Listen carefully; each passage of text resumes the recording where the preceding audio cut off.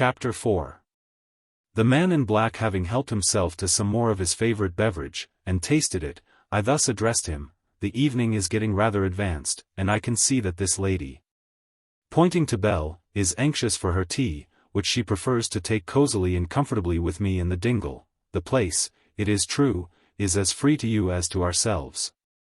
Nevertheless, as we are located here by necessity, whilst you merely come as a visitor, I must take the liberty of telling you that we shall be glad to be alone. As soon as you have said what you have to say, and have finished the glass of refreshment at present in your hand. I think you said some time ago that one of your motives for coming hither was to induce me to enlist under the banner of Rome. I wish to know whether that was really the case." "Decidedly so," said the man in black. "I come here principally in the hope of enlisting you in our regiment, in which I have no doubt you could do us excellent service." "Would you enlist my companion as well?" I demanded. "We should be only too proud to have her among us, whether she comes with you or alone," said the man in black, with a polite bow to Belle. "Before we give you an answer," I replied, "would fain know more about you. Perhaps you will declare your name?" "That I will never do," said the man in black. "No one in England knows it but myself, and I will not declare it, even in a dingle. As for the rest, sono un prete catholico apostolico 229, that is all that many a one of us can say for himself, and it assuredly means a great deal." "We will now proceed to business," said I. "You must be aware that we English are generally considered a self-interested people." "And with considerable justice," said the man in black, drinking. "Well, you are a person of acute perception, and I will presently make it evident to you that it would be to your interest to join with us. You are at present, evidently, in very needy circumstances, and are lost, not only to yourself, but to the world. But should you enlist with us, I could find you an occupation not only agreeable, but one in which your talents would have free scope. I would introduce you in the various grand houses here in England, to which I have myself admission, as a surprising young gentleman of infinite learning, who by dint of study has discovered that the Roman is the only true faith. I tell you confidently that our popish females would make a saint, nay, a god of you. They are fools enough for anything. There is one person in particular with whom I should wish to make you acquainted, in the hope that you would be able to help me to perform good service to the Holy See. He is a gouty old fellow, of some learning, residing in an old hall, near the great western seaport, and is one of the very few amongst the English Catholics possessing a grain of sense. I think you could help us to govern him, for he is not unfrequently disposed to be restive, asks us strange questions, occasionally threatens us with his crutch, and behaves so that we are often afraid that we shall lose him, or, rather, his property, which he has bequeathed to us, and which is enormous. I am sure that you could help us to deal with him. Sometimes with your humor, sometimes with your learning, and perhaps occasionally with your fists." "And in what manner would you provide for my companion?" said I. "We would place her at once," said the man in black, "in the house of two highly respectable Catholic ladies in this neighborhood, where she would be treated with every care and consideration till her conversion should be accomplished in a regular manner. We would then remove her to a female monastic establishment, where, after undergoing a year's probation, during which time she would be instructed in every elegant accomplishment, she should take the veil. Her advancement would speedily follow, for, with such a face and figure, she would make a capital lady abbess, especially in Italy, to which country she would probably be sent. Ladies of her hair and complexion, to say nothing of her height, being a curiosity in the South. With a little care and management she could soon obtain a vast reputation for sanctity. And who knows but after her death she might become a glorified saint, Sister Maria Theresa, for that is the name I propose you should bear. Holy Mother Maria Theresa, glorified and celestial saint, I have the honor of drinking to your health," and the man in black drank. "Well, Belle," said I, "what have you to say to the gentleman's proposal?" "That if he goes on in this way I will break his glass against his mouth." "You have heard the lady's answer," said I. "I have," said the man in black, "and shall not press the matter. I can't help, however, repeating that she would make a capital lady abbess, she would keep the nuns in order, I warrant her. No easy matter. Break the glass against my mouth, he. How she would send the holy utensils flying at the nuns' heads occasionally, and just the person to wring the nose of Satan. Should he venture to appear one night in her cell in the shape of a handsome black man. No offense, madam, no offense, pray retain your seat, said he, observing that Belle had started up, I mean no offense. Well, if you will not consent to be an abbess, perhaps you will consent to follow this young Zingaro, and to cooperate with him and us. I am a priest, madam, and can join you both in an instant, connubio stabili, as I suppose the knot has not been tied already. Hold your mumping gibberish, said Belle, and leave the dingle this moment, for though 'tis free to everyone, you have no right to insult me in it. Pray be pacified, said I to Belle, getting up, and placing myself between her and the man in black. He will presently leave, take my word for it. There, sit down again, said I, as I led her to her seat. Then, resuming my own, I said to the man in black, I advise you to leave the dingle as soon as possible. I should wish to have your answer to my proposal first, said he. Well, then, here you shall have it, I will not entertain your proposal, I detest your schemes, they are both wicked and foolish. Wicked, said the man in black, have they not, he. The furtherance of religion in view? A religion, said I, in which you yourself do not believe, and which you contemn. Whether I believe in it or not, said the man in black, it is adapted for the generality of the human race, so I will forward it and advise you to do the same. It was nearly extirpated in these regions, but it is springing up again owing to circumstances. Radicalism is a good friend to us. All the liberals laud up our system out of hatred to the established church, though our system is 10 times less liberal than the Church of England. Some of them have really come over to us. I myself confess a baronet who presided over the first radical meeting ever held in England, he was an atheist when he came over to us, in the hope of mortifying his own church, but he is now, a real Catholic devotee, quite afraid of my threats, I make him frequently scourge himself before me.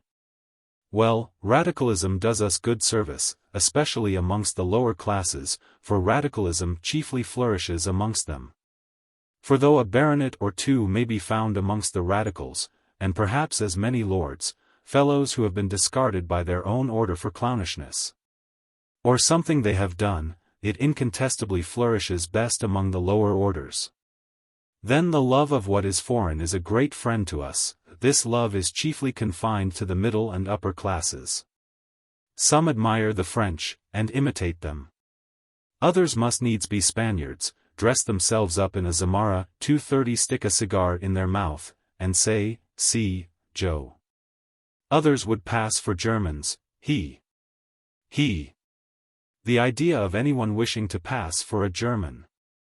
But what has done us more service than anything else in these regions, I mean amidst the middle classes, has been the novel, the Scotch novel.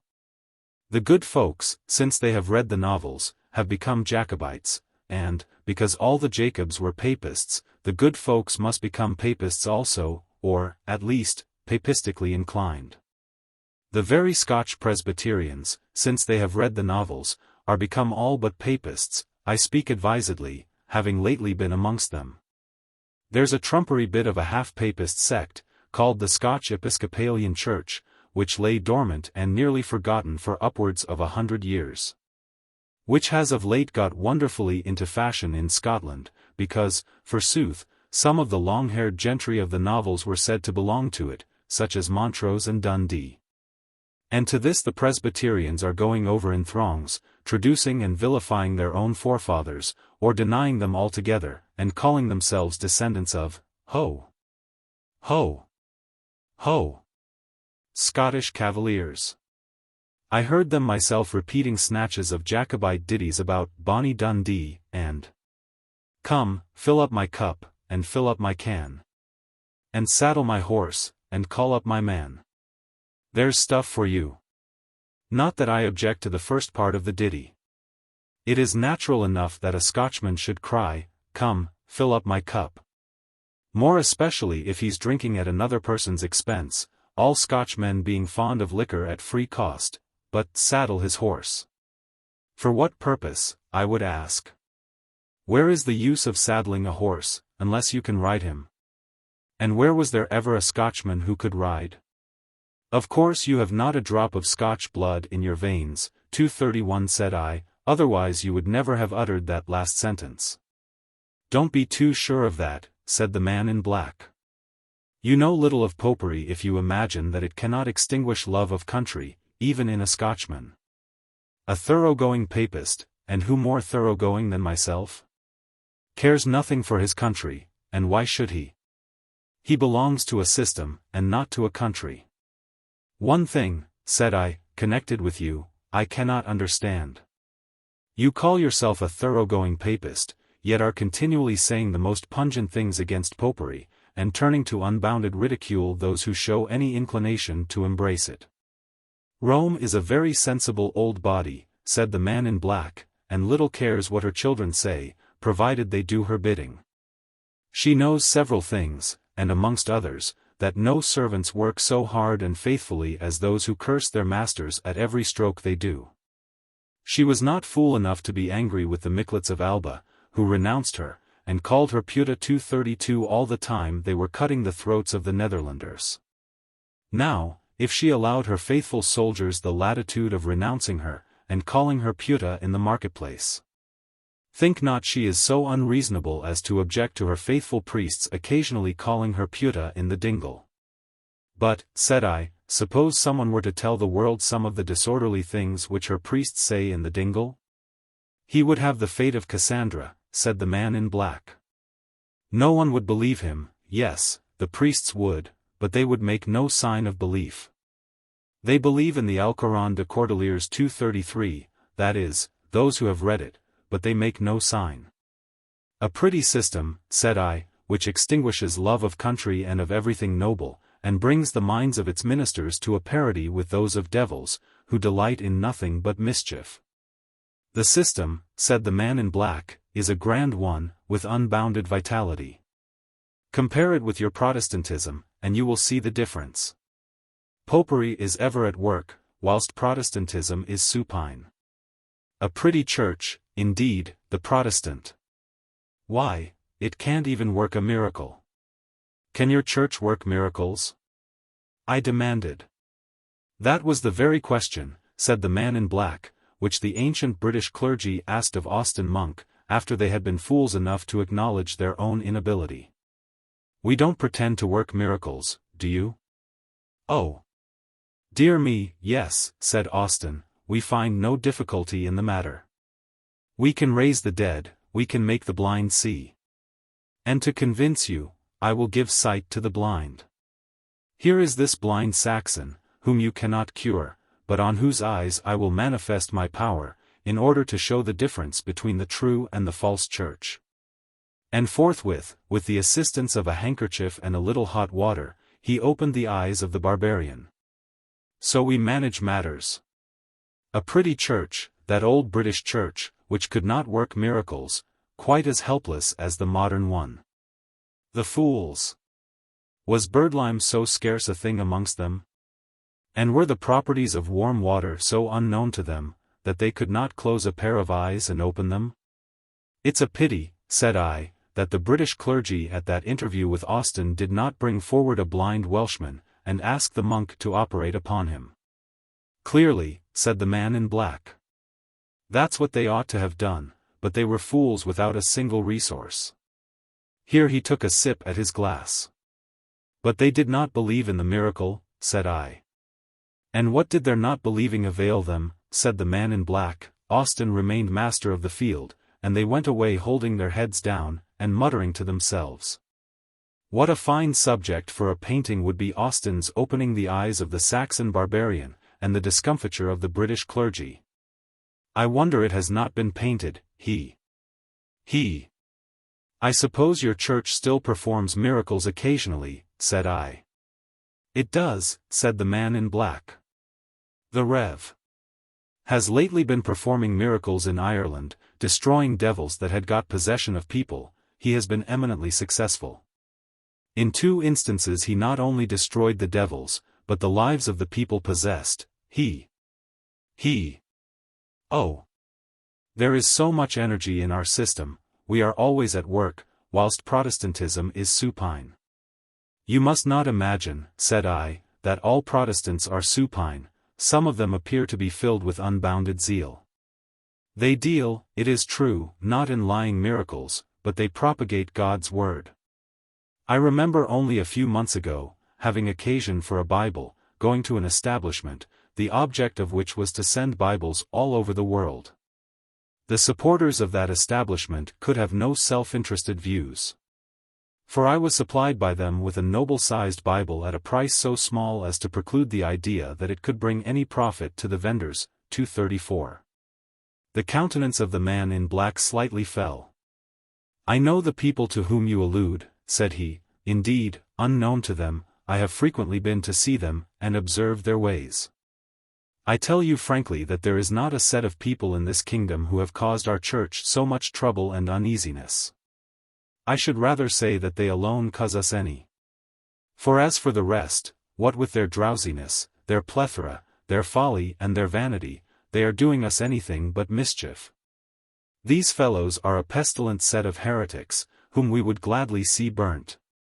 They are, with the most untiring perseverance, and in spite of diverse minatory declarations of the Holy Father, scattering their books abroad through all Europe. And have caused many people in Catholic countries to think that hitherto their priesthood have endeavored, as much as possible, to keep them blinded. There is one fellow amongst them for whom we entertain a particular aversion, a big, burly parson, with the face of a lion, the voice of a buffalo, and a fist like a sledgehammer. The last time I was there, I observed that his eye was upon me, and I did not like the glance he gave me at all. I observed him clench his fist, and I took my departure as fast as I conveniently could. Whether he suspected who I was, I know not. But I did not like his look at all, and do not intend to go again. Well, then, said I, you confess that you have redoubtable enemies to your plans in these regions. And that even amongst the ecclesiastics there are some widely different from those of the plethoric and platitude schools? It is but too true, said the man in black. And if the rest of your church were like them we should quickly bid adieu to all hope of converting these regions, but we are thankful to be able to say that such folks are not numerous.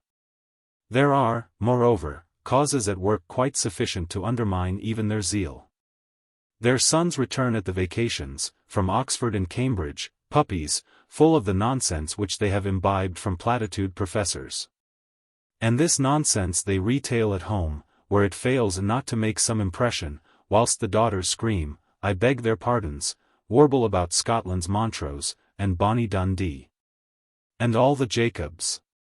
So we have no doubt that their papa's zeal about the propagation of such a vulgar book as the Bible will in a very little time be terribly diminished. Old Rome will win, so you had better join her. And the man in black drained the last drop in his glass. Never, said I, will I become the slave of Rome.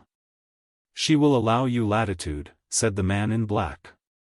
Do but serve her, and she will allow you to call her Puta at a decent time and place. Her popes occasionally call her Puta. A pope has been known to start from his bed at midnight and rush out into the corridor, and call out Puta 3 times in a voice which pierced the Vatican. That pope was Alexander VI, 235. I dare say, said I. The greatest monster that ever existed, though the worthiest head which the popish system ever had, so his conscience was not always still. I thought it had been seared with a brand of iron. I did not allude to him, but to a much more modern pope, said the man in black. It is true he brought the word, which is Spanish, from Spain, his native country, to Rome. He was very fond of calling the church by that name, and other popes have taken it up. She will allow you to call her by it, if you belong to her. I shall call her so, said I, without belonging to her, or asking her permission. She will allow you to treat her as such, if you belong to her, said the man in black. There is a chapel in Rome, where there is a wondrously fair statue, the son of a cardinal, I mean his nephew, once, well, she did not cut off his head, but slightly boxed his cheek and bade him go. I have read all about that in Kiesler's Travels, said I. Do you tell her that I would not touch her with a pair of tongs, unless to seize her nose? She is fond of lucre, said the man in black, but does not grudge a faithful priest a little private perquisite, and he took out a very handsome gold repeater. Are you not afraid, said I, to flash that watch before the eyes of a poor tinker in a dingle? Not before the eyes of one like you, said the man in black. It is getting late, said I. I care not for perquisites. So you will not join us, said the man in black. You have had my answer, said I. If I belong to Rome, said the man in black, why should not you? I may be a poor tinker, said I, but I may never have undergone what you have. You remember, perhaps, the fable of the fox who had lost his tail? The man in black winced, but almost immediately recovering himself, he said, well, we can do without you, we are sure of winning. It is not the part of wise people, said I, to make sure of the battle before it is fought. There's the landlord of the public house, who made sure that his cocks would win. Yet the cocks lost the main, and the landlord is little better than a bankrupt. People very different from the landlord, said the man in black, both in intellect and station, think we shall surely win. There are clever machinators among us who have no doubt of our success. Well, said I will set the landlord aside, and will adduce one who was in every point a very different person from the landlord, both in understanding and station. He was very fond of laying schemes, and, indeed, many of them turned out successful. His last and darling one, however, miscarried. Notwithstanding that by his calculations he had persuaded himself that there was no possibility of its failing, the person that I allude to was old Fraser. Who? Said the man in black, giving a start, and letting his glass fall. Old Fraser of Lovat, said I, the prince of all conspirators and machinators. He made sure of placing the pretender on the throne of these realms. I can bring into the field so many men, said he, my son-in-law, Cluny, so many, and likewise my cousin, and my good friend. Then speaking of those on whom the government reckoned for support, he would say, so and so are lukewarm, this person is ruled by his wife, who is with us, the clergy are anything but hostile to us. And as for the soldiers and sailors, half are disaffected to King George, and the rest cowards. Yet when things came to a trial, this person whom he had calculated upon to join the pretender did not stir from his home, another joined the hostile ranks, the presumed cowards turned out heroes. And those whom he thought heroes ran away like lusty fellows at Culloden. In a word, he found himself utterly mistaken, and in nothing more than in himself. He thought he was a hero, and proved himself nothing more than an old fox. He got up a hollow tree, didn't he, just like a fox? L'opera su non furon leonine, ma di volpe. 236. The man in black sat silent for a considerable time, and at length answered in rather a faltering voice, I was not prepared for this. You have frequently surprised me by your knowledge of things which I should never have expected any person of your appearance to be acquainted with. But that you should be aware of my name is a circumstance utterly incomprehensible to me. I had imagined that no person in England was acquainted with it. Indeed, I don't see how any person should be. I have revealed it to no one, not being particularly proud of it. Yes, I acknowledge that my name is Fraser, and that I am of the blood of that family or clan, of which the rector of our college once said that he was firmly of opinion that every individual member was either rogue or fool. I was born at Madrid, of pure, 237 Fraser blood.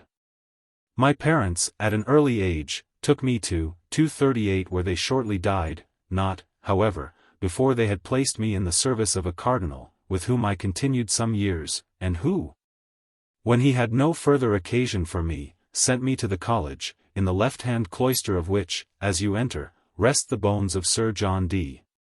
There, in studying logic and humane letters, I lost whatever of humanity I had retained when discarded by the cardinal. Let me not, however, forget 2 points. I am a Fraser, it is true, but not a Flanagan. I may bear the vilest name of Britain, but not of Ireland. I was bred up at the English house, and there is at 239 a house for the education of bog-trotters. I was not bred up at that, beneath the lowest gulf, there is one yet lower. Whatever my blood may be, it is at least not Irish. Whatever my education may have been, I was not bred at the Irish seminary. On those accounts I am thankful, yes, per Dio, 240 I am thankful. After some years at college, but why should I tell you my history? You know it already perfectly well, probably much better than myself. I am now a missionary priest, laboring in heretic England, like Parsons and Garnet of old 241 save and except that, unlike them, I run no danger, for the times are changed. As I told you before, I shall cleave to Rome, I must, no hey remedio, 242 as they say at Madrid, and I will do my best to further her holy plans. But I confess I begin to doubt of their being successful here. You put me out, old Fraser of Lovat. I have heard my father talk of him. He had a gold-headed cane, with which he once knocked my grandfather down. He was an astute one, but, as you say, mistaken, particularly in himself. I have read his life by Arbuthnot, it is in the library of our college. Farewell. I shall come no more to this dingle, to come would be of no utility. I shall go and labor elsewhere, though, how you came to know my name, is a fact quite inexplicable. Farewell. To you both. He then arose, and without further salutation departed from the dingle, in which I never saw him again. How, in the name of wonder, came you to know that man's name? Said Bell, after he had been gone some time. I, Bell? I knew nothing of the fellow's name, I assure you. But you mentioned his name. If I did, it was merely casually, by way of illustration. I was saying how frequently cunning people were mistaken in their calculations, and I adduced the case of old Fraser of Lovat, as one in point. I brought forward his name, because I was well acquainted with his history, from having compiled and inserted it in a wonderful work 243 which I edited some months ago. Entitled Newgate Lives and Trials, but without the slightest idea that it was the name of him who was sitting with us. He, however, thought that I was aware of his name. Bell. For a long time I doubted the truth of Scripture, owing to certain conceited discourses which I had heard from certain conceited individuals, but now I begin to believe firmly. What wonderful texts there are in Scripture, Bell! The wicked trembleth where? They were afraid where no fear was. Thou hast put them to confusion, because God hath despised them, said Bell. I have frequently read it before the clergyman in the great house of Long Melford. But if you did not know the man's name, why let him go away supposing that you did? Oh, if he was fool enough to make such a mistake, I was not going to undeceive him, no. Let the enemies of Old England make the most of all their blunders and mistakes, they will have no help from me, but enough of the fellow, Bell. Let us now have tea, and after that. No Armenian, said Bell, but I want to ask a question. Pray, are all people of that man's name either rogues or fools? It is impossible for me to say, Bell, this person being the only one of the name I have ever personally known. I suppose there are good and bad, clever and foolish, amongst them, as amongst all large bodies of people. However, after the tribe had been governed for upwards of 30 years by such a person as old Fraser, it were no wonder if the greater part had become either rogues or fools. He was a ruthless tyrant, Bell, over his own people. And by his cruelty and rapaciousness must either have stunned them into an apathy approaching to idiocy, or made them artful knaves in their own defense. The qualities of parents are generally transmitted to their descendants. The progeny of trained pointers are almost sure to point, even without being taught. If, therefore, all Frasers are either rogues or fools, as this person seems to insinuate, it is little to be wondered at, their parents or grandparents having been in the training school of old Fraser. But enough of the old tyrant and his slaves. Bell, prepare tea this moment, or dread my anger. I have not a gold-headed cane like old Fraser of Lovat, but I have, what some people would dread much more, an Armenian rune stick. Chapter 5. On the following morning, as I was about to leave my tent, I heard the voice of Bell at the door, exclaiming, "Sleepest thou, or wakest thou?" "I was never more awake in my life," said I, going out. "What is the matter?" "He of the horseshoe," said she, "Jasper, of whom I have heard you talk, is above there on the field with all his people. I went about a quarter of an hour ago to fill the kettle at the spring, and saw them arriving." "It is well," said I. "Have you any objection to asking him and his wife to breakfast?" "You can do as you please," said she. "I have cups enough, and have no objection to their company." "We are the first occupiers of the ground," said I, "and, being so, should consider ourselves in the light of hosts, and do our best to practice the duties of hospitality." "How fond you are of using that word," said Bell. "If you wish to invite the man and his wife, do so, without more ado. Remember, however, that I have not cups enough, nor indeed tea enough, for the whole company." Thereupon, hurrying up the ascent, I presently found myself outside the dingle. It was as usual a brilliant morning. The dewy blades of the ryegrass which covered the plain sparkled brightly in the beams of the sun, which had probably been about 2 hours above the horizon. A rather numerous body of my ancient friends and allies occupied the ground in the vicinity of the mouth of the dingle. About 5 yards on the right I perceived Mr. Lavengro busily employed in erecting his tent. He held in his hand an iron bar, sharp at the bottom, with a kind of arm projecting from the top for the purpose of supporting a kettle or cauldron over the fire, and which is called in the Romanian language, chicovisco saster. With the sharp end of this Mr. Lavengro was making holes in the earth, at about 20 inches distant from each other, into which he inserted certain long rods with a considerable bend towards the top, which constituted no less than the timbers of the tent, and the supporters of the canvas. Mrs. Lavengro, and a female with a crutch in her hand, whom I recognized as Mrs. Chichno, sat near him on the ground, whilst 2 or 3 children, from 6 to 10 years old, who composed the young family of Mr. and Mrs. Lavengro, were playing about. "Here we are, brother," said Mr. Lavengro, as he drove the sharp end of the bar into the ground. "Here we are, and plenty of us, but dosta Romany chals." "I am glad to see you all," said I, "and particularly you, madam," said I, making a bow to Mrs. Lavengro, "and you also, madam," taking off my hat to Mrs. Chichno. "Good day to you, sir," said Mrs. Lavengro. "You look, as usual, charmingly, and speak so, too. You have not forgot your manners." "It is not all gold that glitters," said Mrs. Chichno. "However, good morrow to you, young rye."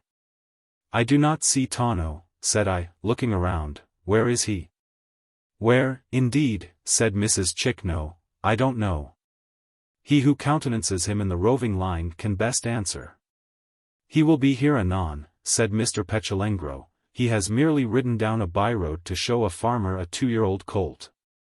She heard me give him directions, but she can't be satisfied." "I can't, indeed," said Mrs. Chichno. "And why not, sister?" "Because I place no confidence in your words, brother. As I said before, you countenances him." "Well," said I know nothing of your private concerns. I am come on an errand.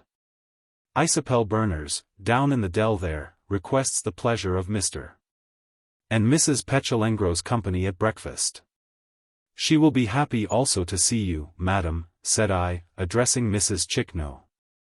"Is that young female your wife, young man?" said Mrs. Chichno. "My wife?" said I. "Yes, young man, your wife, your lawful certificated wife?"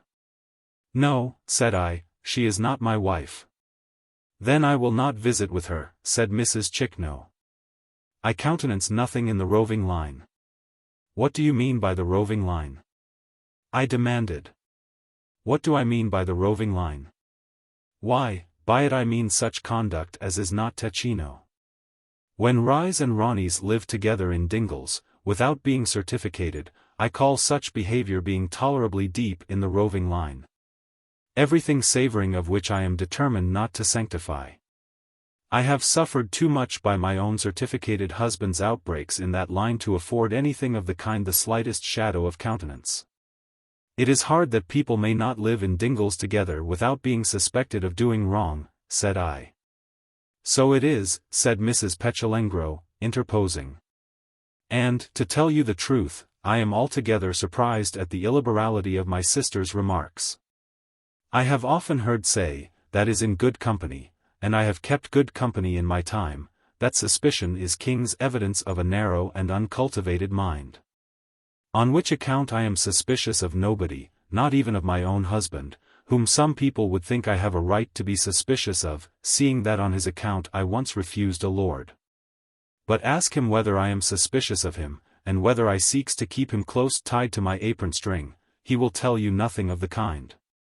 But that, on the contrary, I always allows him an agreeable latitude, permitting him to go where he pleases, and to converse with anyone to whose manner of speaking he may take a fancy. But I have had the advantage of keeping good company, and therefore. Mec lease, said Mrs. Chicknow, pray drop all that, sister, I believe I have kept as good company as yourself. And with respect to that offer with which you frequently fatigue those who keeps company with you, I believe, after all, it was something in the roving and uncertificated line. In whatever line it was, said Mrs. Petulengro, the offer was a good one. The young duke, for he was not only a lord, but a duke too, offered to keep me a fine carriage, and to make me his second wife. For it is true that he had another who was old and stout, though mighty rich, and highly good-natured. So much so, indeed, that the young lord assured me that she would have no manner of objection to the arrangement. More especially if I would consent to live in the same house with her, being fond of young and cheerful society. So you see. Yes, yes, said Mrs. Chicknow, I see what I before thought, that it was altogether in the uncertificated line. Mec lease, said Mrs. Petulengro. I use your own word, madam, which is Romany. For my own part, I am not fond of using Romany words, unless I can hope to pass them off for French, which I cannot in the present company. I heartily wish that there was no such language, and do my best to keep it away from my children, lest the frequent use of it should altogether confirm them in low and vulgar habits. I have 4 children, madam, but I suppose by talking of your 4 children you wish to check me for having none, said Mrs. Chicknow bursting into tears. If I have no children, sister, it is no fault of mine, it is, but why do I call you sister, said she angrily. You are no sister of mine, you are a Grasney, a regular mare, a pretty sister, indeed, ashamed of your own language. I remember well that by your high-flying notions you drove your own mother. We will drop it, said Mrs. Petulengro, I do not wish to raise my voice, and to make myself ridiculous. Young gentleman, said she, pray present my compliments to Miss Isabel Berners, and inform her that I am very sorry that I cannot accept her polite invitation.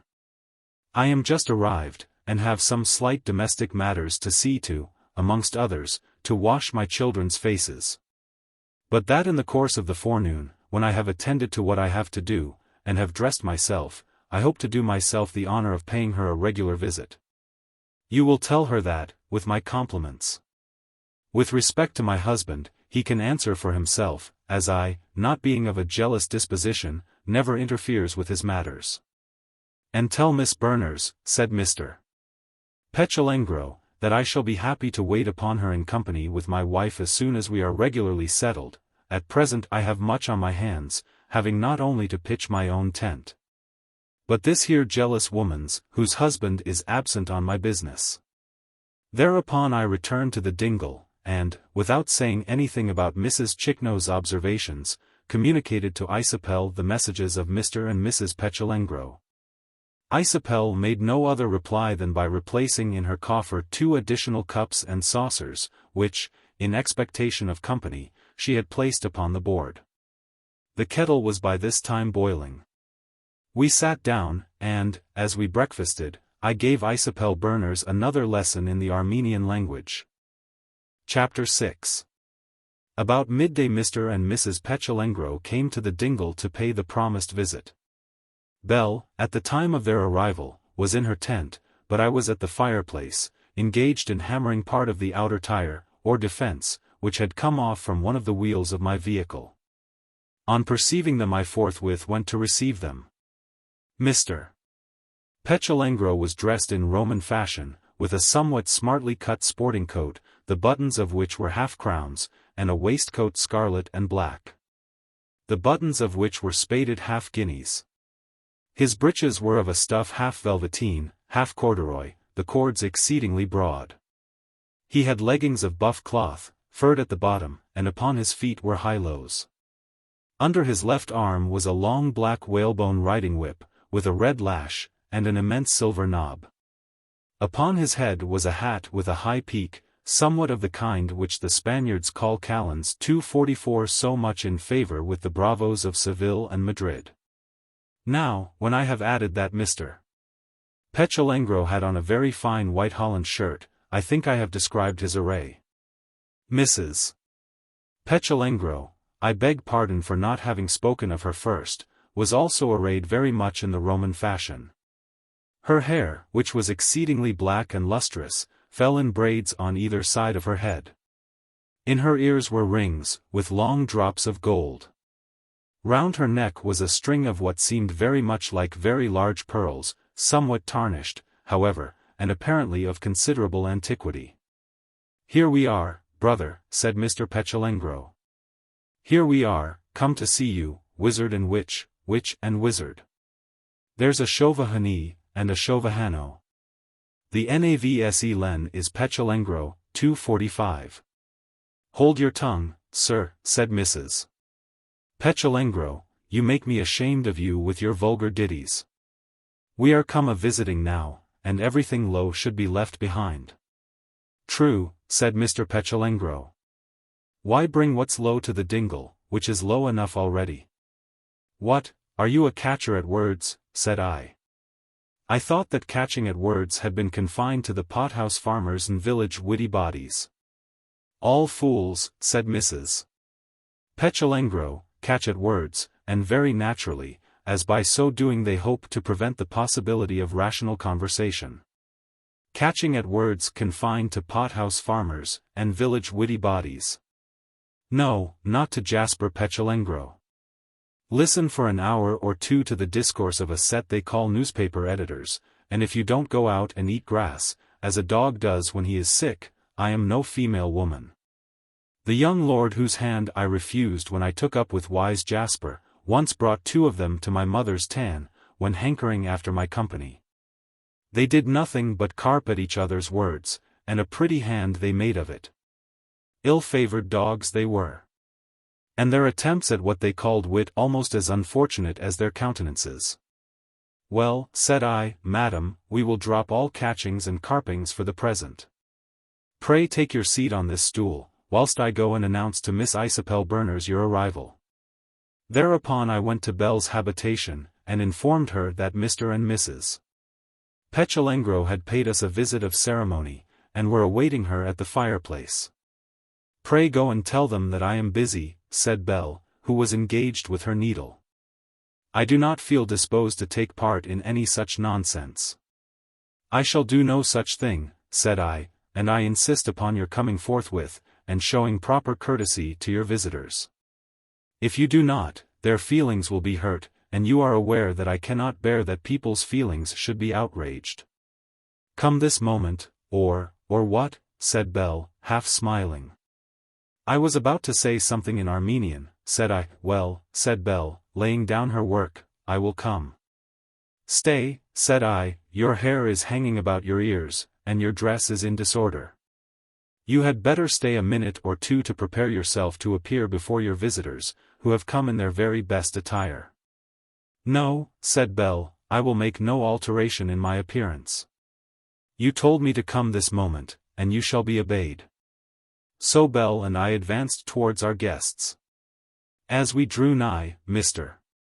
Petulengro took off his hat and made a profound obeisance to Belle, whilst Mrs. Petulengro rose from the stool and made a profound courtesy. Belle, who had flung her hair back over her shoulders, returned their salutations by bending her head, and after slightly glancing at Mr. Petulengro, fixed her large blue eyes full upon his wife. Both these females were very handsome, but how unlike.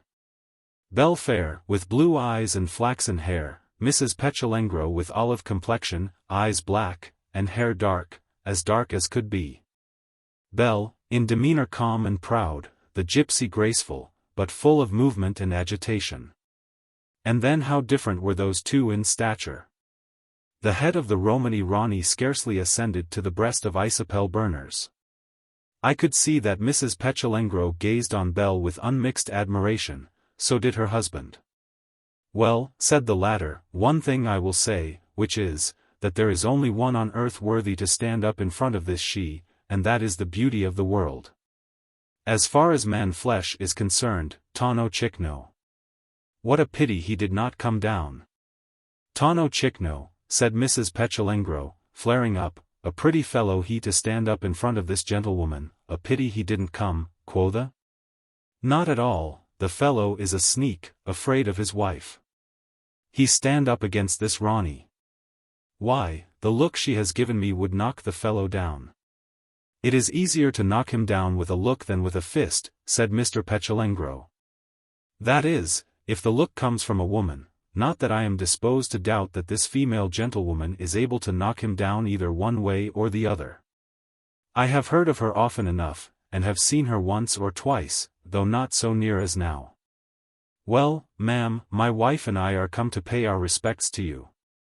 We are both glad to find that you have left off keeping company with Flaming Bossville 246 and have taken up with my pal. He is not very handsome, but a better. I take up with your pal, as you call him. You had better mind what you say, said XXIII Berners, I take up with nobody. I merely mean taking up your quarters with him, said Mr. Petulengro. And I was only about to say a better fellow lodger you cannot have, or a more instructive, especially if you have a desire to be inoculated with tongues, as he calls them. I wonder whether you and he have had any tongue work already. Have you and your wife anything particular to say? If you have nothing but this kind of conversation I must leave you, as I am going to make a journey this afternoon, and should be getting ready. You must excuse my husband, madam, said Mrs. Petulengro, he is not overburdened with understanding, and has said but one word of sense since he has been here, which was that we came to pay our respects to you. We have dressed ourselves in our best Roman way, in order to do honor to you. Perhaps you do not like it, if so, I am sorry. I have no French clothes, madam. If I had any, madam, I would have come in them, in order to do you more honor. I like to see you much better as you are, said Belle. People should keep to their own fashions, and yours is very pretty. I am glad you are pleased to think it so, madam, it has been admired in the great city. It created what they call a sensation, and some of the great ladies, the court ladies, imitated it, else I should not appear in it so often as I am accustomed. For I am not very fond of what is Roman, having an imagination that what is Roman is ungenteel. In fact, I once heard the wife of a rich citizen say that gypsies were vulgar creatures. I should have taken her saying very much to heart, but for her improper pronunciation. She could not pronounce her words, madam, which we gypsies, as they call us, usually can, so I thought she was no very high purchase.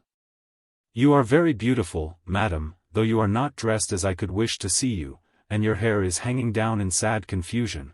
Allow me to assist you in arranging your hair, madam. I will dress it for you in our fashion. I would fain see how your hair would look in our poor gypsy fashion. Pray allow me, madam, and she took Belle by the hand. I really can do no such thing, said Belle, withdrawing her hand. I thank you for coming to see me, but do allow me to officiate upon your hair, madam, said Mrs. Petulengro. I should esteem your allowing me a great mark of condescension.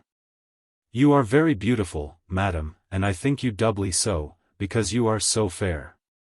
I have a great esteem for persons with fair complexions and hair. I have a less regard for people with dark hair and complexions, madam. Then why did you turn off the Lord, and take up with me? Said Mr. Petulengro, that same lord was fair enough all about him. People do when they are young and silly what they sometimes repent of when they are of riper years and understandings. I sometimes think that had I not been something of a simpleton, I might at this time be a great court lady. Now, madam, said she, again taking Belle by the hand, do oblige me by allowing me to plait your hair a little. I have really a good mind to be angry with you, said Belle, giving Mrs. Lavengro a peculiar glance. Do allow her to arrange your hair, said I, she means no harm, and wishes to do you honor. Do oblige her and me too, for I should like to see how your hair would look dressed in her fashion. You hear what the young rye says, said Mrs. Lavengro. I am sure you will oblige the young rye, if not myself. Many people would be willing to oblige the young rye, if he would but ask them, but he is not in the habit of asking favors. He has a nose of his own, which he keeps tolerably exalted, he does not think small beer of himself, madam, and all the time I have been with him, I never heard him ask a favor before. Therefore, madam, I am sure you will oblige him. My sister Ursula would be very willing to oblige him in many things, but he will not ask her for anything, except for such a favor as a word, which is a poor favor after all. I don't mean for her word, perhaps he will some day ask you for your word. If so, why, here you are, after railing at me for catching at words, catching at a word yourself, said Mr. Lavengro. Hold your tongue, sir, said Mrs. Lavengro. Don't interrupt me in my discourse. If I caught at a word now, I am not in the habit of doing so.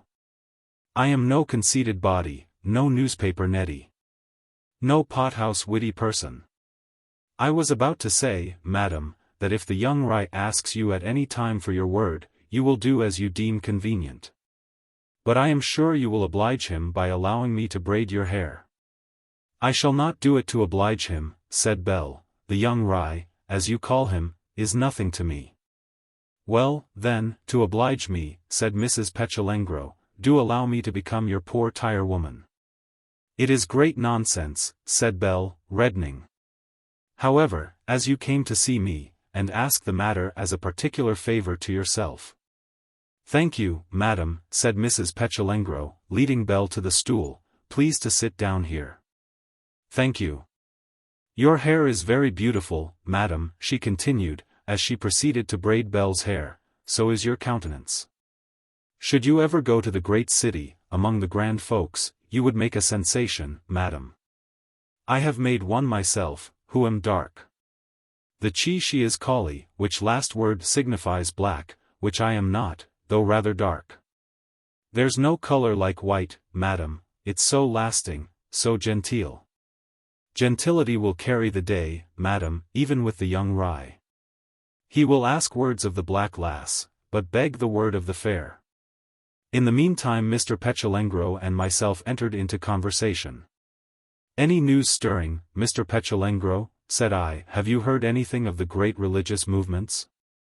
Plenty, said Mr. Lavengro. All the religious people, more especially the evangelicals, those that go about distributing tracts, are very angry about the fight between Gentleman Cooper and White-headed Bob. 247 which they say ought not to have been permitted to take place. And then they are trying all they can to prevent the fight between the lion and the dogs, which they say is a disgrace to a Christian country. Now I can't say that I have any quarrel with the religious party and the evangelicals. They are always civil to me and mine, and frequently give us tracts, as they call them, which neither I nor mine can read. But I cannot say that I approve of any movements, religious or not, which have in aim to put down all life and manly sport in this here country. Anything else, said I. People are becoming vastly sharp, said Mr. Lavengro. And I am told that all the old-fashioned good-tempered constables are going to be set aside, and a paid body of men to be established, who are not to permit a tramper or vagabond on the roads of England. And talking of roads, puts me in mind of a strange story I heard 2 nights ago, whilst drinking some beer at a public house, in company with my cousin Sylvester. I had asked Tonno to go, but his wife would not let him. Just opposite me, smoking their pipes, were a couple of men, something like engineers, and they were talking of a wonderful invention which was to make a wonderful alteration in England. Inasmuch as it would set aside all the old roads, which in a little time would be ploughed up, and sowed with corn, and cause all England to be laid down with iron roads, on which people would go thundering along in vehicles, pushed forward by fire and smoke. Now, brother, when I heard this, I did not feel very comfortable. For I thought to myself, what a queer place such a road would be to pitch one's tent upon, and how impossible it would be for one's cattle to find a bite of grass upon it. And I thought likewise of the danger to which one's family would be exposed of being run over and severely scorched by these same flying fiery vehicles. So I made bold to say, that I hoped such an invention would never be countenanced, because it was likely to do a great deal of harm. Whereupon, one of the men, giving me a glance, said, without taking the pipe out of his mouth, that for his part, he sincerely hoped that it would take effect. And if it did no other good than stopping the rambles of gypsies, and other like scamps, it ought to be encouraged. Well, brother, feeling myself insulted, I put my hand into my pocket, in order to pull out money, intending to challenge him to fight for a 5-shilling stake, but merely found 6pence.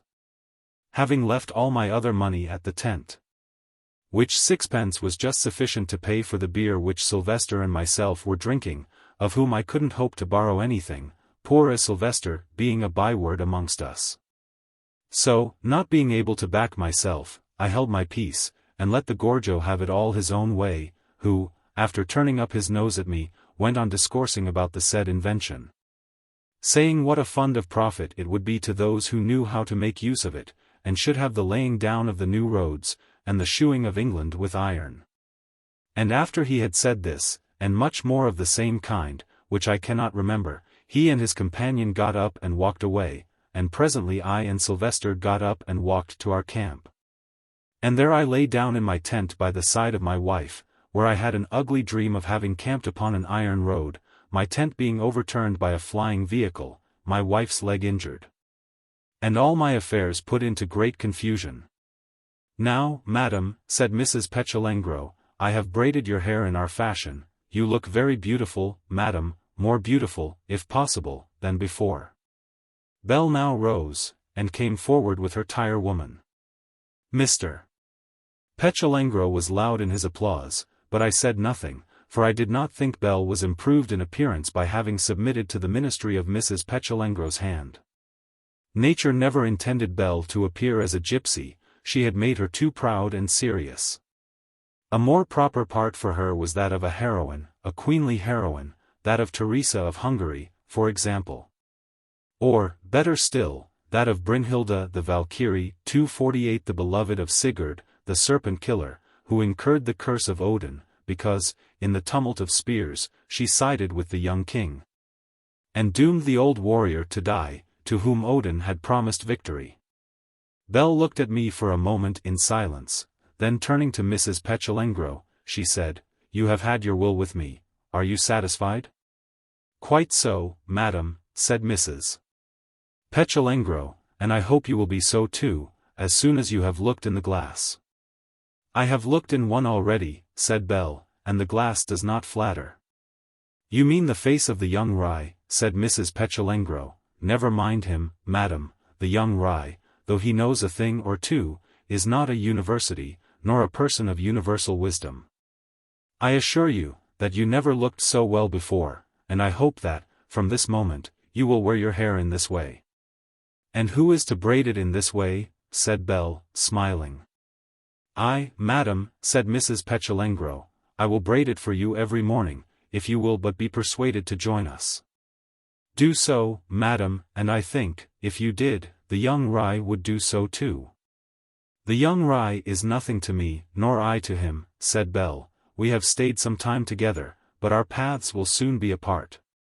Now, farewell, for I am about to take a journey. And you will go out with your hair as I have braided it, said Mrs. Petulengro. If you do, everybody will be in love with you. No, said Belle. Hitherto I have allowed you to do what you please, but henceforth I shall have my own way. Come, come, said she, observing that the gypsy was about to speak, we have had enough of nonsense. Whenever I leave this hollow, it will be wearing my hair in my own fashion. Come, wife, said Mr. Petulengro, we will no longer intrude upon the Rye and Ronny. There is such a thing as being troublesome. Thereupon Mr. Petulengro and his wife took their leave, with many salutations. Then you are going, said I, when Belle and I were left alone. Yes, said Belle, I am going on a journey, my affairs compel me. But you will return again, said I. Yes, said Belle, I shall return once more. Once more, said I. What do you mean by once more? The Petulengros will soon be gone, and will you abandon me in this place? You were alone here, said Belle, before I came, and, I suppose, found it agreeable, or you would not have stayed in it. Yes, said I, that was before I knew you. But having lived with you here, I should be very loath to live here without you. Indeed, said Belle, I did not know that I was of so much consequence to you. Well, the day is wearing away, I must go and harness Traveller to the cart. I will do that, said I, or anything else you may wish me. Go and prepare yourself. I will see after Traveller and the cart. Belle departed to her tent, and I set about performing the task I had undertaken. In about half an hour Belle again made her appearance. She was dressed neatly and plainly. Her hair was no longer in the Roman fashion, in which Pachymovna had plaited it, but was secured by a comb. She held a bonnet in her hand. Is there anything else I can do for you? I demanded. There are 2 or 3 bundles by my tent, which you can put into the cart, said Belle. I put the bundles into the cart, and then led Traveller and the cart up the winding path to the mouth of the dingle, near which was Mr. Petulengro's encampment. Belle followed. At the top, I delivered the reins into her hands. We looked at each other steadfastly for some time. Belle then departed, and I returned to the dingle, where, seating myself on my stone, I remained for upwards of an hour in thought. Chapter 7. On the following day there was much feasting amongst the Romany chals of Mr. Petulengro's party. 2:49 throughout the forenoon the Romany chies did scarcely anything but cook flesh, and the flesh which they cooked was swine's flesh. About 2 o'clock, the chals and chies, dividing themselves into various parties, sat down and partook of the fare, which was partly roasted, partly sodden. I dined that day with Mr. Petulengro and his wife and family, Ursula, Mr. and Mrs. Chicknow, and Sylvester and his 2 children. Sylvester, it will be as well to say, was a widower, and had consequently no one to cook his victuals for him, supposing he had any, which was not always the case. Sylvester's affairs being seldom in a prosperous state. He was noted for his bad success in trafficking, notwithstanding the many hints which he received from Jasper, under whose protection he had placed himself, even as Tonno Chicknow had done. Who himself, as the reader has heard on a former occasion, was anything but a wealthy subject, though he was at all times better off than Sylvester, the Lazarus of the Romany tribe. All our party ate with a good appetite, except myself, who, feeling rather melancholy that day, had little desire to eat. I did not, like the others, partake of the pork, but got my dinner entirely off the body of a squirrel which had been shot the day before by a chal of the name of Pyramus 250 who, besides being a good shot, was celebrated for his skill in playing on the fiddle. During the dinner a horn filled with ale passed frequently around. I drank of it more than once, and felt inspirited by the draughts. The repast concluded, Sylvester and his children departed to their tent, and Mr. Petulengro, Tonno and myself, getting up, went and lay down under a shady hedge, where Mr. Petulengro, lighting his pipe, began to smoke, and where Tonno presently fell asleep. I was about to fall asleep also, when I heard the sound of music and song. Pyramus was playing on the fiddle, whilst Mrs. Chicknow, who had a voice of her own, was singing in tones sharp enough, but of great power, a gypsy song, 251. Poisoning the Porker. By Mrs. Chicknow. To Monde shun ye Romany chals. Who besh in the pus about the yag. I'll pen how we drab the bollo. I'll pen how we drab the bollo. We jaws to the Lavengro cur. Trin or worth there of drab we lels. And when to the sweetie back we wells. We pens will drab the bollo. We'll have a drab at the bollo. And then we cares the drab opper. And then we jaws to the farming cur. To mang a baity haben. A baity pagato haben. A rinkino bollo there we dick. And then we pens in Romano jib.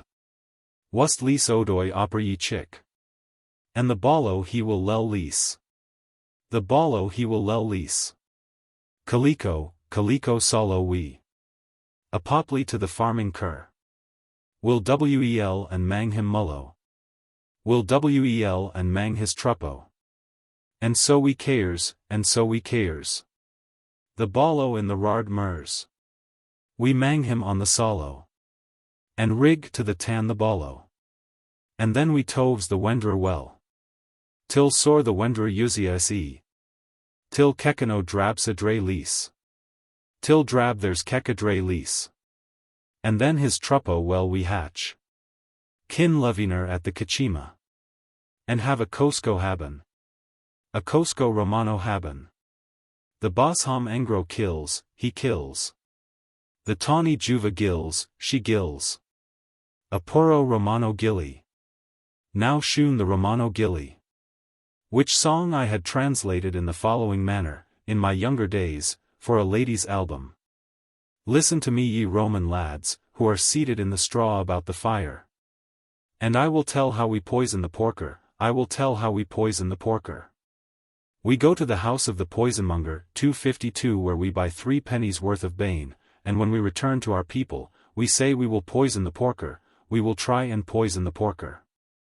We then make up the poison, and then we take our way to the house of the farmer, as if to beg a bit of victuals, a little broken victuals. We see a jolly porker, and then we say in Roman language, fling the bane yonder amongst the dirt, and the porker soon will find it, the porker soon will find it. Early on the morrow, we will return to the farmhouse, and beg the dead porker, the body of the dead porker. And so we do, even so we do, the porker dieth during the night. On the morrow we beg the porker, and carry to the tent the porker. And then we wash the inside well, till all the inside is perfectly clean, till there's no bane within it, not a poison grain within it. And then we roast the body well, send for ale to the alehouse, and have a merry banquet, a merry Roman banquet. The fellow with the fiddle plays, he plays. The little lassie sings, she sings an ancient Roman ditty, now hear the Roman ditty. Song of the Broken Chastity. By Ursula. Pen the Romany chi kalaki die. Myri diri die mi sham cambri. And coin curdo tut cambri. Myri diri chi, myri Romany chi. O myri die a burro rye. A bovolo rye, a gorgico rye. Sos kister pri a palengo gry. Twasyov sos curdo man cambri. Tu tawny vasavi lubani. Tu chow from myri tan abri. Had a Romany chow cared tut cambri. Then I had penned kutut chia. But tu shan a vasavi lubani. With gorgiki rat to be cambri. There's some kernel in those songs, brother, said Mr. Lavengro, when the songs and music were over. Yes, said I, they are certainly very remarkable songs. I translated both long ago for a lady's album. A lady's what, brother? A lil in which she kept bits of song and poetry to show occasionally to young ladies. You had no right to do that, brother. You had no right to let the ladies into the secrets of people who took you up when you were little better than half a fool. But what did the lady say to them? As I have done just now, that they were remarkable songs, strongly expressive of the manners and peculiarities of a remarkable people. Brother, she was a gentlewoman, and I forgive you. I say, Jasper, I hope you have not been drabbing bowler lately. And suppose we have, brother, what then? Why, it is a very dangerous practice, to say nothing of the wickedness of it. Necessity has no law, brother. That is true, said I have always said so, but you are not necessitous, and should not drab bowler. And who told you we had been drabbing bowler? Why, you have had a banquet of pork, and after the banquet, Mrs. Chicknow sang a song about drabbing bowler, so I naturally thought you might have lately been engaged in such a thing. Brother, you occasionally utter a word or two of common sense. It was natural for you to suppose, after seeing that dinner of pork, and hearing that song, that we had been drabbing bowler. I will now tell you that we have not been doing so. What have you to say to that? That I am very glad of it. Had you tasted that pork, brother, you would have found that it was sweet and tasty, which bowluva that is drabbed can hardly be expected to be. We have no reason to drab bowler at present, we have money and credit, but necessity has no law. Our forefathers occasionally drabbed bowler. Some of our people may still do such a thing, but only from compulsion. I see, said I. And at your merry meetings you sing songs upon the compulsatory deeds of your people, alias, their villainous actions. And, after all, what would the stirring poetry of any nation be, but for its compulsatory deeds? Look at the poetry of Scotland, the heroic part, founded almost entirely on the villainous deeds of the Scotch nation, cow-stealing, for example, which is very little better than drabbing bowler. Whilst the softer part is mostly about the slips of its females among the broom, so that no upholder of Scotch poetry could censure Ursula's Song 253 as indelicate, even if he understood it. What do you think, Jasper? I think, brother, as I before said, that occasionally you utter a word of common sense. You were talking of the Scotch, brother. What do you think of a Scotchman finding fault with Romany? A Scotchman finding fault with Romany, Jasper. Oh dear, but you joke, the thing could never be. Yes, and at Paramus's fiddle. What do you think of a Scotchman turning up his nose at Paramus's fiddle? A Scotchman turning up his nose at Paramus's fiddle. Nonsense, Jasper. Do you know what I most dislike, brother? I do not, unless it be the constable, Jasper. It is not the constable, it's a beggar on horseback, brother. What do you mean by a beggar on horseback? Why, a scamp, brother, raised above his proper place, who takes every opportunity of giving himself fine airs. About a week ago, my people and myself camped on a green by a plantation in the neighborhood of a great house.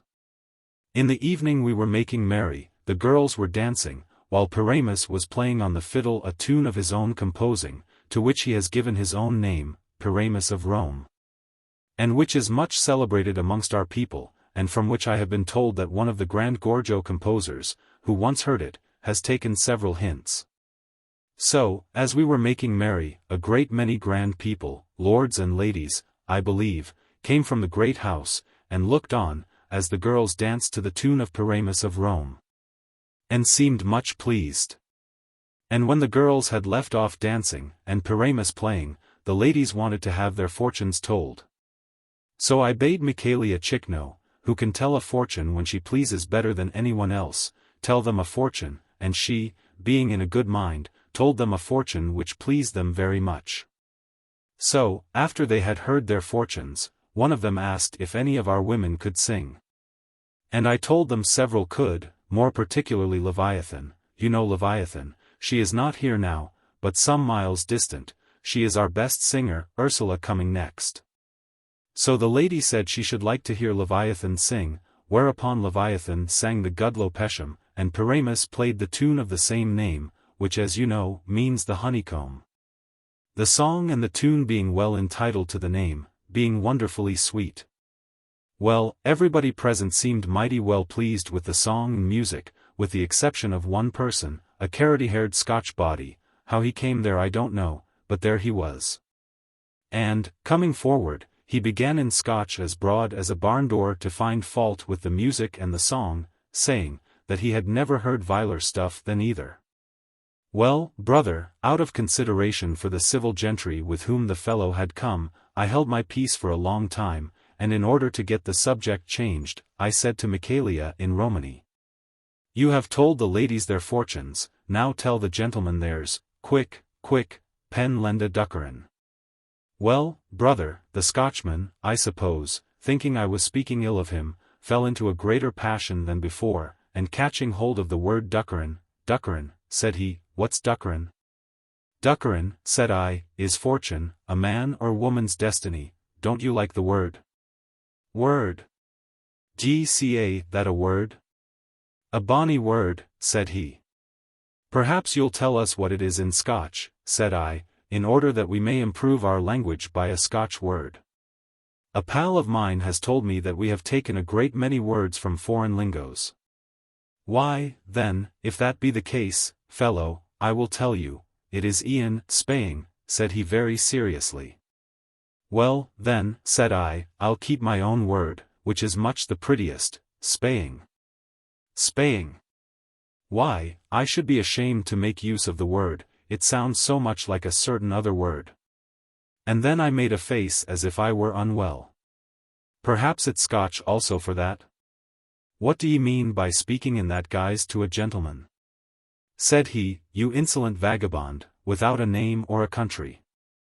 "There you are mistaken," said I, "my country is Egypt, but we, Gyptians, like you Scotch, are rather fond of travelling. And as for name, my name is Jasper Petulengro, perhaps you have a better. What is it?" "Sandy Macraw." At that, brother, the gentleman burst into a roar of laughter, and all the ladies tittered. "You were rather severe on the Scotchman, Jasper." "Not at all, brother, and suppose I were," he began first. "I am the civilest man in the world, and never interfere with anybody, who lets me and mine alone. He finds fault with Romany, forsooth. Why, L.D. Almighty, what Scotch? He doesn't like our songs. What are his own? I understand them as little as he mine. I have heard one or two of them, and pretty rubbish they seemed. But the best of the joke is, the fellow's finding fault with Pyramus's fiddle, a chap from the land of bagpipes finding fault with Pyramus's fiddle. Why, I'll back that fiddle against all the bagpipes in Scotland, and Pyramus against all the bagpipers, for though Pyramus weighs but 10 stone, he shall flog a Scotchman of 20. "Scotchmen are never so fat as that," said I, "unless, indeed, they have been a long time pensioners of England. I say, Jasper, what remarkable names your people have. And what pretty names, brother, there's my own for example, Jasper, then there's Ambrose and Sylvester, 254 then there's Culvato, which signifies Claude. Then there's Pyramus, that's a nice name, brother. Then there's your wife's name, Pacamovna, then there's Ursula and Morella. Then, brother, there's Ursula. Ursula. The name of the great poet of Spain, how wonderful, then Leviathan. The name of a ship, brother, Leviathan was named after a ship, so don't make a wonder out of her. But there's Sampriel 255 and Sinphi, 256. I, and Clementina and Lavinia, Camilla and Lydia, Curlanda and Orlanda, wherever did they get those names? Where did my wife get her necklace, brother? She knows best, Jasper. I hope. Come, no hoping. She got it from her grandmother, who died at the age of 103, and sleeps in Coggeshall churchyard. She got it from her mother, who also died very old, and who could give no other account of it than that it had been in the family time out of mind. Whence could they have got it? Why, perhaps where they got their names, brother. A gentleman, who had travelled much, once told me that he had seen the sister of it about the neck of an Indian queen. Some of your names, Jasper, appear to be church names, your own, for example, and Ambrose, and Sylvester, 257 perhaps you got them from the papists, in the times of popery. But where did you get such a name as Pyramus, a name of Grecian romance? Then some of them appear to be Slavonian, for example, Michaelia and Pacamovna. I don't know much of Slavonian. But what is Slavonian, brother? The family name of certain nations, the principal of which is the Russian, and from which the word slave is originally derived. You have heard of the Russians, Jasper? Yes, brother, and seen some. I saw their Krallis at the time of the peace. He was not a bad-looking man for a Russian. By the by, Jasper, I'm half inclined to think that kralis is a slavish word. I saw something like it in a lill called Voltaire's Life of Charles. 258. How you should have come by such names and words is to me incomprehensible. You seem posed, brother. I really know very little about you, Jasper. Very little indeed, brother. We know very little about ourselves, and you know nothing, save what we have told you. And we have now and then told you things about us which are not exactly true, simply to make a fool of you, brother. You will say that was wrong, perhaps it was. Well, Sunday will be here in a day or two, when we will go to church, where possibly we shall hear a sermon on the disastrous consequences of lying. Chapter 8. When 2 days had passed, Sunday came. I breakfasted by myself in the solitary dingle, and then, having set things a little to rights, I ascended to Mr. Pechalengro's encampment. I could hear church bells ringing around in the distance, appearing to say, come to church, as clearly as it was possible for church bells to say. 259. I found Mr. Pechalengro seated by the door of his tent, smoking his pipe, in rather an ungenteel undress. Well, Jasper, said I, are you ready to go to church? For if you are, I am ready to accompany you. I am not ready, brother, said Mr. Pechalengro, nor is my wife. The church, too, to which we shall go is 3 miles off. So it is of no use to think of going there this morning, as the service would be 3/4 over before we got there. If, however, you are disposed to go in the afternoon, we are your people. Thereupon I returned to my dingle, where I passed several hours in conning the Welsh Bible, which the preacher, Peter Williams, had given me. At last I gave over reading, took a slight refreshment, and was about to emerge from the dingle, when I heard the voice of Mr. Pechalengro calling me. I went up again to the encampment, where I found Mr. Pechalengro, his wife, and Tonno Chickno, ready to proceed to church. Mr. and Mrs. Pechalengro were dressed in Roman fashion, though not in the full-blown manner in which they had paid their visit to Isabel and myself. Tonno had on a clean white slop, with a nearly new black beaver, with very broad rims, and the nap exceedingly long. As for myself, I was dressed in much the same manner as that in which I departed from London, having on, in honor of the day, a shirt perfectly clean, having washed one on purpose for the occasion. With my own hands, the day before, in the pond of tepid water in which the newts and efts were in the habit of taking their pleasure. We proceeded for upwards of a mile by footpaths through meadows and cornfields. We crossed various stiles. At last, passing over one, we found ourselves in a road, wending along which for a considerable distance, we at last came in sight of a church, the bells of which had been tolling distinctly in our ears for some time. Before, however, we reached the churchyard the bells had ceased their melody. It was surrounded by lofty beech trees of brilliant green foliage. We entered the gate, Mrs. Pechalengro leading the way, and proceeded to a small door near the east end of the church. As we advanced, the sound of singing within the church rose upon our ears. Arrived at the small door, Mrs. Pechalengro opened it and entered, followed by Tonno Chickno. I myself went last of all, following Mr. Pechalengro, who, before I entered, turned round, and with a significant nod, advised me to take care how I behaved. The part of the church which we had entered was the chancel. On one side stood a number of venerable old men, probably the neighboring poor, and on the other a number of poor girls belonging to the village school, dressed in white gowns and straw bonnets, whom 2 elegant but simply dressed young women were superintending. Every voice seemed to be united in singing a certain anthem, which, notwithstanding it was written neither by Tate nor Brady, contained some of the sublimest words which were ever put together. Not the worst of which are those which burst on our ears as we entered. Every eye shall now behold him, robed in dreadful majesty. Those who set at naught and sold him, pierced and nailed him to the tree, deeply wailing, shall the true Messiah see. Still following Mrs. Pechalengro, we proceeded down the chancel and along the aisle. Notwithstanding the singing, I could distinctly hear as we passed many a voice whispering, "Here come the gypsies! Here come the gypsies!" I felt rather embarrassed, with a somewhat awkward doubt as to where we were to sit. None of the occupiers of the pews, who appeared to consist almost entirely of farmers, with their wives, sons and daughters, opened a door to admit us. Mrs. Lavengro, however, appeared to feel not the least embarrassment, but tripped along the aisle with the greatest nonchalance. We passed under the pulpit, in which stood the clergyman in his white surplice, and reached the middle of the church, where we were confronted by the sexton dressed in long blue coat, and holding in his hand a wand.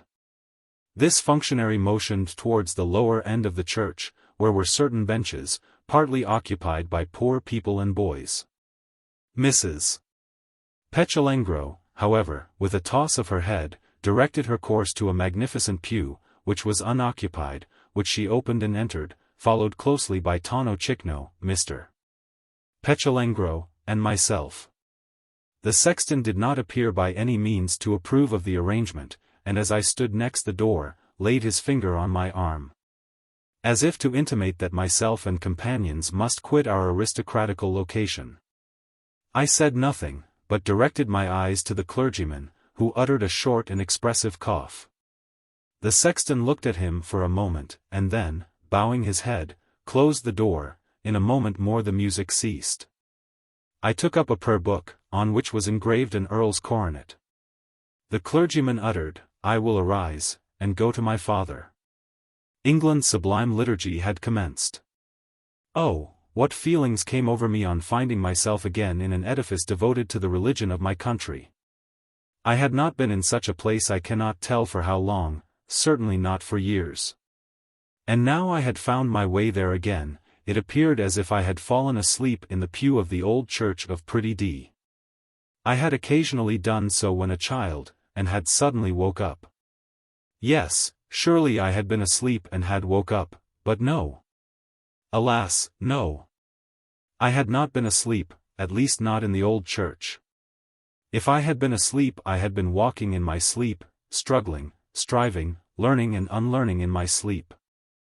Years had rolled away whilst I had been asleep, ripe fruit had fallen, green fruit had come on whilst I had been asleep, how circumstances had altered, and above all myself, whilst I had been asleep. No, I had not been asleep in the old church. I was in a pew, it is true, but not the pew of black leather, in which I sometimes fell asleep in days of yore, but in a strange pew. And then my companions, they were no longer those of days of yore. I was no longer with my respectable father and mother, and my dear brother, but with the gypsy Kraal and his wife, and the gigantic Tonno, the Antinous of the dusky people. And what was I myself? No longer an innocent child, but a moody man, bearing in my face, as I knew well, the marks of my strivings and strugglings, of what I had learnt and unlearnt. Nevertheless, the general aspect of things brought to my mind what I had felt and seen of yore. There was difference enough, it is true, but still there was a similarity, at least I thought so, the church, the clergyman and the clerk, differing in many respects from those of Pretty D, put me strangely in mind of them. And then the words, by the by, was it not the magic of the words which brought the dear enchanting past so powerfully before the mind of Lavengro? For the words were the same sonorous words of high import which had first made an impression on his childish ear in the old church of Pretty D. The liturgy was now over, during the reading of which my companions behaved in a most unexceptionable manner, sitting down and rising up when other people sat down and rose, and holding in their hands prayer books which they found in the pew, into which they stared intently, though I observed that, with the exception of Mrs. Lavengro, who knew how to read a little, they held the books by the top, and not the bottom, as is the usual way. The clergyman now ascended the pulpit, arrayed in his black gown. The congregation composed themselves to attention, as did also my companions, who fixed their eyes upon the clergyman with a certain strange immovable stare, which I believe to be peculiar to their race. The clergyman gave out his text, and began to preach. He was a tall, gentlemanly man, seemingly between 50 and 60, with greyish hair. His features were very handsome, but with a somewhat melancholy cast. The tones of his voice were rich and noble, but also with somewhat of melancholy in them. The text which he gave out was the following one: "In what would a man be profited, provided he gained the whole world, and lost his own soul?" And on this text the clergyman preached long and well. He did not read his sermon, but spoke it extempore. His doing so rather surprised and offended me at first. I was not used to such a style of preaching in a church devoted to the religion of my country. I compared it within my mind with the style of preaching used by the high church rector in the old church of Pretty D, and I thought to myself it was very different. And being very different, I did not like it, and I thought to myself how scandalized the people of D would have been had they heard it. And I figured to myself how indignant the high church clerk would have been had any clergyman got up in the church of D and preached in such a manner. Did it not savor strongly of dissent, Methodism, and similar low stuff? Surely it did. Why, the Methodist I had heard preach on the heath above the old city, preached in the same manner. At least he preached extempore, and something like the present clergyman. For the Methodist spoke very zealously and with great feeling, and so did the present clergyman, so I, of course, felt rather offended with the clergyman for speaking with zeal and feeling. However, long before the sermon was over I forgot the offense which I had taken, and listened to the sermon with much admiration, for the eloquence and powerful reasoning with which it abounded. Oh, how eloquent he was, when he talked of the inestimable value of a man's soul, which he said endured forever, whilst his body, as everyone knew, lasted at most for a very contemptible period of time. And how forcibly he reasoned on the folly of a man, who, for the sake of gaining the whole world, a thing, he said, which provided he gained he could only possess for a part of the time, during which his perishable body existed, should lose his soul, that is, cause that precious deathless portion of him to suffer indescribable misery time without end. There was one part of his sermon which struck me in a very particular manner. He said, that there were some people who gained something in return for their souls. If they did not get the whole world, they got a part of it, lands, wealth, honor, or renown. Mere trifles, he allowed, in comparison with the value of a man's soul, which is destined either to enjoy delight or suffer tribulation time without end. But which, in the eyes of the worldly, had a certain value, and which afforded a certain pleasure and satisfaction. But there were also others who lost their souls, and got nothing for them, neither lands, wealth, renown, nor consideration, who were poor outcasts, and despised by everybody. My friends, he added, if the man is a fool who barters his soul for the whole world, what a fool he must be who barters his soul for nothing. The eyes of the clergyman, as he uttered these words, wandered around the whole congregation. And when he had concluded them, the eyes of the whole congregation were turned upon my companions and myself. Chapter 9. The service over, my companions and myself returned towards the encampment by the way we came. Some of the humble part of the congregation laughed and joked at us as we passed. Mr. Pechalengro and his wife, however, returned their laughs and jokes with interest. As for Tonno and myself, we said nothing, Tonno, like most handsome fellows, having very little to say for himself at any time. And myself, though not handsome, not being particularly skillful at repartee. Some boys followed us for a considerable time, making all kinds of observations about gypsies. But as we walked at a great pace, we gradually left them behind, and at last lost sight of them. Mrs. Pechalengro and Tonno Chikno walked together, even as they had come, whilst Mr. Pechalengro and myself followed at a little distance. That was a very fine preacher we heard, said I to Mr. Pechalengro, after we had crossed the stile into the fields. Very fine indeed, brother, said Mr. Pechalengro, he is talked of far and wide for his sermons, folk say that there is scarcely another like him in the whole of England. He looks rather melancholy, Jasper. He lost his wife several years ago, who, they say, was one of the most beautiful women ever seen. They say that it was grief for her loss that made him come out mighty strong as a preacher, for, though he was a clergyman, he was never heard of in the pulpit before he lost his wife. Since then, the whole country has rung with the preaching of the clergyman of M, as they call him. Those two nice young gentlewomen, whom you saw with the female childer, are his daughters. You seem to know all about him, Jasper. Did you ever hear him preach before? Never, brother, but he has frequently been to our tent, and his daughters too, and given us tracts. For he is one of the people they call evangelicals, who give folks tracts which they cannot read. You should learn to read, Jasper. We have no time, brother. Are you not frequently idle? Never, brother, when we are not engaged in our traffic, we are engaged in taking our relaxation, so we have no time to learn. You really should make an effort. If you were disposed to learn to read, would endeavor to assist you. You would be all the better for knowing how to read. In what way, brother?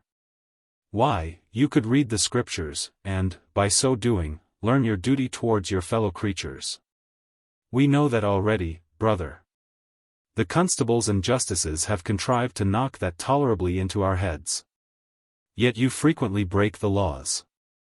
So, I believe, do now and then those who know how to read, brother. Very true, Jasper, but you really ought to learn to read, as, by so doing, you might learn your duty towards yourselves, and your chief duty is to take care of your own souls. Did not the preacher say, "In what is a man profited, provided he gain the whole world?" We have not much of the world, brother. Very little indeed, Jasper.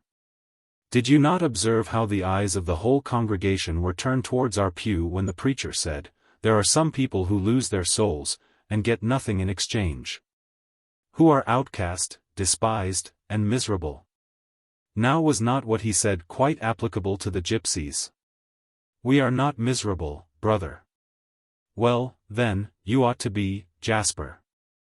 Have you an inch of ground of your own? Are you of the least use? Are you not spoken ill of by everybody? What's a gypsy? What's the bird noising yonder, brother? The bird? Oh, that's the cuckoo tolling, but what has the cuckoo to do with the matter? We'll see, brother, what's the cuckoo? What is it? You know as much about it as myself, Jasper. Isn't it a kind of roguish, chaffing bird, brother? I believe it is, Jasper. Nobody knows whence it comes, brother. I believe not, Jasper. Very poor, brother, not a nest of its own. So they say, Jasper. With every person's bad word, brother?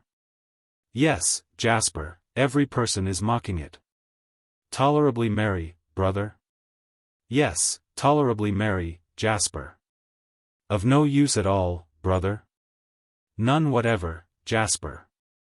You would be glad to get rid of the cuckoos, brother? Why, not exactly, Jasper. The cuckoo is a pleasant, funny bird, and its presence and voice give a great charm to the green trees and fields. No, I can't say I wish exactly to get rid of the cuckoo. Well, brother, what's a Romany chow? You must answer that question yourself, Jasper. A roguish, chaffing fellow, ain't he, brother? I, Jasper. Of no use at all, brother?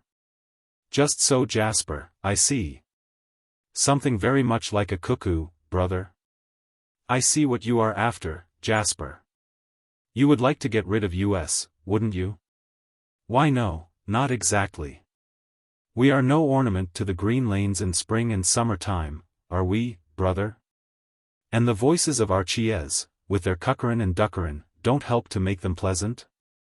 I see what you are at, Jasper. You would wish to turn the cuckoos into barn-door fowls, wouldn't you? Can't say I should, Jasper, whatever some people might wish. And the chowls and chies into radical weavers and factory wenches, hey, brother? Can't say that I should, Jasper. You are certainly a picturesque people, and in many respects an ornament both to town and country. Painting and writing too are under great obligations to you. What pretty pictures are made out of your campings and groupings, and what pretty books have been written in which gypsies, or at least creatures intended to represent gypsies, have been the principal figures. I think if we were without you, we should begin to miss you. Just as you would the cuckoos, if they were all converted into barn-door fowls. I tell you what, brother. Frequently, as I have sat under a hedge in spring or summer time, and heard the cuckoo, I have thought that we chows and cuckoos are alike in many respects, but especially in character. Everybody speaks ill of us both, and everybody is glad to see both of us again. Yes, Jasper, but there is some difference between men and cuckoos. Men have souls, Jasper. And why not cuckoos, brother? You should not talk so, Jasper, what you say is little short of blasphemy. How should a bird have a soul? And how should a man? Oh, we know very well that a man has a soul. How do you know it? We know very well. Would you take your oath of it, brother, your bodily oath? Why, I think I might, Jasper. Did you ever see the soul, brother? No, I never saw it. Then how could you swear to it? A pretty figure you would make in a court of justice, to swear to a thing which you never saw. Hold up your head, fellow. When and where did you see it? Now upon your oath, fellow, do you mean to say that this Roman stole the donkey's foal? Oh, there's no one for cross-questioning like Counselor P. Our people when they are in a hobble always like to employ him, though he is somewhat dear. Now, brother, how can you get over the upon your oath, fellow, will you say that you have a soul? Well, we will take no oaths on the subject, but you yourself believe in the soul. I have heard you say that you believe in Duckerin. Now what is Duckerin but the soul science? When did I say that I believed in it? Why, after that fight, when you pointed to the bloody mark in the cloud, whilst he whatever was galloping in the barouche to the old town, amidst the rain cataracts. The thunder and flame of heaven. I have some kind of remembrance of it, brother. Then, again, I heard you say that the Duke of Abershaw rode every night on horseback down the wooded hill. I say, brother, what a wonderful memory you have. I wish I had not, Jasper, but I can't help it, it is my misfortune. Misfortune? Well, perhaps it is. At any rate it is very ungenteel to have such a memory. I have heard my wife say that to show you have a long memory looks very vulgar. And that you can't give a greater proof of gentility than by forgetting a thing as soon as possible, more especially a promise, or an acquaintance when he happens to be shabby. Well, brother, I don't deny that I may have said that I believe in Duckerin, and in Abershaw's Duke, which you say is his soul. But what I believe one moment, or say I believe, don't be certain that I shall believe the next, or say I do. Indeed, Jasper, I heard you say on a previous occasion, on quoting a piece of a song, that when a man dies he is cast into the earth, and there's an end of him. I did I? Lord, what a memory you have, brother. But you are not sure that I hold that opinion now? Certainly not, Jasper. Indeed, after such a sermon as we have been hearing, should be very shocked if you held such an opinion. However, brother, don't be sure I do not, however shocking such an opinion may be to you. What an incomprehensible people you are, Jasper. We are rather so, brother. Indeed, we have posed wiser heads than yours before now.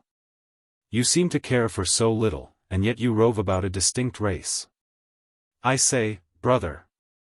Yes, Jasper. What do you think of our women? They have certainly very singular names, Jasper. Names. Lavengro. However, brother, if you had been as fond of things as of names, you would never have been a pal of ours. What do you mean, Jasper? An't they rum animals? They have tongues of their own, Jasper. Did you ever feel their teeth and nails, brother? Never, Jasper, save Mrs. Hearn's. I have always been very civil to them, so. They let you alone. I say, brother, some part of the secret is in them. They seem rather flighty, Jasper. I, brother. Rather fond of loose discourse. Rather so, brother. Can you always trust them, Jasper? We never watch them, brother. They can always trust you. Not quite so well as we can them. However, we get on very well together, except Michaelia and her husband. But Michaelia is a cripple, and is married to the beauty of the world, so she may be expected to be jealous, though he would not part with her for a duchess, no more than I would part with my Ronnie. Nor any other chal with his. Aye, but would not the Chi part with the chal for a duke, Jasper? My Pakimovna gave up the duke for me, brother. But she occasionally talks of him, Jasper.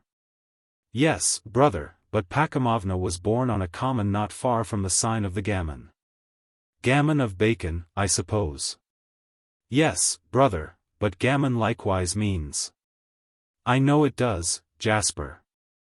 It means fun, ridicule, jest. It is an ancient Norse word, and is found in the Edda, 260. Lore, brother. How learned in Lils you are. Many words of Norse are to be found in our vulgar sayings, Jasper. For example, in that particularly vulgar saying of ours, your mother is up, there's a noble Norse word. Mother, there, meaning not the female who bore us, but rage and choler, as I discovered by reading the sagas, 261 Jasper. Lore, brother. How book-learned you be. Indifferently so, Jasper. Then you think you might trust your wife with the duke? I think I could, brother, or even with yourself. Myself, Jasper. Oh, I never troubled my head about your wife. But I suppose there have been love affairs between Gorgios and Romany Chiez. Why, novels are stuffed with such matters. And then even one of your own songs say so, the song which Ursula was singing the other afternoon. That is somewhat of an old song, brother, and is sung by the Chiez as a warning at our solemn festivals. Well. But there's your sister-in-law, Ursula herself, Jasper. Ursula herself, brother? You were talking of my having her, Jasper. Well, brother, why didn't you have her? Would she have had me? Of course, brother. You are so much of a Roman, and speak Romany so remarkably well. Poor thing. She looks very innocent. Remarkably so, brother. However, though not born on the same common with my wife, she knows a thing or two of Roman matters. I should like to ask her a question or two, Jasper, in connection with that song. You can do no better, brother. Here we are at the camp. After tea, take Ursula under a hedge, and ask her a question or two in connection with that song. Chapter 10. I took tea that evening with Mr. and Mrs. Lavengro and Ursula, outside of their tent. Tawno was not present, being engaged with his wife in his own tabernacle. Sylvester was there, however, lolling listlessly upon the ground. As I looked upon this man, I thought him one of the most disagreeable fellows I had ever seen. His features were ugly, and, moreover, as dark as pepper, and, besides being dark, his skin was dirty. As for his dress, it was torn and sordid. His chest was broad, and his arms seemed powerful. But, upon the whole, he looked a very caitiff. I am sorry that man has lost his wife, thought I, for I am sure he will never get another. What surprises me is, that he ever found a woman disposed to unite her lot with his. After tea I got up and strolled about the field. My thoughts were upon Isabel Berners. I wondered where she was, and how long she would stay away. At length, becoming tired and listless, I determined to return to the dingle, and resume the reading of the Bible at the place where I had left off. What better could I do, methought, on a Sunday evening? I was then near the wood which surrounded the dingle, but at that side which was farthest from the encampment, which stood near the entrance. Suddenly, on turning round the southern corner of the copse, which surrounded the dingle, I perceived Ursula seated under a thorn bush. I thought I never saw her look prettier than then, dressed as she was in her Sunday's best. Good evening, Ursula, said I little thought to have the pleasure of seeing you here. Nor would you, brother, said Ursula, had not Jasper told me that you had been talking about me, and wanted to speak to me under a hedge. So, Hearing that, I watched your motions and came here and sat down. I was thinking of going to my quarters in the dingle, to read the Bible, Ursula, but— Oh, pray then, go to your quarters, brother, and read the Medievalesco Lil. You can speak to me under a hedge some other time. I think I will sit down with you, Ursula, for, after all, reading godly books in dingles at eve is rather somber work. Yes, I think I will sit down with you, and I sat down by her side. Well, brother, now you have sat down with me under the hedge, what have you to say to me? Why, I hardly know, Ursula. Not know, brother, a pretty fellow you to ask young women to come and sit with you under hedges, and, when they come, not know what to say to them. Oh. Ah. I remember. Do you know, Ursula, that I take a great interest in you? Thank ye, brother, kind of you, at any rate. You must be exposed to a great many temptations, Ursula. A great many indeed, brother. It is hard to see fine things, such as shawls, gold watches and chains in the shops, behind the big glasses, and to know that they are not intended for one. Many's the time I have been tempted to make a dash at them. But I bethought myself that by so doing I should cut my hands, besides being almost certain of being grabbed and sent across the Gull's Bath to the foreign country. Then you think gold and fine things temptations, Ursula? Of course, brother, very great temptations, don't you think them so? Can't say I do, Ursula. Then more fool you, brother. But have the kindness to tell me what you would call a temptation? Why, for example, the hope of honor and renown, Ursula. The hope of honor and renown. Very good, brother. But I tell you one thing, that unless you have money in your pocket, and good broadcloth on your back, you are not likely to obtain much honor and, what do you call it? Amongst the Gorgios, to say nothing of the Romany chals. I should have thought, Ursula, that the Romany chals, roaming about the world as they do, free and independent, were above being led by such trifles. Then you know nothing of the gypsies, brother, no people on earth are fonder of those trifles, as you call them, than the Romany chals, and more disposed to respect those who have them. Then money and fine clothes would induce you to anything, Ursula? Aye, brother, anything. To chore, Ursula? Like enough, brother, gypsies have been transported before now for choring.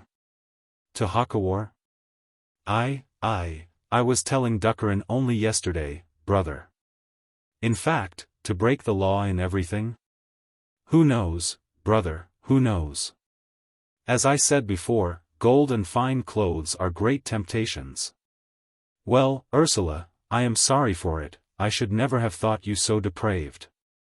Indeed, brother. To think that I am seated by one who is willing to. Go on, brother. To play the thief. Go on, brother. The liar. Go on, brother. The. Go on, brother.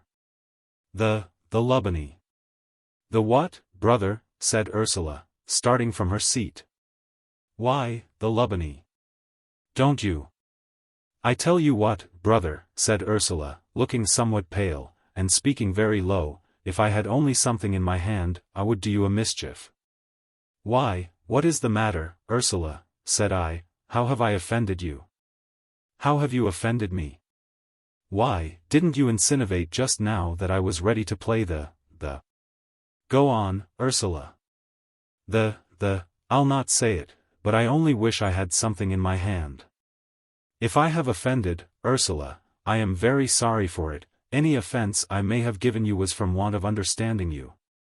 Come, pray be seated, I have much to question you about, to talk to you about. Seated, not I. It was only just now that you gave me to understand that you was ashamed to be seated by me, a thief, a liar.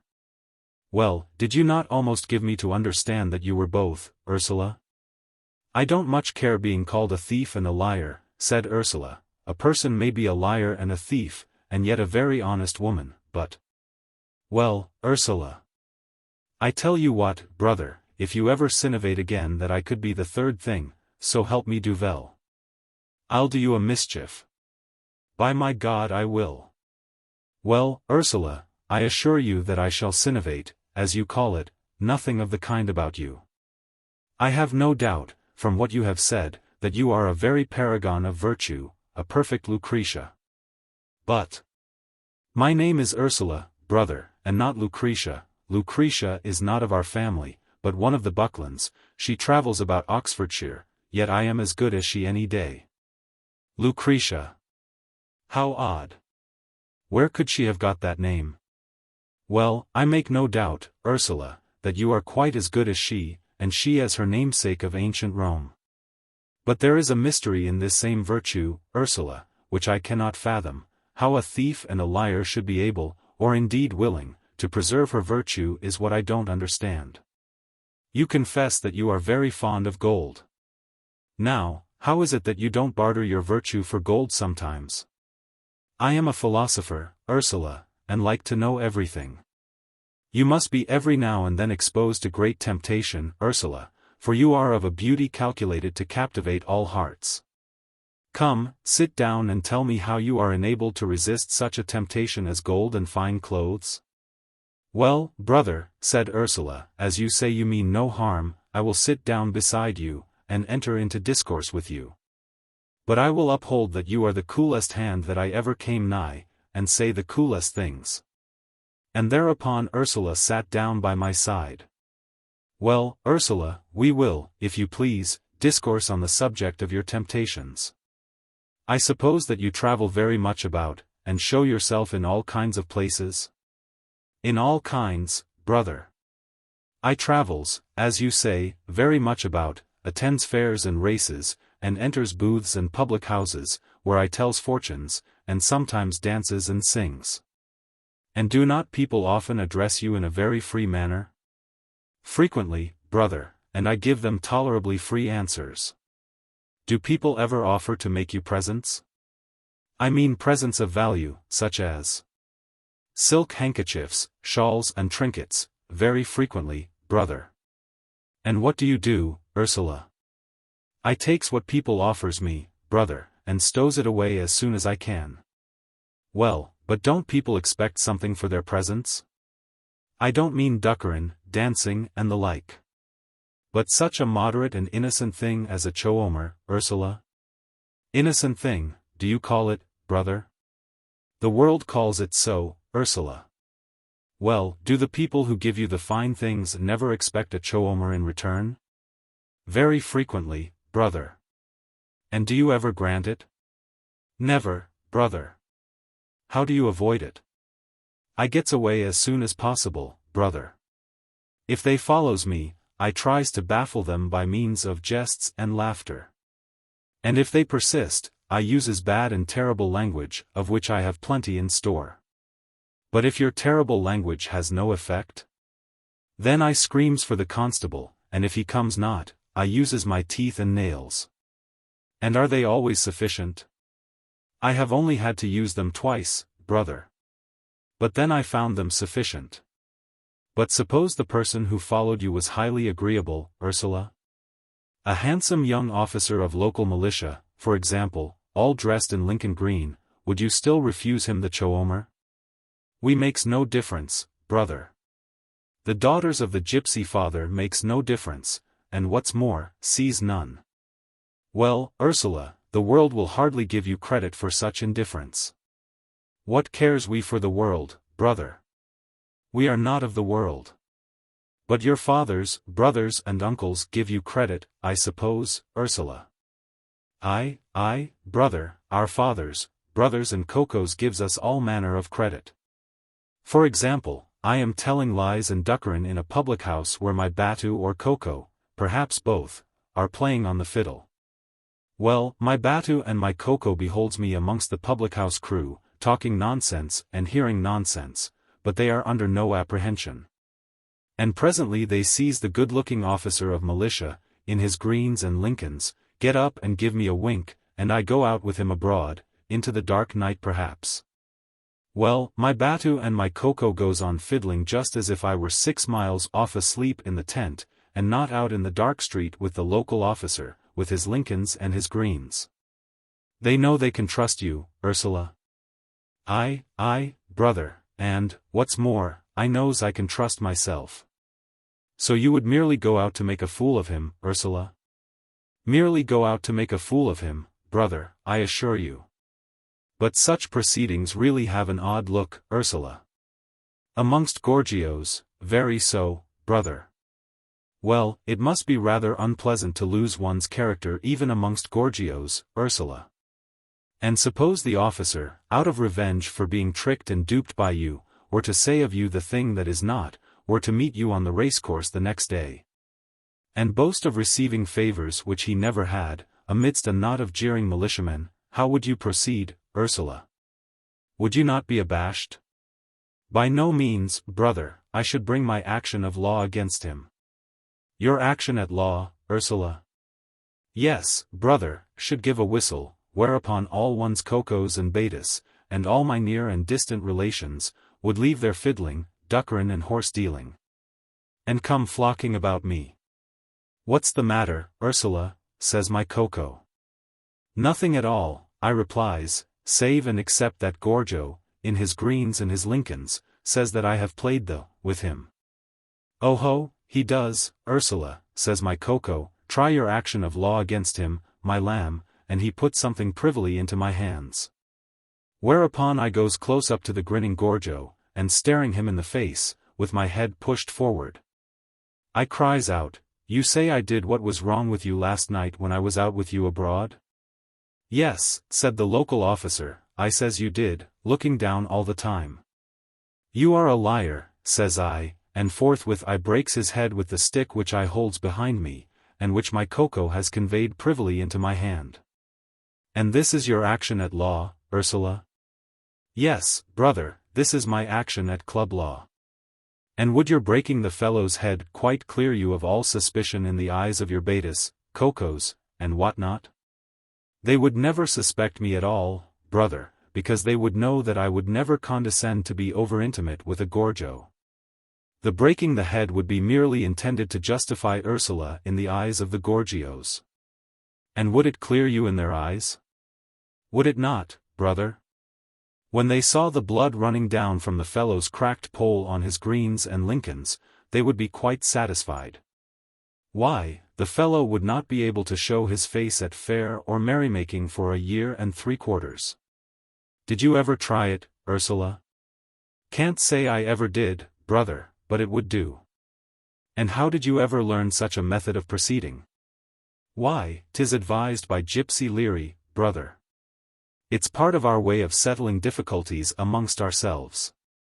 For example, if a young Roman were to say the thing which is not respecting Ursula and himself, Ursula would call a great meeting of the people, who would all sit down in a ring, the young fellow amongst them. A coco would then put a stick in Ursula's hand, who would then get up and go to the young fellow, and say, did I play with you? And were he to say, yes, she would crack his head before the eyes of all. Well, said I, Ursula, I was bred an apprentice to Gorgio law, and of course ought to stand up for it, whenever I conscientiously can. But I must say the gypsy manner of bringing an action for defamation is much less tedious, and far more satisfactory, than the Gorgico one. I wish you now to clear up a certain point which is rather mysterious to me. You say that for a Romany chi to do what is unseemly with a Gorgio is quite out of the question. Yet only the other day I heard you singing a song in which a Romany chi confesses herself to be Cambry by a grand gorgeous gentleman. A sad let-down, said Ursula. Well, said I, sad or not, there's the song that speaks of the thing, which you give me to understand is not. Well, if the thing ever was, said Ursula, it was a long time ago, and perhaps, after all, not true. Then why do you sing the song? I'll tell you, brother, we sings the song now and then to be a warning to ourselves to have as little to do as possible in the way of acquaintance with the Gorgios, and a warning it is. You see how the young woman in the song was driven out of her tent by her mother, with all kind of disgrace and bad language. But you don't know that she was afterwards buried alive by her cocos and pals in an uninhabited place. The song doesn't say it, but the story says it, for there is a story about it, though, as I said before, it was a long time ago, and perhaps, after all, wasn't true. But if such a thing were to happen at present, would the Cocos and pals bury the girl alive? I can't say what they would do, said Ursula. I suppose they are not so strict as they were long ago. At any rate, she would be driven from the tan, and avoided by all her family and relations as a Gorgio's acquaintance.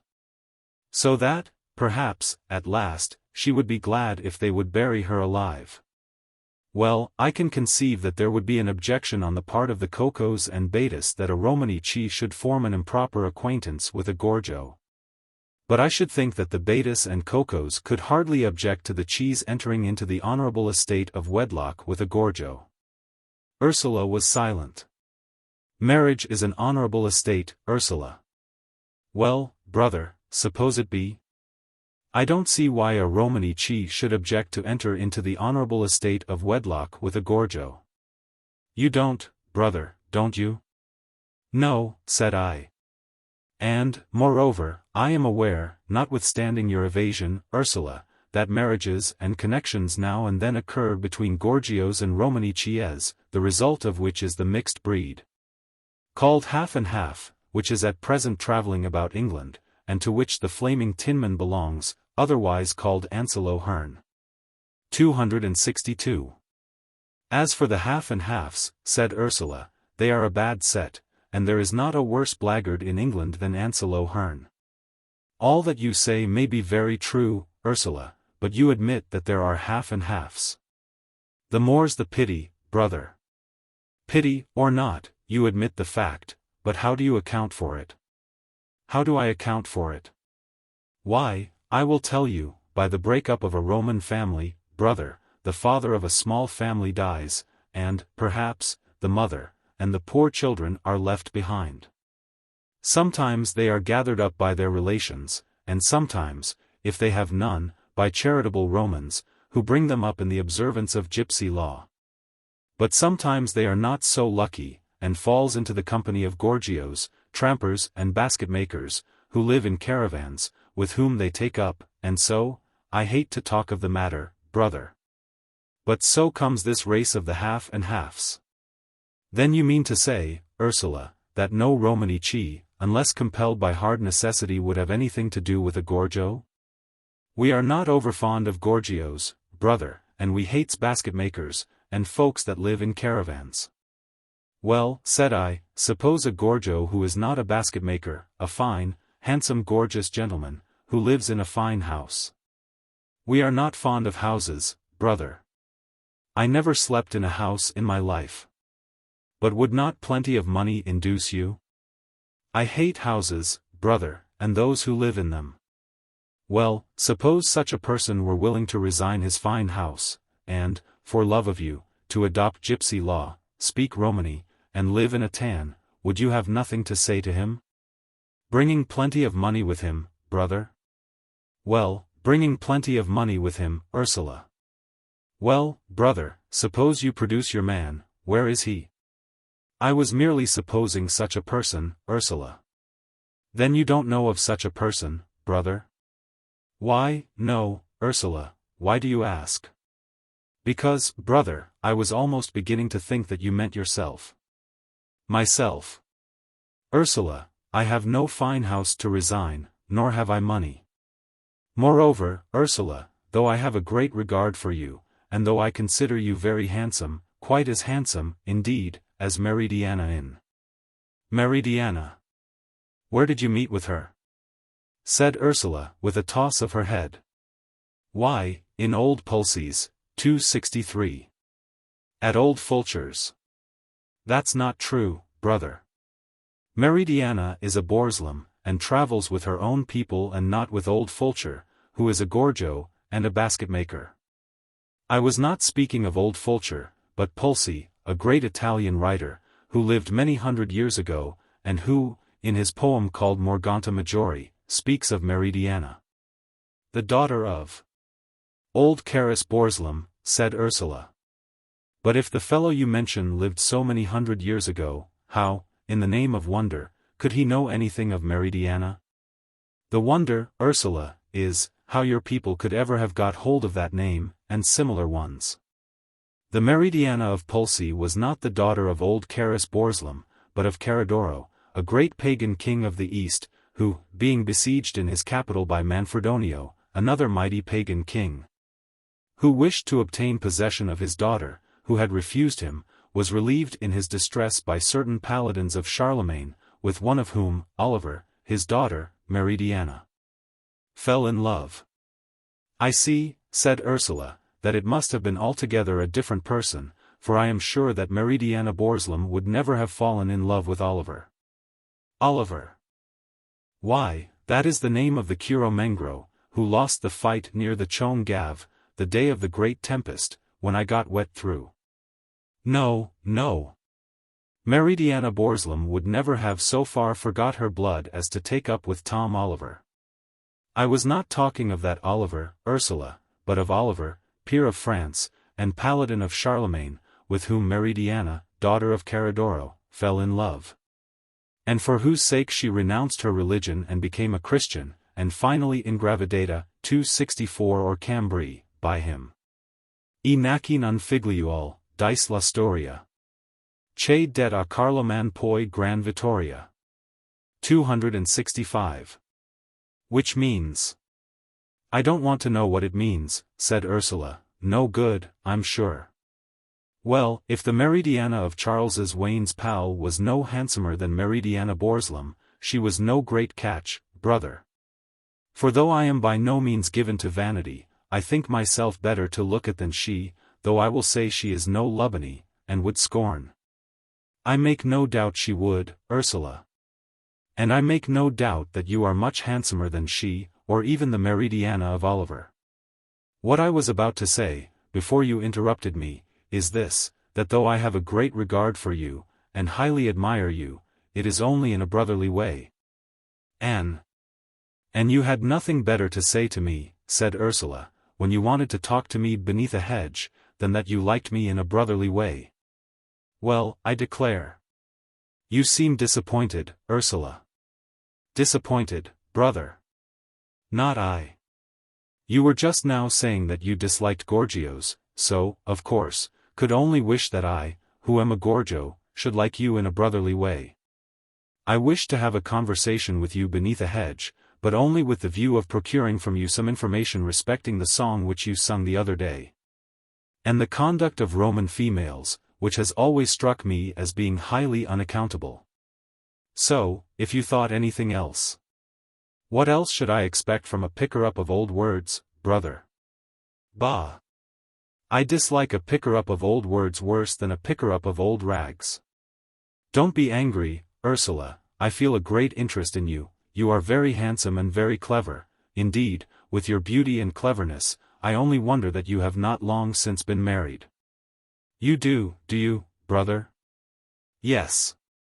However, keep up your spirits, Ursula, you are not much past the prime of youth, so. Not much past the prime of youth. Don't be uncivil, brother, I was only 22 last month.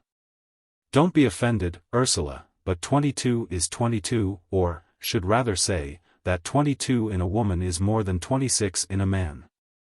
You are still very beautiful, but I advise you to accept the first offer that's made to you. Thank you, brother, but your advice comes rather late. I accepted the first offer that was made me 5 years ago. You married 5 years ago, Ursula. Is it possible? Quite possible, brother, I assure you. And how came I to know nothing about it? How comes it that you don't know many thousand things about the Romans, brother? Do you think they tell you all their affairs? Married, Ursula, married. Well, I declare. You seem disappointed, brother. Disappointed? Oh. No, not at all. But Jasper, only a few weeks ago, told me that you were not married. And, indeed, almost gave me to understand that you would be very glad to get a husband. And you believed him? I'll tell you, brother, for your instruction, that there is not in the whole world a greater liar than Jasper Petulengro. I am sorry to hear it, Ursula. But with respect to him you married, who might he be? A Gorgio, or a Romany chal? Gorgio, or Romany chal? Do you think I would ever condescend to a Gorgio? It was a Camamescro, brother, a Lovell, a distant relation of my own. And where is he?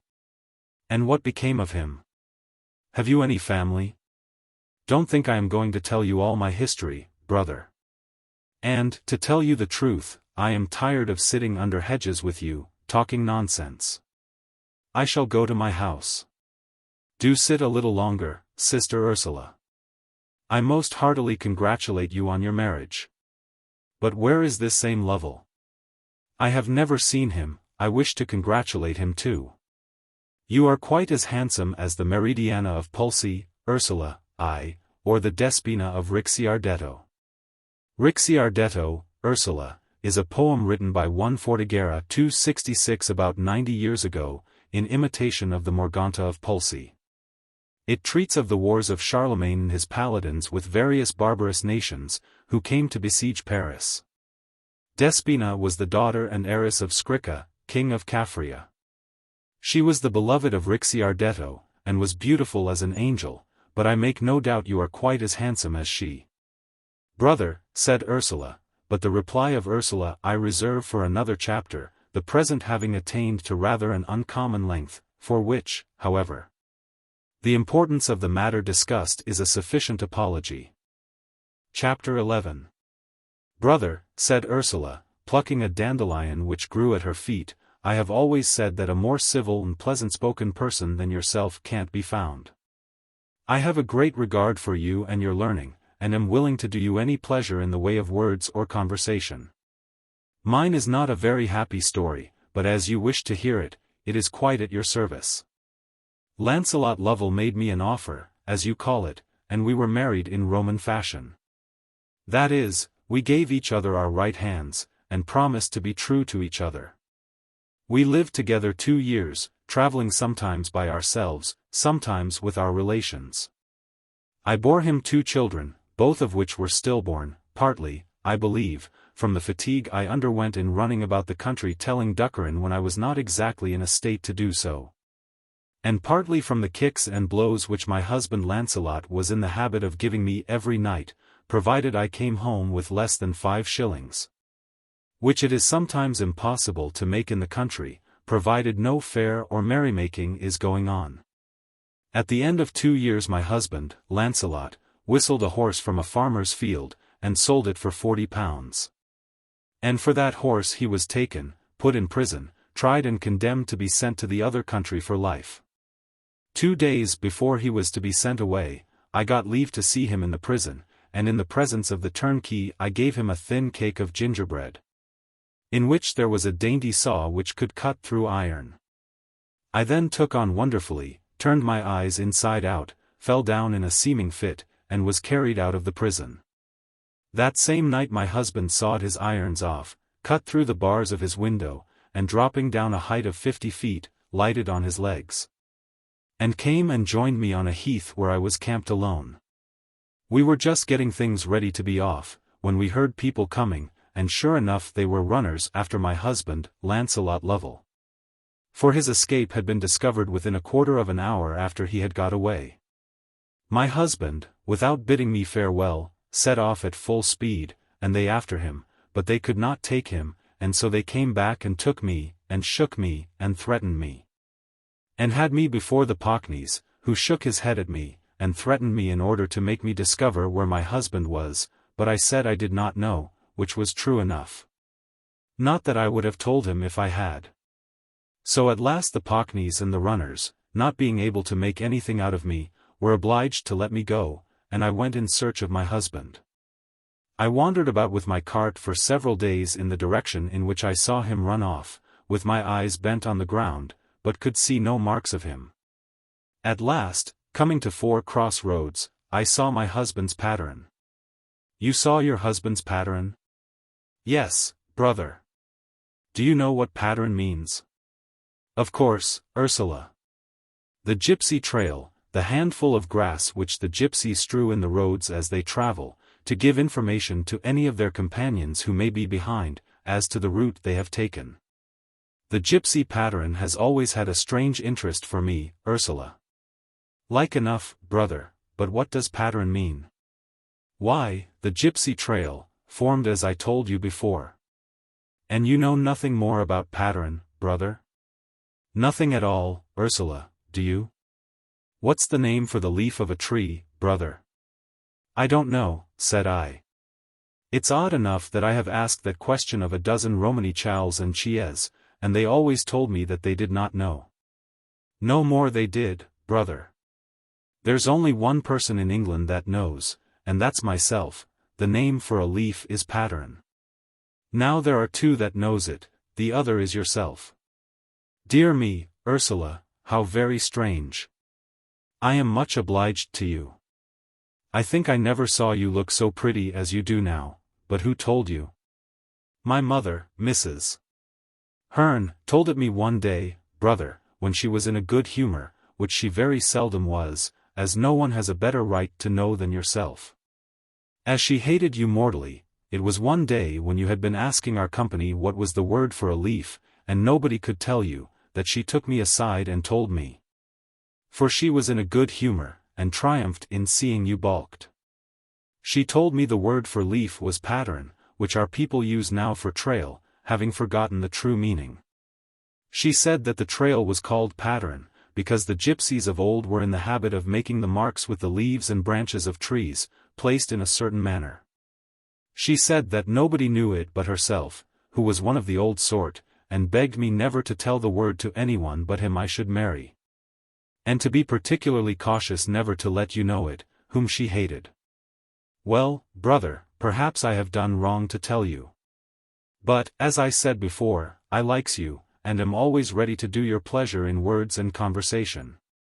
My mother, moreover, is dead and gone, and, poor thing, will never know anything about the matter.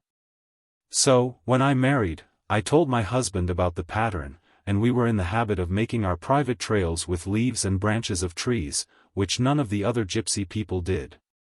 So, when I saw my husband's pattern, I knew it at once, and I followed it upwards of 200 miles towards the north. And then I came to a deep, awful-looking water, with an overhanging bank, and on the bank I found the pattern, which directed me to proceed along the bank towards the east.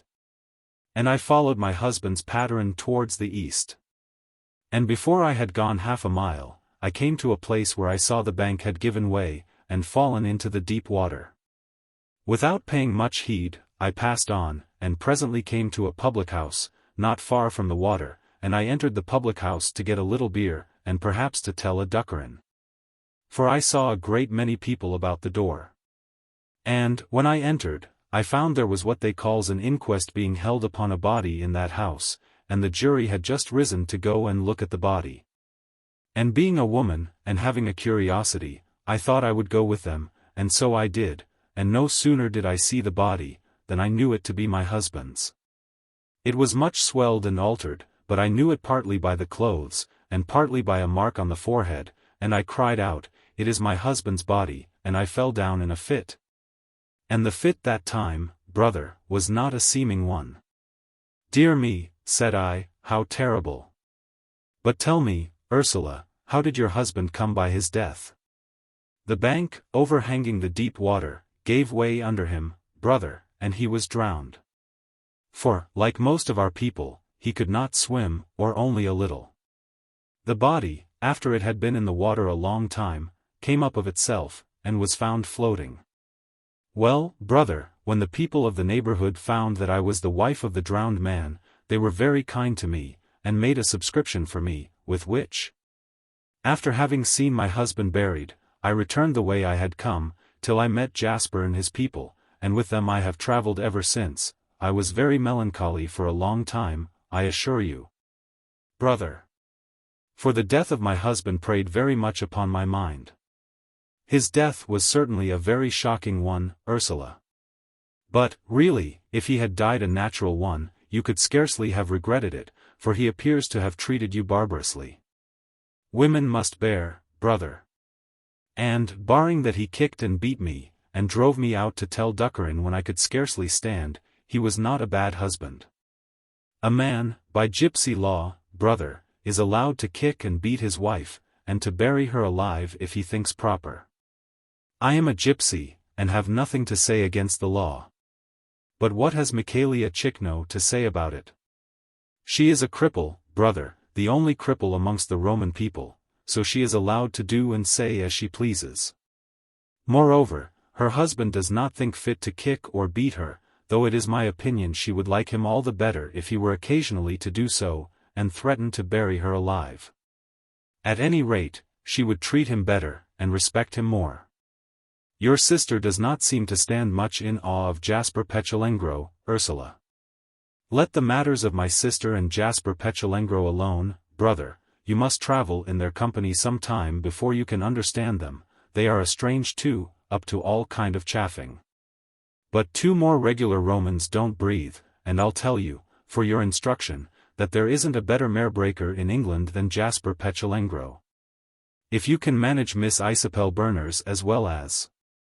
Isabel Berners, said I, how came you to think of her? How should I but think of her, brother, living as she does with you in Mumper's Dingle, and travelling about with you? You will have, brother, more difficulty to manage her, than Jasper has to manage my sister Pakimovna. I should have mentioned her before, only I wanted to know what you had to say to me. And when we got into discourse, I forgot her.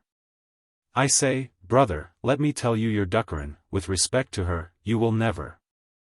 I want to hear no duckerin, Ursula. Do let me tell you your duckerin, brother, you will never manage. I want to hear no duckerin, Ursula, in connection with Isabel Berners. Moreover, it is Sunday, we will change the subject. It is surprising to me that after all you have undergone, you should look so beautiful. I suppose you do not think of marrying again, Ursula? No, brother, one husband at a time is quite enough for any reasonable mort, especially such a good husband as I have got. Such a good husband. Why, I thought you told me your husband was drowned? Yes, brother, my first husband was. And have you a second? To be sure, brother. And who is he? In the name of wonder. Who is he? Why, Sylvester, to be sure. I do assure you, Ursula, that I feel disposed to be angry with you. Such a handsome young woman as yourself to take up with such a nasty pepper-faced good-for-nothing. I won't hear my husband abused, brother, so you had better say no more. Why, is he not the Lazarus of the gypsies? Has he a penny of his own, Ursula? Then the more his want, brother, of a clever chee like me to take care of him and his childer. I tell you what, brother, I will chore, if necessary, and tell duckerin for Sylvester, if even so heavy as scarcely to be able to stand. You call him lazy. You would not think him lazy if you were in a ring with him, he is a proper man with his hands. Jasper is going to back him for £20 against Slammox 267 of the Chone Gav, the brother of Roarer and Belmetal. He says he has no doubt that he will win. Well, if you like him, I, of course, can have no objection. Have you been long married? About a fortnight, brother. That dinner, the other day, when I sang the song, was given in celebration of the wedding. Were you married in a church, Ursula? We were not, brother.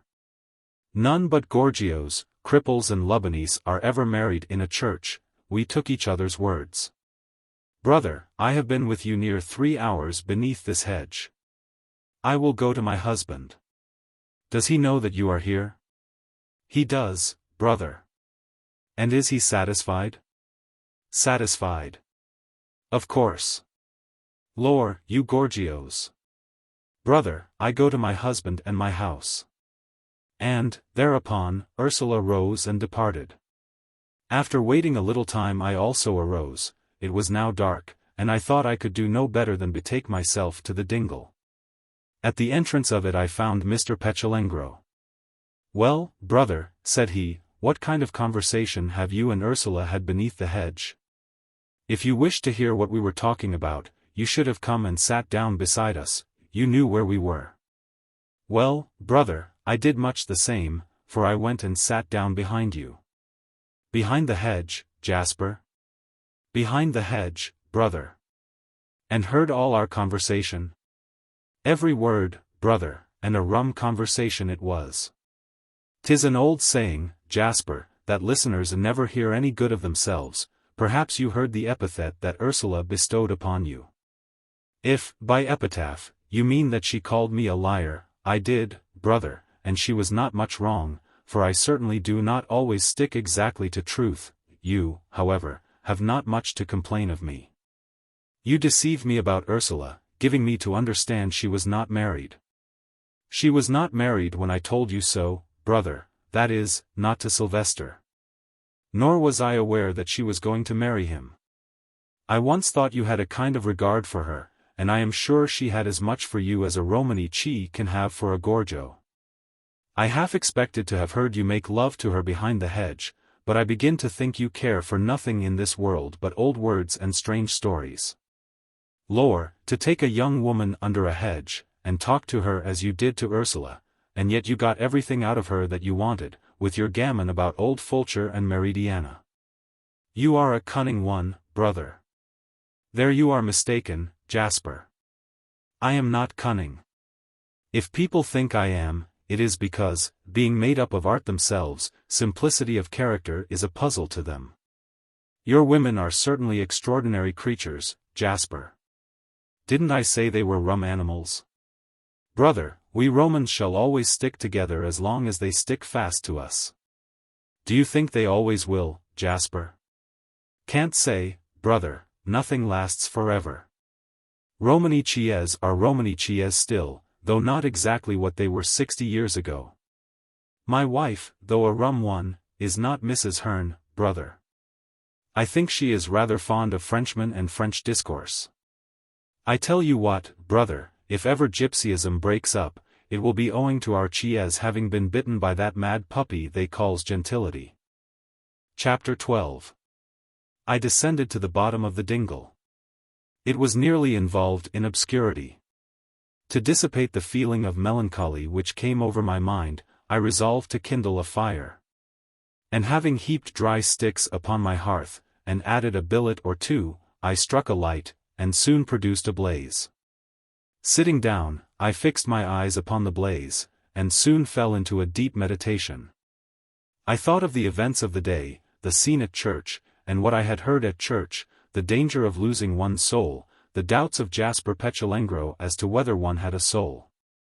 I thought over the various arguments which I had either heard, or which had come spontaneously to my mind, for or against the probability of a state of future existence. They appeared to me to be tolerably evenly balanced. I then thought that it was at all events taking the safest part to conclude that there was a soul. It would be a terrible thing, after having passed one's life in the disbelief of the existence of a soul, to wake up after death a soul, and to find one's self a lost soul. Yes, methought I would come to the conclusion that one has a soul. Choosing the safe side, however, appeared to me to be playing a rather dastardly part. I had never been an admirer of people who chose the safe side in everything, indeed I had always entertained a thorough contempt for them. Surely it would be showing more manhood to adopt the dangerous side, that of disbelief. I almost resolved to do so, but yet in a question of so much importance, I ought not to be guided by vanity. The question was not which was the safe, but the true side. Yet how was I to know which was the true side? Then I thought of the Bible, which I had been reading in the morning, that spoke of the soul and a future state, but was the Bible true? I had heard learned and moral men say that it was true, but I had also heard learned and moral men say that it was not. How was I to decide? Still that balance of probabilities. If I could but see the way of truth, I would follow it, if necessary, upon hands and knees, on that I was determined, but I could not see it. Feeling my brain begin to turn round, I resolved to think of something else, and forthwith began to think of what had passed between Ursula and myself in our discourse beneath the hedge. I mused deeply on what she had told me as to the virtue of the females of her race. How singular that virtue must be which was kept pure and immaculate by the possessor, whilst indulging in habits of falsehood and dishonesty. I had always thought the gypsy females extraordinary beings. I had often wondered at them, their dress, their manner of speaking, and, not least, at their names. But, until the present day, I had been unacquainted with the most extraordinary point connected with them. How came they possessed of this extraordinary virtue? Was it because they were thievish? I remembered that an ancient thief-taker, who had retired from his useful calling, and who frequently visited the office of my master at law, the respectable S. who had the management of his property, I remembered to have heard this worthy, with whom I occasionally held discourse philosophic and profound.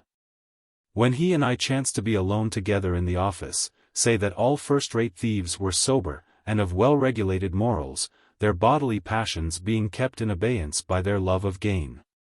But this axiom could scarcely hold good with respect to these women. However thievish they might be, they did care for something besides gain, they cared for their husbands. If they did thieve, they merely thieved for their husbands, and though, perhaps, some of them were vain, they merely prized their beauty because it gave them favor in the eyes of their husbands. Whatever the husbands were, and Jasper had almost insinuated that the males occasionally allowed themselves some latitude, they appeared to be as faithful to their husbands as the ancient Roman matrons were to theirs. Roman matrons. And, after all, might not these be in reality Roman matrons? They called themselves Romans, might not they be the descendants of the old Roman matrons? Might not they be of the same blood as Lucretia? And were not many of their strange names, Lucretia amongst the rest, handed down to them from old Rome? It is true their language was not that of old Rome, it was not, however, altogether different from it. After all, the ancient Romans might be a tribe of these people, who settled down and founded a village with the tilts of carts, which, by degrees, and the influx of other people, became the grand city of the world. I liked the idea of the grand city of the world owing its origin to a people who had been in the habit of carrying their houses in their carts. Why, after all, should not the Romans of history be a branch of these Romans? There were several points of similarity between them. If Roman matrons were chaste, both men and women were thieves. Old Rome was the thief of the world, yet still there were difficulties to be removed before I could persuade myself that the old Romans and my Romans were identical. And in trying to remove these difficulties, I felt my brain once more beginning to turn, and in haste took up another subject of meditation, and that was the pattern. And what Ursula had told me about it. I had always entertained a strange interest for that sign by which in their wanderings the Romanese gave to those of their people who came behind intimation as to the direction which they took. But it now inspired me with greater interest than ever, now that I had learnt that the proper meaning of it was the leaves of trees. I had, as I had said in my dialogue with Ursula, been very eager to learn the word for leaf in the Romanian language, but had never learnt it till this day. So pattern signified leaf, the leaf of a tree, and no one at present knew that but myself and Ursula, who had learnt it from Mrs. Hearn, the last, it was said, of the old stock. And then I thought what strange people the Gypsies must have been in the old time. They were sufficiently strange at present, but they must have been far stranger of old. They must have been a more peculiar people, their language must have been more perfect, and they must have had a greater stock of strange secrets. I almost wished that I had lived some 200 or 300 years ago, that I might have observed these people when they were yet stranger than at present.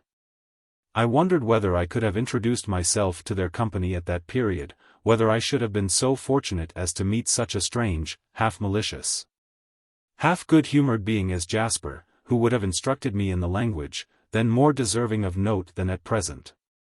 What might I not have done with that language, had I known it in its purity? Why, I might have written books in it. Yet those who spoke it would hardly have admitted me to their society at that period, when they kept more to themselves.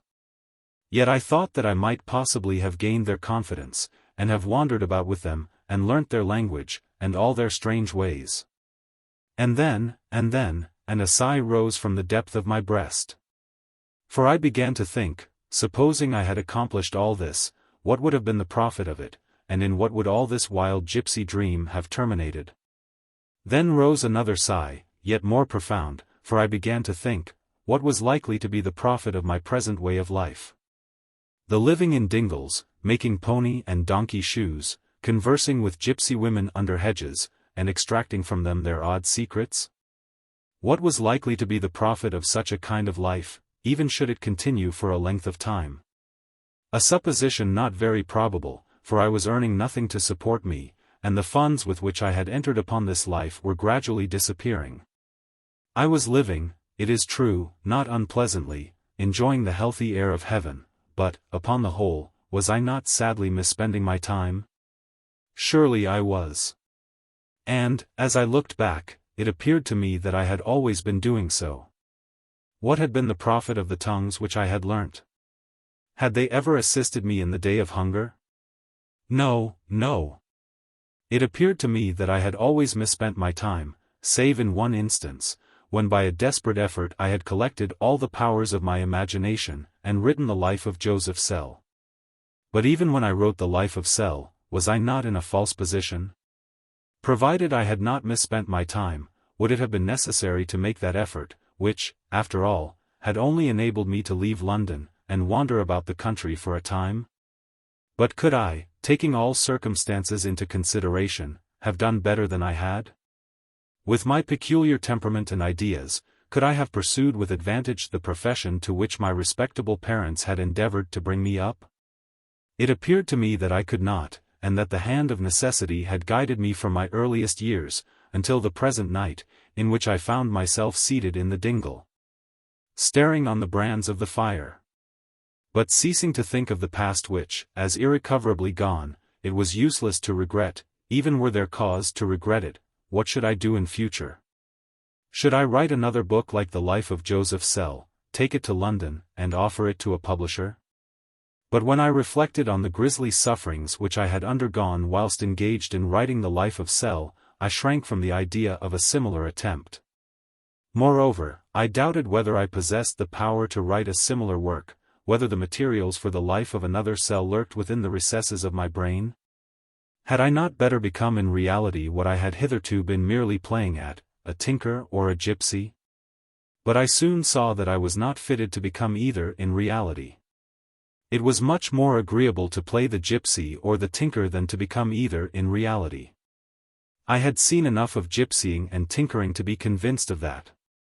All of a sudden the idea of tilling the soil came into my head. Tilling the soil was a healthful and noble pursuit. But my idea of tilling the soil had no connection with Britain. For I could only expect to till the soil in Britain as a serf. I thought of tilling it in America, in which it was said there was plenty of wild, unclaimed land, of which anyone, who chose to clear it of its trees, might take possession. I figured myself in America, in an immense forest, clearing the land destined, by my exertions, to become a fruitful and smiling plain. Methought I heard the crash of the huge trees as they fell beneath my axe, and then I bethought me that a man was intended to marry, I ought to marry. And if I married, where was I likely to be more happy as a husband and a father than in America, engaged in tilling the ground? I fancied myself in America, engaged in tilling the ground, assisted by an enormous progeny. Well, why not marry, and go and till the ground in America? I was young, and youth was the time to marry in, and to labor in. I had the use of all my faculties. My eyes, it is true, were rather dull from early study, and from writing the life of Joseph Sell. But I could see tolerably well with them, and they were not bleared. I felt my arms, and thighs, and teeth, they were strong and sound enough. So now was the time to labor, to marry, eat strong flesh, and beget strong children. The power of doing all this would pass away with youth, which was terribly transitory. I bethought me that a time would come when my eyes would be bleared, and, perhaps, sightless, my arms and thighs strengthless and sapless. When my teeth would shake in my jaws, even supposing they did not drop out. No going a-wooing then, no laboring, no eating strong flesh, and begetting lusty children then. And I bethought me how, when all this should be, I should bewail the days of my youth as misspent, provided I had not in them founded for myself a home, and begotten strong children to take care of me in the days when I could not take care of myself. And thinking of these things, I became sadder, and stared vacantly upon the fire till my eyes closed in a doze. I continued dozing over the fire, until rousing myself I perceived that the brands were nearly consumed, and I thought of retiring for the night. I arose, and was about to enter my tent, when a thought struck me. Suppose, thought I, that XXIII burners should return in the midst of the night, how dark and dreary would the dingle appear without a fire. Truly, I will keep up the fire, and I will do more. I have no board to spread for her, but I will fill the kettle, and heat it, so that, if she comes, I may be able to welcome her with a cup of tea, for I know she loves tea. Thereupon I piled more wood upon the fire, and soon succeeded in producing a better blaze than before. Then, taking the kettle, I set out for the spring. On arriving at the mouth of the dingle, which fronted the east, I perceived that Charles's Wain was nearly opposite to it, high above in the heavens, by which I knew that the night was tolerably well advanced. The Gypsy encampment lay before me, all was hushed and still within it, and its inmates appeared to be locked in slumber. As I advanced, however, the dogs, which were fastened outside the tents, growled and barked, but presently recognizing me, they were again silent, some of them wagging their tails. As I drew near a particular tent, I heard a female voice say, "Someone is coming." And, as I was about to pass it, the cloth which formed the door was suddenly lifted up, and a black head and part of a huge naked body protruded. It was the head and upper part of the giant Tonno, who, according to the fashion of gypsy men, lay next the door wrapped in his blanket. The blanket had, however, fallen off, and the starlight shone clear on his athletic tawny body, and was reflected from his large staring eyes. "It is only I, Tonno," said I, going to fill the kettle, "as it is possible that Miss Berners may arrive this night." "Koskeo," drawled out Tonno, and replaced the curtain. "Good, do you call it?" said the sharp voice of his wife. "There is no good in the matter. If that young chap were not living with the Romany in the illegal and uncertificated line, he would not be getting up in the middle of the night to fill her kettles." Passing on, I proceeded to the spring, where I filled the kettle, and then returned to the dingle. Placing the kettle upon the fire, I watched it till it began to boil. Then removing it from the top of the brands, I placed it close beside the fire, and leaving it simmering, I retired to my tent, where, having taken off my shoes, and a few of my garments, I lay down on my palliasse, and was not long in falling asleep. I believe I slept soundly for some time, thinking and dreaming of nothing. Suddenly, however, my sleep became disturbed, and the subject of the patterns began to occupy my brain. I imagined that I saw Ursula tracing her husband, Lancelot Lovell, by means of his patterns. I imagined that she had considerable difficulty in doing so. That she was occasionally interrupted by parish beadles and constables, who asked her whither she was travelling, to whom she gave various answers. Presently methought that, as she was passing by a farmyard, two fierce and savage dogs flew at her. I was in great trouble, I remember, and wished to assist her, but could not, for though I seemed to see her, I was still at a distance, and now it appeared that she had escaped from the dogs, and was proceeding with her cart along a gravelly path which traversed a wild moor. I could hear the wheels grating amidst sand and gravel. The next moment I was awake, and found myself sitting up in my tent. There was a glimmer of light through the canvas caused by the fire. A feeling of dread came over me, which was perhaps natural. On starting suddenly from one sleep in that wild, lone place, I half imagined that someone was nigh the tent. The idea made me rather uncomfortable, and, to dissipate it, I lifted up the canvas of the door and peeped out, and, lo! I had an indistinct view of a tall figure standing by the tent. "Who is that?" said I, whilst I felt my blood rush to my heart. "It is I," said the voice of XXIII Berners. "You little expected me, I dare say. Well, sleep on, I do not wish to disturb you." "But I was expecting you," said I, recovering myself, "as you may see by the fire and the kettle. I will be with you in a moment." Putting on in haste the articles of dress which I had flung off, I came out of the tent, and addressing myself to XXIII, who was standing beside her cart, I said, Just as I was about to retire to rest, I thought it possible that you might come tonight, and got everything in readiness for you.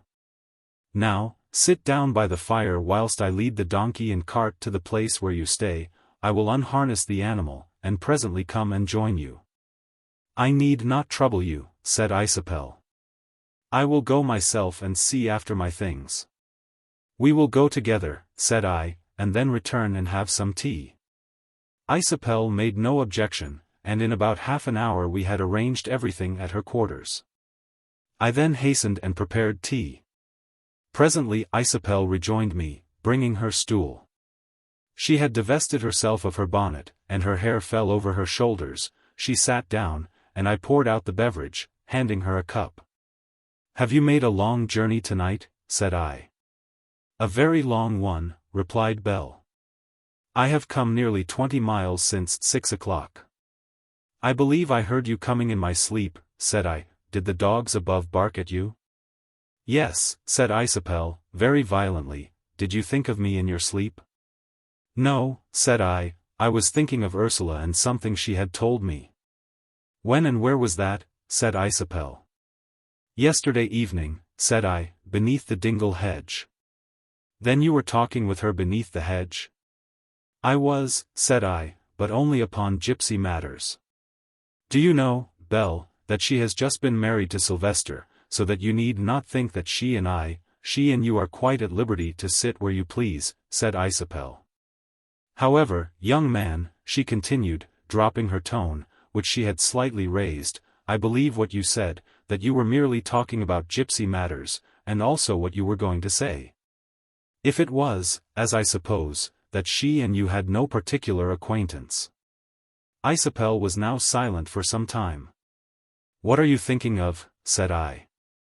"I was thinking," said Belle, "how exceedingly kind it was of you to get everything in readiness for me, though you did not know that I should come."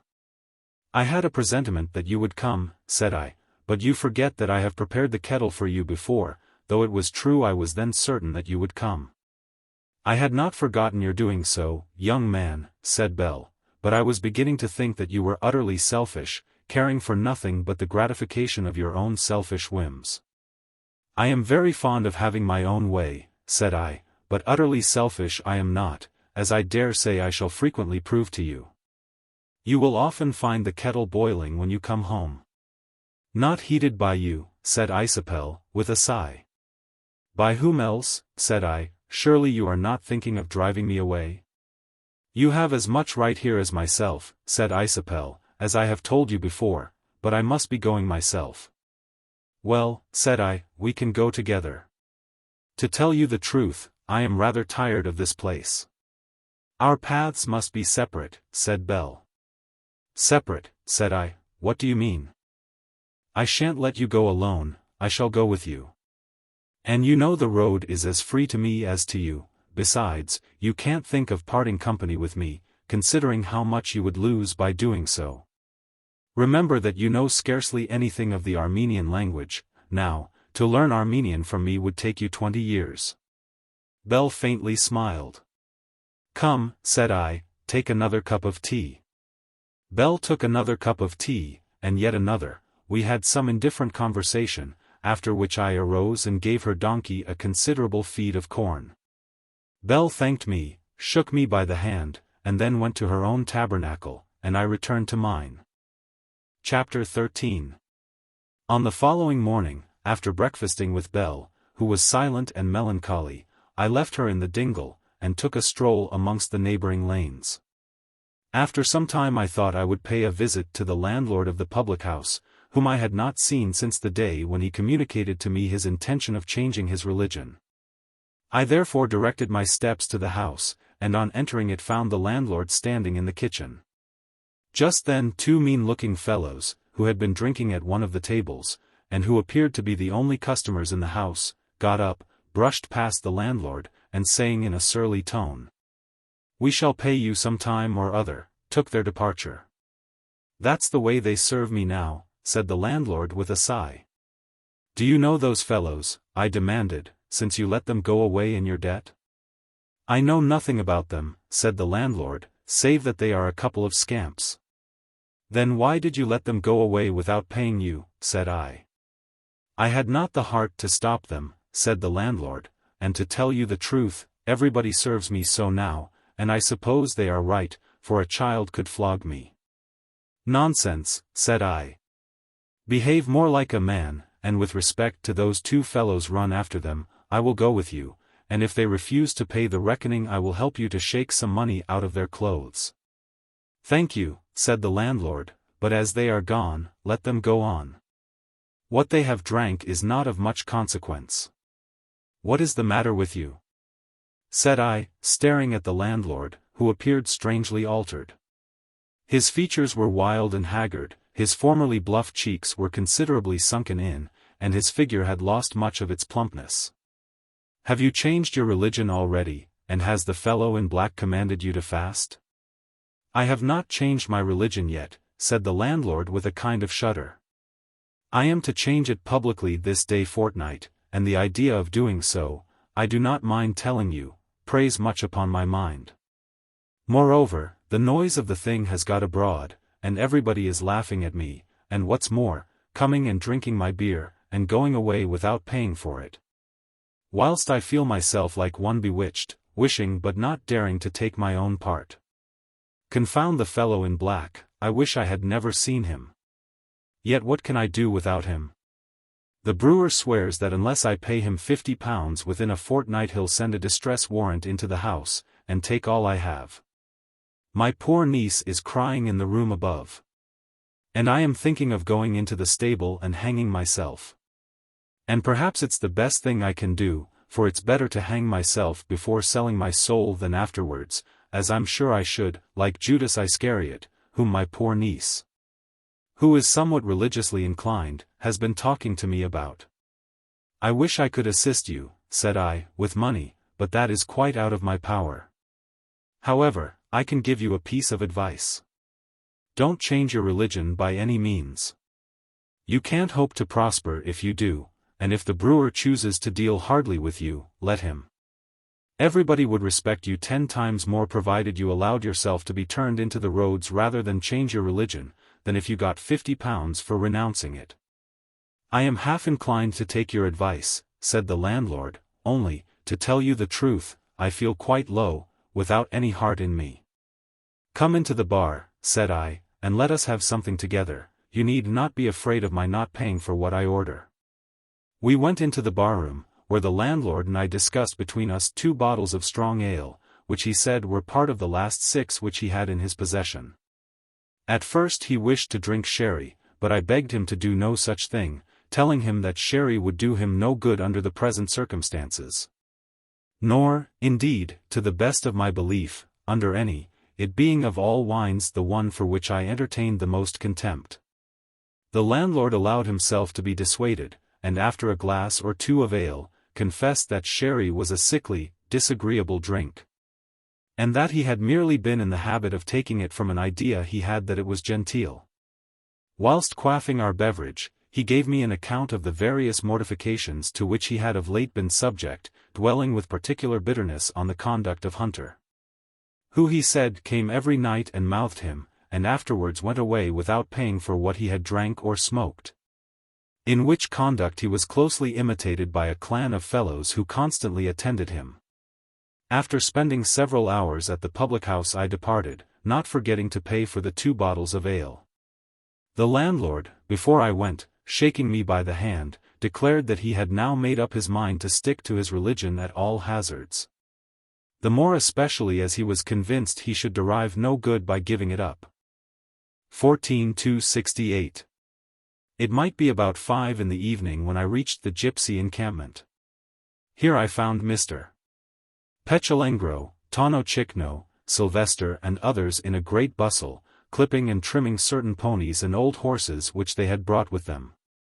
On inquiring of Jasper the reason of their being so engaged, he informed me that they were getting the horses ready for a fair, which was to be held on the morrow, at a place some miles distant, at which they should endeavor to dispose of them, adding, "Perhaps, brother, you will go with us, provided you have nothing better to do?" Not having any particular engagement, I assured him that I should have great pleasure in being of the party. It was agreed that we should start early on the following morning. Thereupon I descended into the dingle. Bell was sitting before the fire, at which the kettle was boiling. "Were you waiting for me?" I inquired. "Yes," said Bell. "I thought that you would come, and I waited for you." "That was very kind," said I. "Not half so kind," said she, "as it was of you to get everything ready for me in the dead of last night, when there was scarcely a chance of my coming." The tea things were brought forward, and we sat down. "Have you been far?" said Bell. "Merely to that public house," said I, "to which you directed me on the second day of our acquaintance." "Young men should not make a habit of visiting public houses," said Bell, "they are bad places." "They may be so to some people," said I, "but I do not think the worst public house in England could do me any harm." "Perhaps you are so bad already," said Bell, with a smile, "that it would be impossible to spoil you." "How dare you catch at my words?" said I. "Come, I will make you pay for doing so. You shall have this evening the longest lesson in Armenian which I have yet inflicted upon you." "You may well say inflicted," said Bell, "but pray spare me. I do not wish to hear anything about Armenian, especially this evening." "Why this evening?" said I. Bell made no answer. "I will not spare you," said I. "This evening I intend to make you conjugate an Armenian verb." "Well, be it so," said Bell, "for this evening you shall command." "To command is Hramahile," said I. "Ram her ill, indeed," said Bell, "I do not wish to begin with that." "No," said I, "as we have come to the verbs, we will begin regularly. Hramahile is a verb of the second conjugation. We will begin with the first." "First of all tell me," said Bell, "what a verb is." "A part of speech," said I, "which, according to the dictionary, signifies some action or passion. For example, I command you, or I hate you." "I have given you no cause to hate me," said Bell, looking me sorrowfully in the face. "I was merely giving two examples," said I, "and neither was directed at you.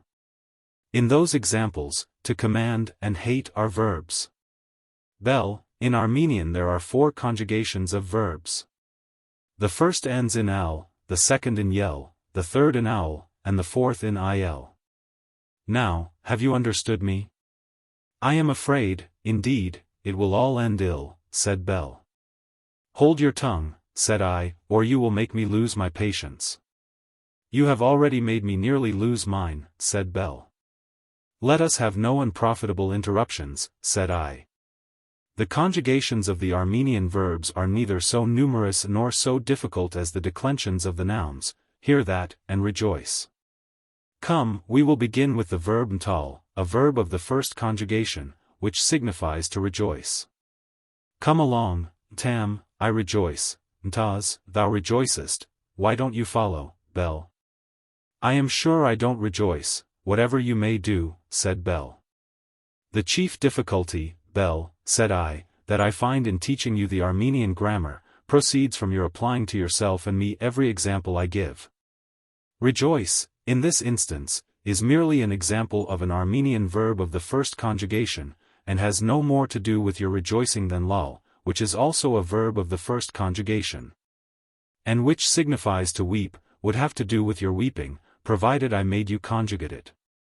Come along, tam, I rejoice, ntaz, thou rejoicest, nta, he rejoices, ntamk, we rejoice. Now, repeat those words." "I can't," said Bell, "they sound more like the language of horses than of human beings."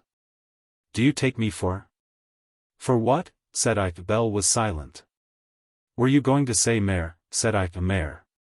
"Mare. By the by, do you know, Bell, that mare in Old English stands for woman? And that when we call a female an evil mare, the strict meaning of the term is merely bad woman. So if I were to call you a mare without prefixing bad, you must not be offended."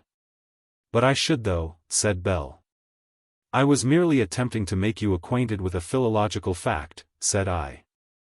"If mare, which in Old English, and likewise in vulgar English, signifies a woman, sounds the same as mare, which in modern and polite English signifies a female horse, I can't help it. There is no such confusion of sounds in Armenian, not, at least, in the same instance. Bel, in Armenian, woman is gin, the same word, by the by, as our queen, whereas mare is matic, which signifies a female horse. And perhaps you will permit me to add, that a hard-mouthed jade is, in Armenian, matic styra, 269. I can't bear this much longer, said Bel. Keep yourself quiet, said I. I wish to be gentle with you, and to convince you, we will skip ntal, and also for the present verbs of the first conjugation and proceed to the second. Bel, I will now select for you to conjugate the prettiest verb in Armenian, not only of the second, but also of all the four conjugations. That verb is serial. Here is the present tense, Syrium, Syries, Sire, Syriemk, Sirek, Syrian. You observe that it runs on just in the same manner as ntal, save and except that the e is substituted for a. And it will be as well to tell you that almost the only difference between the second, third and fourth conjugations, and the first, is the substituting in the present, preterite and other tenses. E or ou or I for a. So you see that the Armenian verbs are by no means difficult. Come on, Bel, and say Syrium. Bel hesitated. Pray oblige me, Bel, by saying Syrium. Bel still appeared to hesitate. You must admit, Bel, that it is much softer than tam. It is so, said Bel, and to oblige you I will say Syrium. Very well indeed, Bel, said I. No Vardabid, or doctor, could have pronounced it better, and now, to show you how verbs act upon pronouns in Armenian, I will say Syrium's keys.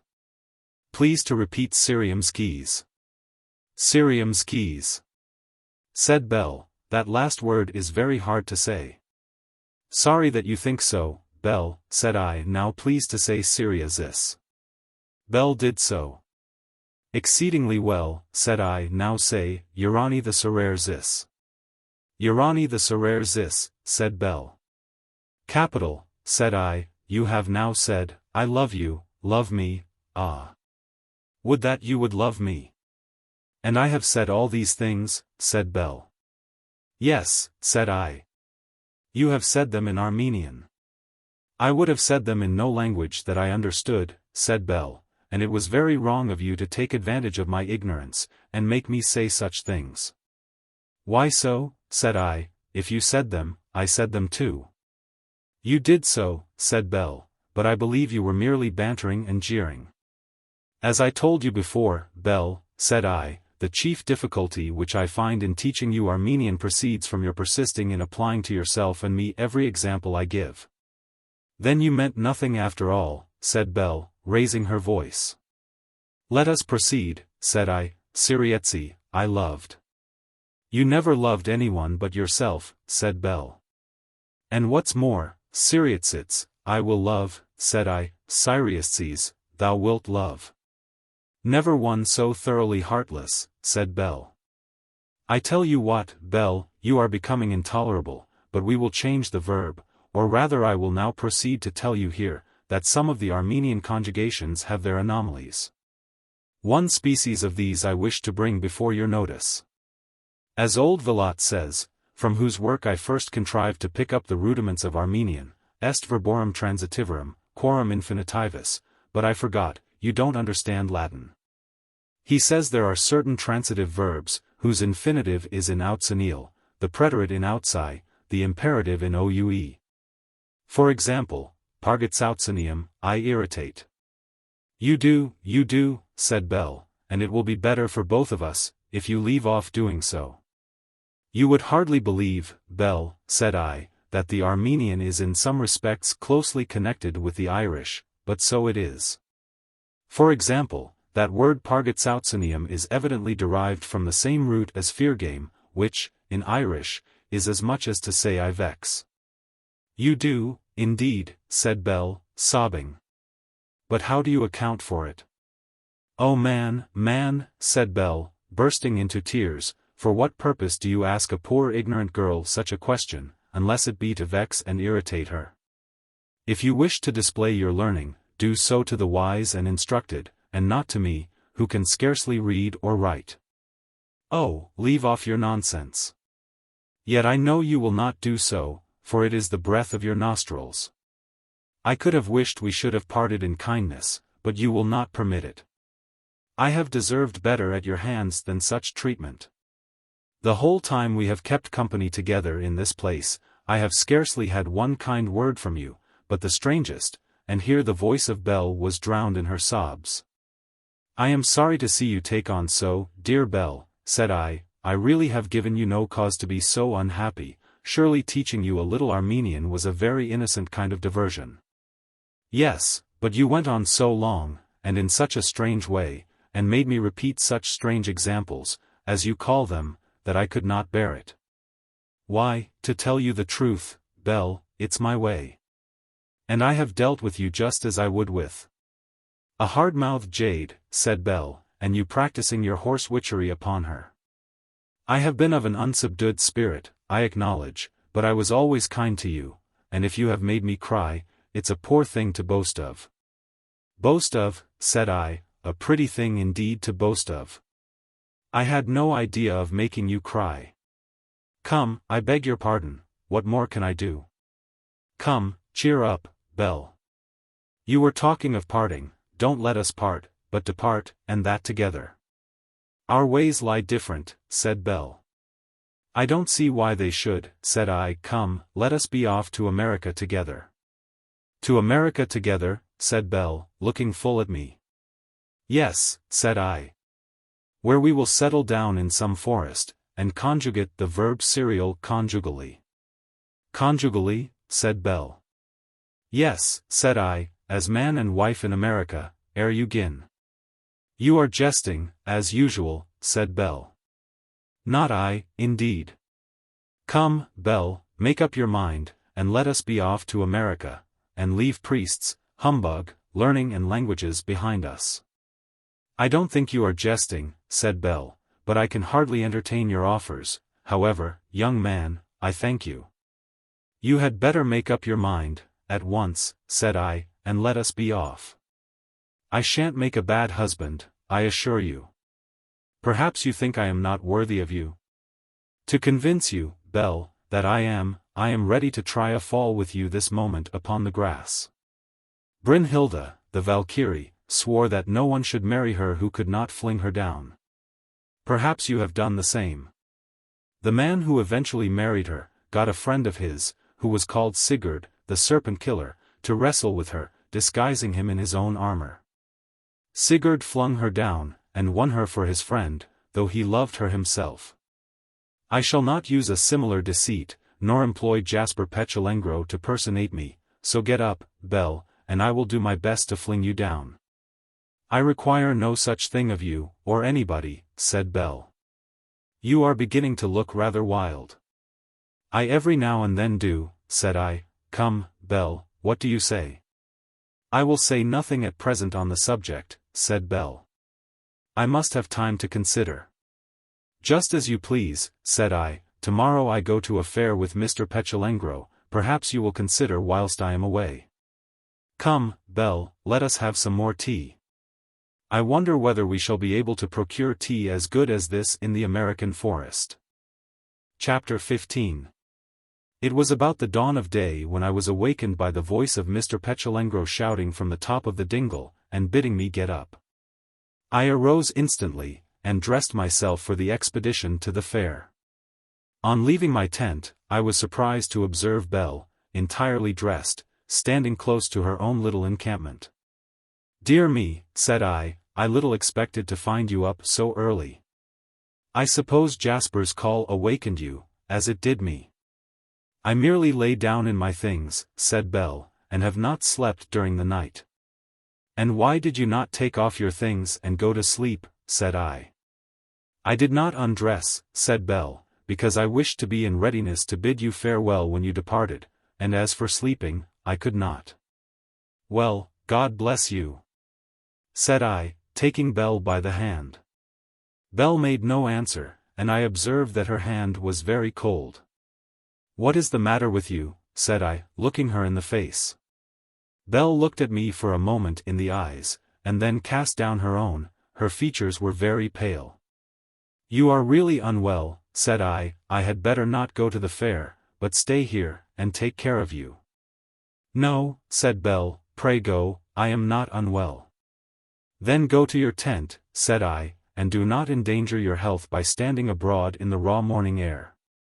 "God bless you, Belle, I shall be home tonight, by which time I expect you will have made up your mind, if not, another lesson in Armenian, however late the hour be." I then wrung Belle's hand, and ascended to the plain above. I found the Romany party waiting for me, and everything in readiness for departing. Mr. Pechalengro and Tonno Chikno were mounted on 2 old horses. The rest, who intended to go to the fair, amongst whom were 2 or 3 women, were on foot. On arriving at the extremity of the plain, I looked towards the dingle. Isabel Berners stood at the mouth, the beams of the early morning sun shone full on her noble face and figure. I waved my hand towards her. She slowly lifted up her right arm. I turned away, and never saw Isabel Berners again. My companions and myself proceeded on our way. In about 2 hours we reached the place where the fair was to be held. After breakfasting on bread and cheese and ale behind a broken stone wall, we drove our animals to the fair. The fair was a common cattle and horse fair. There was little merriment going on, but there was no lack of business. By about 2 o'clock in the afternoon, Mr. Pechalengro and his people had disposed of their animals at what they conceived very fair prices. They were all in high spirits, and Jasper proposed to adjourn to a public house. As we were proceeding to one, a very fine horse, led by a jockey, made its appearance on the ground. Mr. Pechalengro stopped short, and looked at it steadfastly. "Fino kovar dov odoi sas miro, a fine thing were that if it were but mine," he exclaimed. "If you covet it," said I, "why do you not purchase it? We low Gypsians never buy animals of that description. If we did we could never sell them, and most likely should be had up as horse stealers." "Then why did you say just now, it were a fine thing if it were but yours?" said I. "We Gypsians always say so when we see anything that we admire. An animal like that is not intended for a little hare like me, but for some grand gentleman like yourself. I say, brother, do you buy that horse?" "How should I buy the horse, you foolish person?" said I. "Buy the horse, brother," said Mr. Pechalengro, "if you have not the money I can lend it you, though I be of Lower Egypt." "You talk nonsense," said I. "However, I wish you would ask the man the price of it." Mr. Pechalengro, going up to the jockey, inquired the price of the horse. The man, looking at him scornfully, made no reply.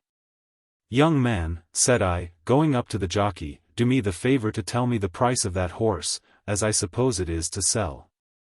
The jockey, who was a surly-looking man, of about 50, looked at me for a moment, then, after some hesitation, said, laconically, 70. "Thank you," said I, and turned away. "Buy that horse," said Mr. Pechalengro, coming after me. "The Duke tells me that in less than 3 months he will be sold for twice 70. "I will have nothing to do with him," said I. "Besides, Jasper, I don't like his tail. Did you observe what a mean, scrubby tail he has?" "What a fool you are, brother," said Mr. Pechalengro, "that very tail of his shows his breeding. No good-bred horse ever yet carried a fine tail. 'Tis your scrubby-tailed horses that are your out-and-outers. Did you ever hear of Syntax, brother? That tail of his puts me in mind of Syntax. Well, I say nothing more, have your own way. All I wonder at is, that a horse like him was ever brought to such a fair of dog cattle as this." We then made the best of our way to a public house, where we had some refreshment. I then proposed returning to the encampment, but Mr. Pechalengro declined, and remained drinking with his companions till about 6 o'clock in the evening, when various jockeys from the fair came in. After some conversation a jockey proposed a game of cards, and in a little time, Mr. Pechalengro and another gypsy sat down to play a game of cards with 2 of the jockeys. Though not much acquainted with cards, I soon conceived a suspicion that the jockeys were cheating Mr. Petulengro and his companion. I therefore called Mr. Petulengro aside, and gave him a hint to that effect. Mr. Petulengro, however, instead of thanking me, told me to mind my own bread and butter, and forthwith returned to his game.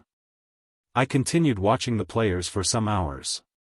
The gypsies lost considerably, and I saw clearly that the jockeys were cheating them most confoundedly. I therefore once more called Mr. Petulengro aside, and told him that the jockeys were cheating him, conjuring him to return to the encampment. Mr.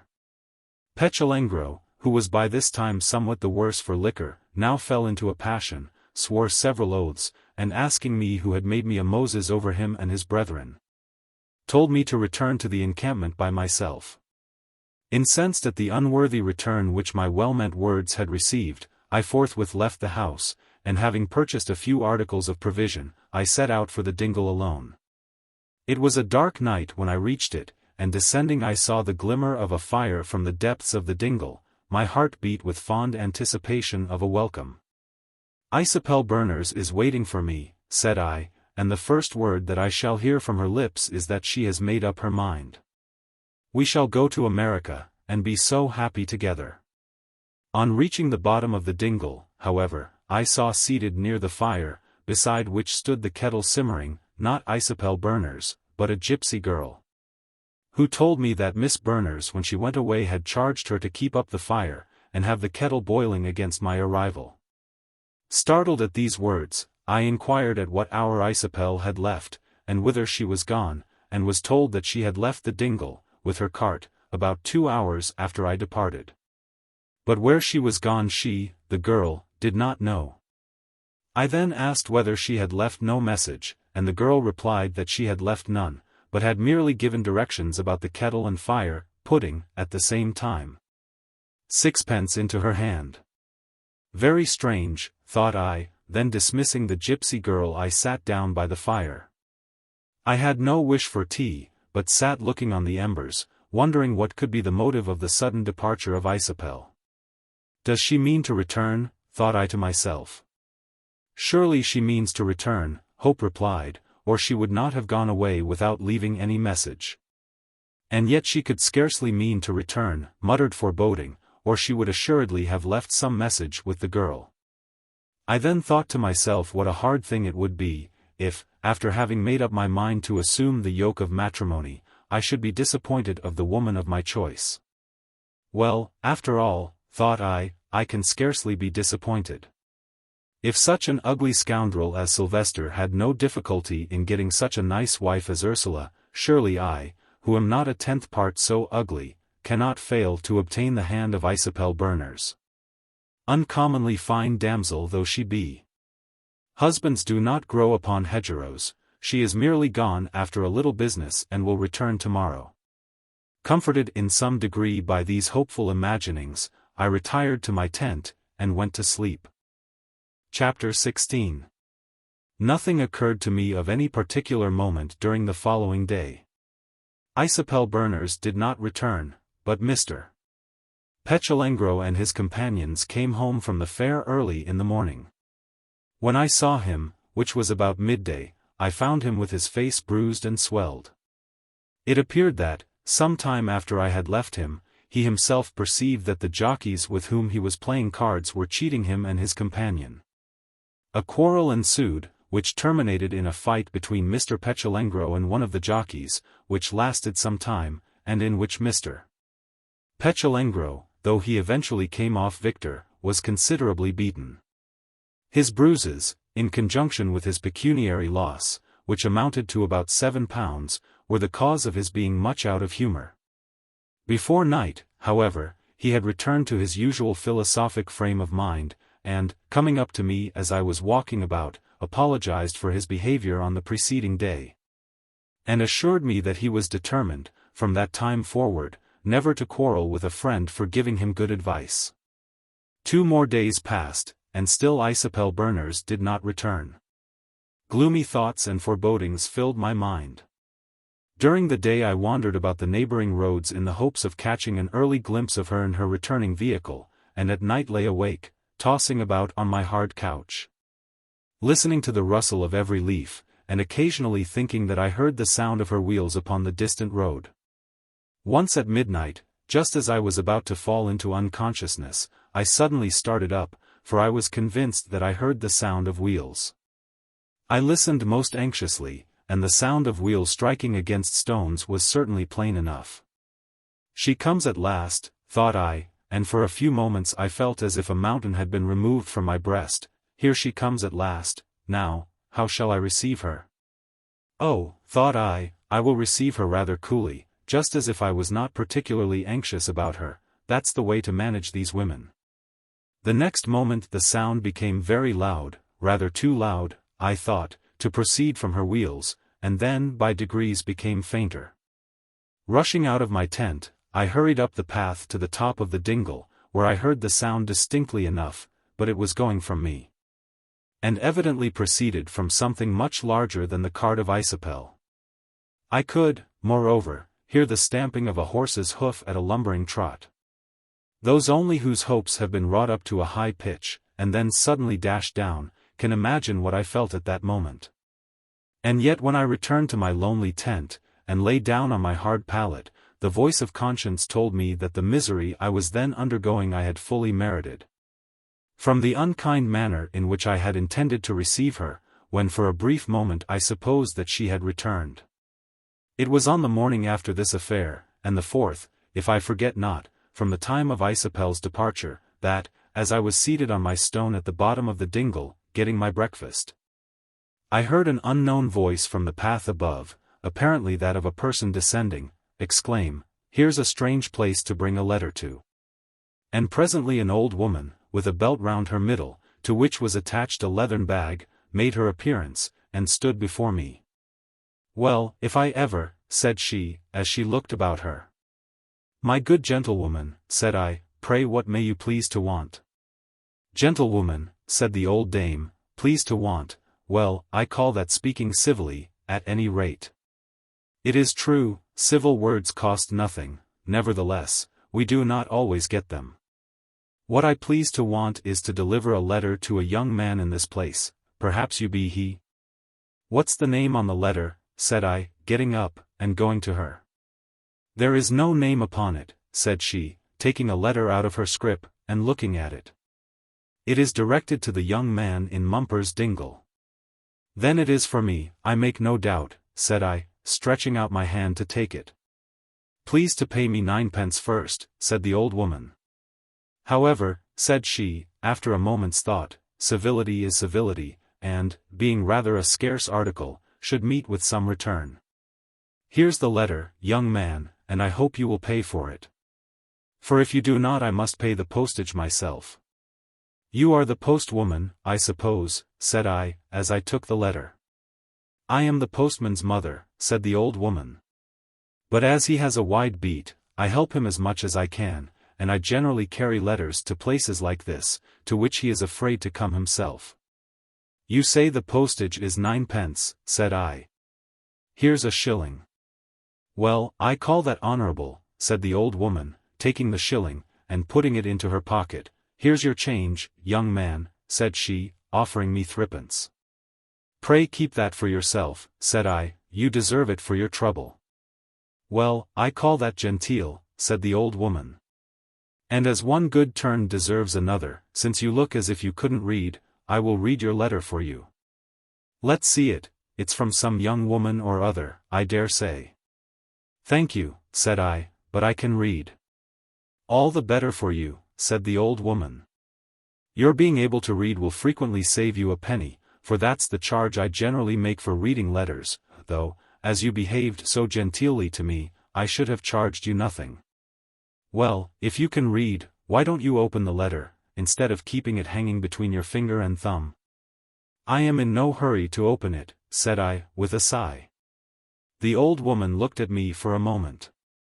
"Well, young man," said she, "there are some, especially those who can read, who don't like to open their letters when anybody is by, more especially when they come from young women. Well, I won't intrude upon you, but leave you alone with your letter. I wish it may contain something pleasant. God bless you, and with these words she departed. I sat down on my stone with my letter in my hand. I knew perfectly well that it could have come from no other person than Isabel Berners, but what did the letter contain? I guessed tolerably well what its purport was, an eternal farewell, yet I was afraid to open the letter, lest my expectation should be confirmed. There I sat with the letter, putting off the evil moment as long as possible. At length I glanced at the direction, which was written in a fine bold hand, and was directed, as the old woman had said, to the young man in Mumper's Dingle, with the addition, near. In the county of. Suddenly the idea occurred to me, that, after all, the letter might not contain an eternal farewell, and that Isabel might have written, requesting me to join her. Could it be so? Alas! No, presently said foreboding. At last I became ashamed of my weakness. The letter must be opened sooner or later. Why not at once? So as the bather who, for a considerable time has stood shivering on the bank, afraid to take the decisive plunge, suddenly takes it, I tore open the letter almost before I was aware. I had no sooner done so than a paper fell out. I examined it, it contained a lock of bright flaxen hair. This is no good sign, said I, as I thrust the lock and paper into my bosom, and proceeded to read the letter. Which ran as follows. To the young man in Mumper's Dingle. Sir, I send these lines, with the hope and trust that they will find you well, even as I am myself at this moment. And in much better spirits, for my own are not such as I could wish they were, being sometimes rather hysterical and vaporish, and at other times, and most often, very low. I am at a seaport, and am just going on shipboard. And when you get these I shall be on the salt waters, on my way to a distant country, and leaving my own behind me, which I do not expect ever to see again. And now, young man, I will, in the first place, say something about the manner in which I quitted you. It must have seemed somewhat singular to you that I went away without taking any leave, or giving you the slightest hint that I was going, but I did not do so without considerable reflection. I was afraid that I should not be able to support a leave-taking, and as you had said that you were determined to go wherever I did, I thought it best not to tell you at all. For I did not think it advisable that you should go with me, and I wished to have no dispute. In the second place, I wished to say something about an offer of wedlock which you made me. Perhaps, young man, had you made it at the first period of our acquaintance, I should have accepted it, but you did not, and kept putting off, and behaving in a very strange manner. Till I could stand your conduct no longer, but determined upon leaving you and old England, which last step I had been long thinking about. So when you made your offer at last, everything was arranged, my cart and donkey engaged to be sold, and the greater part of my things disposed of. However, young man, when you did make it, I frankly tell you that I had half a mind to accept it.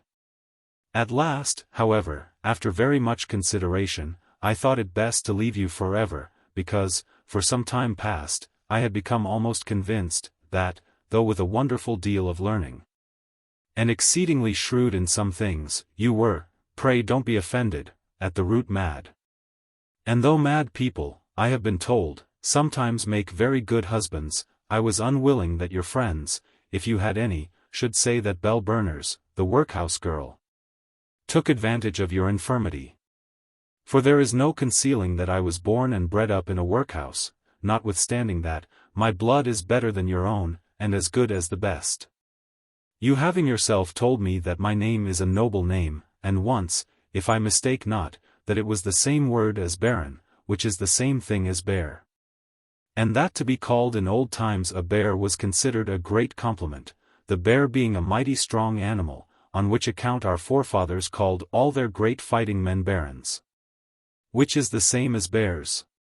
However, setting matters of blood and family entirely aside, many thanks to you, young man, from poor Belle, for the honor you did her in making that same offer. For, after all, it is an honor to receive an honorable offer, which she could see clearly yours was, with no floriness nor chaff in it, but, on the contrary, entire sincerity.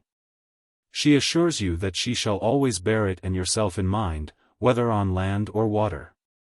And as a proof of the goodwill she bears to you, she sends you a lock of the hair which she wears on her head, which you were often looking at, and were pleased to call flax. Which word she supposes you meant as a compliment, even as the old people meant to pass a compliment to their great folks, when they called them bears. Though she cannot help thinking that they might have found an animal as strong as a bear, and somewhat less uncouth, to call their great folks after, even as she thinks yourself.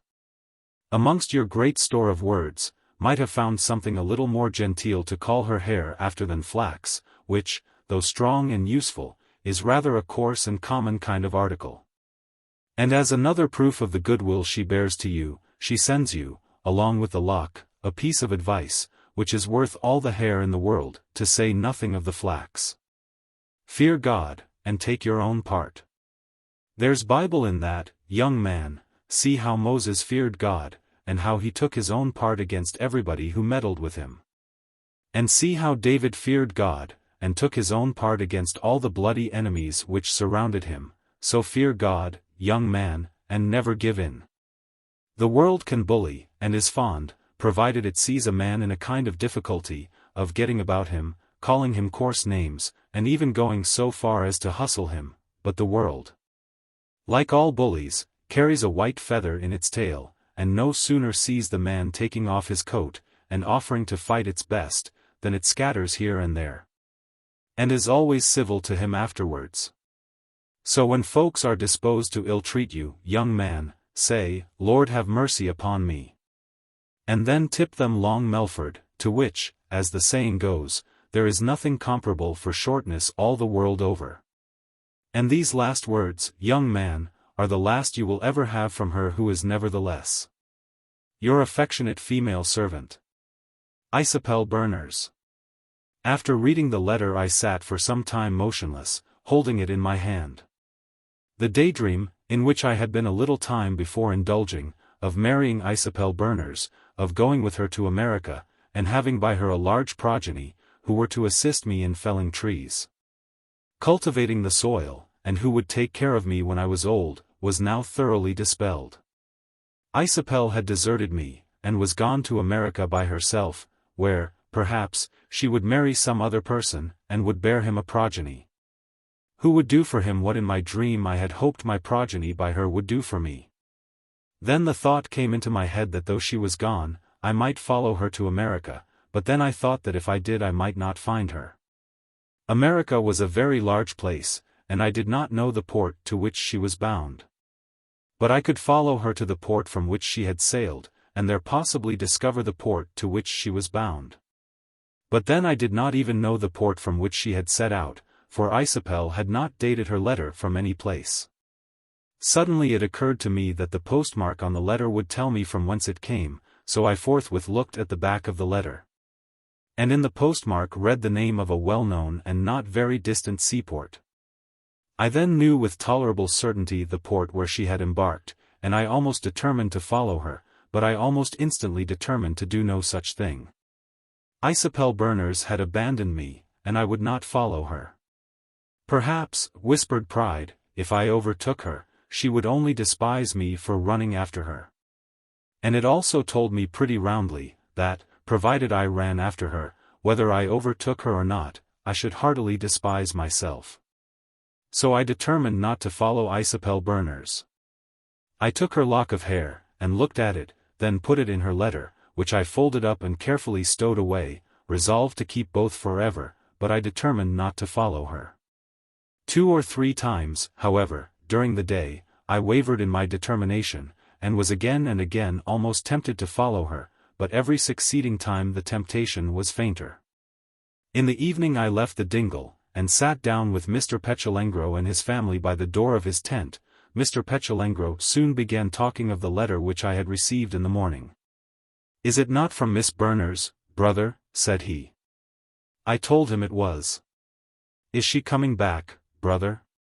"Never," said I, "she is gone to America, and has deserted me." "I always knew that you two were never destined for each other," said he. "How did you know that?" I inquired. "The Duke told me so, brother. You are born to be a great traveler." "Well," said I, "if I had gone with her to America, as I was thinking of doing, should have been a great traveler. "You are to travel in another direction, brother," said he. "I wish you would tell me all about my future wanderings," said I. "I can't, brother," said Mr. Lavengro, "there's a power of clouds before my eye." "You are a poor seer, after all," said I. And getting up, I retired to my dingle and my tent, where I betook myself to my bed, and there, knowing the worst, and being no longer agitated by apprehension, nor agonized by expectation, I was soon buried in a deep slumber, the first which I had fallen into for several nights. Chapter 17. It was rather late on the following morning when I awoke. At first I was almost unconscious of what had occurred on the preceding day. Recollection, however, by degrees returned, and I felt a deep melancholy coming over me, but perfectly aware that no advantage could be derived from the indulgence of such a feeling, I sprang up, prepared my breakfast, which I ate with a tolerable appetite, and then left the dingle, and betook myself to the Gypsy encampment, where I entered into discourse with various Romanys, both male and female.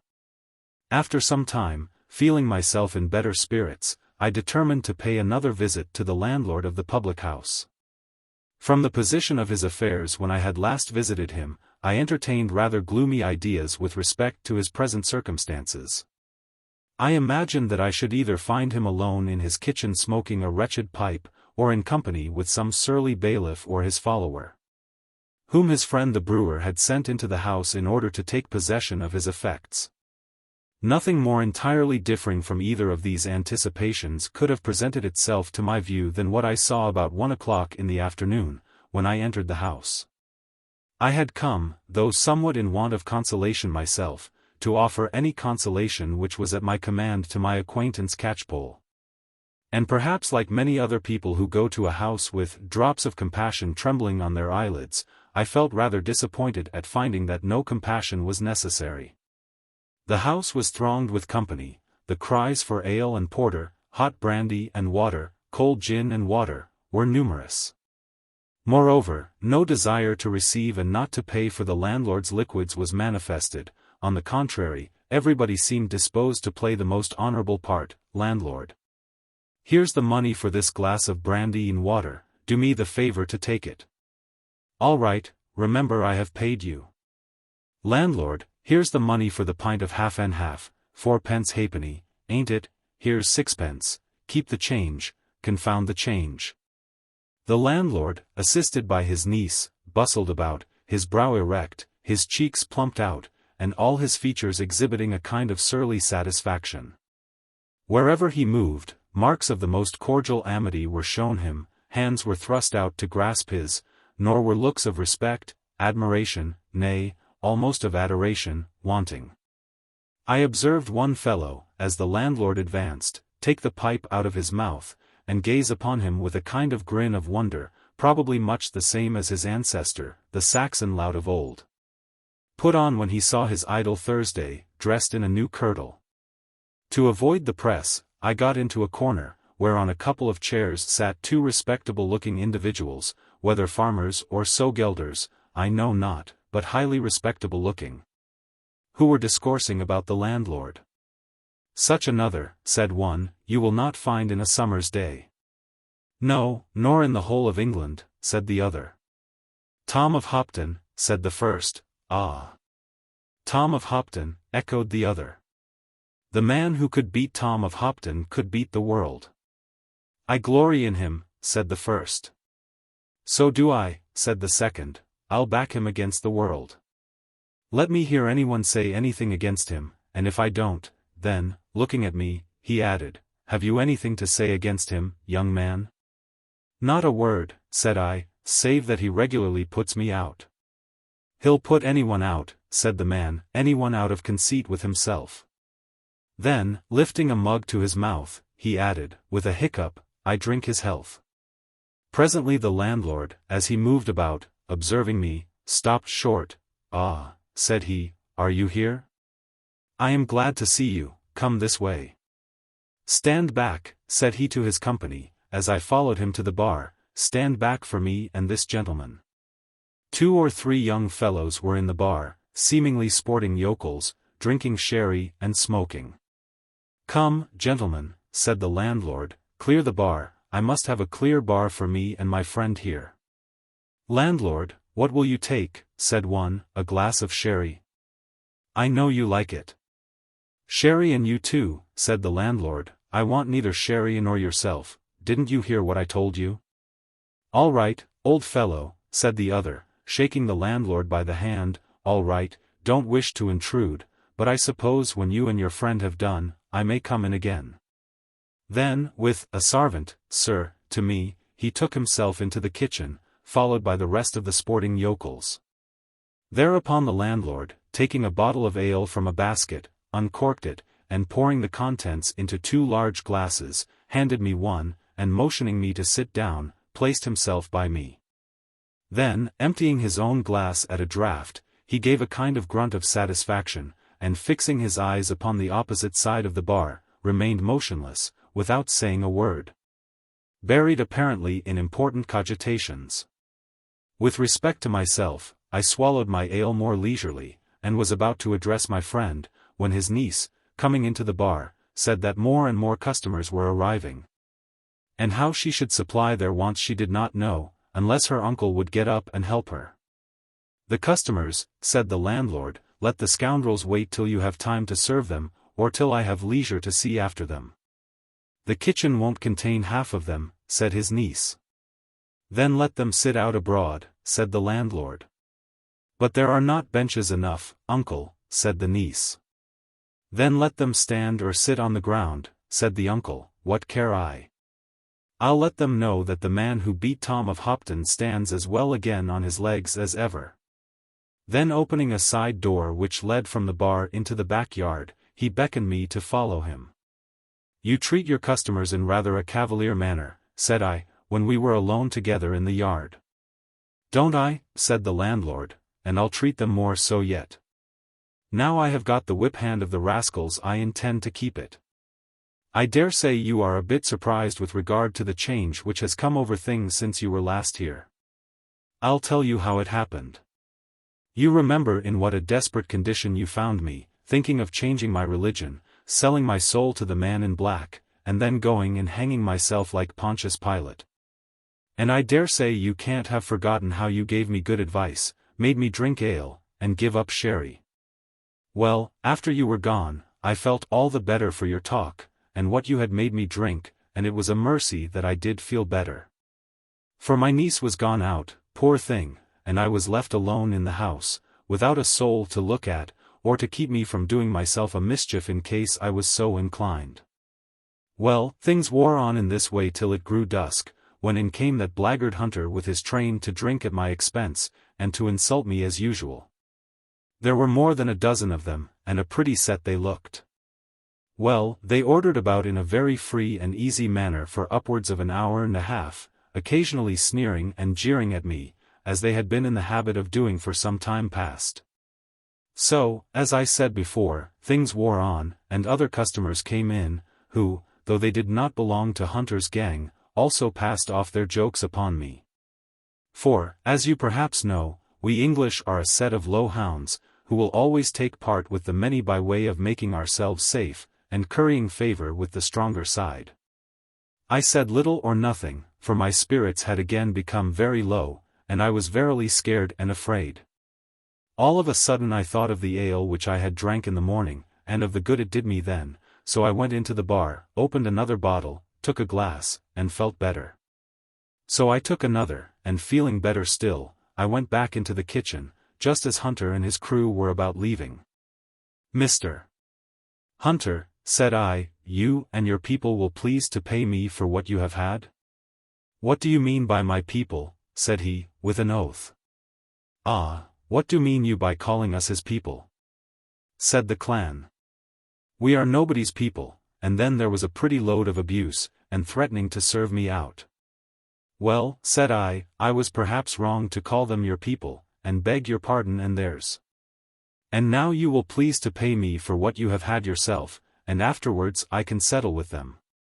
"I shall pay you when I think fit," said Hunter.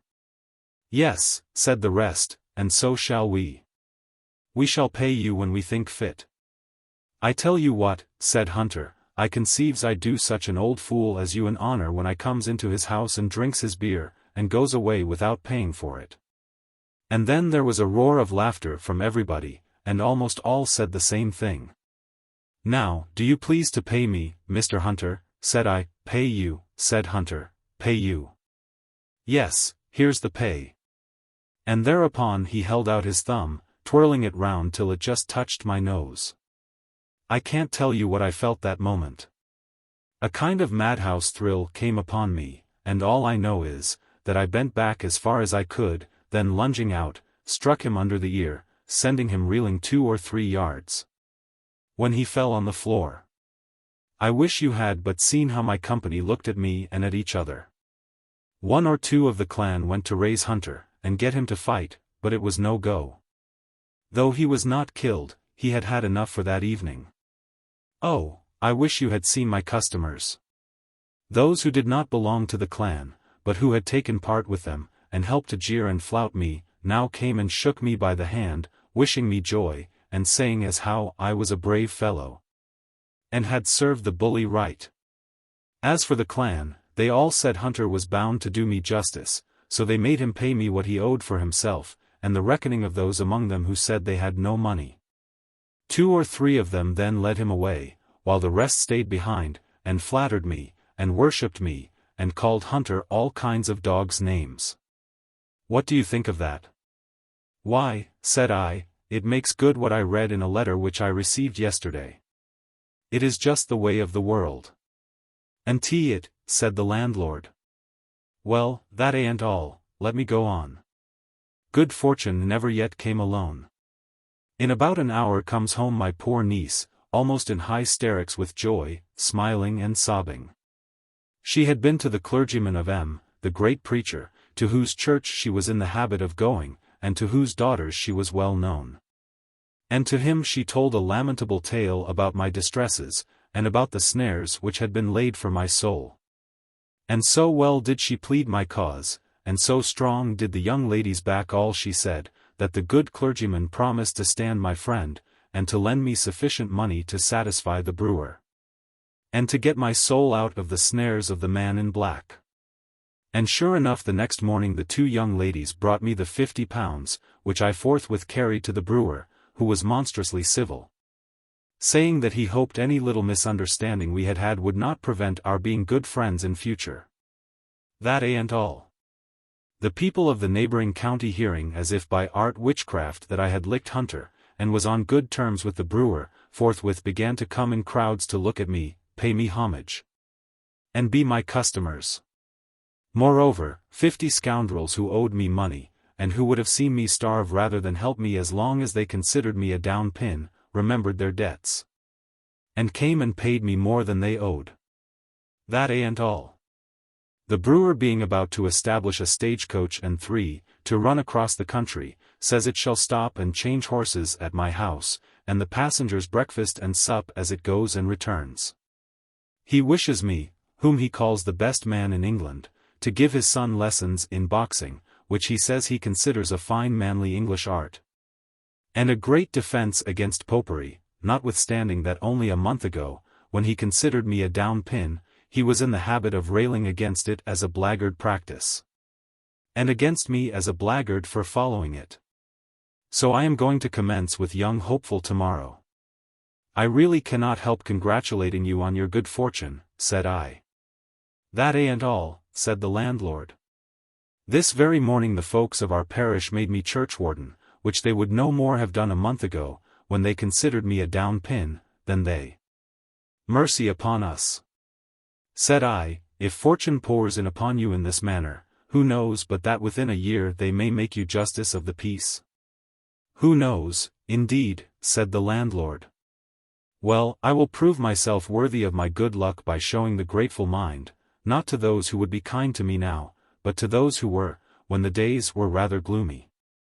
My customers shall have abundance of rough language, but I'll knock anyone down who says anything against the clergyman who lent me the £50, or against the Church of England, of which he is parson and I am churchwarden. I am also ready to do anything in reason for him who paid me for the ale he drank, when I shouldn't have had the heart to collar him for the money had he refused to pay. Who never jeered or flouted me like the rest of my customers when I was a down pin, and though he refused to fight cross for me was never cross with me, but listened to all I had to say. And gave me all kinds of good advice. Now who do you think I mean by this last? Why, who but yourself, who on earth but yourself? The parson is a good man and a great preacher, and I'll knock anybody down who says to the contrary. And I mention him first, because why, he's a gentleman, and you a tinker. But I am by no means sure you are not the best friend of the two. For I doubt, do you see, whether I should have had the £50 but for you.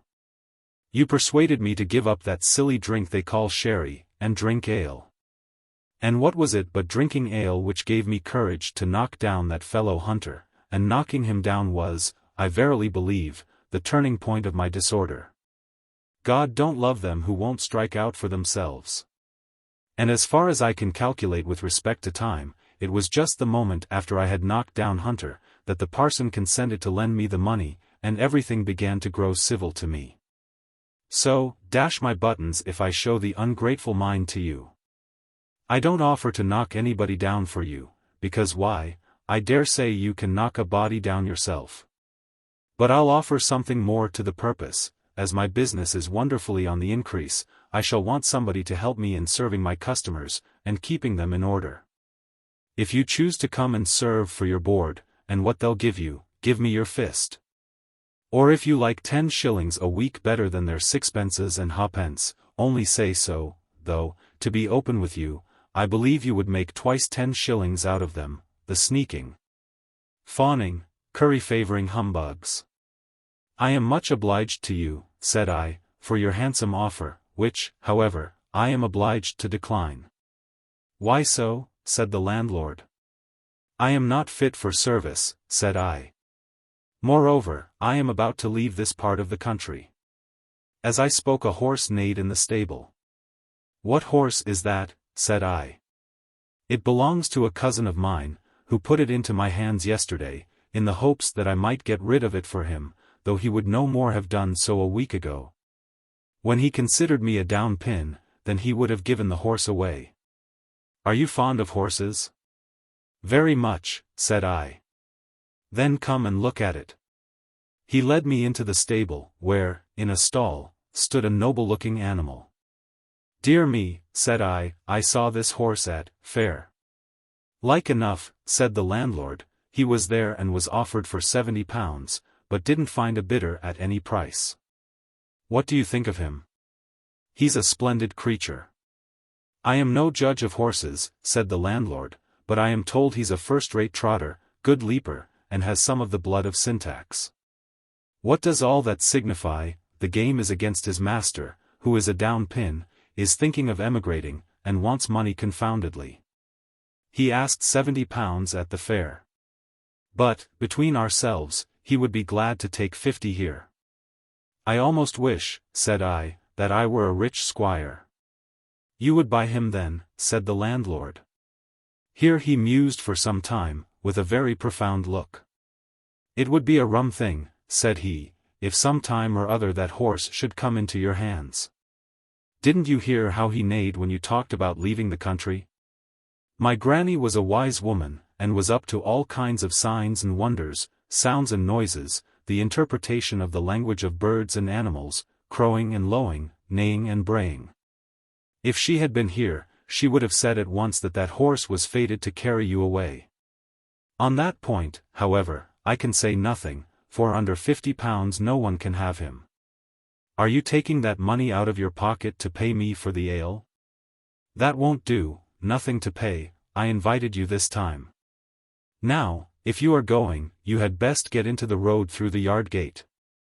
I won't trouble you to make your way through the kitchen and my fine weather company, confound them. Chapter 18. As I returned along the road I met Mr. Lavengro and one of his companions, who told me that they were bound for the public house.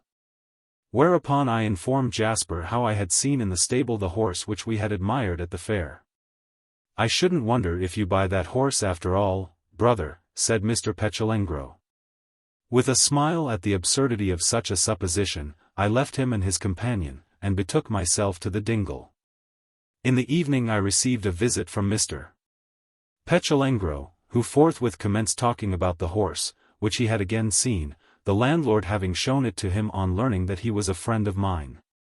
He told me that the horse pleased him more than ever, he having examined his points with more accuracy than he had an opportunity of doing on the first occasion, concluding by pressing me to buy him. I begged him to desist from such foolish importunity, assuring him that I had never so much money in all my life as would enable me to purchase the horse. Whilst this discourse was going on, Mr. Petulengro and myself were standing together in the midst of the dingle. Suddenly he began to move round me in a very singular manner, making strange motions with his hands, and frightful contortions with his features, till I became alarmed, and asked him whether he had not lost his senses. Whereupon, ceasing his movements and contortions, he assured me that he had not, but had merely been seized with a slight dizziness, and then once more returned to the subject of the horse. Feeling myself very angry, I told him that if he continued persecuting me in that manner, I should be obliged to quarrel with him, adding, that I believed his only motive for asking me to buy the animal was to insult my poverty.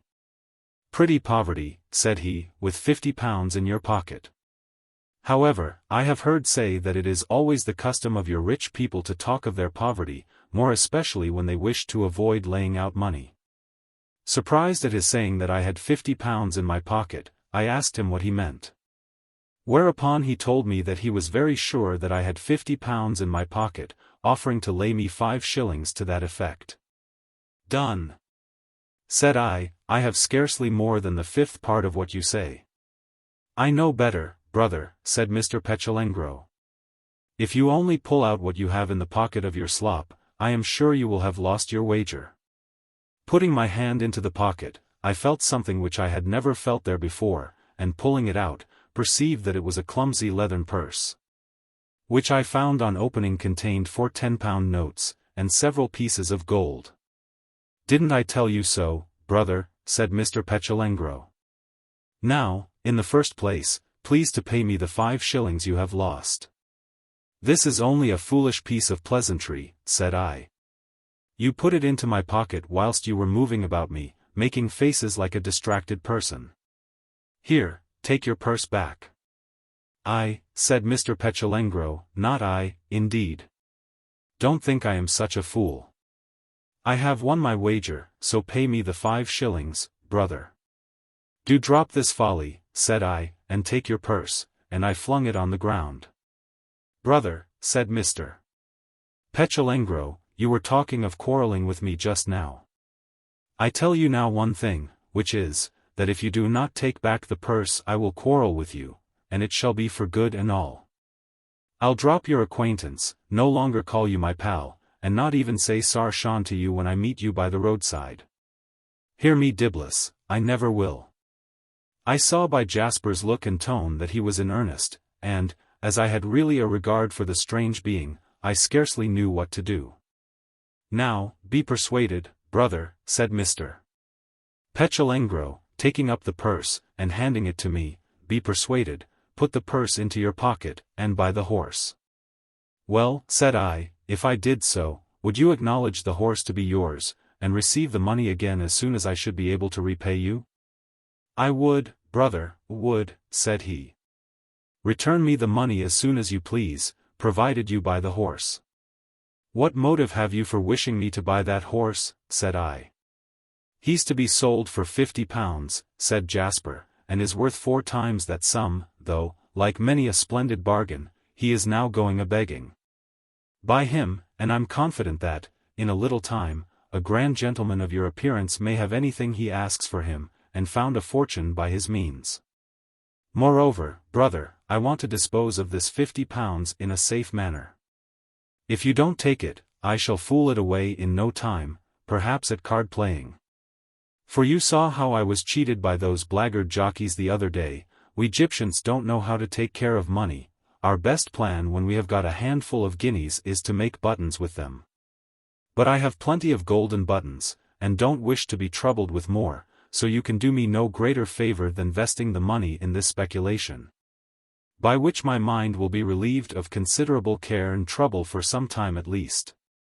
Perceiving that I still hesitated, he said, "Perhaps, brother, you think I did not come honestly by the money, by the honestest manner in the world. For it is the money I earned by fighting in the ring. I did not steal it, brother, nor did I get it by disposing of spavined donkeys, or glandered ponies, nor is it, brother, the profits of my wife's witchcraft and duckerin. But, said I, you had better employ it in your traffic." "I have plenty of money for my traffic, independent of this capital," said Mr. Petulengro. "Aye, brother, and enough besides to back the husband of my wife's sister, Sylvester, against Slammocks of the Chone Gav for £20, which I am thinking of doing. But, said I, after all, the horse may have found another purchaser by this time." "Not he," said Mr. Petulengro. "There is nobody in this neighborhood to purchase a horse like that, unless it be your lordship, so take the money, brother," and he thrust the purse into my hand. Allowing myself to be persuaded, I kept possession of the purse. "Are you satisfied now?" said I. "By no means, brother," said Mr. Petulengro, "you will please to pay me the 5 shillings which you lost to me." "Why," said I, "the £50 which I found in my pocket were not mine, but put in by yourself." "That's nothing to do with the matter, brother," said Mr. Petulengro. "I bet you 5 shillings that you had £50 in your pocket, which some you had. I did not say that they were your own, but merely that you had £50. You will therefore pay me, brother, or I shall not consider you an honorable man." Not wishing to have any dispute about such a matter, I took 5 shillings out of my under pocket, and gave them to him. Mr. Petulengro took the money with great glee, observing, "These 5 shillings I will take to the public-house forthwith, and spend in drinking with 4 of my brethren. And doing so will give me an opportunity of telling the landlord that I have found a customer for his horse, and that you are the man. It will be as well to secure the horse as soon as possible. For though the Duke tells me that the horse is intended for you, I have now and then found that the Duke is, like myself, somewhat given to lying." He then departed, and I remained alone in the dingle. I thought at first that I had committed a great piece of folly in consenting to purchase this horse. I might find no desirable purchaser for him, until the money in my possession should be totally exhausted, and then I might be compelled to sell him for half the price I had given for him. Or be even glad to find a person who would receive him at a gift. I should then remain sans horse, and indebted to Mr. Petulengro. Nevertheless, it was possible that I might sell the horse very advantageously, and by so doing obtain a fund sufficient to enable me to execute some grand enterprise or other. My present way of life afforded no prospect of support, whereas the purchase of the horse did afford a possibility of bettering my condition, so, after all, had I not done right in consenting to purchase the horse? The purchase was to be made with another person's property, it is true, and I did not exactly like the idea of speculating with another person's property, but Mr. Petulengro had thrust his money upon me, and if I lost his money, he could have no one but himself to blame. So I persuaded myself that I had, upon the whole, done right, and having come to that persuasion, I soon began to enjoy the idea of finding myself on horseback again. And figured to myself all kinds of strange adventures which I should meet with on the roads before the horse and I should part company. Chapter 19. I saw nothing more of Mr. Petulengro that evening. On the morrow, however, he came and informed me that he had secured the horse for me, and that I was to go and pay for it at noon. At the hour appointed, therefore, I went with Mr. Petulengro and Tonno to the public, where, as before, there was a crowd of company. The landlord received us in the bar with marks of much satisfaction and esteem, made us sit down, and treated us with some excellent mild draught ale. "Who do you think has been here this morning?" he said to me. "Why, that fellow in black, who came to carry me off to a house of popish devotion, where I was to pass 7 days and nights in meditation, as I think he called it, before I publicly renounced the religion of my country. I read him a pretty lecture, calling him several unhandsome names, and asking him what he meant by attempting to seduce a churchwarden of the Church of England. I tell you what, he ran some danger. For some of my customers, learning his errand, laid hold on him, and were about to toss him in a blanket, and then duck him in the horse pond. I, however, interfered, and said, that what he came about was between me and him, and that it was no business of theirs. To tell you the truth, I felt pity for the poor devil, more especially when I considered that they merely sided against him because they thought him the weakest. And that they would have wanted to serve me in the same manner had they considered me a down pin. So I rescued him from their hands, told him not to be afraid, for that nobody should touch him, and offered to treat him to some cold gin and water with a lump of sugar in it. And on his refusing, told him that he had better make himself scarce, which he did, and I hope I shall never see him again. So I suppose you are come for the horse, mercy upon us. Who would have thought you would have become the purchaser? The horse, however, seemed to know it by his neighing. How did you ever come by the money? However, that's no matter of mine. I suppose you are strongly backed by certain friends you have. I informed the landlord that he was right in supposing that I came for the horse, but that, before I paid for him, I should wish to prove his capabilities. With all my heart, said the landlord. You shall mount him this moment. Then going into the stable, he saddled and bridled the horse, and presently brought him out before the door. I mounted him, Mr. Lavengro putting a heavy whip into my hand, and saying a few words to me in his own mysterious language. The horse wants no whip, said the landlord. Hold your tongue, Daddy, said Mr. Lavengro. My pal knows quite well what to do with the whip, he's not going to beat the horse with it. About 400 yards from the house there was a hill, to the foot of which the road ran almost on a perfect level.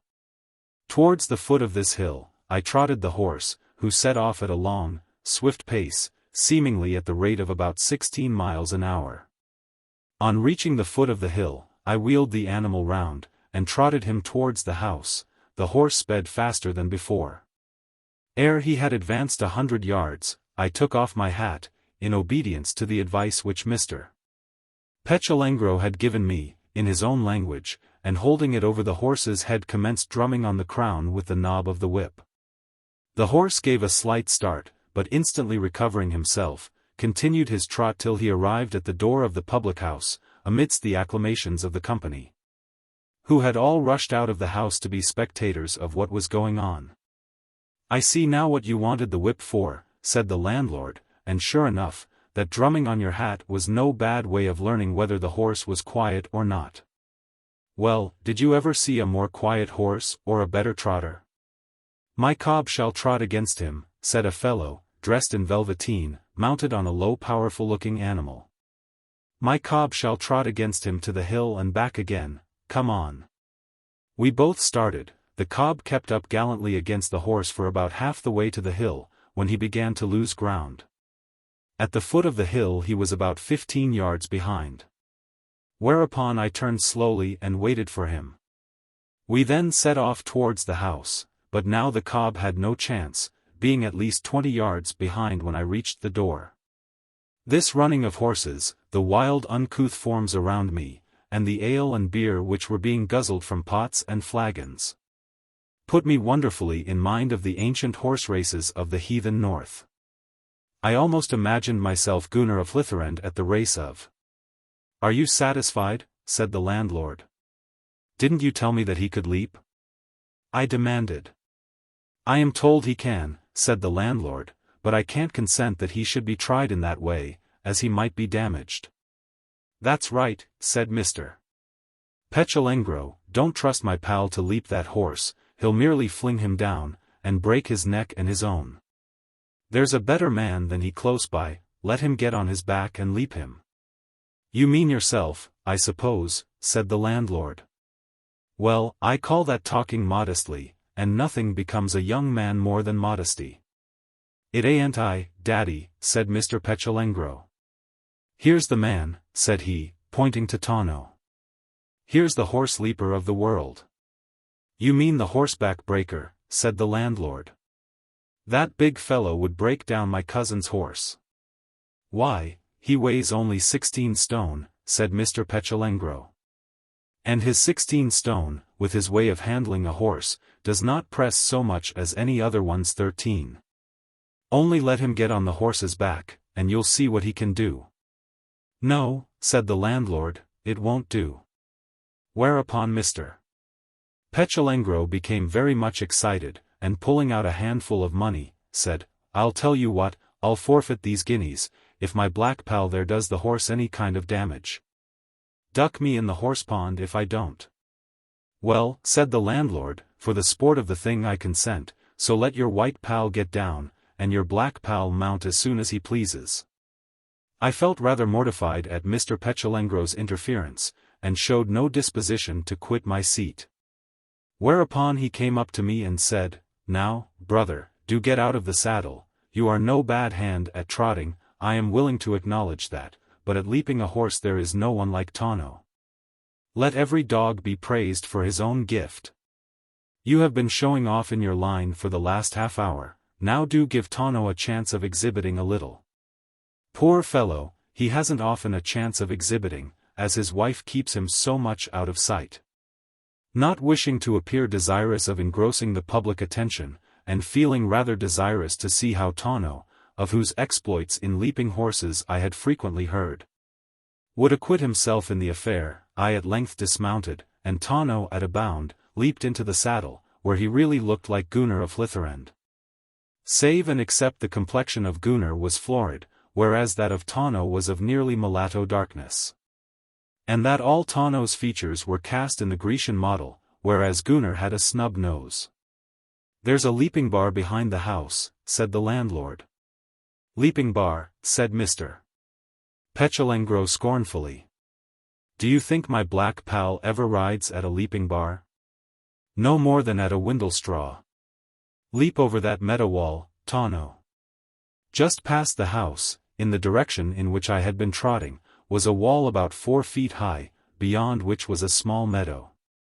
Tonno rode the horse gently up to the wall, permitted him to look over, then backed him for about 10 yards, and pressing his calves against the horse's sides, he loosed the rein. And the horse launching forward, took the leap in gallant style. "Well done, man and horse," said Mr. Petulengro, "now come back, Tonno." The leap from the side of the meadow was, however, somewhat higher, and the horse, when pushed at it, at first turned away. Whereupon Tonno backed him to a greater distance, pushed the horse to a full gallop, giving a wild cry, whereupon the horse again took the wall, slightly grazing one of his legs against it. "A near thing," said the landlord, "but a good leap. Now, no more leaping, so long as I have control over the animal." The horse was then led back to the stable. And the landlord, myself and companions going into the bar, I paid down the money for the horse. Scarcely was the bargain concluded, when 2 or 3 of the company began to envy me the possession of the horse, and forcing their way into the bar, with much noise and clamor, said that the horse had been sold too cheap.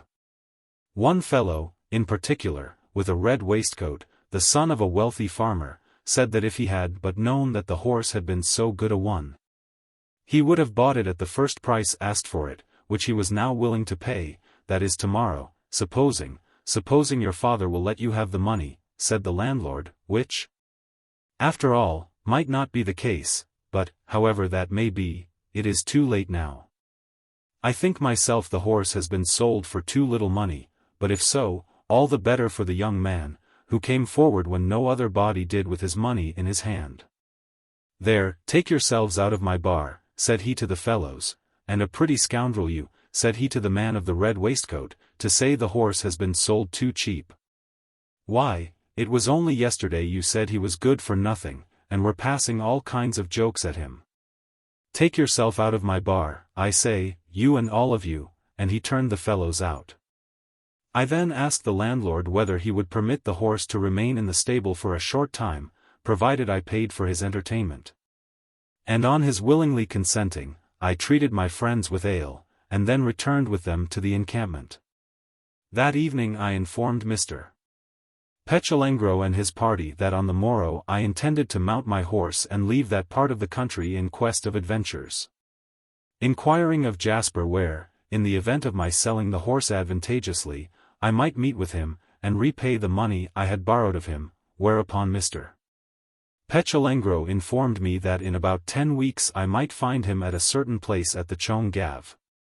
I then stated that as I could not well carry with me the property which I possessed in the dingle, which after all was of no considerable value, I had resolved to bestow the said property, namely, the pony, tent, tinker tools, etc., on Ursula and her husband, partly because they were poor, and partly on account of the great kindness which I bore to Ursula, from whom I had, on various occasions, experienced all manner of civility, particularly in regard to crabbed words.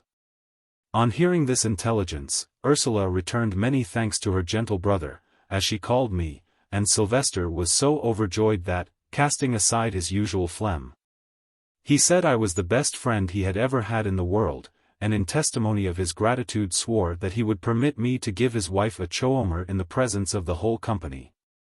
Which offer, however, met with a very mortifying reception, the company frowning disapprobation, Ursula protesting against anything of the kind, and I myself showing no forwardness to avail myself of it, having inherited from nature a considerable fund of modesty, to which was added no slight store acquired in the course of my Irish education. I passed that night alone in the dingle in a very melancholy manner, with little or no sleep, thinking of Isabel Berners, and in the morning when I quitted it I shed several tears, as I reflected that I should probably never again see the spot where I had passed so many hours in her company. Chapter 20. On reaching the plain above, I found my Romany friends breakfasting, and on being asked by Mr. Lavengro to join them, I accepted the invitation. No sooner was breakfast over than I informed Ursula and her husband that they would find the property, which I had promised them, below in the dingle, commending the little pony Ambrol to their best care. I took leave of the whole company, which was itself about to break up camp and to depart in the direction of London, and made the best of my way to the public house.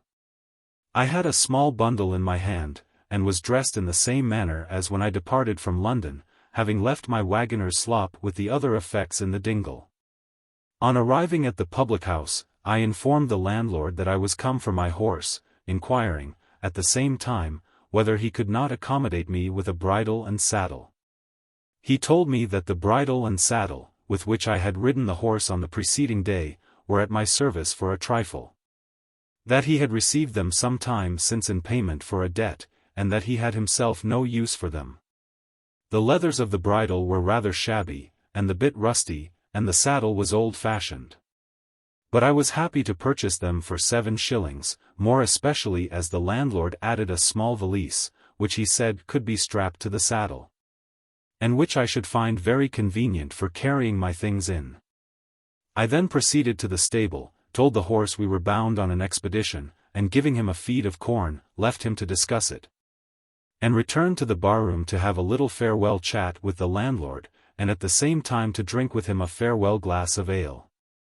Whilst we were talking and drinking, the niece came and joined us. She was a decent, sensible young woman, who appeared to take a great interest in her uncle, whom she regarded with a singular mixture of pride and disapprobation, pride for the renown which he had acquired by his feats of old, and disapprobation for his late imprudences. She said that she hoped that his misfortunes would be a warning to him to turn more to his God than he had hitherto done, and to give up cockfighting and other low-life practices. To which the landlord replied, that with respect to cockfighting he intended to give it up entirely, being determined no longer to risk his capital upon birds. And with respect to his religious duties, he should attend the church of which he was churchwarden at least once a quarter, adding, however, that he did not intend to become either cantor or driveller, neither of which characters would befit a publican surrounded by such customers as he was, and that to the last day of his life he hoped to be able to make use of his fists. After a stay of about 2 hours I settled accounts, and having bridled and saddled my horse, and strapped on the valise, I mounted, shook hands with the landlord and his niece, and departed. Notwithstanding that they both entreated me to tarry until the evening, it being then the heat of the day. Chapter 21. I bent my course in the direction of the north, more induced by chance than any particular motive, all quarters of the world having about equal attractions for me. I was in high spirits at finding myself once more on horseback, and trotted gaily on, until the heat of the weather induced me to slacken my pace.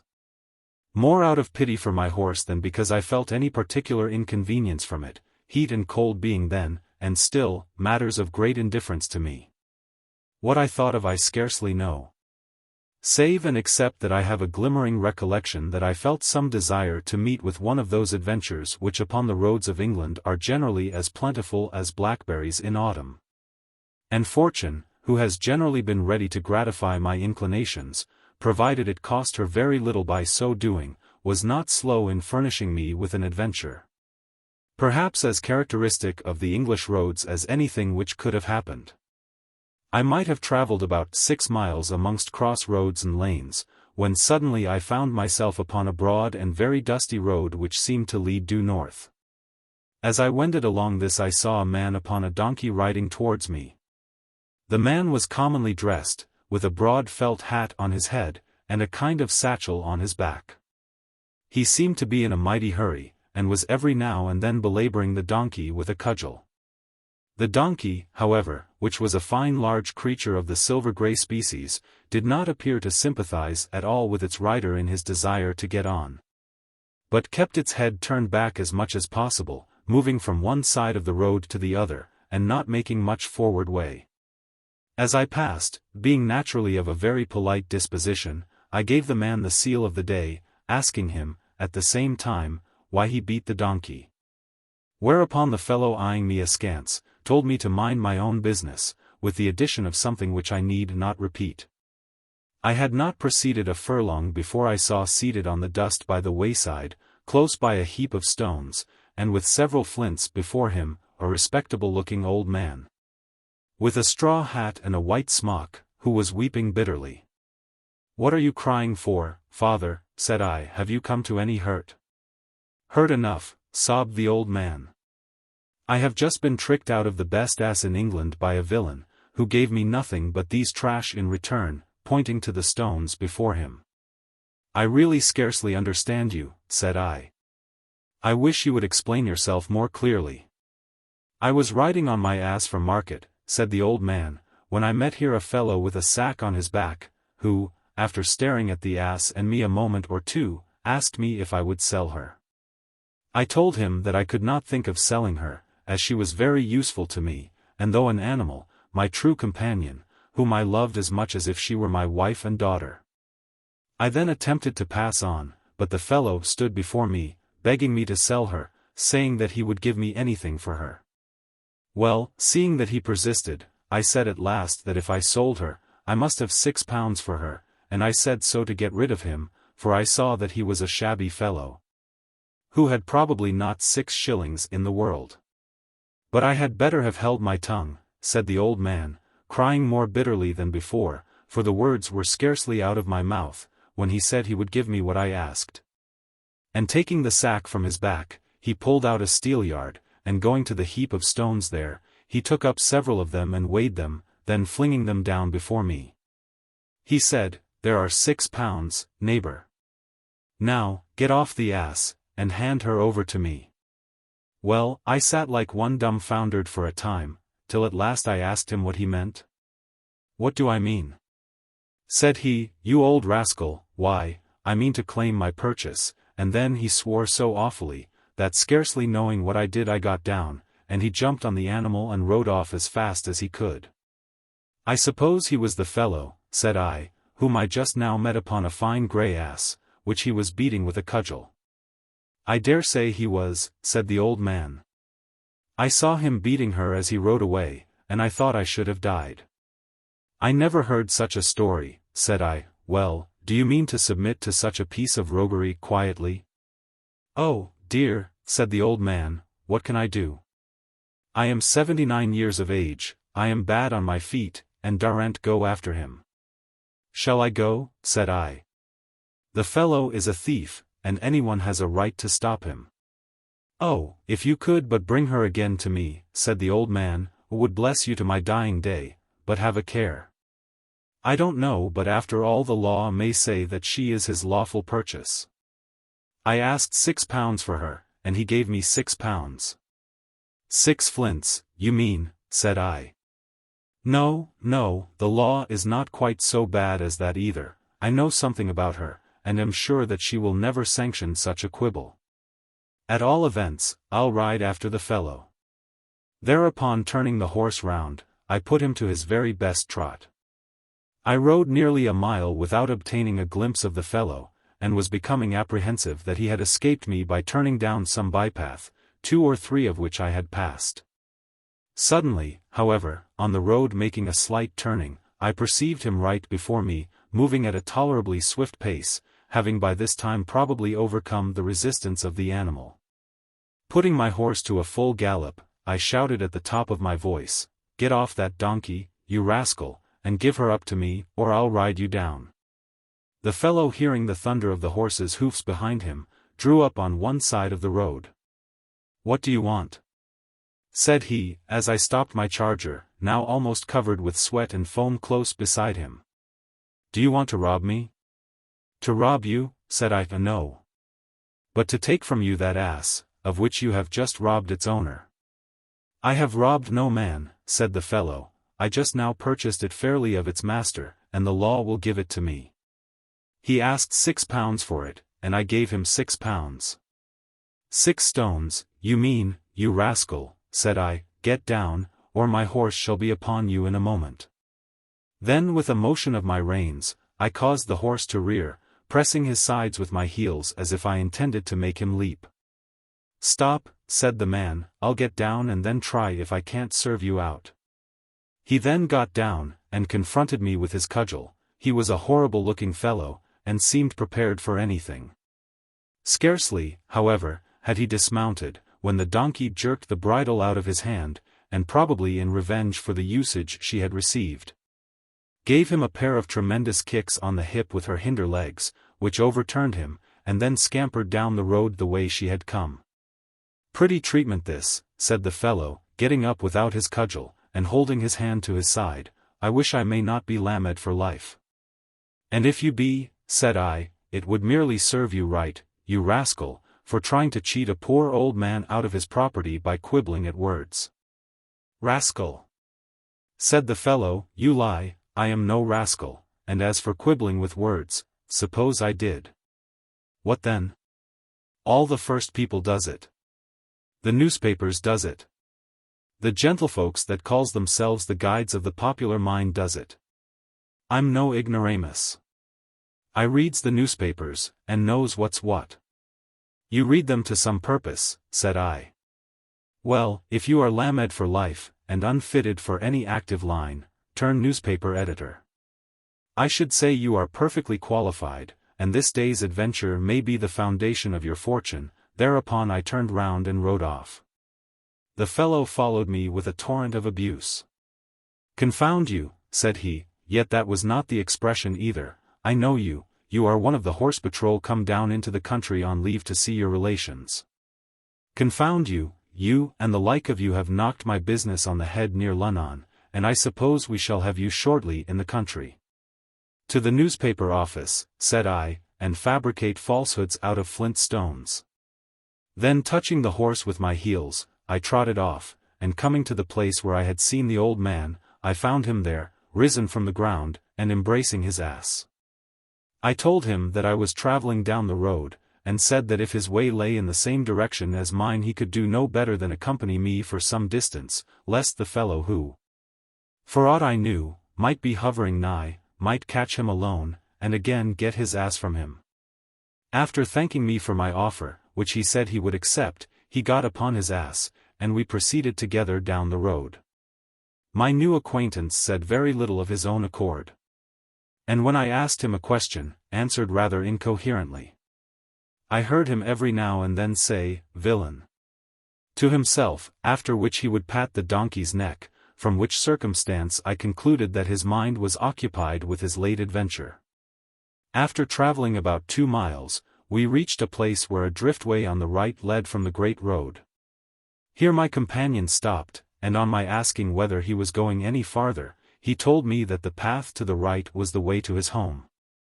I was bidding him farewell, when he hemmed once or twice, and said, that as he did not live far off, he hoped that I would go with him and taste some of his mead. As I had never tasted mead, of which I had frequently read in the compositions of the Welsh bards, and, moreover, felt rather thirsty from the heat of the day, I told him that I should have great pleasure in attending him. Whereupon, turning off together, we proceeded about half a mile, sometimes between stone walls, and at other times hedges, till we reached a small hamlet, through which we passed. And presently came to a very pretty cottage, delightfully situated within a garden, surrounded by a hedge of woodbines. Opening a gate at one corner of the garden, he led the way to a large shed, which stood partly behind the cottage, which he said was his stable. Thereupon he dismounted and led his donkey into the shed, which was without stalls, but had a long rack and manger. On one side he tied his donkey, after taking off her caparisons, and I followed his example, tying my horse at the other side with a rope halter which he gave me. He then asked me to come in and taste his mead, but I told him that I must attend to the comfort of my horse first, and forthwith, taking a wisp of straw, rubbed him carefully down. Then taking a pailful of clear water which stood in the shed, I allowed the horse to drink about half a pint. And then turning to the old man, who all the time had stood by looking at my proceedings, I asked him whether he had any oats. I have all kinds of grain, he replied. And, going out, he presently returned with 2 measures, one a large and the other a small one, both filled with oats, mixed with a few beans, and handing the large one to me for the horse. He emptied the other before the donkey, who, before she began to dispatch it, turned her nose to her master's face, and fairly kissed him. Having given my horse his portion, I told the old man that I was ready to taste his mead as soon as he pleased, whereupon he ushered me into his cottage, where, making me sit down by a deal table in a neatly sanded kitchen, he produced from an old-fashioned closet a bottle, holding about a quart, and a couple of cups, which might each contain about half a pint. Then opening the bottle and filling the cups with a brown-colored liquor, he handed one to me, and taking a seat opposite to me he lifted the other, nodded, and saying to me, "Health and welcome," placed it to his lips and drank. "Health and thanks," I replied, and being very thirsty, emptied my cup at a draught. I had scarcely done so, however, when I half repented. The mead was deliciously sweet and mellow, but appeared strong as brandy. My eyes reeled in my head, and my brain became slightly dizzy. "Mead is a strong drink," said the old man, as he looked at me, with half a smile on his countenance. "This is at any rate," said I, "so strong, indeed, that I would not drink another cup for any consideration." "And I would not ask you," said the old man. "For, if you did, you would most probably be stupid all day, and wake next morning with a headache. Mead is a good drink, but wondally strong, especially to those who be not used to it, as I suppose you are not." "Where do you get it?" said I. "I make it myself," said the old man, "from the honey which my bees make." "Have you many bees?" I inquired. "A great many," said the old man. "And do you keep them," said I, "for the sake of making mead with their honey?" "I keep them," he replied, "partly because I am fond of them, and partly for what they bring me in. They make me a great deal of honey, some of which I sell, and with a little I make me some mead to warm my poor heart with, or occasionally to treat a friend with like yourself." "And do you support yourself entirely by means of your bees?" "No," said the old man, "I have a little bit of ground behind my house, which is my principal means of support." "And do you live alone?" "Yes," said he, "with the exception of the bees and the donkey, I live quite alone." "And have you always lived alone?" The old man emptied his cup, and his heart being warmed with the mead, he told me his history, which was simplicity itself. His father was a small yeoman, who, at his death, had left him, his only child, the cottage, with a small piece of ground behind it, and on this little property he had lived ever since. About the age of 25 he had married an industrious young woman, by whom he had one daughter, who died before reaching years of womanhood. His wife, however, had survived her daughter many years, and had been a great comfort to him, assisting him in his rural occupations, but, about 4 years before the present period, he had lost her. Since which time he had lived alone, making himself as comfortable as he could. Cultivating his ground, with the help of a lad from the neighboring village, attending to his bees, and occasionally riding his donkey to market, and hearing the word of God, which he said he was sorry he could not read, twice a week regularly at the parish church. Such was the old man's tale. When he had finished speaking, he led me behind his house, and showed me his little domain. It consisted of about 2 acres in admirable cultivation. A small portion of it formed a kitchen garden, whilst the rest was sown with 4 kinds of grain, wheat, barley, peas and beans. The air was full of ambrosial sweets, resembling those proceeding from an orange grove, a place which though I had never seen at that time, I since have. In the garden was the habitation of the bees, a long box, supported upon 3 oaken stumps. It was full of small round glass windows, and appeared to be divided into a great many compartments, much resembling drawers placed sideways. He told me that, as one compartment was filled, the bees left it for another, so that, whenever he wanted honey, he could procure some without injuring the insects. Through the little round windows I could see several of the bees at work, hundreds were going in and out of the doors, hundreds were buzzing about on the flowers, the woodbines, and beans. As I looked around on the well-cultivated field, the garden, and the bees, I thought I had never before seen so rural and peaceful a scene. When we returned to the cottage we again sat down, and I asked the old man whether he was not afraid to live alone. He told me that he was not, for that, upon the whole, his neighbors were very kind to him.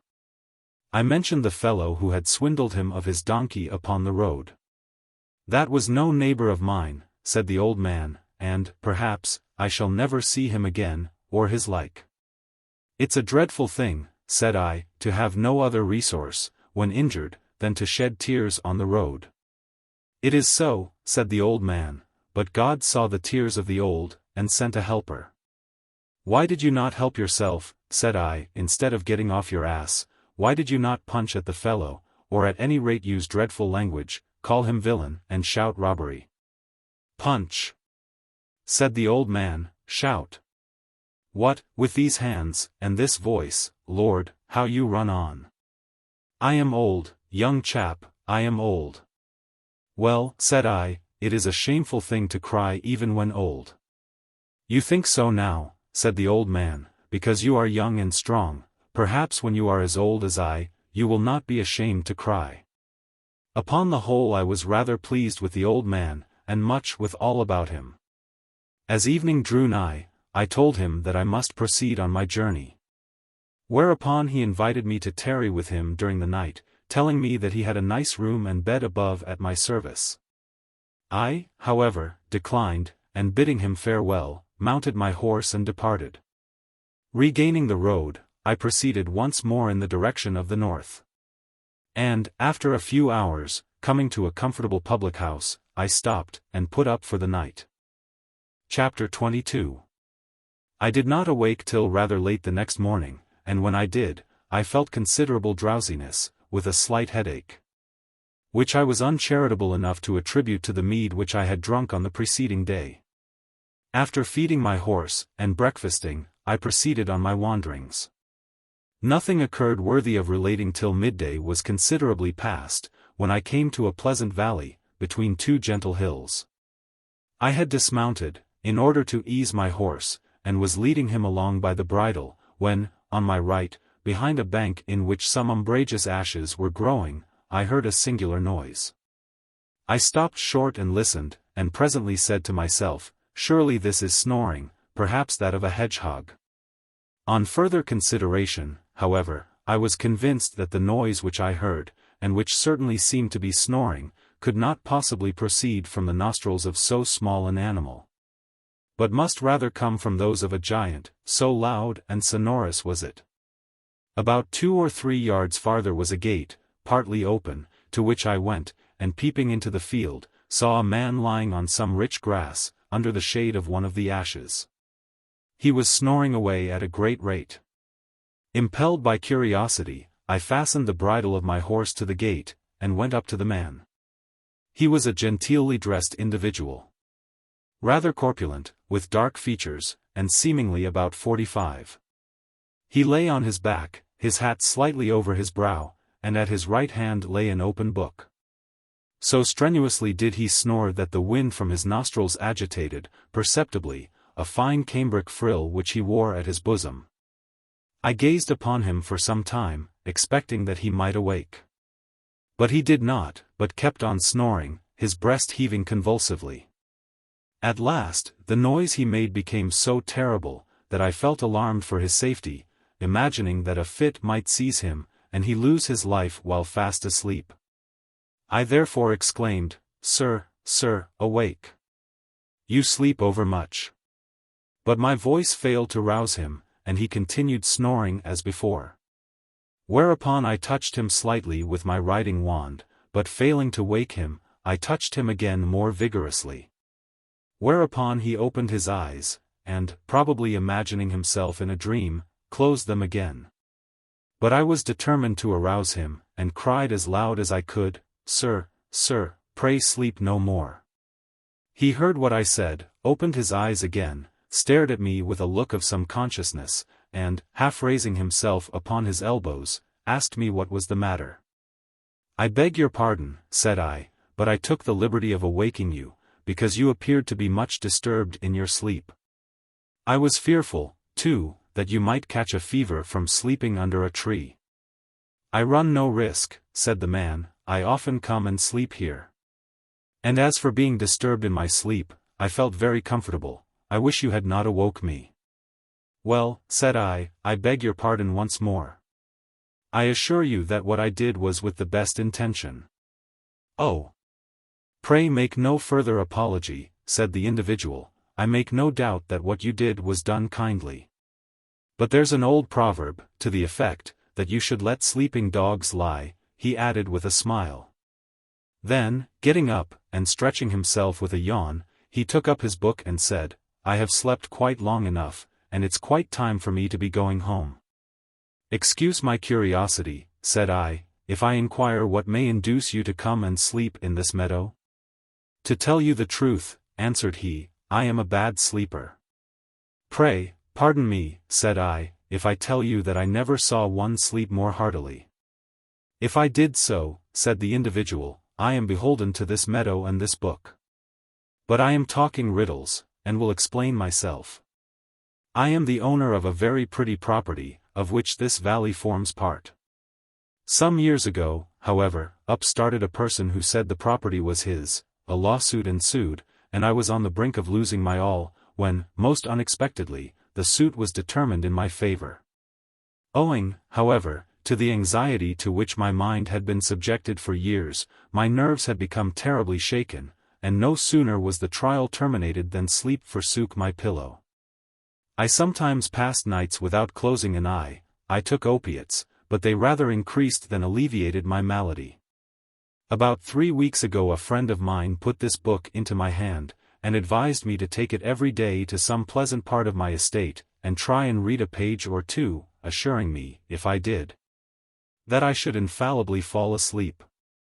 I took his advice, and selecting this place, which I considered the pleasantest part of my property, I came, and lying down, commenced reading the book.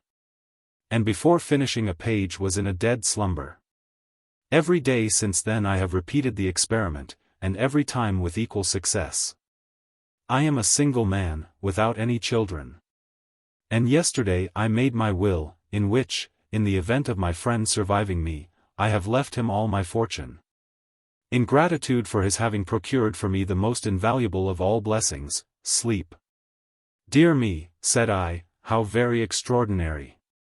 Do you think that your going to sleep is caused by the meadow or the book?" "I suppose by both," said my new acquaintance, acting in cooperation. "It may be so," said I, "the magic influence does certainly not proceed from the meadow alone, for since I have been here, I have not felt the slightest inclination to sleep." "Does the book consist of prose or poetry?" "It consists of poetry," said the individual. Not Byron's, said I. Byron's, repeated the individual, with a smile of contempt. No, no. There is nothing narcotic in Byron's poetry. I don't like it. I used to read it, but it thrilled, agitated, and kept me awake. No. This is not Byron's poetry, but the inimitable S, mentioning a name that I had never heard till then. Will you permit me to look at it? Said I. With pleasure, he answered, politely handing me the book. I took the volume, and glanced over the contents. It was written in blank verse, and appeared to abound in descriptions of scenery. There was much mention of mountains, valleys, streams and waterfalls, harebells and daffodils. 270 these descriptions were interspersed with dialogues, which though they proceeded from the mouths of pedlars and rustics, were of the most edifying description. Mostly on subjects moral or metaphysical, and couched in the most gentlemanly and unexceptionable language, without the slightest mixture of vulgarity, coarseness or piebald grammar. Such appeared to me to be the contents of the book, but before I could form a very clear idea of them, I found myself nodding, and a surprising desire to sleep coming over me. Rousing myself, however, by a strong effort, I closed the book, and, returning it to the owner, inquired of him, whether he had any motive in coming and lying down in the meadow. Besides the wish of enjoying sleep? None whatever, he replied. Indeed, should be very glad not to be compelled to do so, always provided I could enjoy the blessing of sleep. For by lying down under trees, I may possibly catch the rheumatism, or be stung by serpents. And, moreover, in the rainy season in winter the thing will be impossible, unless I erect a tent, which will possibly destroy the charm. Well, said I, you need give yourself no further trouble about coming here, as I am fully convinced that with this book in your hand, you may go to sleep anywhere. As your friend was doubtless aware, though he wished to interest your imagination for a time by persuading you to lie abroad. Therefore, in future, whenever you feel disposed to sleep, try to read the book, and you will be sound asleep in a minute. The narcotic influence lies in the book, and not the field. I will follow your advice, said the individual. And this very night take it with me to bed, though I hope in time to be able to sleep without it, my nerves being already much quieted from the slumbers I have enjoyed in this field. He then moved towards the gate, where we parted, he going one way and I and my horse the other. More than 20 years subsequent to this period, after much wandering about the world, returning to my native country, I was invited to a literary tea party, where, the discourse turning upon poetry, I, in order to show that I was not more ignorant than my neighbors, began to talk about Byron, for whose writings I really entertained considerable admiration, though I had no particular esteem for the man himself. At first, I received no answer to what I said, the company merely surveying me with a kind of sleepy stare. At length a lady, about the age of 40, with a large wart on her face, observed in a drawling tone, that she had not read Byron, at least, since her girlhood, and then only a few passages. But that the impression on her mind was that his writings were of a highly objectionable character. I also read a little of him in my boyhood, said a gentleman about 60, but who evidently, from his dress and demeanor, wished to appear about 30, but I highly disapproved of him. For notwithstanding he was a nobleman, he is frequently very coarse, and very fond of raising emotion. Now emotion is what I dislike, drawling out the last syllable of the word dislike.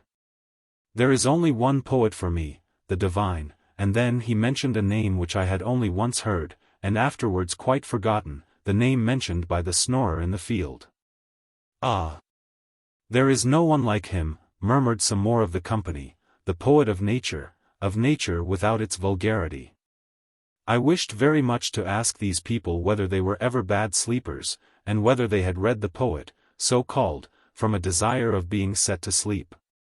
Within a few days, however, I learnt that it had of late become very fashionable and genteel to appear half asleep, and that one could exhibit no better mark of superfine breeding than by occasionally in company setting one's roncal organ in action.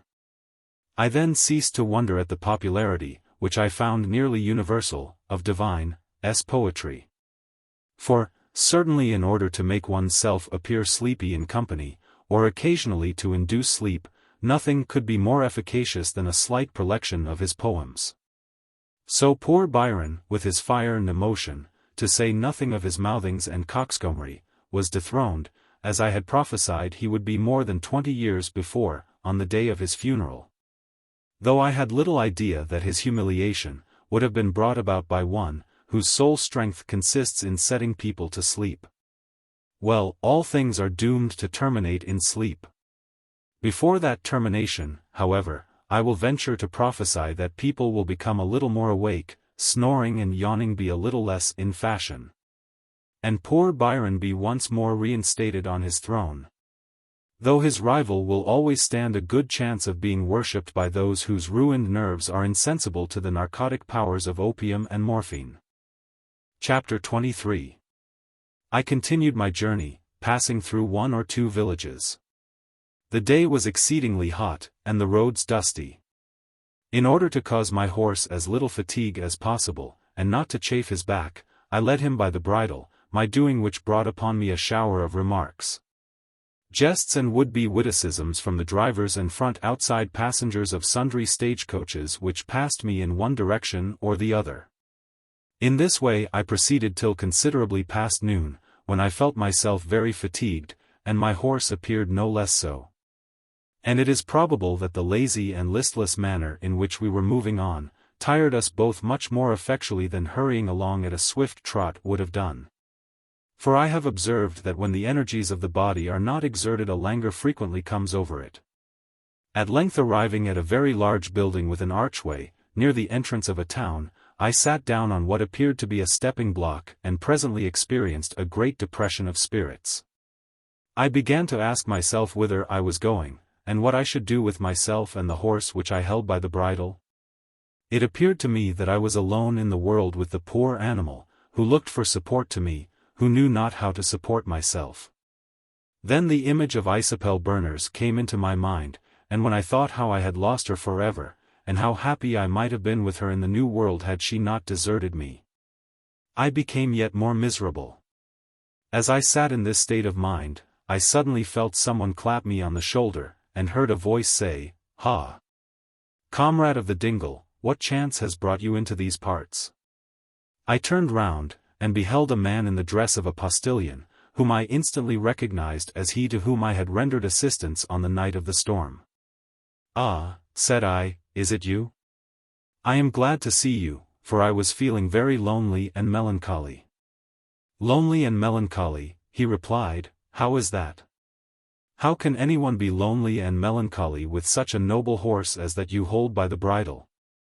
"The horse," said I, "is one cause of my melancholy, for I know not in the world what to do with it." "Is it your own?" "Yes," said I may call it my own, though I borrowed the money to purchase it." "Well, why don't you sell it?" "It is not always easy to find a purchaser for a horse like this," said I. "Can you recommend me one?" "Why no, not exactly, but you'll find a purchaser shortly." "Pooh! If you have no other cause for disquiet than that horse, cheer up, man, don't be cast down. Have you nothing else on your mind? By the by, what's become of the young woman you were keeping company with in that queer lodging place of yours?" "She has left me," said I. "You quarreled, I suppose?" "No," said I, "we did not exactly quarrel, but we are parted." "Well," replied he, "but you will soon come together again." "No," said I, "we are parted forever." "Forever? Pooh! You little know how people sometimes come together again who think they are parted forever. Here's something on that point relating to myself. You remember, when I told you my story in that dingle of yours, that I mentioned a young woman, my fellow servant when I lived with the English family in Mumbo Jumbo's town, and how she and I, when our foolish governors were thinking of changing their religion, agreed to stand by each other, and be true to old Church of England, and to give our governors warning, provided they tried to make us renegades. Well, she and I parted soon after that, and never thought to meet again, yet we met the other day in the fields, for she lately came to live with a great family not far from here. And we have since agreed to marry, to take a little farm, for we have both a trifle of money, and live together till death us do part. So much for parting forever. But what do I mean by keeping you broiling in the sun with your horse's bridle in your hand, and you on my own ground? Do you know where you are? Why, that great house is my inn, that is, it's my master's, the best fellow in. Come along, you and your horse, both will find a welcome at my inn. Thereupon he led the way into a large court in which there were coaches, chaises, and a great many people. Taking my horse from me, he led it into a nice cool stall, and fastened it to the rack. He then conducted me into a postilion's keeping room, which at that time chanced to be empty, and he then fetched a pot of beer and sat down by me. After a little conversation he asked me what I intended to do, and I told him frankly that I did not know. Whereupon he observed that, provided I had no objection, he had little doubt that I could be accommodated for some time at his inn. Our upper ostler, said he, died about a week ago. He was a clever fellow, and, besides his trade, understood reading and accounts. Dear me, said I, interrupting him, I am not fitted for the place of ostler. Moreover, I refused the place of ostler at a public house, which was offered to me only a few days ago. The postillion burst into a laugh. Ostler at a public house, indeed. Why, you would not compare a berth at a place like that with the situation of ostler at my inn, the first roadhouse in England. However, I was not thinking of the place of ostler for you. You are, as you say, not fitted for it, at any rate, not at a house like this. We have, moreover, the best under ostler in all England, Old Bill, with the drawback that he is rather fond of drink. We could make shift with him very well, provided we could fall in with a man of writing and figures, who could give an account of the hay and corn which comes in and goes out, and wouldn't object to give a look occasionally at the yard. Now it appears to me that you are just such a kind of man, and, if you will allow me to speak to the governor, I don't doubt that he will gladly take you, as he feels kindly disposed towards you from what he has heard me say concerning you. And what should I do with my horse, said I. The horse need give you no uneasiness, said the postillion. I know he will be welcome here both for bed and manger, and, perhaps, in a little time you may find a purchaser, as a vast number of sporting people frequent this house. I offered 2 or 3 more objections, which the postillion overcame with great force of argument, and the pot being nearly empty, he drained it to the bottom drop, and then starting up, left me alone.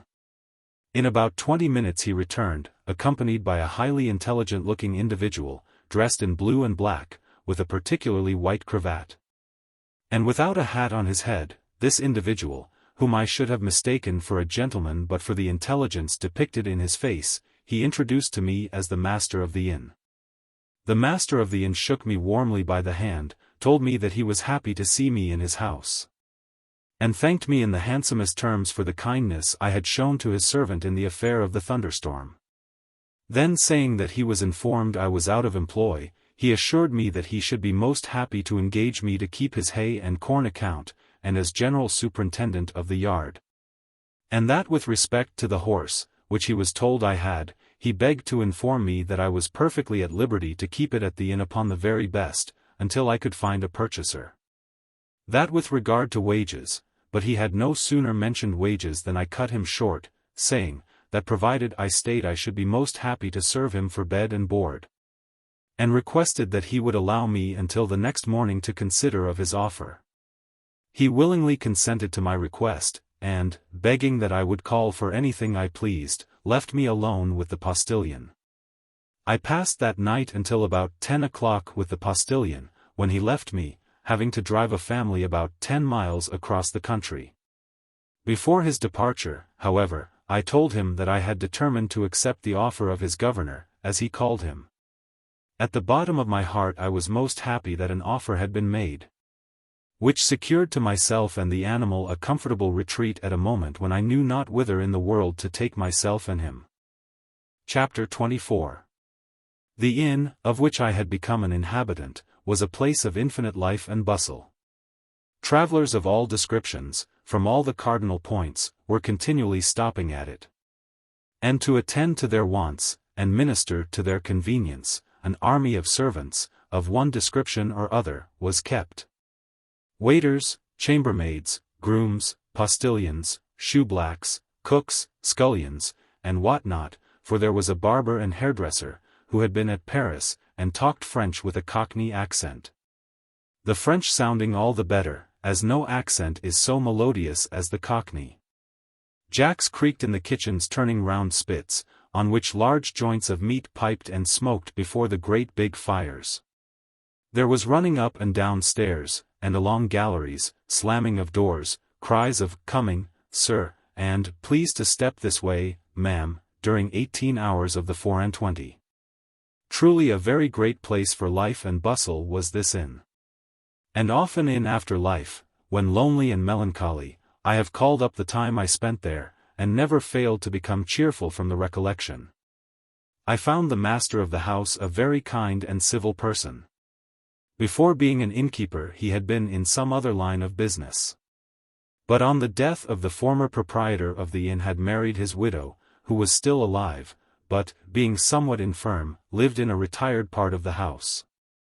I have said that he was kind and civil. He was, however, not one of those people who suffer themselves to be made fools of by anybody. He knew his customers, and had a calm, clear eye, which would look through a man without seeming to do so. The accommodation of his house was of the very best description. His wines were good, his viands equally so, and his charges not immoderate, though he very properly took care of himself. He was no vulgar innkeeper, had a host of friends, and deserved them all.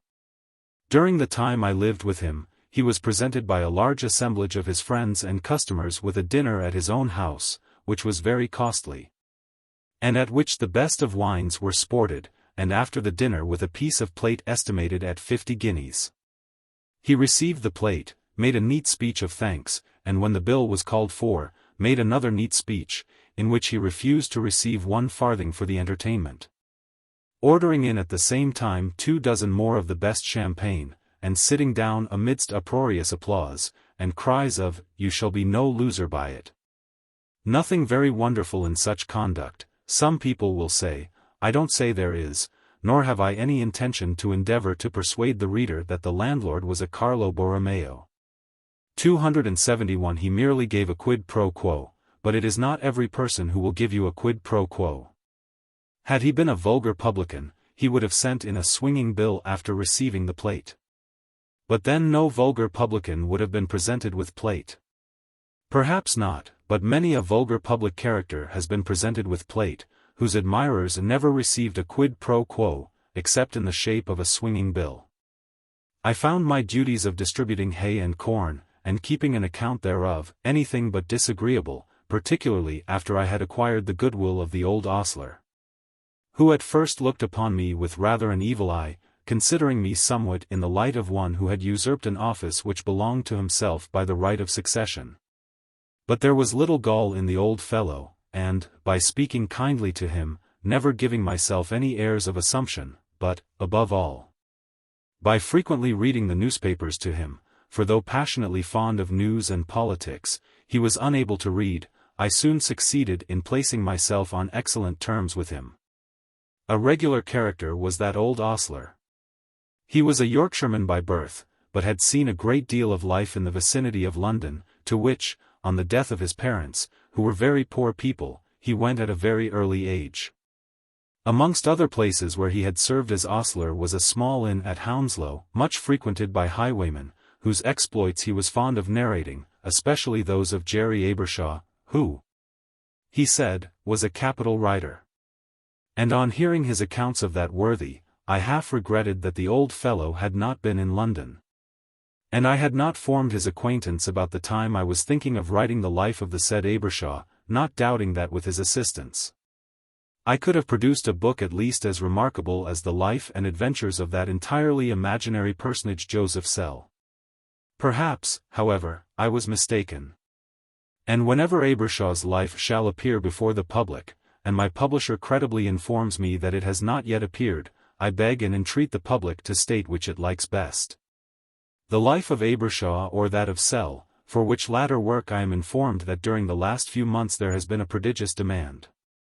My old friend, however, after talking of Abrashaw, would frequently add, that, good writer as Abrashaw certainly was, he was decidedly inferior to Richard Ferguson, generally called Galloping Dick, who was a pal of Abrashaw's, and had enjoyed a career as long, and nearly as remarkable as his own.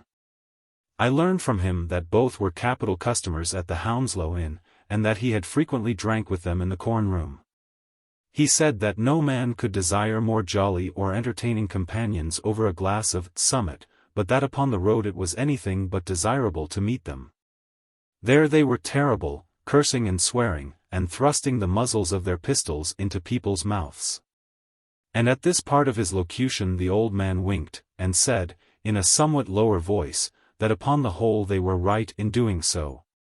And that when a person had once made up his mind to become a highwayman, his best policy was to go the whole hog, fearing nothing, but making everybody afraid of him. That people never thought of resisting a savage-faced, foul-mouthed highwayman, and if he were taken, were afraid to bear witness against him, lest he should get off and cut their throats some time or other upon the roads. Whereas people would resist being robbed by a sneaking, pale-visaged rascal, and would swear bodily against him on the first opportunity, adding, that Abrashaw and Ferguson, two most awful fellows, had enjoyed a long career, whereas two disbanded officers of the army, who wished to rob a coach like gentlemen, had begged the passengers' pardon, and talked of hard necessity, had been set upon by the passengers themselves, amongst whom were 3 women, pulled from their horses, conducted to Maidstone, and hanged with as little pity as such contemptible fellows deserved. There is nothing like going the whole hog, he repeated, and if ever I had been a highwayman, I would have done so. I should have thought myself all the more safe, and, moreover, shouldn't have despised myself.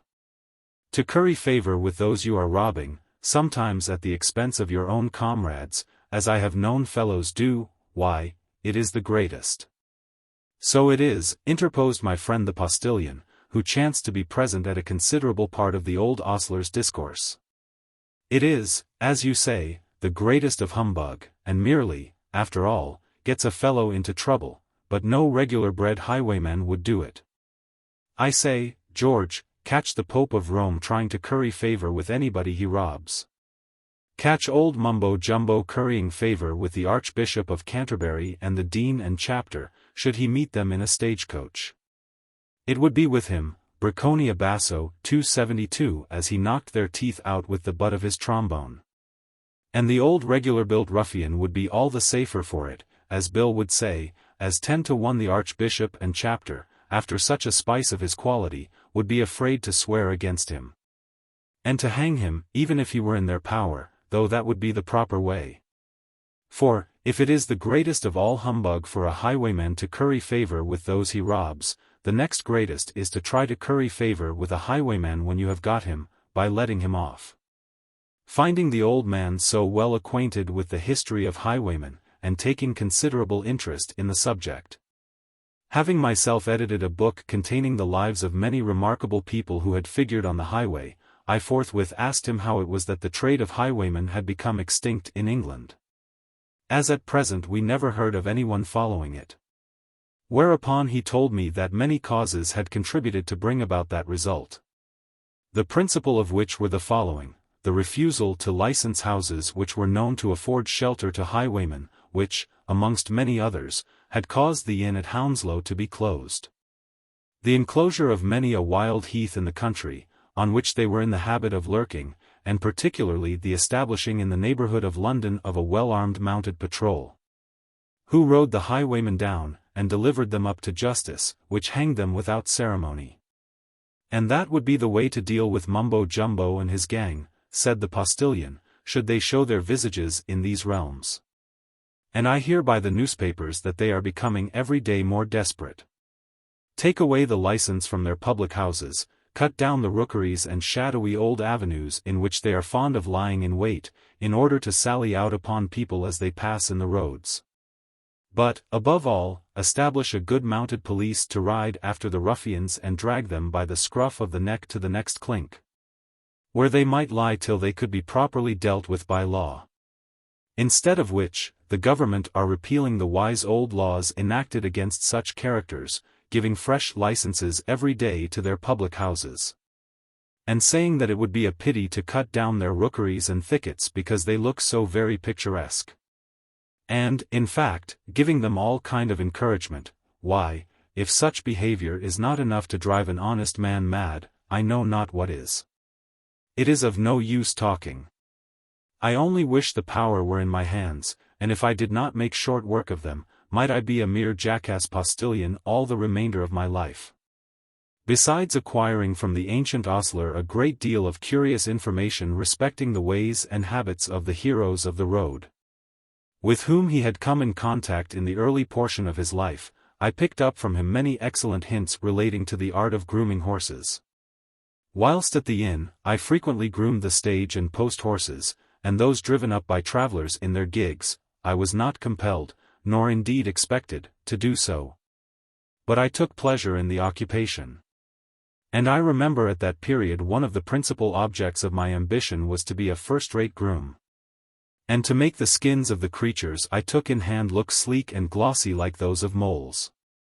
I have said that I derived valuable hints from the old man, and, indeed, became a very tolerable groom, but there was a certain finishing touch which I could never learn from him, though he possessed it himself, and which I could never attain to by my own endeavors.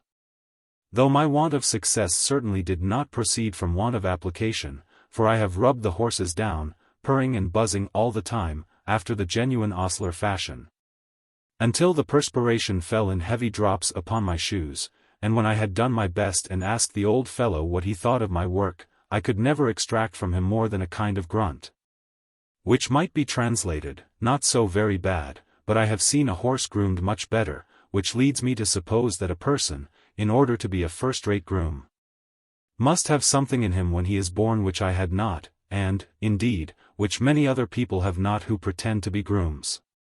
What does the reader think? Chapter 25. Of one thing I am certain, that the reader must be much delighted with the wholesome smell of the stable, with which many of these pages are redolent.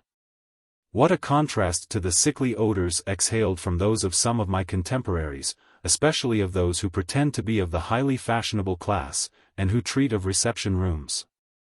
Well may they be styled so, in which dukes, duchesses, earls, countesses, archbishops, bishops, mayors, mayoresses, not forgetting the writers themselves, both male and female, congregate and press upon one another. How cheering, how refreshing, after having been nearly knocked down with such an atmosphere, to come in contact with genuine stable hartshorn. Oh! The reader shall have yet more of the stable, and of that old ostler, for which he or she will doubtless exclaim, "Much obliged." And, lest I should forget to perform my promise, the reader shall have it now. I shall never forget an harangue from the mouth of the old man, which I listened to one warm evening as he and I sat on the threshold of the stable, after having attended to some of the wants of a batch of coach horses.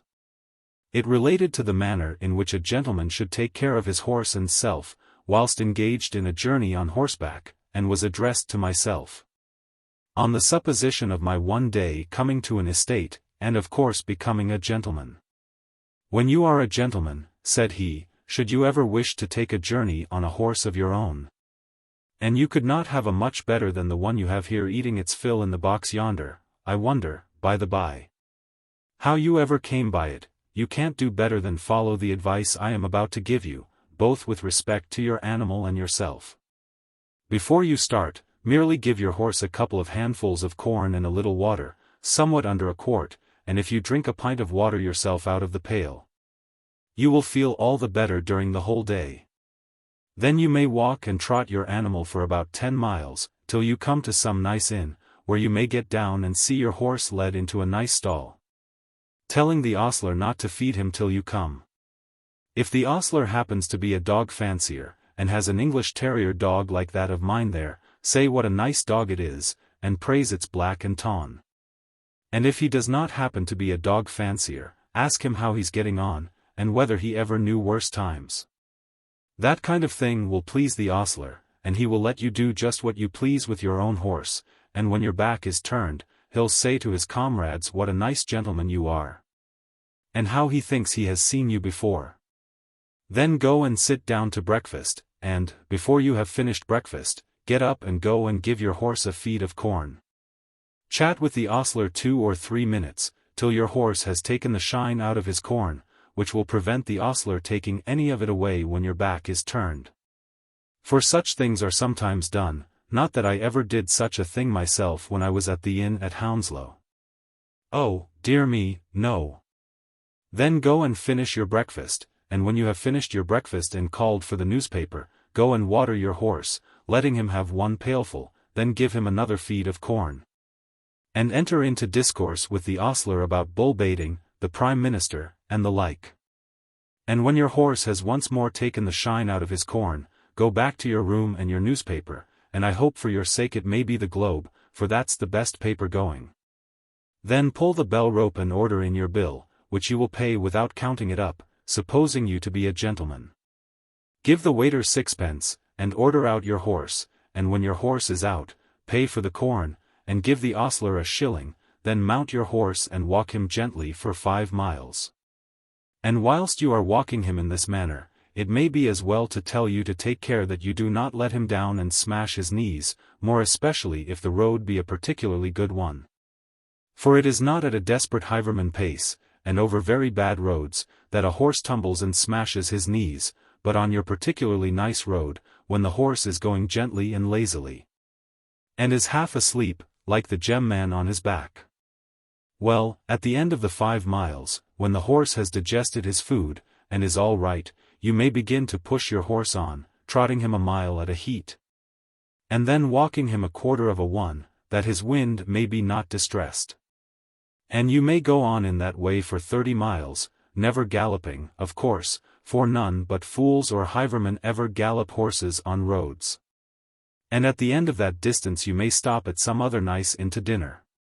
I say, when your horse is led into the stable, after that same 30 miles trotting and walking, don't let the saddle be whisked off at once.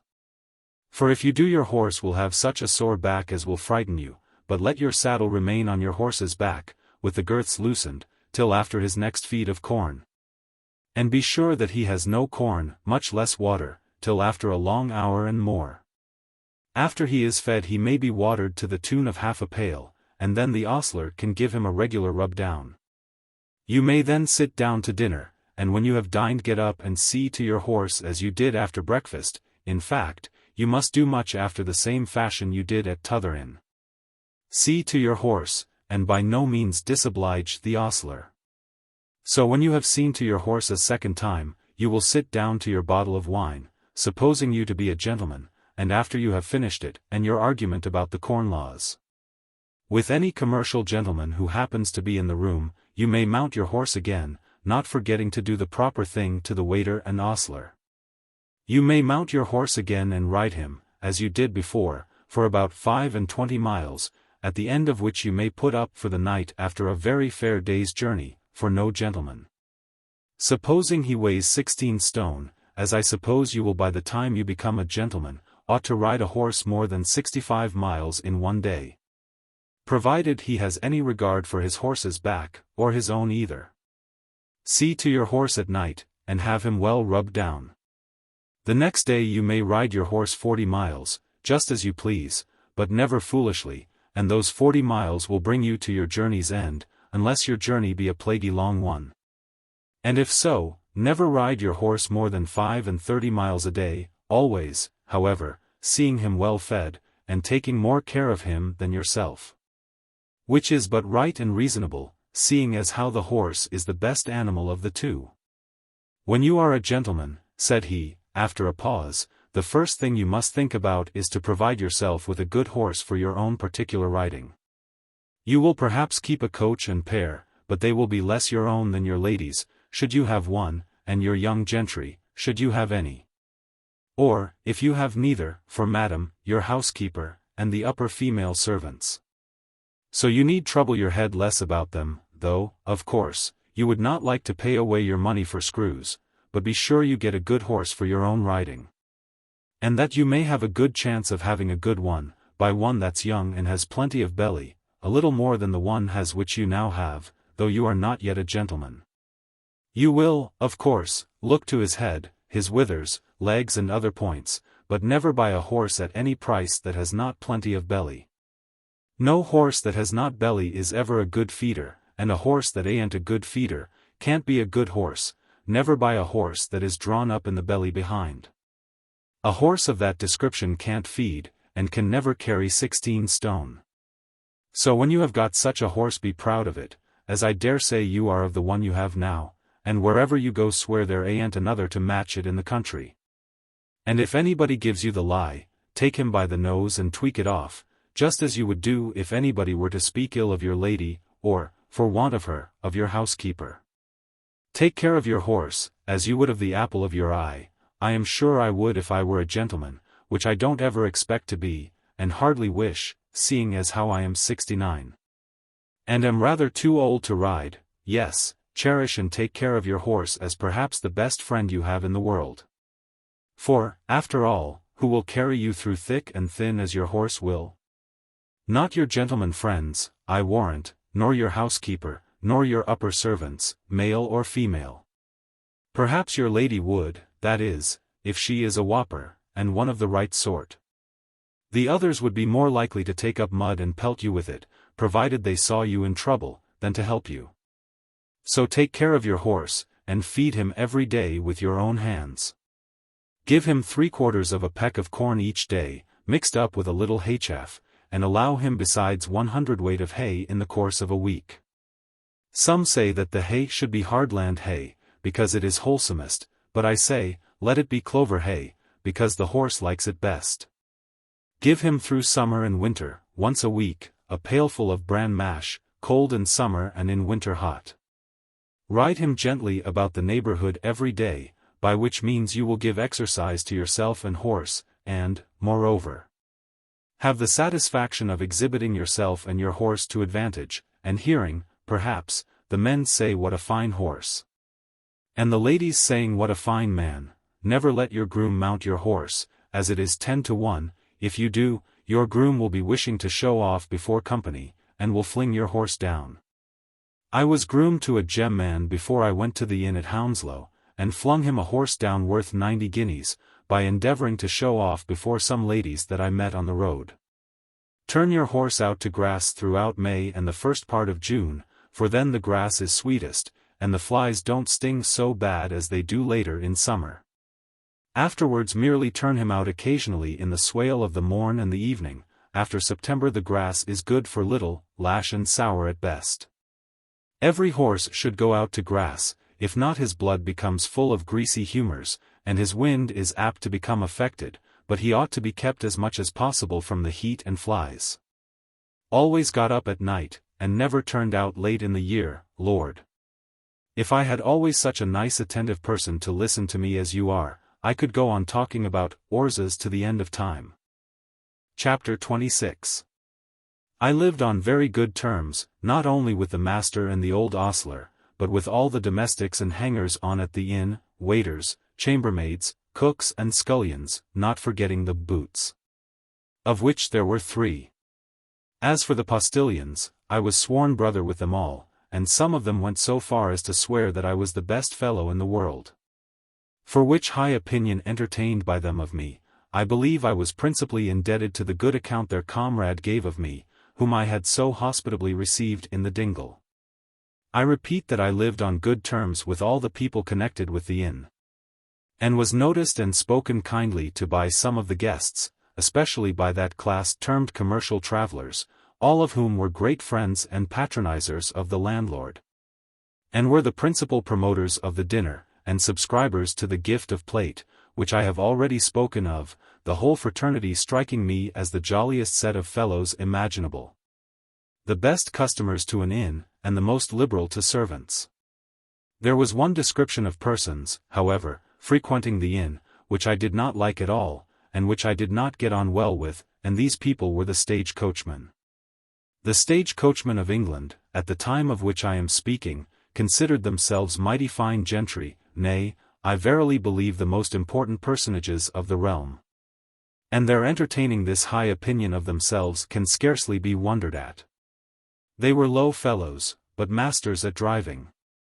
Driving was in fashion, and sprigs of nobility used to dress as coachmen and imitate the slang and behavior of coachmen, from whom occasionally they would take lessons in driving as they sat beside them on the box.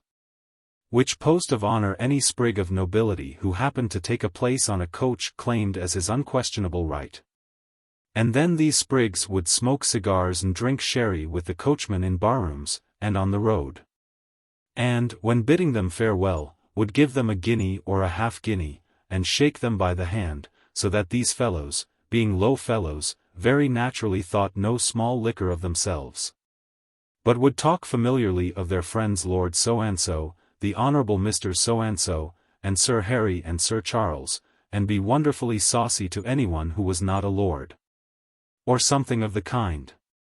And this high opinion of themselves received daily augmentation from the servile homage paid them by the generality of the untitled male passengers, especially those on the forepart of the coach, who used to contend for the honour of sitting on the box with the coachman when no sprig was nigh to put in his claim. Oh! What servile homage these craven creatures did pay these same coach fellows! More especially after witnessing this or t'other act of brutality practiced upon the weak and unoffending, upon some poor friendless woman travelling with but little money, and perhaps a brace of hungry children with her, or upon some thin and half-starved man travelling on the hind part of the coach from London to Liverpool with only 18 pence in his pocket after his fare was paid, to defray his expenses on the road. For as the insolence of these knights was vast, so was their rapacity enormous. They had been so long accustomed to have crowns and half-crowns rained upon them by their admirers and flatterers, that they would look at a shilling, for which many an honest labourer was happy to toil for 10 hours under a broiling sun, with the utmost contempt, would blow upon it derisively, or fillip it into the air before they pocketed it, but when nothing was given them, as would occasionally happen, for how could they receive from those who had nothing? And nobody was bound to give them anything, as they had certain wages from their employers, then what a scene would ensue! Truly the brutality and rapacious insolence of English coachmen had reached a climax. It was time that these fellows should be disenchanted, and the time, thank heaven, was not far distant. Let the craven dastards who used to curry favour with them, and applaud their brutality, lament their loss now that they and their vehicles have disappeared from the roads. I, who have ever been an enemy to insolence, cruelty and tyranny, loathe their memory, and, what is more, am not afraid to say so, well aware of the storm of vituperation, partly learnt from them, which I may expect from those who used to fall down and worship them. Amongst the coachmen who frequented the inn was one who was called the bang-up coachman. He drove to our inn, in the forepart of every day, one of what were called the fast coaches, and afterwards took back the corresponding vehicle. He stayed at our house about 20 minutes, during which time the passengers of the coach which he was to return with dined, those at least who were inclined for dinner, and could pay for it.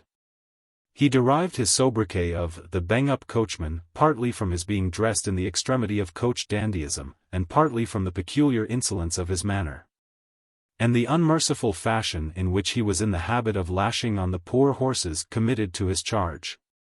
He was a large, tall fellow, of about 30, with a face which, had it not been bloated by excess, and insolence and cruelty stamped most visibly upon it, might have been called good-looking.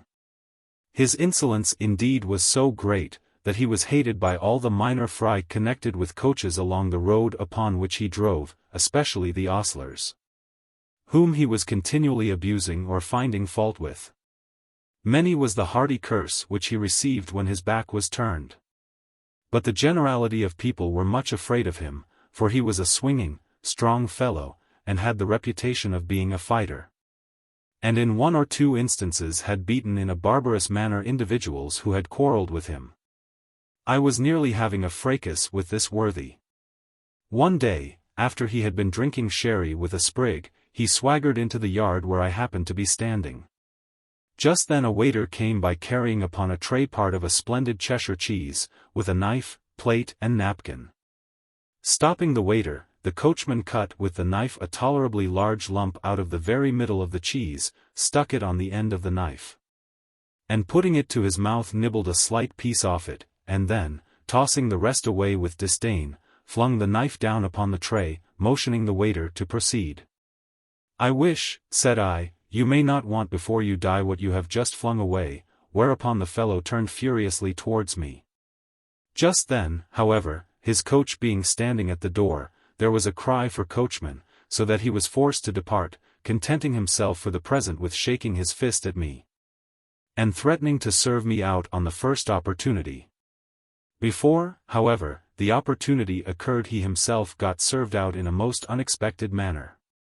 The day after this incident he drove his coach to the inn, and after having dismounted and received the contributions of the generality of the passengers, he strutted up, with a cigar in his mouth, to an individual who had come with him, and who had just asked me a question with respect to the direction of a village about 3 miles off, to which he was going. "Remember the coachman," said the knight of the box to this individual, who was a thin person of about 60, with a white hat, rather shabby black coat, and buff-colored trousers, and who held an umbrella, and a small bundle in his hand. "If you expect me to give you anything," said he to the coachman, "you are mistaken, I will give you nothing. You have been very insolent to me as I rode behind you on the coach, and have encouraged 2 or 3 trumpery fellows, who rode along with you, to cut scurvy jokes at my expense. And now you come to me for money. I am not so poor but I could have given you a shilling had you been civil. As it is, I will give you nothing." "Oh! You won't you?" said the coachman, "dear me.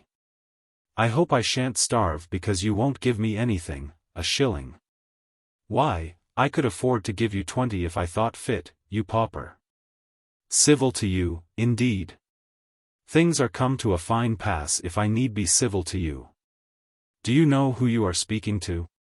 Why, the best lords in the country are proud to speak to me. Why, it was only the other day that the Marquis of, said to me," and then he went on to say what the Marquis said to him. After which, flinging down his cigar, he strutted up the road, swearing to himself about paupers. "You say it is 3 miles to," said the individual to me. "I think I shall light my pipe, and smoke it as I go along." Thereupon he took out from a side pocket a tobacco box and short meerschaum pipe, and implements for striking a light, filled his pipe, lighted it, and commenced smoking. Presently the coachman drew near. I saw at once there was mischief in his eye. The man smoking was standing with his back towards him, and he came so nigh to him, seemingly purposely, that as he passed a puff of smoke came of necessity against his face. "What do you mean by smoking in my face?" said he, striking the pipe of the elderly individual out of his mouth. The other, without manifesting much surprise, said, "I thank you. If you will wait a minute, I will give you a receipt for that favor." Then gathering up his pipe, and taking off his coat and hat, he laid them on a stepping block which stood near, and rubbing his hands together, he advanced towards the coachman in an attitude of offense, holding his hands crossed very near to his face. The coachman, who probably expected anything but such a movement from a person of the age and appearance of the individual whom he had insulted, stood for a moment motionless with surprise. But, recollecting himself, he pointed at him derisively with his finger. The next moment, however, the other was close upon him, had struck aside the extended hand with his left fist, and given him a severe blow on the nose with his right, which he immediately followed by a left-hand blow in the eye. Then drawing his body slightly backward, with the velocity of lightning he struck the coachman full in the mouth, and the last blow was the severest of all, for it cut the coachman's lips nearly through. Blows so quickly and sharply dealt I had never seen. The coachman reeled like a fir tree in a gale, and seemed nearly unsensed. "Ho! What's this? A fight! A fight!" sounded from a dozen voices, and people came running from all directions to see what was going on. The coachman, coming somewhat to himself, disencumbered himself of his coat and hat, and, encouraged by 2 or 3 of his brothers of the whip, showed some symptoms of fighting, endeavoring to close with his foe, but the attempt was vain, his foe was not to be closed with. He did not shift or dodge about, but warded off the blows of his opponent with the greatest sang-froid, always using the guard which I have already described, and putting in return, short, chopping blows with the swiftness of lightning. In a very few minutes the countenance of the coachman was literally cut to pieces, and several of his teeth were dislodged. At length he gave in. Stung with mortification, however, he repented, and asked for another round. It was granted, to his own complete demolition. The coachman did not drive his coach back that day, he did not appear on the box again for a week, but he never held up his head afterwards. Before I quitted the inn, he had disappeared from the road, going no one knew where. The coachman, as I have said before, was very much disliked upon the road, but there was an esprit de corps amongst the coachmen. And those who stood by did not like to see their brother chastised in such tremendous fashion. "I never saw such a fight before," said one. "Fight? Why, I don't call it a fight at all. This chap here ha'n't got a scratch, whereas Tom is cut to pieces. It is all along of that guard of his. If Tom could have got within his guard he would have soon served the old chap out." "So he would," said another, "it was all owing to that guard. However, I think I see into it, and if I had not to drive this afternoon, would have a turn with the old fellow and soon serve him out." "I will fight him now for a guinea," said the other coachman, half taking off his coat. Observing, however, that the elderly individual made a motion towards him, he hitched it upon his shoulder again, and added, "That is, if he had not been fighting already, but as it is, I am above taking an advantage, especially of such a poor old creature as that."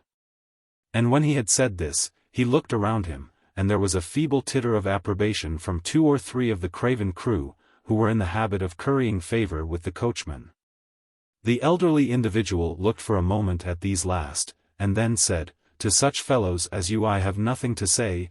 Then turning to the coachman, "And as for you," he said, "ye cowardly bullies, I have but one word, which is, that your reign upon the roads is nearly over, and that a time is coming when you will no longer be wanted or employed in your present capacity. When you will either have to drive dung carts, assist as ostlers at village alehouses, or rot in the workhouse." Then putting on his coat and hat, and taking up his bundle, not forgetting his meerschaum, and the rest of his smoking apparatus, he departed on his way. Filled with curiosity, I followed him. "I am quite astonished that you should be able to use your hands in the way you have done," said I, as I walked with this individual in the direction in which he was bound. "I will tell you how I became able to do so," said the elderly individual, proceeding to fill and light his pipe as he walked along. "My father was a journeyman engraver, who lived in a very riotous neighborhood in the outskirts of London. Wishing to give me something of an education, he sent me to a day school, 2 or 3 streets distant from where we lived, and there, being rather a puny boy, I suffered much persecution from my schoolfellows, who were a very blackguard set. One day, as I was running home, with one of my tormentors pursuing me, old Sergeant Broughton, the retired fighting man, seized me by the arm. 'Dear me,' said I. 'Has it ever been your luck to be acquainted with Sergeant Broughton?' 'You may well call it luck,' said the elder individual, 'but for him I should never have been able to make my way through the world. He lived only 4 doors from our house.' So, as I was running along the street, with my tyrant behind me, Sergeant Broughton seized me by the arm. 'Stop, my boy,' said he, 'I have frequently seen that scamp ill-treating you. Now I will teach you how to send him home with a bloody nose. Down with your bag of books. And now, my game chick,' whispered he to me, placing himself between me and my adversary, so that he could not observe his motions, 'clench your fist in this manner, and hold your arms in this. And when he strikes at you, move them as I now show you, and he can't hurt you. Now, don't be afraid, but go at him.' I confess that I was somewhat afraid, but I considered myself in some degree under the protection of the famous sergeant, and, clenching my fist, I went at my foe, using the guard which my ally recommended. The result corresponded to a certain degree with the predictions of the sergeant. I gave my foe a bloody nose and a black eye, though, notwithstanding my recent lesson in the art of self-defense, he contrived to give me 2 or 3 clumsy blows. From that moment I was the especial favorite of the sergeant, who gave me further lessons, so that in a little time I became a very fair boxer, beating everybody of my own size who attacked me. The old gentleman, however, made me promise never to be quarrelsome, nor to turn his instructions to account, except in self-defense. I have always borne in mind my promise, and have made it a point of conscience never to fight unless absolutely compelled. Folks may rail against boxing if they please, but being able to box may sometimes stand a quiet man in good stead. How should I have fared today, but for the instructions of Sergeant Broughton? But for them, the brutal ruffian who insulted me must have passed unpunished. He will not soon forget the lesson which I have just given him, the only lesson he could understand. What would have been the use of reasoning with a fellow of that description? Brave old Broughton! I owe him much. And your manner of fighting, said I, was the manner employed by Sergeant Broughton? Yes, said my new acquaintance.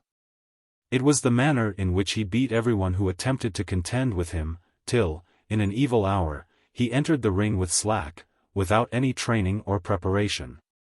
And by a chance blow lost the battle to a man who had been beaten with ease by those who, in the hands of Broughton, appeared like so many children. It was the way of fighting of him who first taught Englishmen to box scientifically, who was the head and father of the fighters of what is now called the Old School. The last of which were Johnson and Big Ben. A wonderful man, that Big Ben, said I.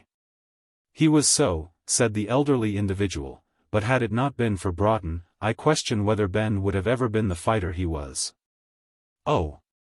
There was no one like old Broughton, but for him I should at the present moment be sneaking along the road, pursued by the hissings and hootings of the dirty flatterers of that blackguard coachman. What did you mean, said I, by those words of yours, that the coachman would speedily disappear from the roads? I meant, said he, that a new method of travelling is about to be established, which will supersede the old. I am a poor engraver, as my father was before me. But engraving is an intellectual trade, and by following it I have been brought in contact with some of the cleverest men in England. It has even made me acquainted with the projector of the scheme, which he has told me many of the wisest heads of England have been dreaming of during a period of 600 years. And which it seems was alluded to by a certain brazen head in the storybook of Friar Bacon, 273, who is generally supposed to have been a wizard, but in reality was a great philosopher. Young man, in less than 20 years, by which time I shall be dead and gone, England will be surrounded with roads of metal, on which armies may travel with mighty velocity, and of which the walls of brass and iron by which the friar proposed to defend his native land are types. He then, shaking me by the hand, proceeded on his way, whilst I returned to the inn.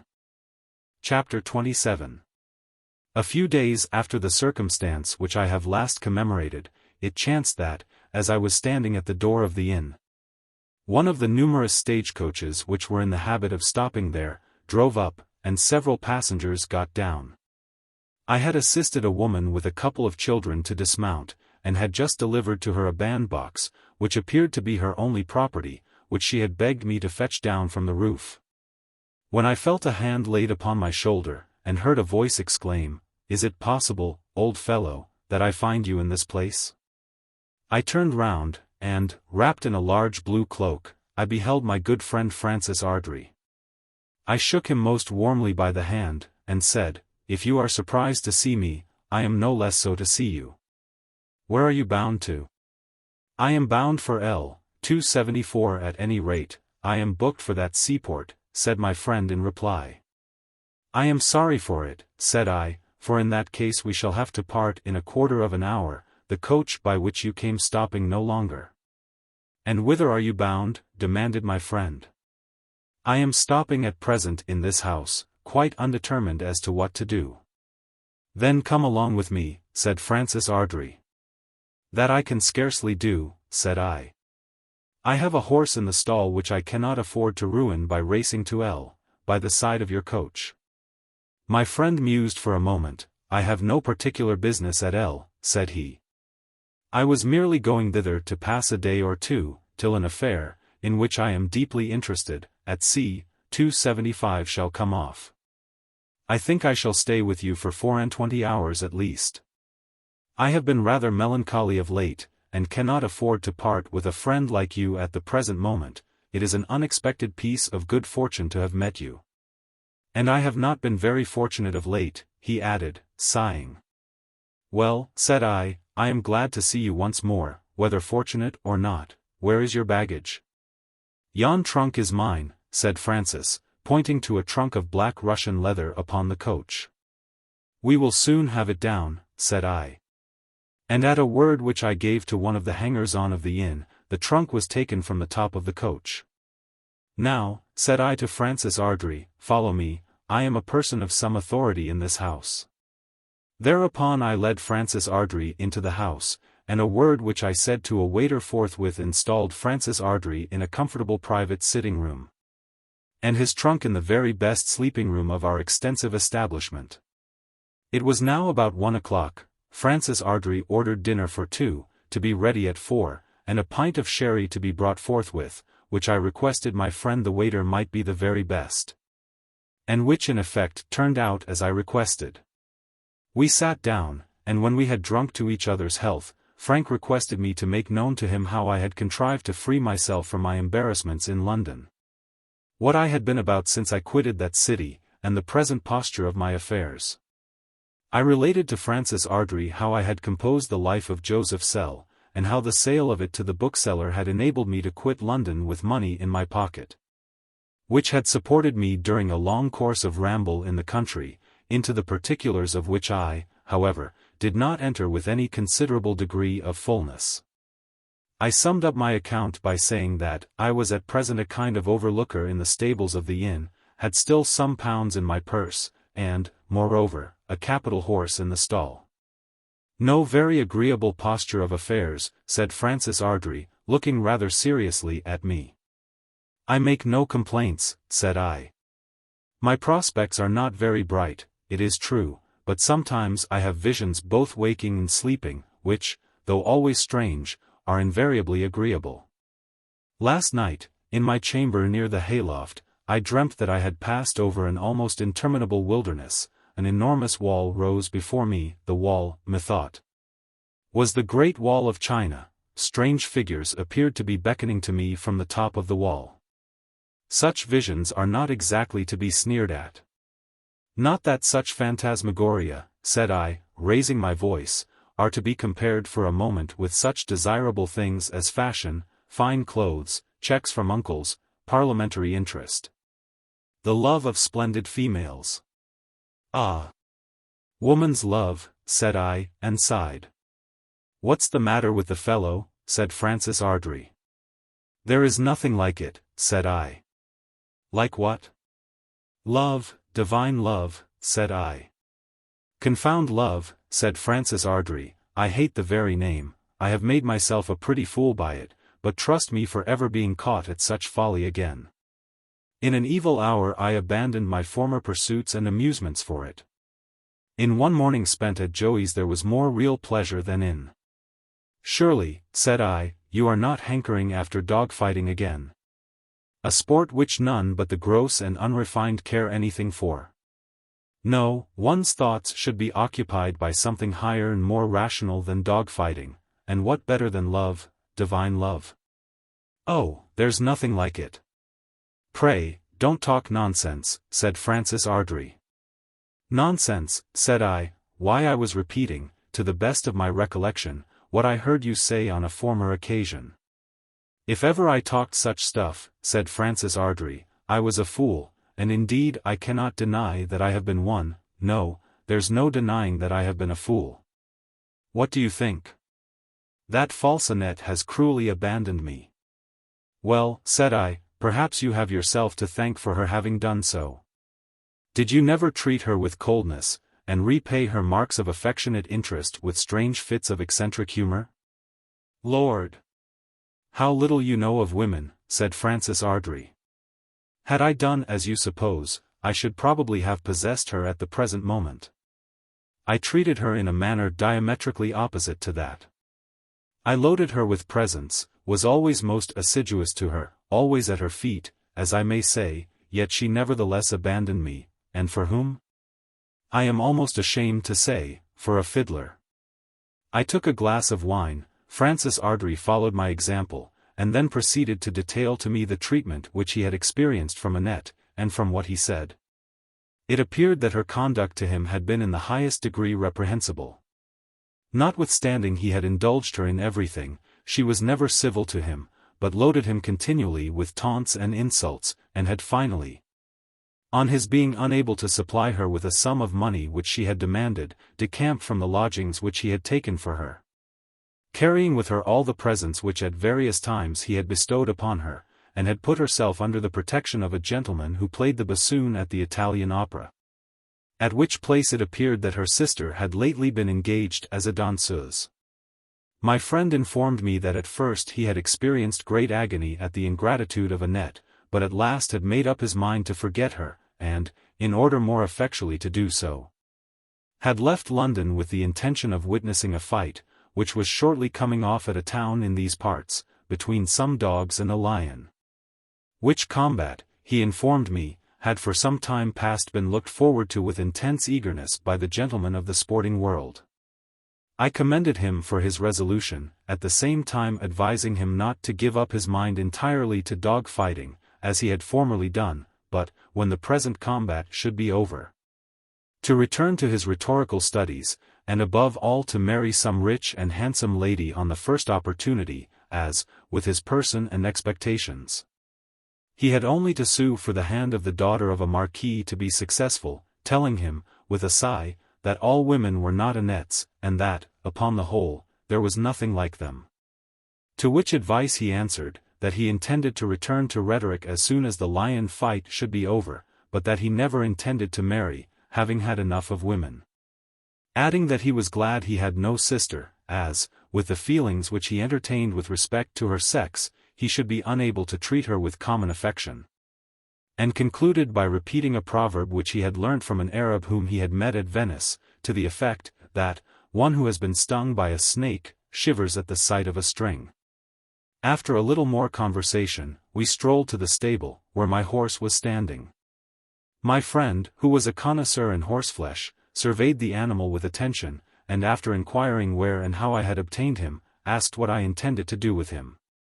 On my telling him that I was undetermined, and that I was afraid the horse was likely to prove a burden to me, he said, "It is a noble animal, and if you mind what you are about, you may make a small fortune by him. I do not want such an animal myself, nor do I know anyone who does. But a great horse fair will be held shortly at a place where, it is true, I have never been, but of which I have heard a great deal from my acquaintances. Where it is said a first-rate horse is always sure to fetch its value. That place is Horncastle, in Lincolnshire, you should take him thither." Francis Ardrey and myself dined together, and after dinner partook of a bottle of the best port which the inn afforded. After a few glasses, we had a great deal of conversation. I again brought the subject of marriage and love, divine love, upon the carpet, but Francis almost immediately begged me to drop it. And on my having the delicacy to comply, he reverted to dog fighting, on which he talked well and learnedly. Amongst other things, he said that it was a princely sport of great antiquity, and quoted from Quintus Curtius to prove that the princes of India must have been of the fancy, they having, according to that author, treated Alexander to a fight between certain dogs and a lion. Becoming, notwithstanding my friend's eloquence and learning, somewhat tired of the subject, I began to talk about Alexander. Francis Ardrey said he was one of the two great men whom the world has produced, the other being Napoleon. I replied that I believed Tamerlane was a greater man than either. But Francis Ardrey knew nothing of Tamerlane, save what he had gathered from the play of Timur the Tartar. "No," said he, "Alexander and Napoleon are the great men of the world, their names are known everywhere. Alexander has been dead upwards of 2,000 years, but the very English bumpkins sometimes christen their boys by the name of Alexander. Can there be a greater evidence of his greatness? As for Napoleon, there are some parts of India in which his bust is worshipped." Wishing to make up a triumvirate, I mentioned the name of Wellington, to which Francis Ardrey merely said, "Bah," and resumed the subject of dog-fighting. Francis Ardrey remained at the inn during that day and the next, and then departed to the dog and lion fight. I never saw him afterwards, and merely heard of him once after a lapse of some years, and what I then heard was not exactly what I could have wished to hear. He did not make much of the advantages which he possessed, a pity, for how great were those advantages: person, intellect, eloquence, connection, riches. Yet, with all these advantages, one thing highly needful seems to have been wanting in Francis. A desire, a craving, to perform something great and good. Oh! What a vast deal may be done with intellect, courage, riches, accompanied by the desire of doing something great and good. Why, a person may carry the blessings of civilization and religion to barbarous, yet at the same time beautiful and romantic, lands, and what a triumph there is for him who does so. What a crown of glory! Of far greater value than those surrounding the brows of your mere conquerors. Yet who has done so in these times? Not many. Not 3, not 2, something seems to have been always wanting. There is, however, one instance, in which the various requisites have been united, and the crown, the most desirable in the world, at least which I consider to be the most desirable, achieved. And only one, that of Brooke of Borneo. 276. Chapter 28. It never rains but it pours. I was destined to see at this in more acquaintances than one.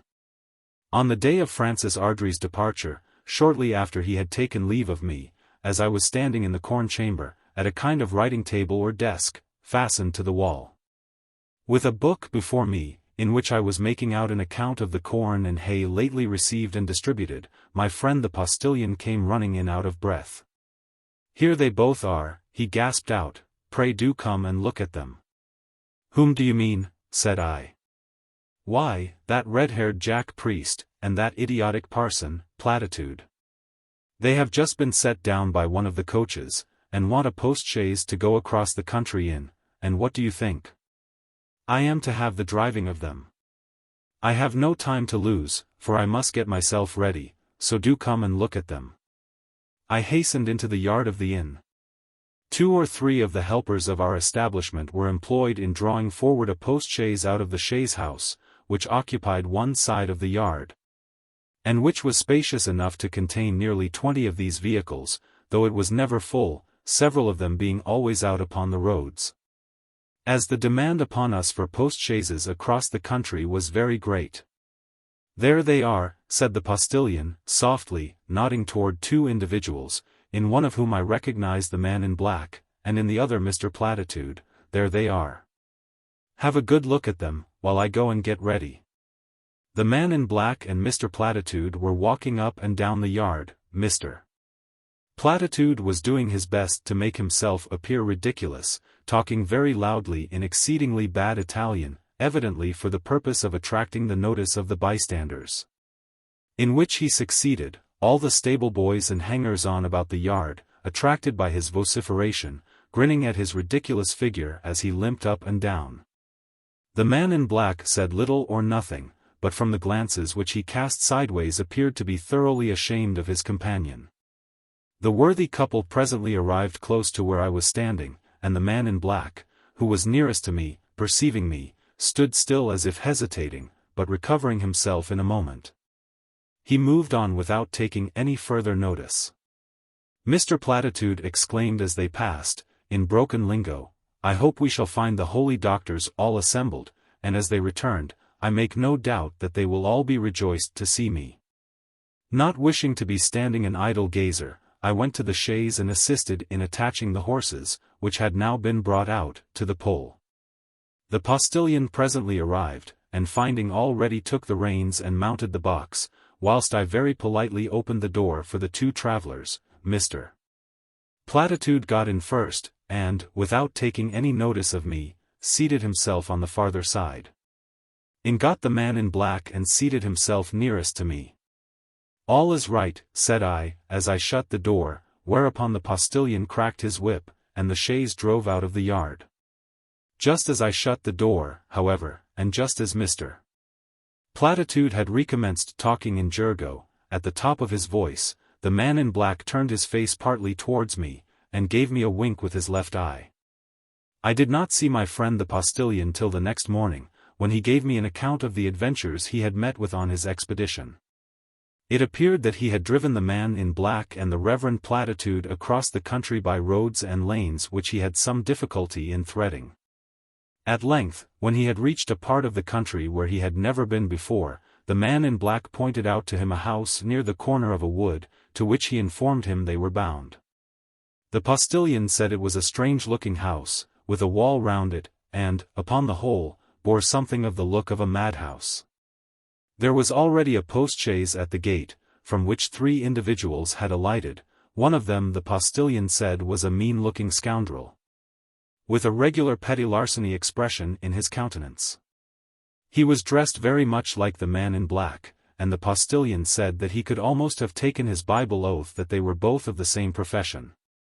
The other 2 he said were parsons. He could swear that, though he had never seen them before, there could be no mistake about them. Church of England parsons the postilion swore they were, with their black coats, white cravats, and airs, in which clumsiness and conceit were most funnily blended. Church of England parsons of the Platitude description, who had been in Italy, and seen the Pope, and kissed his toe, and picked up a little broken Italian, and come home greater fools than they went forth. It appeared that they were all acquaintances of Mr. Platitude, for when the postilion had alighted and let Mr. Platitude and his companion out of the chaise, Mr. Platitude shook the whole 3 by the hand, conversed with his 2 brothers in a little broken Jergo, and addressed the petty larceny-looking individual by the title of Reverend Doctor. In the midst of these greetings, however, the postilion said the man in black came up to him, and proceeded to settle with him for the chaise. He had shaken hands with nobody, and had merely nodded to the others. And now, said the postilion, he evidently wished to get rid of me, fearing, probably, that I should see too much of the nonsense that was going on. It was whilst settling with me that he seemed to recognize me for the first time, for he stared hard at me, and at last asked whether I had not been in Italy. To which question, with a nod and a laugh, I replied that I had. I was then going to ask him about the health of the image of Holy Mary, and to say that I hoped it had recovered from its horsewhipping. But he interrupted me, paid me the money for the fare, and gave me a crown for myself, saying he would not detain me any longer. I say, partner, I am a poor postilion, but when he gave me the crown I had a good mind to fling it in his face. I reflected, however, that it was not mere gift money, but coin which I had earned, and hardly too, so I put it in my pocket, and I bethought me, moreover, that, knave as I knew him to be, he had always treated me with civility. So I nodded to him, and he said something which, perhaps, he meant for Latin, but which sounded very much like Vales, 277, and by which he doubtless alluded to the money which he had given me. He then went into the house with the rest. The coach drove away which had brought the others, and I was about to get on the box and follow. Observing, however, 2 more chaises driving up, I thought I would be in no hurry, so I just led my horses and chaise a little out of the way, and pretending to be occupied about the harness, I kept a tolerably sharp lookout at the new arrivals. Well, partner, the next vehicle that drove up was a gentleman's carriage which I knew very well as those within it, who were a father and son, the father a good kind of old gentleman, and a justice of the peace, therefore, not very wise, as you may suppose. The son a puppy who has been abroad, where he contrived to forget his own language, though only 9 months absent, and now rules the roast over his father and mother, whose only child he is, and by whom he is thought wondrous clever. So this foreigneering chap brings his poor old father to this out-of-the-way house to meet these platitudes and petty larceny villains, and perhaps would have brought his mother too, only, simple thing, by good fortune she happens to be laid up with the rheumatiz. Well, the father and son, I beg pardon, I mean the son and father, got down and went in, and then after their carriage was gone, the chaise behind drove up, in which was a huge fat fellow, weighing 20 stone at least, but with something of a foreign look, and with him, Who do you think? Why, a rascally Unitarian minister, that is, a fellow who had been such a minister, but who, some years ago leaving his own people, who had bred him up and sent him to their college at York, went over to the High Church, and is now, I suppose, going over to some other church, for he was talking as he got down, wondrous fast in Latin, or what sounded something like Latin. To the fat fellow, who appeared to take things wonderfully easy, and merely grunted to the dog Latin which the scoundrel had learnt at the expense of the poor Unitarians at York. So they went into the house, and presently arrived another chaise, but ere I could make any further observations, the porter of the out-of-the-way house came up to me, asking what I was stopping there for, bidding me go away, and not pry into other people's business. Pretty business, said I to him, that is being transacted in a place like this, and then I was going to say something uncivil, but he went to attend to the newcomers. And I took myself away on my own business as he bade me, not, however, before observing that these two last were a couple of black coats. The postilion then proceeded to relate how he made the best of his way to a small public house, about a mile off, where he had intended to bait, and how he met on the way a Landauan pair, belonging to a Scotch coxcomb whom he had known in London, about whom he related some curious particulars, and then continued, well, after I had passed him and his turnout, I drove straight to the public house, where I baited my horses, and where I found some of the chaises and drivers who had driven the folks to the lunatic-looking mansion, and were now waiting to take them up again.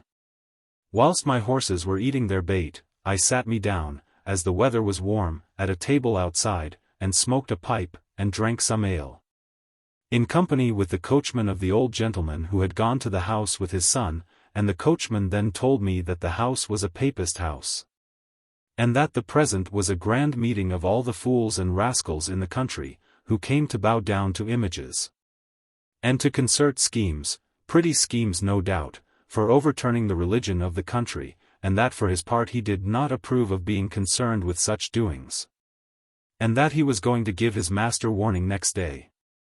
So, as we were drinking and discoursing, up drove the chariot of the Scotchman, and down got his valet and the driver, and whilst the driver was seeing after the horses, the valet came and sat down at the table where the gentleman's coachman and I were drinking. I knew the fellow well, a Scotchman like his master, and just of the same kidney, with white kid gloves, red hair frizzled, a patch of paint on his face, and his hands covered with rings. This very fellow, I must tell you, was one of those most busy in endeavouring to get me turned out of the servants' club in Park Lane, because I happened to serve a literary man. So he sat down, and in a kind of affected tone cried out, "Landlord, bring me a glass of cold negus." The landlord, however, told him that there was no negus, but that if he pleased, he could have a jug of as good beer as any in the country. "Confound the beer," said the valet, "do you think I am accustomed to such vulgar beverage?" However, as he found there was nothing better to be had, he let the man bring him some beer, and when he had got it, soon showed that he could drink it easily enough. So, when he had drunk 2 or 3 draughts, he turned his eyes in a contemptuous manner, first on the coachman, and then on me. I saw the scamp recollected me, for after staring at me and my dress for about half a minute, he put on a broad grin, and flinging his head back, he uttered a loud laugh. Well, I did not like this, as you may well believe, and taking the pipe out of my mouth, I asked him if he meant anything personal, to which he answered, that he had said nothing to me, and that he had a right to look where he pleased, and laugh when he pleased. Well, as to a certain extent he was right, as to looking and laughing, and as I have occasionally looked at a fool and laughed, though I was not the fool in this instance. I put my pipe into my mouth and said no more. This quiet and well-regulated behavior of mine, however, the fellow interpreted into fear. So, after drinking a little more, he suddenly started up, and striding once or twice before the table, he asked me what I meant by that impertinent question of mine, saying that he had a good mind to wring my nose for my presumption. "You have," said I, getting up, and laying down my pipe. "Well, I'll now give you an opportunity." So I put myself in an attitude, and went up to him, saying, "I have an old score to settle with you, you scamp, you wanted to get me turned out of the club, didn't you?" And thereupon, remembering that he had threatened to wring my nose, I gave him a snorter upon his own. I wish you could have seen the fellow when he felt the smart. So far from trying to defend himself, he turned round, and with his hand to his face, attempted to run away.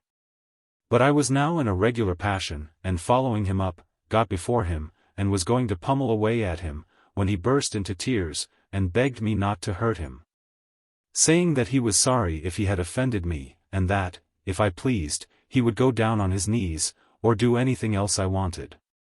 Well, when I heard him talk in this manner, I, of course, let him be. I could hardly help laughing at the figure he cut, his face all blubbered with tears, and blood and paint. But I did not laugh at the poor creature either, but went to the table and took up my pipe, and smoked and drank as if nothing had happened. And the fellow, after having been to the pump, came and sat down, crying and trying to curry favor with me and the coachman. Presently, however, putting on a confidential look, he began to talk of the Popish house, and of the doings there, and said he supposed as how we were of the party, and that it was all right. And then he began to talk of the Pope of Rome, and what a nice man he was, and what a fine thing it was to be of his religion, especially if folks went over to him. And how it advanced them in the world, and gave them consideration. And how his master, who had been abroad and seen the Pope, and kissed his toe, was going over to the Popish religion, and had persuaded him to consent to do so, and to forsake his own, which I think the scoundrel called the Episcopal Church of Scotland, and how many others of that church were going over, thinking to better their condition in life by so doing, and to be more thought on. And how many of the English church were thinking of going over too, and that he had no doubt that it would all end right and comfortably. Well, as he was going on in this way, the old coachman began to spit, and getting up, flung all the beer that was in his jug upon the ground, and going away, ordered another jug of beer, and sat down at another table, saying that he would not drink in such company. And I too got up, and flung what beer remained in my jug, there wasn't more than a drop, in the fellow's face, saying, I would scorn to drink any more in such company. And then I went to my horses, put them to, paid my reckoning, and drove home. The postillion having related his story, to which I listened with all due attention, mused for a moment, and then said, I dare say you remember how, some time since, when old Bill had been telling us how the government a long time ago, had done away with robbing on the highway, by putting down the public houses and places which the highwaymen frequented, and by sending out a good mounted police to hunt them down. I said that it was a shame that the present government did not employ somewhat the same means in order to stop the proceedings of Mumbo Jumbo and his gang nowadays in England. Howsomever, since I have driven a fare to a Popish rendezvous, and seen something of what is going on there, I should conceive that the government are justified in allowing the gang the free exercise of their calling. Anybody is welcome to stoop and pick up nothing, or worse than nothing, and if Mumbo Jumbo's people, after their expeditions, return to their haunts with no better plunder in the shape of converts than what I saw going into yonder place of call, I should say they are welcome to what they get. For if that's the kind of rubbish they steal out of the Church of England, or any other church, who in his senses but would say a good riddance, and many thanks for your trouble? At any rate, that is my opinion of the matter. Chapter 29. It was now that I had frequent deliberations with myself. Should I continue at the inn in my present position? I was not very much captivated with it. There was little poetry in keeping an account of the corn, hay and straw which came in, and was given out, and I was fond of poetry. Moreover, there was no glory at all to be expected in doing so, and I was fond of glory. Should I give up that situation, and remaining at the inn, become ostler under old Bill? There was more poetry in rubbing down horses than in keeping an account of straw, hay, and corn. There was also some prospect of glory attached to the situation of ostler, for the grooms and stable boys occasionally talked of an ostler, a great way down the road, who had been presented by some sporting people, not with a silver vase, as our governor had been, but with a silver currycomb, in testimony of their admiration for his skill. But I confess that the poetry of rubbing down had become, as all other poetry becomes, rather prosy by frequent repetition, and with respect to the chance of deriving glory from the employment. I entertained, in the event of my determining to stay, very slight hope of ever attaining skill in the ostler art sufficient to induce sporting people to bestow upon me a silver currycomb. I was not half so good an ostler as Old Bill, who had never been presented with a silver currycomb, and I never expected to become so, therefore what chance had I? It was true, there was a prospect of some pecuniary emolument to be derived by remaining in either situation. It was very probable that, provided I continued to keep an account of the hay and corn coming in and expended, the landlord would consent to allow me £1 a week. Which at the end of a dozen years, provided I kept myself sober, would amount to a considerable sum. I might, on the retirement of Old Bill, by taking his place, save up a decent sum of money, provided, unlike him, I kept myself sober, and laid by all the shillings and sixpences I got. But the prospect of laying up a decent sum of money was not of sufficient importance to induce me to continue either at my wooden desk, or in the inn-yard. The reader will remember what difficulty I had to make up my mind to become a merchant under the Armenian's auspices. Even with the prospect of making £200,000 or £300,000 by following the Armenian way of doing business. So it was not probable that I should feel disposed to be bookkeeper or ostler all my life with no other prospect than being able to make a tidy sum of money.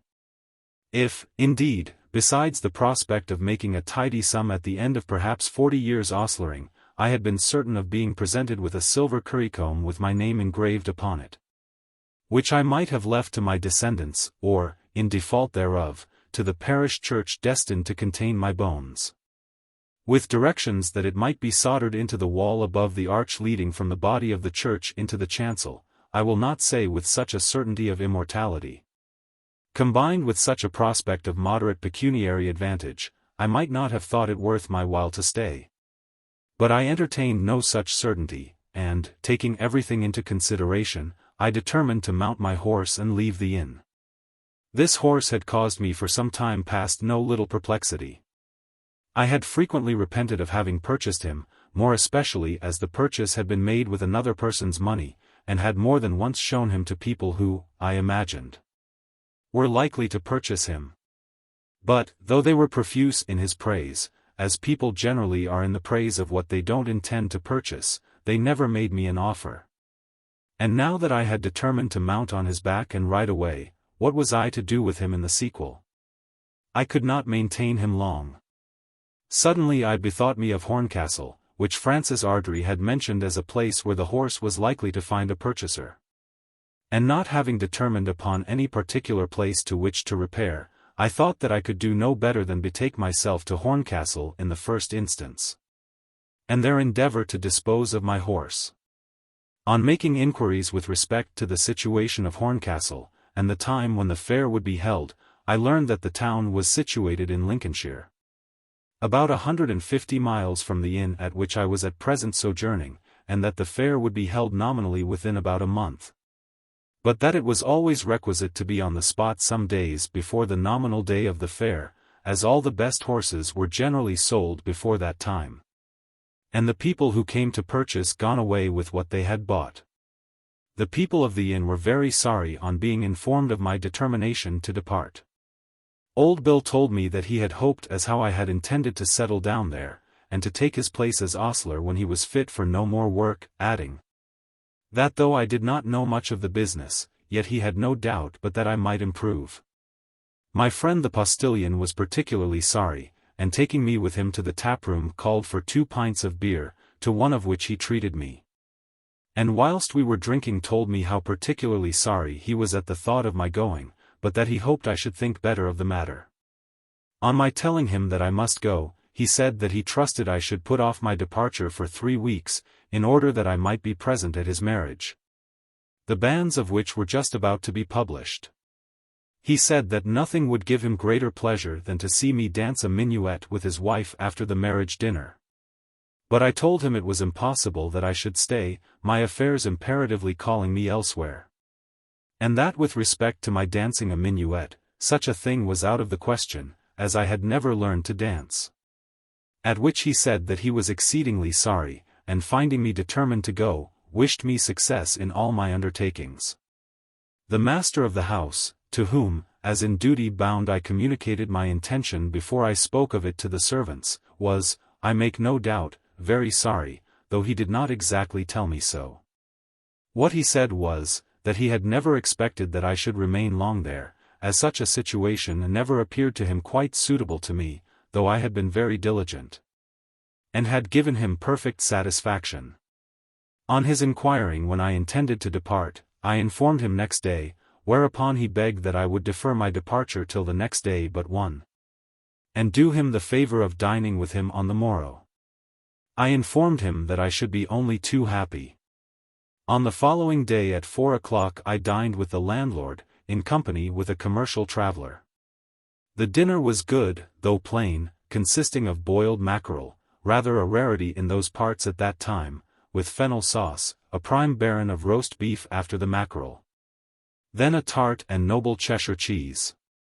We had prime sherry at dinner, and whilst eating the cheese prime porter, that of Barclay, the only good porter in the world. After the cloth was removed we had a bottle of very good port. And whilst partaking of the port I had an argument with the commercial traveller on the subject of the corn laws.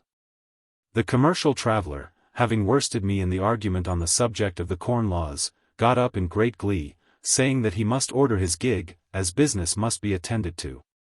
Before leaving the room, however, he shook me patronizingly by the hand, and said something to the master of the house, but in so low a tone that it escaped my ear. No sooner had he departed than the master of the house told me that his friend the traveller had just said that I was a confounded sensible young fellow, and not at all opinionated. A sentiment in which he himself perfectly agreed. Then hemming once or twice, he said that as I was going on a journey he hoped I was tolerably well provided with money, adding that travelling was rather expensive, especially on horseback. The manner in which he supposed, as I had a horse in the stable, I intended to travel. I told him that though I was not particularly well supplied with money, I had sufficient for the expenses of my journey, at the end of which I hoped to procure more. He then hemmed again, and said that since I had been at the inn I had rendered him a great deal of service in more ways than one, and that he could not think of permitting me to depart without making me some remuneration. Then putting his hand into his waistcoat pocket, he handed me a cheque for £10, which he had prepared beforehand, the value of which he said I could receive at the next town, or that, if I wished it, any waiter in the house would cash it for me. I thanked him for his generosity in the best terms I could select, but, handing him back the cheque, I told him that I could not accept it, saying that, so far from his being my debtor, I believed myself to be indebted to him, as not only myself but my horse had been living at his house for several weeks. He replied, that as for my board at a house like his it amounted to nothing, and as for the little corn and hay which the horse had consumed it was of no consequence, and that he must insist upon my taking the cheque. But I again declined, telling him that doing so would be a violation of a rule which I had determined to follow, and which nothing but the greatest necessity would ever compel me to break through, never to incur obligations. But, said he, receiving this money will not be incurring an obligation, it is your due. I do not think so, said I did not engage to serve you for money, nor will I take any from you. Perhaps you will take it as a loan, said he. No, I replied, I never borrow. Well, said the landlord, smiling, you are different from all others that I am acquainted with. I never yet knew anyone else who scrupled to borrow and receive obligations. Why, there are 2 baronets in this neighborhood who have borrowed money of me, and who have never repaid what they borrowed. And there are a dozen squires who are under considerable obligations to me, who I dare say will never return them. Come, you need not be more scrupulous than your superiors, I mean in station. Every vessel must stand on its own bottom, said I. They take pleasure in receiving obligations, I take pleasure in being independent. Perhaps they are wise, and I am a fool, I know not, but one thing I am certain of, which is, that were I not independent I should be very unhappy, I should have no visions then. "Have you any relations?" said the landlord, looking at me compassionately. "Excuse me, but I don't think you are exactly fit to take care of yourself." "There you are mistaken," said I can take precious good care of myself. And can drive a precious hard bargain when I have occasion, but driving bargains is a widely different thing from receiving gifts. I am going to take my horse to Horncastle, and when there I shall endeavour to obtain his full value, to the last penny." "Horncastle," said the landlord, "I have heard of that place. You mustn't be dreaming visions when you get there, or they'll steal the horse from under you." "Well," said he, rising, "I shall not press you further on the subject of the cheque. I intend, however, to put you under an obligation to me." He then rang the bell, and having ordered 2 fresh glasses to be brought, he went out and presently returned with a small pint bottle, which he uncorked with his own hand. Then sitting down, he said, "The wine that I bring here, is port of 1811, the year of the comet, the best vintage on record. The wine which we have been drinking," he added, "is good, but not to be compared with this, which I never sell, and which I am chary of. When you have drunk some of it, I think you will own that I have conferred an obligation upon you." He then filled the glasses, the wine which he poured out diffusing an aroma through the room. Then motioning me to drink, he raised his own glass to his lips, saying, "Come, friend, I drink to your success at Horncastle." Chapter 30. I departed from the inn much in the same fashion as I had come to it, mounted on a splendid horse indifferently well caparisoned, with the small valise attached to my crupper, in which, besides the few things I had brought with me, was a small book of roads with a map, which had been presented to me by the landlord. I must not forget to state that I did not ride out of the yard, but that my horse was brought to me at the front door by old Bill, who insisted upon doing so, and who refused a 5-shilling piece which I offered him. And it will be as well to let the reader know that the landlord shook me by the hand as I mounted, and that the people attached to the inn, male and female, my friend the postilion at the head, assembled before the house to see me off, and gave me 3 cheers as I rode away. Perhaps no person ever departed from an inn with more éclat or better wishes. Nobody looked at me askance, except 2 stage coachmen who were loitering about, one of whom said to his companion, "I say, Jim, twig his portmanteau. A regular Newmarket turnout, by." It was in the cool of the evening of a bright day, all the days of that summer were bright, that I departed. I felt at first rather melancholy at finding myself again launched into the wide world, and leaving the friends whom I had lately made behind me. But by occasionally trotting the horse, and occasionally singing a song of Romanville 278, I had dispelled the feeling of melancholy by the time I had proceeded 3 miles down the main road. It was at the end of these 3 miles, just opposite a milestone, that I struck into a cross road. After riding about 7 miles, threading what are called, in postilion parlance, cross-country roads, I reached another high road, tending to the east, along which I proceeded for a mile or 2. When coming to a small inn, about 9 o'clock, I halted and put up for the night. Early on the following morning I proceeded on my journey, but fearing to gall the horse, I no longer rode him, but led him by the bridle, until I came to a town at a distance of about 10 miles from the place where I had passed the night. Here I stayed during the heat of the day, more on the horse's account than my own, and towards evening resumed my journey, leading the animal by the bridle as before. And in this manner I proceeded for several days, traveling on an average from 20 to 25 miles a day, always leading the animal, except perhaps now and then of an evening, when, if I saw a good piece of road before me, I would mount and put the horse into a trot, which the creature seemed to enjoy as much as myself, showing his satisfaction by snorting and neighing, whilst I gave utterance to my own exhilaration by shouts, or by, the chi she is colo. 279 she sauves pre Lakey Dumo, or by something else of the same kind in Romanville. On the whole, I journeyed along very pleasantly, certainly quite as pleasantly as I do at present, now that I am become a gentleman and weigh 16 stone. Though some people would say that my present manner of travelling is much the most preferable, riding as I now do, instead of leading my horse. receiving the homage of ostlers instead of their familiar nods. Sitting down to dinner in the parlor of the best inn I can find, instead of passing the brightest part of the day in the kitchen of a village alehouse. Carrying on my argument after dinner on the subject of the Corn Laws, with the best commercial gentlemen on the road, instead of being glad, whilst sipping a pint of beer, to get into conversation with blind trampers, or maimed Abraham sailors, regaling themselves on half-pints at the said village hostelries.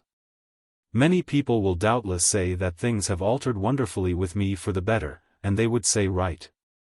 Provided I possessed now what I then carried about with me in my journeys, the spirit of youth. Youth is the only season for enjoyment, and the first 25 years of one's life are worth all the rest of the longest life of man.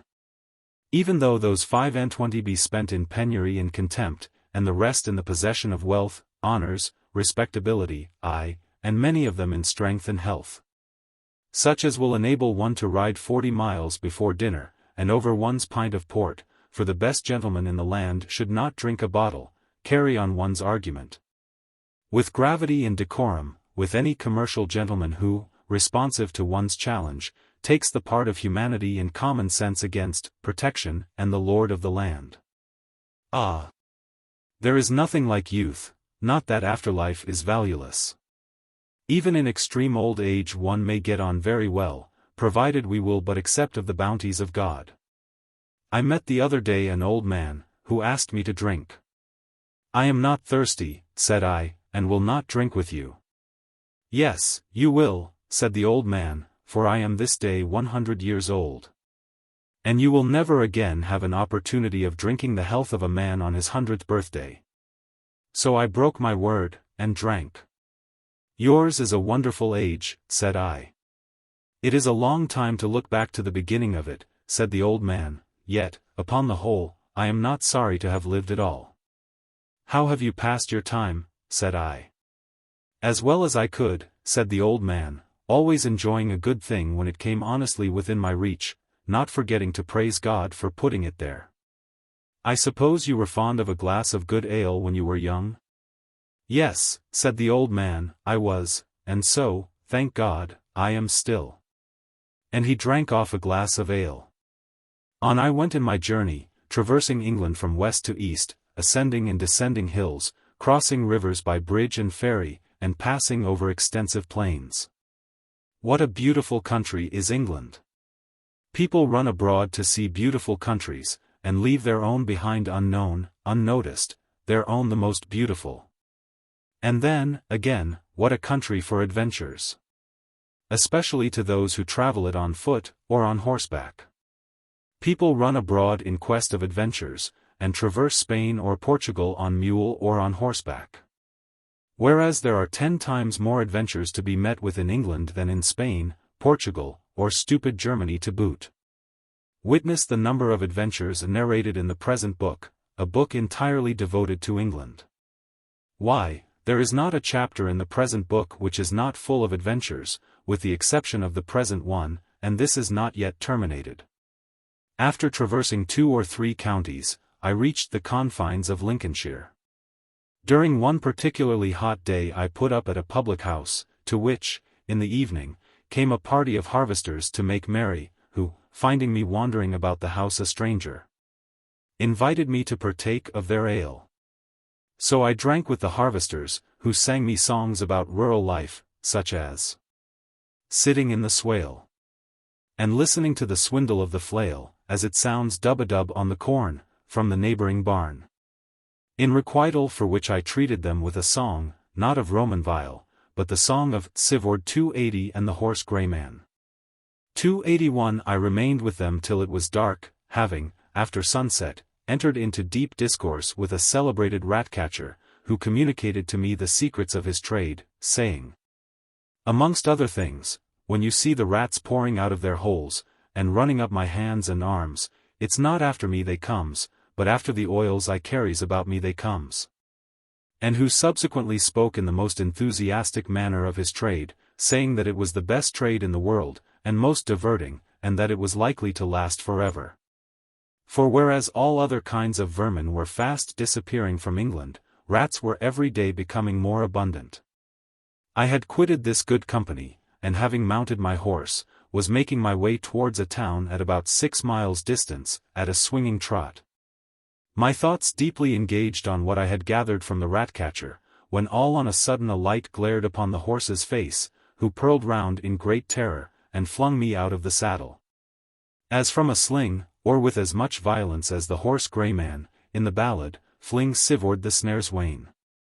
I fell upon the ground, felt a kind of crashing about my neck, and forthwith became senseless. Chapter 31. How long I remained senseless I cannot say, for a considerable time, I believe. At length, opening my eyes, I found myself lying on a bed in a middle-sized chamber, lighted by a candle, which stood on a table. An elderly man stood near me, and a yet more elderly female was holding a phial of very pungent salts to my olfactory organ. I attempted to move, but felt very stiff. My right arm appeared nearly paralyzed, and there was a strange dull sensation in my head. "You had better remain still, young man," said the elderly individual, "the surgeon will be here presently. I have sent a message for him to the neighboring village." "Where am I?" said I, "and what has happened?" "You are in my house," said the old man, "and you have been flung from a horse. I am sorry to say that I was the cause. As I was driving home, the lights in my gig frightened the animal." "Where is the horse?" said I. "Below, in my stable," said the elderly individual. "I saw you fall, but knowing that on account of my age I could be of little use to you, I instantly hurried home. The accident did not occur more than a furlong off, and procuring the assistance of my lad, and 2 or 3 neighboring cottagers, I returned to the spot where you were lying senseless. We raised you up, and brought you here. My lad then went in quest of the horse, who had run away as we drew nigh. When we saw him first, he was standing near you. He caught him with some difficulty, and brought him home." "What are you about?" said the old man, as I strove to get off the bed. "I want to see the horse," said I. "I entreat you to be still," said the old man, "the horse is safe, I assure you." "I am thinking about his knees," said I. "Instead of thinking about your horse's knees," said the old man, "be thankful that you have not broke your own neck." "You do not talk wisely," said I. "When a man's neck is broke, he is provided for, but when his horse's knees are broke, he is a lost jockey, that is, if he has nothing but his horse to depend upon. A pretty figure I should cut at Horncastle, mounted on a horse blood-raw at the knees." "Oh, you are going to Horncastle," said the old man seriously, "then I can sympathize with you in your anxiety about your horse, being a Lincolnshire man, and the son of one who bred horses. I will myself go down into the stable, and examine into the condition of your horse, so pray remain quiet till I return. It would certainly be a terrible thing to appear at Horncastle on a broken-kneed horse." He left the room and returned in about 10 minutes, followed by another person. "Your horse is safe," said he, "and his knees are unblemished, not a hair ruffled. He is a fine animal, and will do credit to Horncastle. But here is the surgeon come to examine into your own condition." The surgeon was a man about 35, thin, and rather tall. His face was long and pale, and his hair, which was light, was carefully combed back as much as possible from his forehead. He was dressed very neatly, and spoke in a very precise tone. "Allow me to feel your pulse, friend," said he, taking me by the right wrist. I uttered a cry, for at the motion which he caused a thrill of agony darted through my arm. "I hope your arm is not broke, my friend," said the surgeon. "Allow me to see. First of all, we must divest you of this cumbrous frock." The frock was removed with some difficulty, and then the upper vestments of my frame, with more difficulty still. The surgeon felt my arm, moving it up and down, causing me unspeakable pain. "There is no fracture," said he at last, "but a contusion, a violent contusion. I am told you were going to Horncastle. I am afraid you will be hardly able to ride your horse thither in time to dispose of him. However, we shall see. Your arm must be bandaged, friend, after which I shall bleed you, and administer a composing draught." To be short, the surgeon did as he proposed, and when he had administered the composing draught, he said, "Be of good cheer, should not be surprised if you are yet in time for Horncastle." He then departed with the master of the house, and the woman, leaving me to my repose. I soon began to feel drowsy, and was just composing myself to slumber, lying on my back, as the surgeon had advised me, when I heard steps ascending the stairs. And in a moment more the surgeon entered again, followed by the master of the house. "I hope we don't disturb you," said the former. "My reason for returning is to relieve your mind from any anxiety with respect to your horse. I am by no means sure that you will be able, owing to your accident, to reach Horncastle in time. To quiet you, however, I will buy your horse for any reasonable sum. I have been down to the stable, and approve of his figure. What do you ask for him?" "This is a strange time of night," said I, "to come to me about purchasing my horse, and I am hardly in a fitting situation to be applied to about such a matter." "What do you want him for?" "For my own use," said the surgeon. "I am a professional man, and am obliged to be continually driving about. I cover at least 150 miles every week." "He will never answer your purpose," said I. "He is not a driving horse, and was never between shafts in his life. He is for riding, more especially for trotting, at which he has few equals."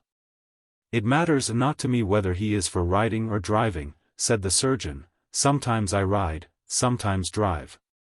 So, if we can come to terms, I will buy him, though, remember, it is chiefly to remove any anxiety from your mind about him." "This is no time for bargaining," said I. "If you wish to have the horse for 100 guineas, you may; if not, 100 guineas, said the surgeon. "My good friend, you must surely be light-headed, allow me to feel your pulse," and he attempted to feel my left wrist. "I am not light-headed," said I, "and I require no one to feel my pulse. But I should be light-headed if I were to sell my horse for less than I have demanded, but I have a curiosity to know what you would be willing to offer." £30, said the surgeon, "is all I can afford to give, and that is a great deal for a country surgeon to offer for a horse." £30. Said I, "Why, he cost me nearly double that sum. To tell you the truth, I am afraid you want to take advantage of my situation." "Not in the least, friend," said the surgeon, "not in the least. I only wish to set your mind at rest about your horse, but as you think he is worth more than I can afford to offer, take him to Horncastle by all means. I will do my best to cure you in time. Good night, I will see you again on the morrow." Thereupon he once more departed with the master of the house. "A sharp one," I heard him say, with a laugh, as the door closed upon him. Left to myself, I again essayed to compose myself to rest, but for some time in vain. I had been terribly shaken by my fall, and had subsequently, owing to the incision of the surgeon's lancet, been deprived of much of the vital fluid. It is when the body is in such a state that the merest trifles affect and agitate the mind. No wonder, then, that the return of the surgeon and the master of the house for the purpose of inquiring whether I would sell my horse, struck me as being highly extraordinary. Considering the hour of the night, and the situation in which they knew me to be. What could they mean by such conduct? Did they wish to cheat me of the animal? "Well, well," said I, "if they did, what matters, they found their match." "Yes, yes," said I, "but I am in their power, perhaps," but I instantly dismissed the apprehension which came into my mind, with a "pooh, nonsense." In a little time, however, a far more foolish and chimerical idea began to disturb me, the idea of being flung from my horse. Was I not disgraced forever as a horseman by being flung from my horse? Assuredly, I thought, and the idea of being disgraced as a horseman, operating on my nervous system, caused me very acute misery. After all, said I to myself, it was perhaps the contemptible opinion which the surgeon must have formed of my equestrian powers, which induced him to offer to take my horse off my hands. He perhaps thought I was unable to manage a horse, and therefore in pity returned in the dead of night to offer to purchase the animal which had flung me. And then the thought that the surgeon had conceived a contemptible opinion of my equestrian powers, caused me the acutest misery, and continued tormenting me until some other idea, I have forgot what it was, but doubtless equally foolish, took possession of my mind. At length, brought on by the agitation of my spirits, there came over me the same feeling of horror that I had experienced of old when I was a boy, and likewise of late within the dingle. It was, however, not so violent as it had been on those occasions, and I struggled manfully against it until by degrees it passed away, and then I fell asleep, and in my sleep I had an ugly dream. I dreamt that I had died of the injuries I had received from my fall, and that no sooner had my soul departed from my body than it entered that of a quadruped. Even my own horse in the stable, in a word, I was, to all intents and purposes, my own steed. And as I stood in the stable chewing hay, and I remembered that the hay was exceedingly tough, the door opened, and the surgeon who had attended me came in. "My good animal," said he, "as your late master has scarcely left enough to pay for the expenses of his funeral, and nothing to remunerate me for my trouble, I shall make bold to take possession of you.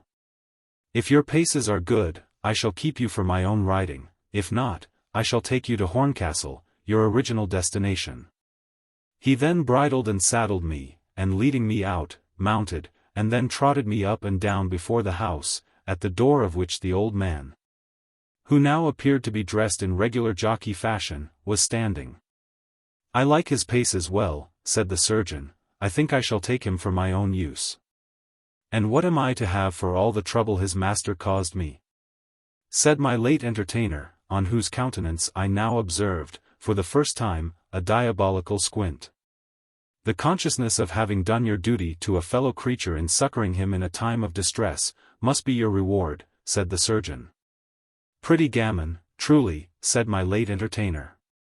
"What would you say if I were to talk in that way to you?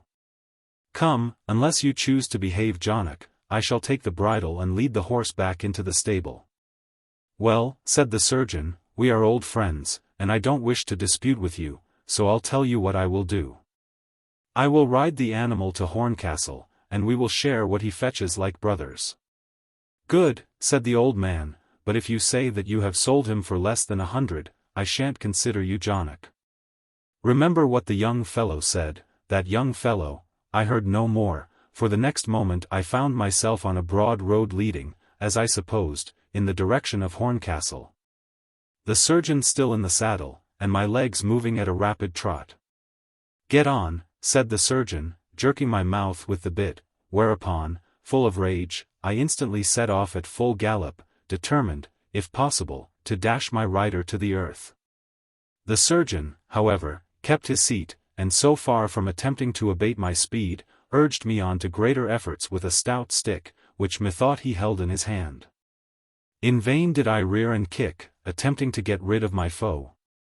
But the surgeon remained as saddle-fast as ever the Mogrebin sorcerer in the Arabian tale, 282. What time he rode the young prince transformed into a steed to his enchanted palace in the wilderness.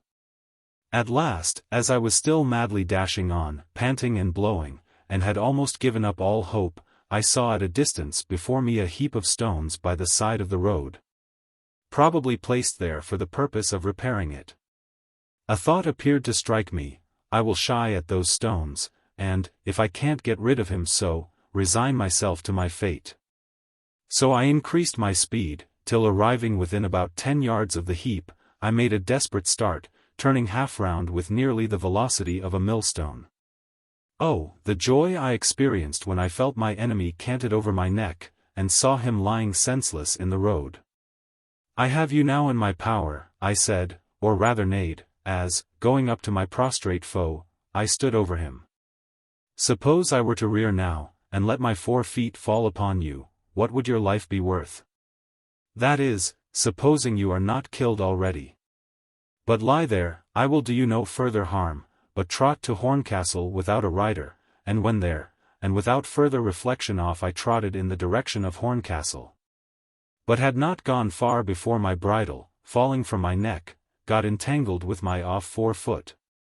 I felt myself falling, a thrill of agony shot through me, my knees would be broken, and what should I do at Horncastle with a pair of broken knees?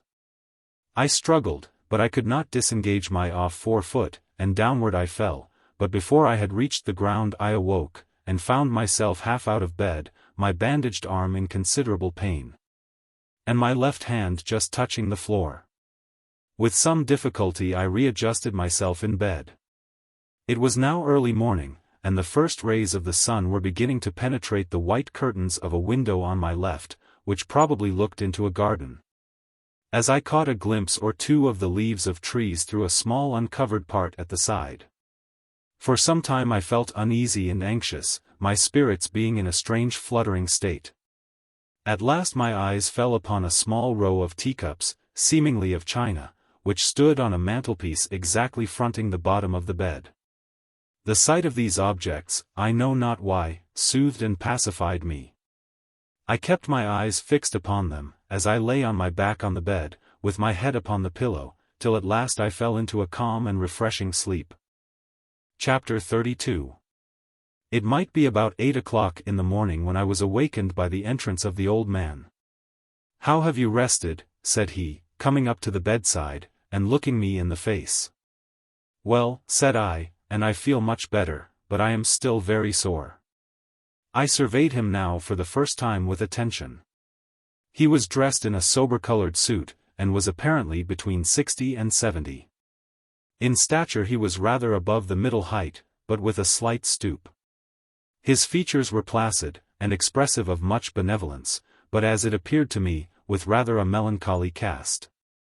As I gazed upon them, I felt ashamed that I should ever have conceived in my brain a vision like that of the preceding night, in which he appeared in so disadvantageous a light. At length he said, "It is now time for you to take some refreshment. I hear my old servant coming up with your breakfast." In a moment the elderly female entered with a tray, on which was some bread and butter, a teapot and cup. The cup was of common blue earthenware, but the pot was of china, curiously fashioned, and seemingly of great antiquity.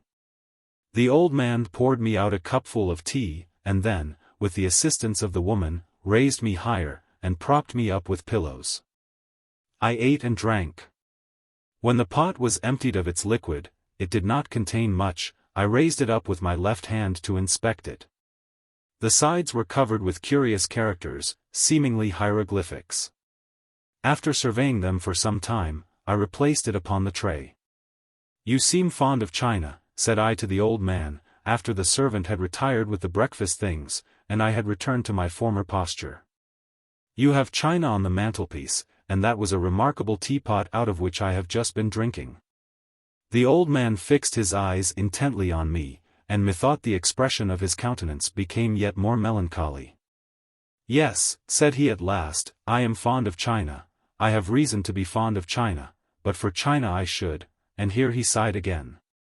"You value it for the quaintness and singularity of its form," said I, "it appears to be less adapted for real use than our own pottery." "I care little about its form," said the old man. "I care for it simply on account of, however, why talk to you on the subject which can have no possible interest for you? I expect the surgeon here presently." "I do not like that surgeon at all," said I. "How strangely he behaved last night, coming back, when I was just falling asleep, to ask me if I would sell my horse." The old man smiled. "He has but one failing," said he, "an itch for horse dealing, but for that he might be a much richer man than he is. He is continually buying and exchanging horses, and generally finds himself a loser by his bargains, but he is a worthy creature, and skillful in his profession. It is well for you that you are under his care." The old man then left me, and in about an hour returned with the surgeon, who examined me and reported favorably as to my case. He spoke to me with kindness and feeling, and did not introduce the subject of the horse. I asked him whether he thought I should be in time for the fair. "I saw some people making their way thither today," said he. "The fair lasts 3 weeks, and it has just commenced." "Yes, I think I may promise you that you will be in time for the very heat of it. In a few days you will be able to mount your saddle with your arm in a sling, but you must by no means appear with your arm in a sling at Horncastle, as people would think that your horse had flung you, and that you wanted to dispose of him because he was a vicious brute. You must, by all means, drop the sling before you get to Horncastle." For 3 days I kept my apartment by the advice of the surgeon. I passed my time as I best could. Stretched on my bed, I either abandoned myself to reflection, or listened to the voices of the birds in the neighboring garden. Sometimes, as I lay awake at night, I would endeavor to catch the tick of a clock, which methought sounded from some distant part of the house. The old man visited me twice or thrice every day to inquire into my state. His words were few on these occasions, and he did not stay long. Yet his voice and his words were kind. What surprised me most in connection with this individual was the delicacy of conduct which he exhibited in not letting a word proceed from his lips which could testify curiosity respecting who I was, or whence I came. All he knew of me was, that I had been flung from my horse on my way to a fair for the purpose of disposing of the animal, and that I was now his guest. I might be a common horse dealer for what he knew, yet I was treated by him with all the attention which I could have expected, had I been an alderman of Boston's heir, and known to him as such. The county in which I am now, thought I at last, must be either extraordinarily devoted to hospitality, or this old host of mine must be an extraordinary individual. On the evening of the fourth day, feeling tired of my confinement, I put my clothes on in the best manner I could, and left the chamber. Descending a flight of stairs, I reached a kind of quadrangle, from which branched 2 or 3 passages. One of these I entered, which had a door at the farther end, and one on each side. The one to the left standing partly open, I entered it, and found myself in a middle-sized room with a large window, or rather glass door, which looked into a garden, and which stood open. There was nothing remarkable in this room, except a large quantity of china. There was china on the mantelpiece, china on 2 tables, and a small buffet, which stood opposite the glass door, was covered with china. There were cups, teapots, and vases of various forms, and on all of them I observed characters: not a teapot, not a teacup, not a vase of whatever form or size, but appeared to possess hieroglyphics on some part or other. After surveying these articles for some time with no little interest, I passed into the garden, in which there were small parterres of flowers, and 2 or 3 trees, and which, where the house did not abut, was bounded by a wall, turning to the right by a walk by the side of the house. I passed by a door, probably the one I had seen at the end of the passage, and arrived at another window similar to that through which I had come, and which also stood open. I was about to pass by it, when I heard the voice of my entertainer exclaiming, "Is that you? Pray come in." I entered the room, which seemed to be a counterpart of the one which I had just left. It was of the same size, had the same kind of furniture, and appeared to be equally well stocked with china. One prominent article it possessed, however, which the other room did not exhibit, namely, a clock, which, with its pendulum moving tick-a-tick, hung against the wall opposite to the door. The sight of which made me conclude that the sound which methought I had heard in the stillness of the night was not an imaginary one. There it hung on the wall, with its pendulum moving tick-a-tick. The old gentleman was seated in an easy chair a little way into the room, having the glass door on his right hand. On a table before him lay a large open volume, in which I observed Roman letters as well as characters. A few inches beyond the book on the table, covered all over with hieroglyphics, stood a china vase. The eyes of the old man were fixed upon it.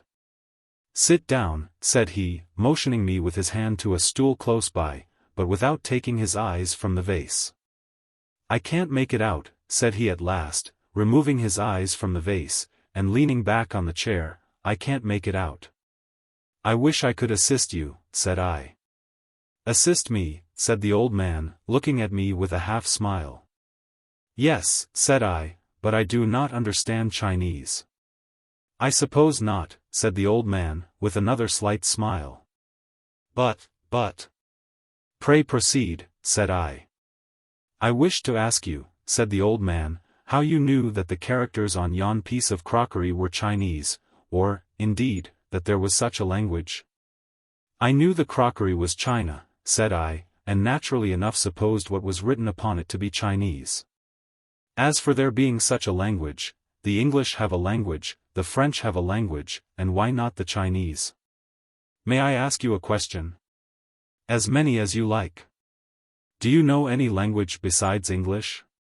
Yes, said I know a little of 2 or 3. May I ask their names?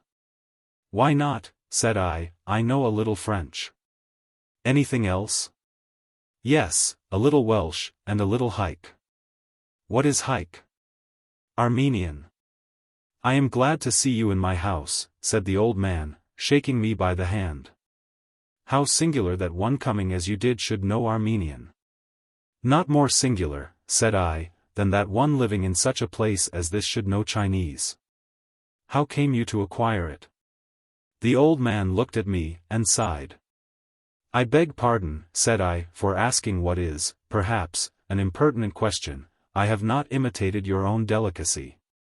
You have never asked me a question without first desiring permission, and here I have been days and nights in your house an intruder on your hospitality. And you have never so much as asked me who I am. In forbearing to do that, said the old man, I merely obeyed the Chinese precept, ask no questions of a guest. It is written on both sides of the teapot out of which you have had your tea. I wish I knew Chinese, said I. Is it a difficult language to acquire? I have reason to think so, said the old man. I have been occupied upon it 35 years, and I am still very imperfectly acquainted with it. At least, I frequently find upon my crockery sentences the meaning of which to me is very dark, though it is true these sentences are mostly verses, which are, of course, more difficult to understand than mere prose. Are your Chinese studies, said I, confined to crockery literature? Entirely, said the old man, I read nothing else. I have heard, said I, that the Chinese have no letters, but that for every word they have a separate character. Is it so? For every word they have a particular character, said the old man. Though, to prevent confusion, they have arranged their words under 214 what we should call radicals, but which they call keys. As we arrange all our words in a dictionary under 24 letters, so do they arrange all their words, or characters, under 214 radical signs. The simplest radicals being the first, and the more complex the last. Does the Chinese resemble any of the European languages in words, said I. I am scarcely competent to inform you, said the old man, but I believe not. What does that character represent, said I, pointing to one on the vase. A knife, said the old man. That character is one of the simplest radicals or keys. And what is the sound of it, said I. Tao, said the old man. Tao, said I, Tao. A strange word for a knife. Is it not? Said the old man. Taws, said I, taws. What is taws, said the old man. You were never at school at Edinburgh, I suppose? Never, said the old man. That accounts for your not knowing the meaning of taws, said I. Had you received the rudiments of a classical education at the high school, you would have known the meaning of taws full well. It is a leathern thong, with which refractory urchins are recalled to a sense of their duty by the dominie.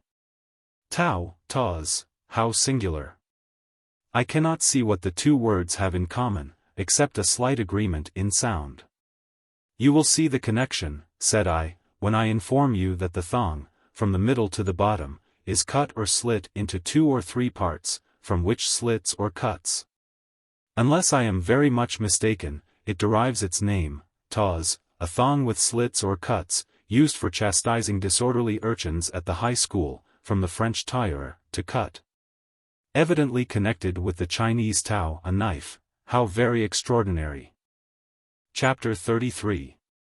2 days, 3 days passed away, and I still remained at the house of my hospitable entertainer, my bruised limb rapidly recovering the power of performing its functions.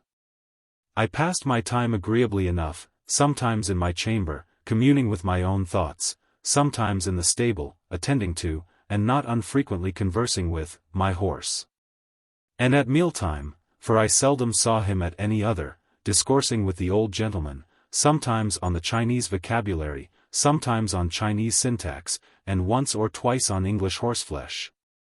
Though on this latter subject, notwithstanding his descent from a race of horse traders, he did not enter with much alacrity. As a small requital for his kindness, I gave him one day, after dinner, unasked, a brief account of my history and pursuits. He listened with attention, and when it was concluded, thanked me for the confidence which I had reposed in him. "Such conduct," said he, "deserves a return. I will tell you my own history. It is brief, but may perhaps not prove uninteresting to you, though the relation of it will give me some pain." "Pray, then, do not recite it," said I. "Yes," said the old man, "I will tell you, for I wish you to know it." He was about to begin, when he was interrupted by the arrival of the surgeon. The surgeon examined into the state of my bruised limb, and told me, what indeed I already well knew, that it was rapidly improving. "You will not even require a sling," said he, "to ride to Horncastle." "When do you propose going?" he demanded. "When do you think I may venture?" I replied. "I think, if you are a tolerably good horseman, you may mount the day after tomorrow," answered the medical man. "By the by, are you acquainted with anybody at Horncastle?" "With no living soul," I answered. "Then you would scarcely find stable room for your horse. But I am happy to be able to assist you. I have a friend there who keeps a small inn, and who, during the time of the fair, keeps a stall vacant for any quadruped I may bring, until he knows whether I am coming or not. I will give you a letter to him, and he will see after the accommodation of your horse. Tomorrow I will pay you a farewell visit, and bring you the letter." "Thank you," said I. "And do not forget to bring your bill." The surgeon looked at the old man, who gave him a peculiar nod. "Oh," said he, in reply to me, "for the little service I have rendered you, I require no remuneration. You are in my friend's house, and he and I understand each other." "I never receive such favors," said I, "as you have rendered me, without remunerating them, therefore, I shall expect your bill." "Oh, just as you please," said the surgeon. And shaking me by the hand more warmly than he had hitherto done, he took his leave. On the evening of the next day, the last which I spent with my kind entertainer, I sat at tea with him in a little summer-house in his garden, partially shaded by the boughs of a large fig tree. The surgeon had shortly before paid me his farewell visit, and had brought me the letter of introduction to his friend at Horncastle, and also his bill, which I found anything but extravagant.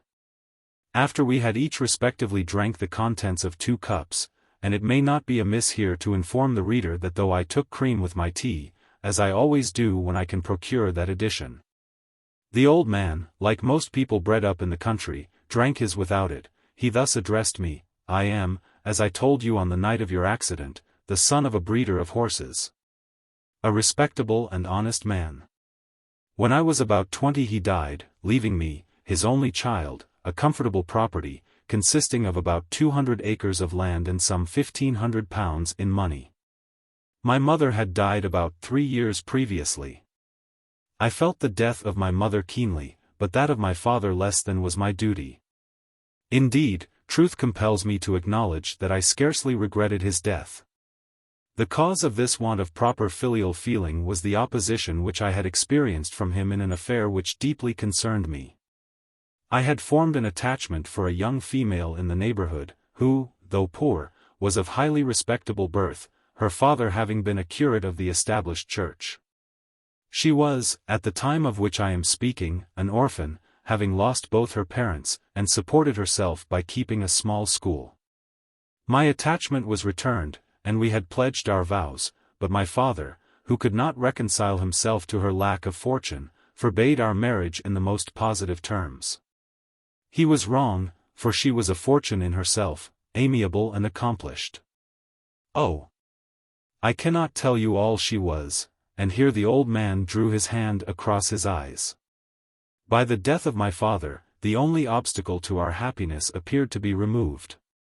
We agreed, therefore, that our marriage should take place within the course of a year, and I forthwith commenced enlarging my house and getting my affairs in order. Having been left in the easy circumstances which I have described, I determined to follow no business, but to pass my life in a strictly domestic manner, and to be very, very happy. Amongst other property derived from my father were several horses, which I disposed of in this neighborhood, with the exception of 2 remarkably fine ones, which I determined to take to the next fair at Horncastle, the only place where I expected to be able to obtain what I considered to be their full value. At length the time arrived for the commencement of the fair, which was within 3 months of the period which my beloved and myself had fixed upon for the celebration of our nuptials. To the fair I went, a couple of trusty men following me with the horses. I soon found a purchaser for the animals, a portly, plausible person, of about 40, dressed in a blue riding coat, brown top boots, and leather breeches. There was a strange-looking urchin with him, attired in nearly similar fashion, with a beam in one of his eyes, who called him father. The man paid me for the purchase in banknotes, 3 50-pound notes for the 2 horses. As we were about to take leave of each other, he suddenly produced another 50-pound note, inquiring whether I could change it, complaining, at the same time, of the difficulty of procuring change in the fair. As I happened to have plenty of small money in my possession, and as I felt obliged to him for having purchased my horses at what I considered to be a good price, I informed him that I should be very happy to accommodate him. So I changed him the note, and he, having taken possession of the horses, went his way, and I myself returned home. A month passed. During this time I paid away 2 of the notes which I had received at Horncastle from the dealer, one of them in my immediate neighborhood, and the other at a town about 15 miles distant, to which I had repaired for the purpose of purchasing some furniture. All things seemed to be going on most prosperously, and I felt quite happy, when one morning, as I was overlooking some workmen who were employed about my house, I was accosted by a constable, who informed me that he was sent to request my immediate appearance before a neighboring bench of magistrates. Concluding that I was merely summoned on some unimportant business connected with the neighborhood, I felt no surprise, and forthwith departed in company with the officer. The demeanor of the man upon the way struck me as somewhat singular. I had frequently spoken to him before, and had always found him civil and respectful, but he was now reserved and sullen, and replied to 2 or 3 questions which I put to him in anything but a courteous manner. On arriving at the place where the magistrates were sitting, an inn at a small town about 2 miles distant, I found a more than usual number of people assembled, who appeared to be conversing with considerable eagerness. At sight of me they became silent, but crowded after me as I followed the man into the magistrate's room. There I found the tradesman to whom I had paid the note for the furniture at the town 15 miles off in attendance, accompanied by an agent of the Bank of England. The former, it seems, had paid the note into a provincial bank, the proprietors of which, discovering it to be a forgery, had forthwith written up to the Bank of England, who had sent down their agent to investigate the matter. A third individual stood beside them, the person in my own immediate neighborhood to whom I had paid the second note. This, by some means or other, before the coming down of the agent, had found its way to the same provincial bank, and also being pronounced a forgery, it had speedily been traced to the person to whom I had paid it. It was owing to the apparition of this second note that the agent had determined, without further inquiry, to cause me to be summoned before the rural tribunal. In a few words the magistrate's clerk gave me to understand the state of the case. I was filled with surprise and consternation. I knew myself to be perfectly innocent of any fraudulent intention, but at the time of which I am speaking it was a matter fraught with the greatest danger to be mixed up, however innocently, with the passing of false money. The law with respect to forgery was terribly severe, and the innocent as well as the guilty occasionally suffered. Of this I was not altogether ignorant. Unfortunately, however, in my transactions with the stranger, the idea of false notes being offered to me, and my being brought into trouble by means of them, never entered my mind. Recovering myself a little, I stated that the notes in question were 2 of 3 notes which I had received at Horncastle, for a pair of horses, which it was well known I had carried thither. Thereupon, I produced from my pocketbook the 3rd note, which was forthwith pronounced a forgery. I had scarcely produced the 3rd note, when I remembered the one which I had changed for the Horncastle dealer. And with the remembrance came the almost certain conviction that it was also a forgery. I was tempted for a moment to produce it, and to explain the circumstance. Would to God I had done so. But shame at the idea of having been so wretchedly duped prevented me, and the opportunity was lost. I must confess that the agent of the bank behaved, upon the whole, in a very handsome manner. He said that as it was quite evident that I had disposed of certain horses at the fair, it was very possible that I might have received the notes in question in exchange for them. And that he was willing, as he had received a very excellent account of my general conduct, to press the matter no further, that is, provided, and here he stopped. Thereupon, one of the 3 magistrates who were present asked me whether I chanced to have any more of these spurious notes in my possession. He certainly had a right to ask the question. But there was something peculiar in his tone, insinuating suspicion. It is certainly difficult to judge of the motives which rule a person's conduct, but I cannot help imagining that he was somewhat influenced in his behavior on that occasion, which was anything but friendly, by my having refused to sell him the horses at a price less than that which I expected to get at the fair. Be this as it may, the question filled me with embarrassment, and I bitterly repented not having at first been more explicit. Thereupon the magistrate, in the same kind of tone, demanded to see my pocketbook. I knew that to demur would be useless, and produced it, and therewith, amongst 2 or 3 small country notes, appeared the 4th which I had received from the Horncastle dealer. The agent took it up and examined it with attention. "Well, is it a genuine note?" asked the magistrate. "I am sorry to say that it is not," said the agent. "It is a forgery, like the other 3. The magistrate shrugged his shoulders, as indeed did several people in the room. "A regular dealer in forged notes," said a person close behind me. "Who would have thought it?" Seeing matters begin to look so serious, I aroused myself, and endeavored to speak in my own behalf, giving a candid account of the manner in which I became possessed of the notes. But my explanation did not appear to meet much credit. The magistrate, to whom I have in particular alluded, asked, why I had not at once stated the fact of my having received a 4th note. And the agent, though in a very quiet tone, observed that he could not help thinking it somewhat strange that I should have changed a note of so much value for a perfect stranger. Even supposing that he had purchased my horses, and had paid me their value in hard cash. And I noticed that he laid particular emphasis on the last words. I might have observed that I was an inexperienced young man, who, meaning no harm myself, suspected none in others, but I was confused, stunned. And my tongue seemed to cleave to the roof of my mouth. The men who had taken my horses to Horncastle, and for whom I had sent, as they lived close at hand, now arrived, but the evidence which they could give was anything but conclusive in my favor. They had seen me in company with an individual at Horncastle, to whom, by my orders, they had delivered certain horses, but they had seen no part of the money transaction. The fellow, whether from design or not, having taken me aside into a retired place, where he had paid me 3 spurious notes, and induced me to change the 4th. Which throughout the affair was what bore most materially against me. How matters might have terminated I do not know. I might have gone to prison, and I might have been, just then, when I most needed a friend, and least expected to find one, for though amongst those present there were several who were my neighbors, and who had professed friendship for me, none of them when they saw that I needed support and encouragement, came forward to yield me any, but, on the contrary, appeared by their looks to enjoy my terror and confusion.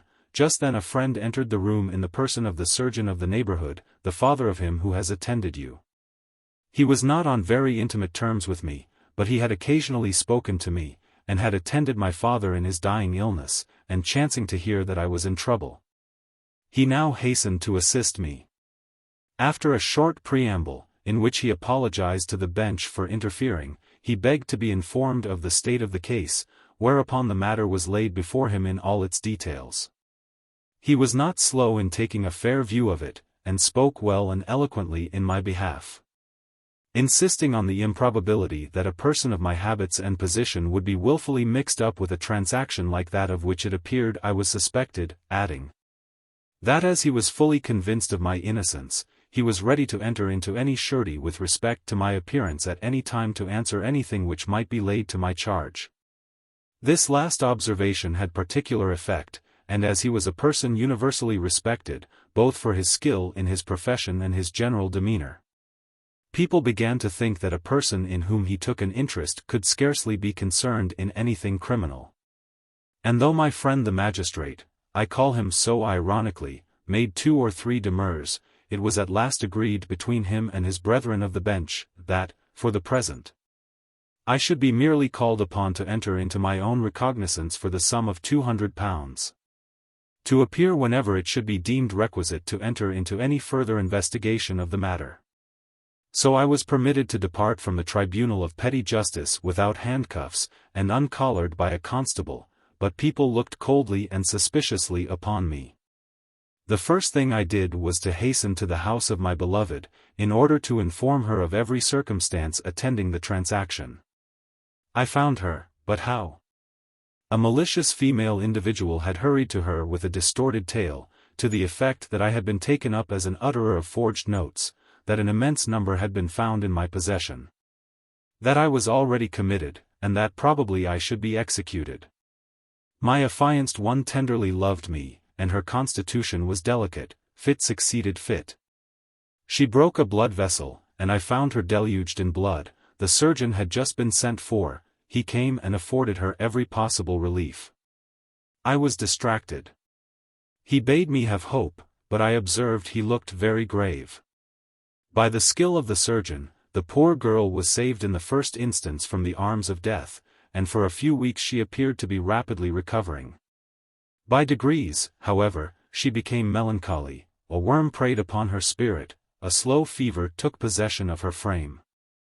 I subsequently learned that the same malicious female who had first carried to her an exaggerated account of the affair, and who was a distant relative of her own, frequently visited her, and did all in her power to excite her fears with respect to its eventual termination. Time passed on in a very wretched manner, our friend the surgeon showing to us both every mark of kindness and attention. It was owing to this excellent man that my innocence was eventually established.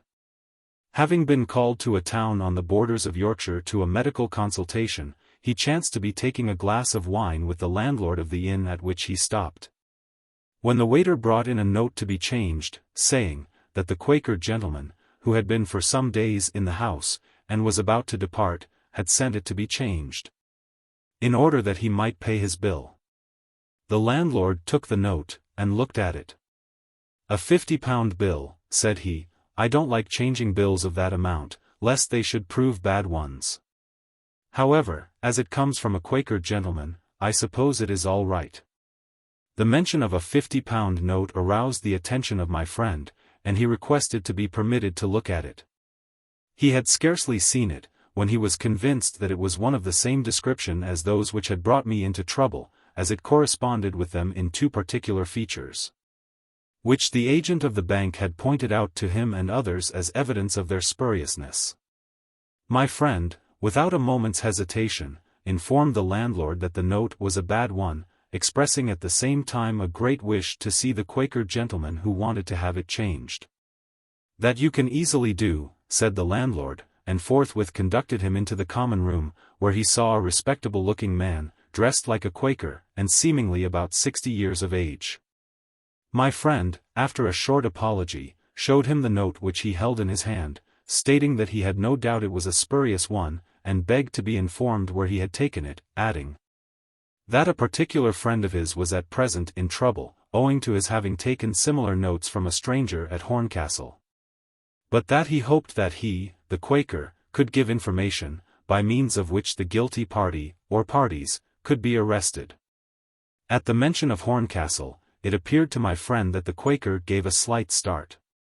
At the conclusion of this speech, however, he answered with great tranquillity, that he had received it in the way of business at, naming one of the principal towns in Yorkshire, from a very respectable person, whose name he was perfectly willing to communicate, and likewise his own, which he said was James, and that he was a merchant residing at Liverpool. That he would write to his friend at, requesting him to make inquiries on the subject. That just at that moment he was in a hurry to depart, having some particular business at a town about 10 miles off, to go to which he had bespoken a postchaise of the landlord. That with respect to the note, it was doubtless a very disagreeable thing to have a suspicious one in his possession, but that it would make little difference to him, as he had plenty of other money. And thereupon he pulled out a purse, containing various other notes, and some gold, observing that his only motive for wishing to change the other note was a desire to be well provided with change. And finally, that if they had any suspicion with respect to him, he was perfectly willing to leave the note in their possession till he should return, which he intended to do in about a fortnight. There was so much plausibility in the speech of the Quaker, and his appearance and behavior were so perfectly respectable, that my friend felt almost ashamed of the suspicion which at first he had entertained of him, though, at the same time, he felt an unaccountable unwillingness to let the man depart without some further interrogation. The landlord, however, who did not wish to disoblige one who had been, and might probably be again, a profitable customer, declared that he was perfectly satisfied, and that he had no wish to detain the note, which he made no doubt the gentleman had received in the way of business, and that as the matter concerned him alone, he would leave it to him to make the necessary inquiries. "Just as you please, friend," said the Quaker, pocketing the suspicious note, "I will now pay my bill." Thereupon he discharged the bill with a £5 note, which he begged the landlord to inspect carefully, and with 2 pieces of gold. The landlord had just taken the money, receipted the bill, and was bowing to his customer, when the door opened, and a lad, dressed in a kind of grey livery, appeared, and informed the Quaker that the chaise was ready. "Is that boy your servant?" said the surgeon. "He is, friend," said the Quaker. "Hast thou any reason for asking me that question? And has he been long in your service?" "Several years," replied the Quaker. "I took him into my house out of compassion, he being an orphan, but as the chaise is waiting, I will bid thee farewell." "I am afraid I must stop your journey for the present," said the surgeon. "That boy has exactly the same blemish in the eye which a boy had who was in company with the man at Horncastle, from whom my friend received the forged notes, and who there passed for his son." "I know nothing about that," said the Quaker, "but I am determined to be detained here no longer, after the satisfactory account which I have given as to the notes coming into my possession."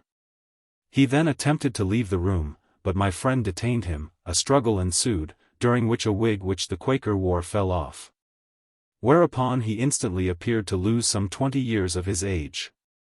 "Knock the fellow down, father," said the boy, "I'll help you." And, forsooth, the pretended Quaker took the boy's advice, and knocked my friend down in a twinkling. The landlord, however, and waiter, seeing how matters stood, instantly laid hold of him. But there can be no doubt that he would have escaped from the whole 3, had not certain guests who were in the house hearing the noise, rushed in, and helped to secure him. The boy was true to his word, assisting him to the best of his ability, flinging himself between the legs of his father's assailants, causing several of them to stumble and fall. At length, the fellow was secured, and led before a magistrate. The boy, to whom he was heard to say something which nobody understood, and to whom, after the man's capture, no one paid much attention, was no more seen. The rest, as far as this man was concerned, may be told in a few words. Nothing to criminate him was found on his person, but on his baggage being examined, a quantity of spurious notes was discovered. Much of his hardihood now forsook him, and in the hope of saving his life he made some very important disclosures. Amongst other things, he confessed that it was he who had given me the notes in exchange for the horses, and also the note to be changed. He was subsequently tried on 2 indictments, in the second of which I appeared against him. He was condemned to die.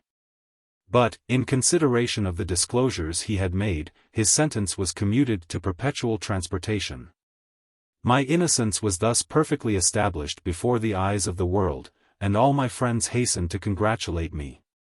There was one who congratulated me more than all the rest. It was my beloved one, but, she was dying.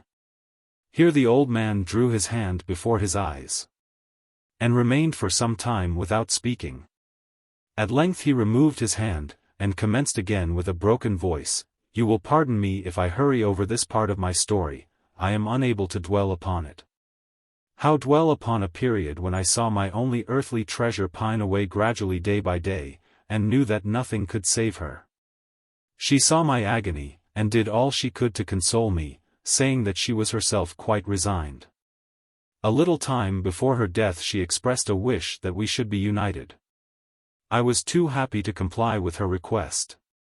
We were united. I brought her to this house, where, in less than a week, she expired in my arms." Chapter 34. After another pause, the old man once more resumed his narration. "If ever there was a man perfectly miserable it was myself, after the loss of that cherished woman. I sat solitary in the house, in which I had hoped in her company to realize the choicest earthly happiness, a prey to the bitterest reflections. Many people visited, and endeavored to console me. Amongst them was the clergyman of the parish, who begged me to be resigned, and told me that it was good to be afflicted. I bowed my head, but I could not help thinking how easy it must be for those who feel no affliction to bid others to be resigned, and to talk of the benefit resulting from sorrow. Perhaps I should have paid more attention to his discourse than I did, provided he had been a person for whom it was possible to entertain much respect.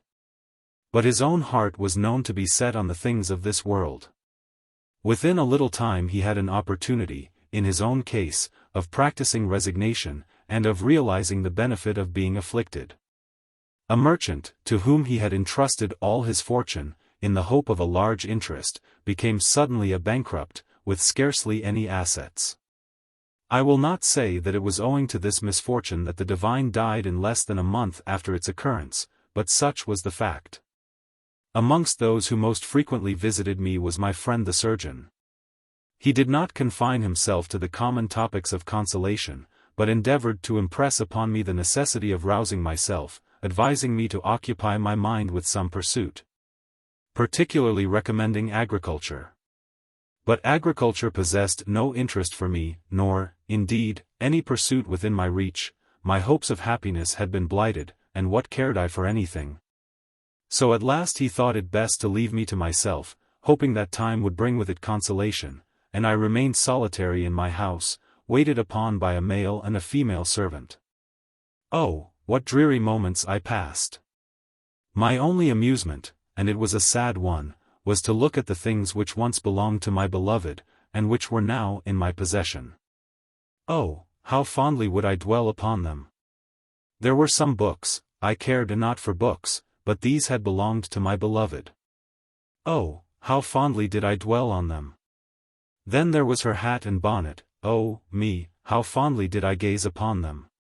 And after looking at her things for hours, would sit and ruminate on the happiness I had lost.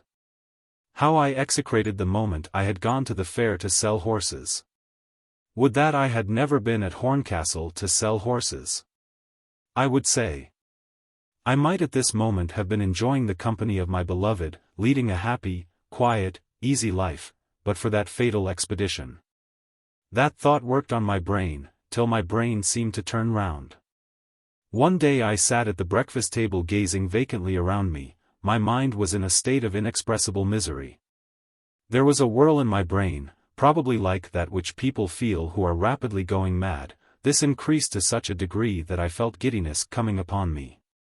To abate this feeling I no longer permitted my eyes to wander about, but fixed them upon an object on the table, and continued gazing at it for several minutes without knowing what it was. At length, the misery in my head was somewhat stilled, my lips moved, and I heard myself saying, "What odd marks!" I had fastened my eyes on the side of a teapot, and by keeping them fixed upon it, had become aware of a fact that had escaped my notice before, namely, that there were marks upon it. I kept my eyes fixed upon them, and repeated at intervals, "What strange marks," for I thought that looking upon the marks tended to abate the whirl in my head. I kept tracing the marks one after the other, and I observed that though they all bore a general resemblance to each other, they were all to a certain extent different. The smallest portion possible of curious interest had been awakened within me, and, at last, I asked myself, within my own mind, what motive could induce people to put such odd marks on their crockery? They were not pictures, they were not letters. What motive could people have for putting them there? At last, I removed my eyes from the teapot, and thought for a few moments about the marks. Presently, however, I felt the whirl returning. The marks became almost effaced from my mind, and I was beginning to revert to my miserable ruminations, when suddenly methought I heard a voice say, "The marks. The marks. Cling to the marks."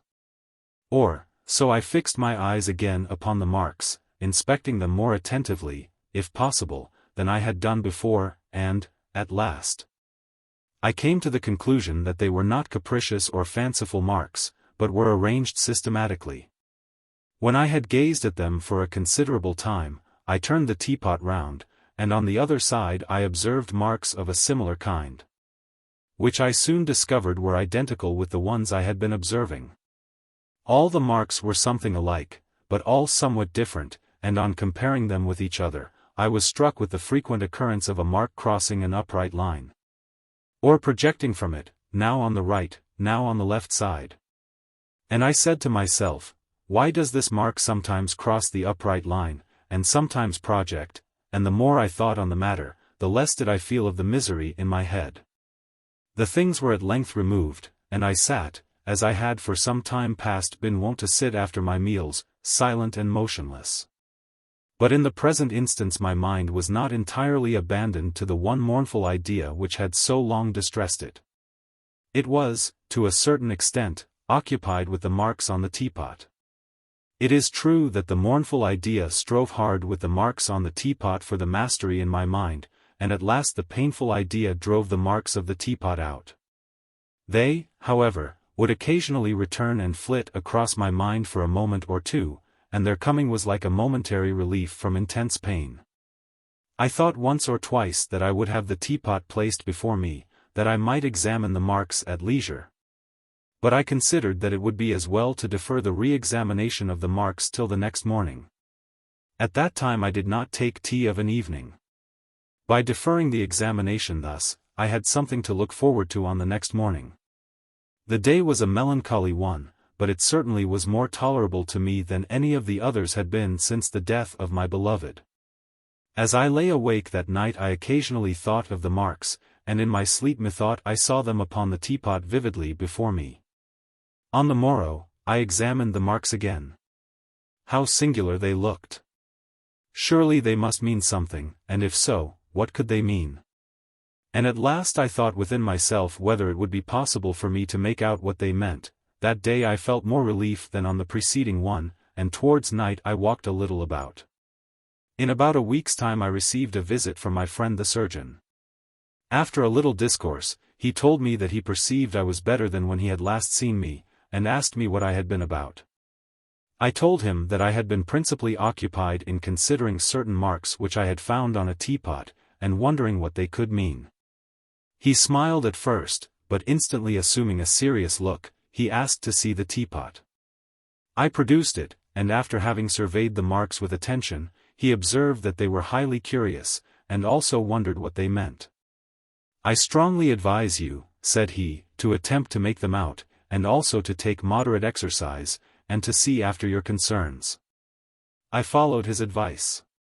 Every morning I studied the marks on the teapot, and in the course of the day took moderate exercise, and attended to little domestic matters, as became the master of a house.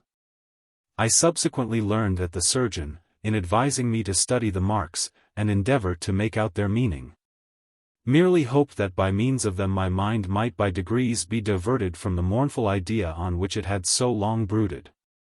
He was a man well skilled in his profession, but had read and thought very little on matters unconnected with it. He had no idea that the marks had any particular signification, or were anything else but common and fortuitous ones. That I became at all acquainted with their nature was owing to a ludicrous circumstance which I will now relate. One day, chancing to be at a neighboring town, I was struck with the appearance of a shop recently established. It had an immense bow window, and every part of it, to which a brush could be applied, was painted in a gaudy flaming style. Large bowls of green and black tea were placed upon certain chests, which stood at the window. I stopped to look at them. Such a display, whatever it may be at the present time, being at the period of which I am speaking, quite uncommon in a country town.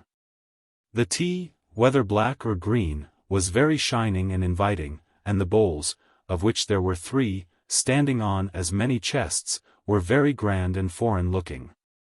2 of these were white, with figures and trees painted upon them in blue. The other, which was the middlemost, had neither trees nor figures upon it, but as I looked through the window, appeared to have on its sides the very same kind of marks which I had observed on the teapot at home. There were also marks on the tea chests, somewhat similar, but much larger, and apparently, not executed with so much care. "Best teas direct from China," said a voice close to my side. And looking round I saw a youngish man, with a frizzled head, flat face, and an immensely wide mouth, standing in his shirt-sleeves by the door. "Direct from China," said he. "Perhaps you will do me the favor to walk in and send them?" "I do not want any tea," said I was only standing at the window examining those marks on the bowl and the chests. "I have observed similar ones on a teapot at home." "Pray walk in, sir," said the young fellow, extending his mouth till it reached nearly from ear to ear. "Pray walk in, and I shall be happy to give you any information respecting the manners and customs of the Chinese in my power." Thereupon I followed him into his shop, where he began to harangue on the manners, customs and peculiarities of the Chinese, especially their manner of preparing tea, not forgetting to tell me that the only genuine Chinese tea ever imported into England was to be found in his shop. "With respect to those marks," said he, "on the bowl and chests, they are nothing more nor less than Chinese writing, expressing something, though what I can't exactly tell you. Allow me to sell you this pound of tea," he added, showing me a paper parcel. On the envelope there is a printed account of the Chinese system of writing, extracted from authors of the most established reputation.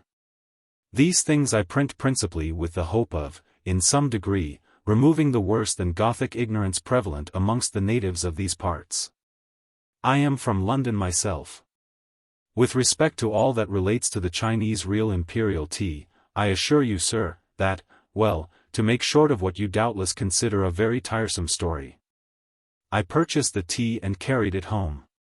The tea proved imperially bad, but the paper envelope really contained some information on the Chinese language and writing, amounting to about as much as you gained from me the other day.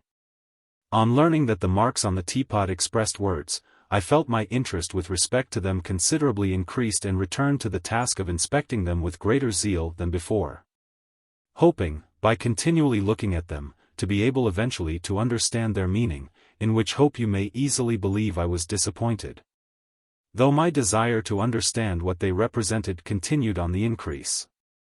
In this dilemma I determined to apply again to the shopkeeper from whom I bought the tea. I found him in rather low spirits, his shirt-sleeves were soiled, and his hair was out of curl. On my inquiring how he got on, he informed me that he intended speedily to leave, having received little or no encouragement, the people, in their Gothic ignorance, preferring to deal with an old-fashioned shopkeeper over the way, who, so far from possessing any acquaintance with the polity and institutions of the Chinese, did not, he firmly believed, know that tea came from China. "You are come for some more, I suppose?" said he. On receiving an answer in the negative he looked somewhat blank. But when I added that I came to consult with him as to the means which I must take in order to acquire the Chinese language, he brightened up. "You must get a grammar," said he, rubbing his hands. "Have you not one?" said I. "No," he replied, "but any bookseller can procure you one."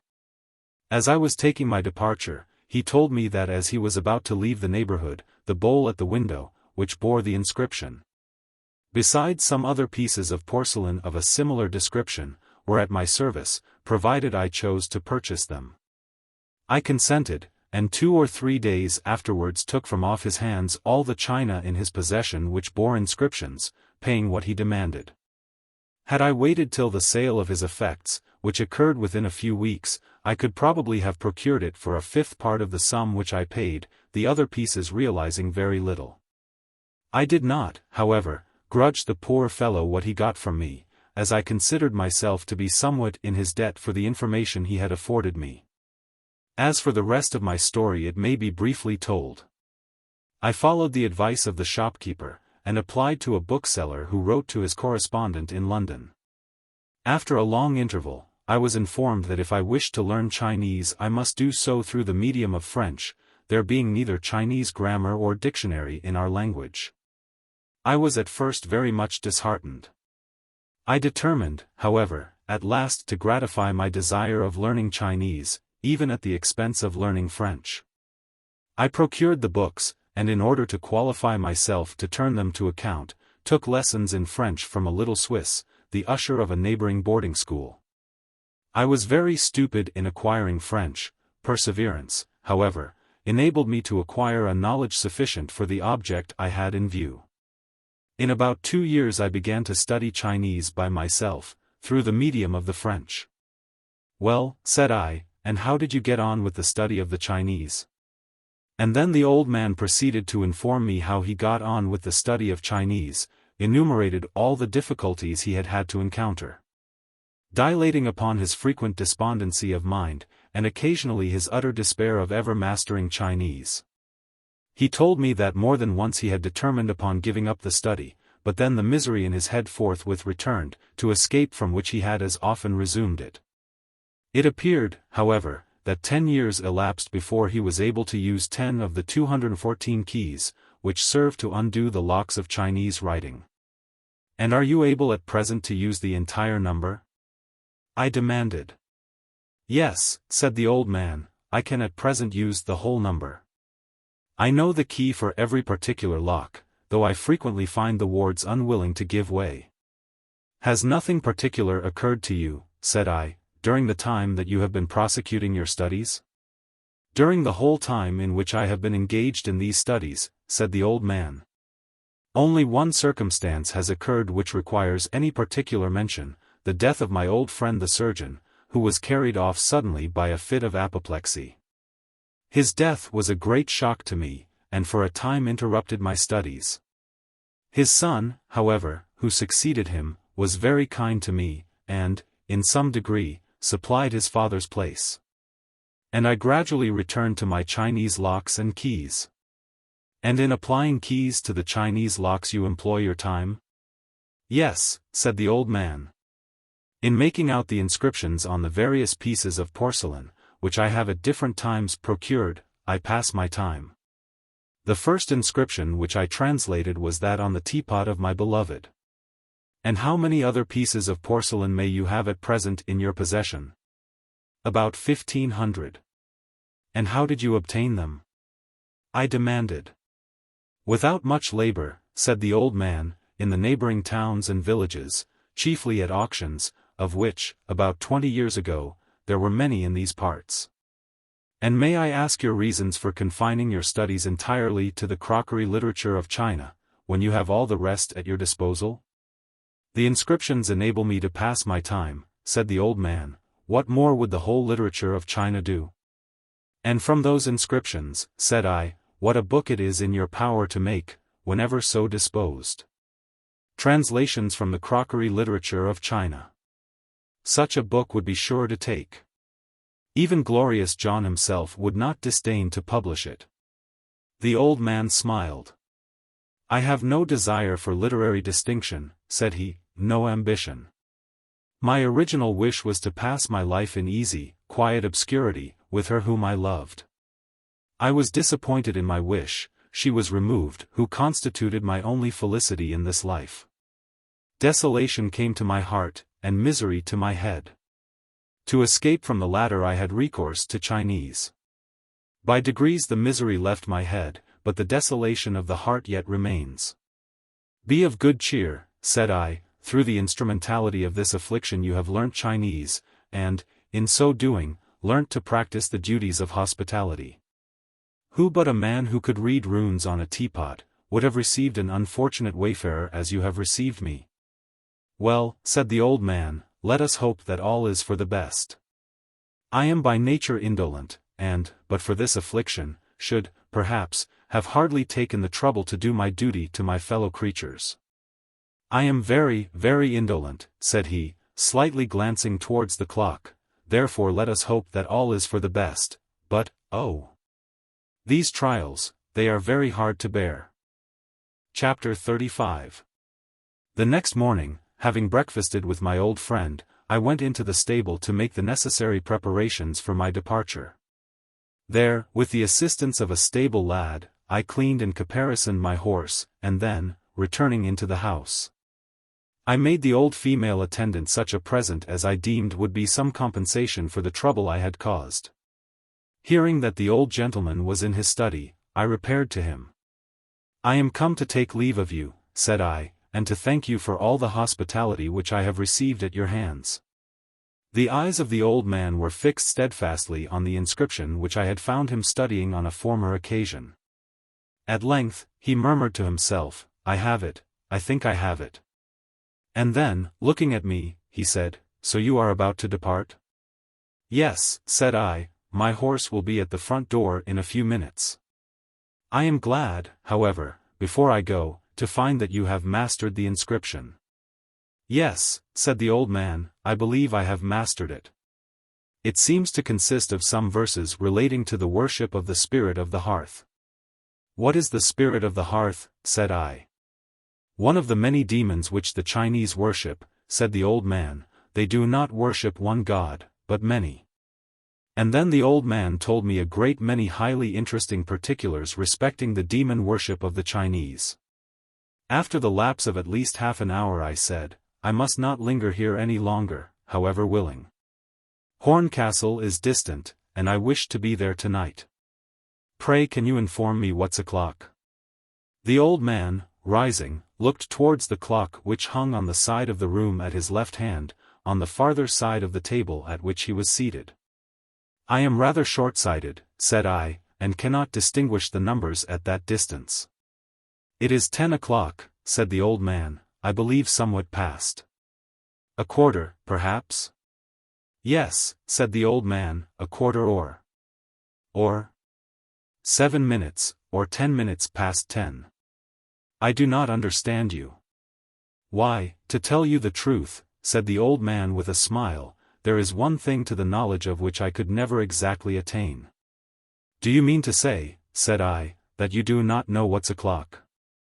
"I can give a guess," said the old man, "to within a few minutes." "But you cannot tell the exact moment?" "No," said the old man.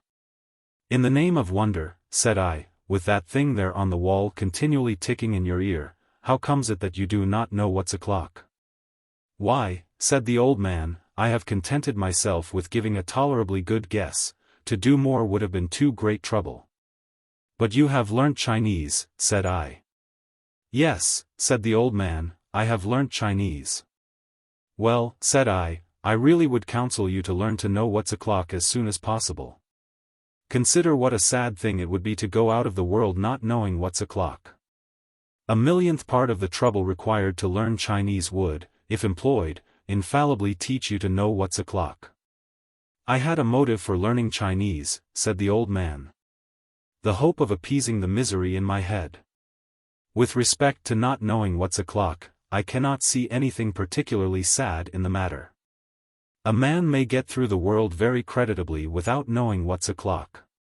Yet, upon the whole, it is no bad thing to know what's o'clock. You, of course, do. It would be too good a joke if two people were to be together, one knowing Armenian and the other Chinese, and neither knowing what's o'clock. I'll now see you off." Chapter 36. Leaving the house of the old man who knew Chinese, but could not tell what was o'clock, I wended my way to Horncastle, which I reached in the evening of the same day. Without having met any adventure on the way worthy of being marked down in this very remarkable history. The town was a small one, seemingly ancient, and was crowded with people and horses. I proceeded, without delay, to the inn to which my friend the surgeon had directed me. "It is of no use coming here," said 2 or 3 ostlers, as I entered the yard, "all full, no room whatever," whilst one added in an undertone, "that ere ain't a bad-looking horse." "I want to see the master of this inn," said I, as I dismounted from the horse. "See the master," said an ostler, the same who had paid the negative kind of compliment to the horse, a likely thing, truly. My master is drinking wine with some of the grand gentry, and can't be disturbed for the sake of the like of you.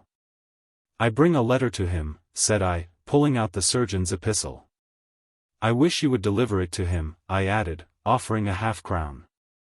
Oh, it's you, is it? Said the ostler, taking the letter and the half-crown. My master will be right glad to see you. Why, you haven't been here for many a year. I'll carry the note to him at once. And with these words he hurried into the house. That's a nice horse, young man, said another ostler. What will you take for it? To which interrogation I made no answer. If you wish to sell him, said the ostler, coming up to me, and winking knowingly, I think I and my partners might offer you a sum under £70. To which kind of half-insinuated offer I made no reply, save by winking in the same kind of knowing manner in which I had observed him wink. Rather leery, said a third ostler. Well, young man, perhaps you will drink tonight with me and my partners, when we can talk the matter over. Before I had time to answer, the landlord, a well-dressed, good-looking man, made his appearance with the ostler. He bore the letter in his hand. Without glancing at me, he betook himself at once to consider the horse, going round him and observing every point with the utmost minuteness. At last, after having gone round the horse 3 times, he stopped beside me, and keeping his eyes on the horse, bent his head towards his right shoulder. That horse is worth some money, said he, turning towards me suddenly, and slightly touching me on the arm with the letter which he held in his hand. To which observation I made no reply, save by bending my head towards the right shoulder as I had seen him do. The young man is going to talk to me and my partners about it tonight, said the ostler who had expressed an opinion that he and his friends might offer me somewhat under £70 for the animal. Pooh, said the landlord, the young man knows what he is about. In the meantime, lead the horse to the reserved stall, and see well after him. My friend, said he, taking me aside after the ostler had led the animal away, recommends you to me in the strongest manner, on which account alone I take you and your horse in. I need not advise you not to be taken in, as I should say, by your look, that you are tolerably awake. But there are queer hands at Horncastle at this time, and those fellows of mine, you understand me, but I have a great deal to do at present, so you must excuse me. And thereupon went into the house. That same evening I was engaged at least 2 hours in the stable, in rubbing the horse down, and preparing him for the exhibition which I intended he should make in the fair on the following day. The ostler to whom I had given the half-crown occasionally assisted me, though he was too much occupied by the horses of other guests to devote any length of time to the service of mine. He more than once repeated to me his firm conviction that himself and partners could afford to offer me somewhat for the horse. And at a later hour when, in compliance with his invitation, I took a glass of somewhat with himself and partners, in a little room surrounded with corn chests, on which we sat. Both himself and partners endeavored to impress upon me, chiefly by means of nods and winks, their conviction that they could afford to give me somewhat for the horse, provided I were disposed to sell him. In return for which intimation, with as many nods and winks as they had all collectively used, I endeavored to impress upon them my conviction that I could get somewhat handsomer in the fair than they might be disposed to offer me, seeing as how, which how I followed by a wink and a nod, which they seemed perfectly to understand, 1 or 2 of them declaring that if the case was so it made a great deal of difference, and that they did not wish to be any hindrance to me. More particularly as it was quite clear I had been an ostler like themselves. It was late at night when I began to think of retiring to rest. On inquiring if there was any place in which I could sleep, I was informed that there was a bed at my service, provided I chose to sleep in a 2-bedded room, one of the beds of which was engaged by another gentleman. I expressed my satisfaction at this arrangement, and was conducted by a maidservant up many pairs of stairs to a garret, in which were 2 small beds, in one of which she gave me to understand another gentleman slept. He had, however, not yet retired to rest. I asked who he was, but the maidservant could give me no information about him, save that he was a highly respectable gentleman and a friend of her master's. Presently, bidding me good night, she left me with a candle, and I, having undressed myself and extinguished the light, went to bed. Notwithstanding the noises which sounded from every part of the house, I was not slow in falling asleep, being thoroughly tired. I know not how long I might have been in bed, perhaps 2 hours, when I was partially awakened by a light shining upon my face, whereupon, unclosing my eyes, I perceived the figure of a man. With a candle in one hand, staring at my face, whilst with the other hand, he held back the curtain of the bed. As I have said before, I was only partially awakened, my power of conception was consequently very confused. It appeared to me, however, that the man was dressed in a green coat, that he had curly brown or black hair, and that there was something peculiar in his look. Just as I was beginning to recollect myself, the curtain dropped, and I heard, or thought I heard, a voice say, "Don't know the cove." Then there was a rustling like a person undressing, whereupon being satisfied that it was my fellow lodger, I dropped asleep, but was awakened again by a kind of heavy plunge upon the other bed, which caused it to rock and creak, when I observed that the light had been extinguished, probably blown out. If I might judge from a rather disagreeable smell of burnt wick which remained in the room, and which kept me awake till I heard my companion breathing hard, when, turning on the other side, I was again once more speedily in the arms of slumber. Chapter 37. It had been my intention to be up and doing early on the following morning, but my slumbers proved so profound, that I did not wake until about 8. On arising, I again found myself the sole occupant of the apartment, my more alert companion having probably risen at a much earlier hour. Having dressed myself, I descended, and going to the stable, found my horse under the hands of my friend the ostler, who was carefully rubbing him down. "There ain't a better horse in the fair," said he to me, "and as you are one of us, and appear to be all right, I'll give you a piece of advice, don't take less than 150 for him. If you mind your hits, you may get it, for I have known 200 given in this fair for one no better, if so good." "Well," said I, "thank you for your advice, which I will take, and if successful, will give you summit handsome." "Thank you," said the ostler. "And now let me ask whether you are up to all the ways of this here place." "I have never been here before," said I, "but I have a pair of tolerably sharp eyes in my head." "That I see you have," said the ostler, "but many a body, with as sharp a pair of eyes as yourn, has lost his horse in this fair, for want of having been here before, therefore," said he, "I'll give you a caution or two." Thereupon the ostler proceeded to give me at least half a dozen cautions, only 2 of which I shall relate to the reader. The first, not to stop to listen to what any chance customer might have to say. And the last, the one on which he appeared to lay most stress, by no manner of means to permit a Yorkshireman to get up into the saddle, for, said he, if you do, it is 3 to 1 that he rides off with the horse. He can't help it, trust a cat amongst cream, but never trust a Yorkshireman on the saddle of a good horse. By the by, he continued, that saddle of yours is not a particularly good one, no more is the bridle. A shabby saddle and bridle have more than once spoiled the sale of a good horse. I tell you what, as you seem a decent kind of a young chap, I'll lend you a saddle and bridle of my master's, almost brand new. He won't object, I know, as you are a friend of his, only you must not forget your promise to come down with summit handsome after you have sold the animal.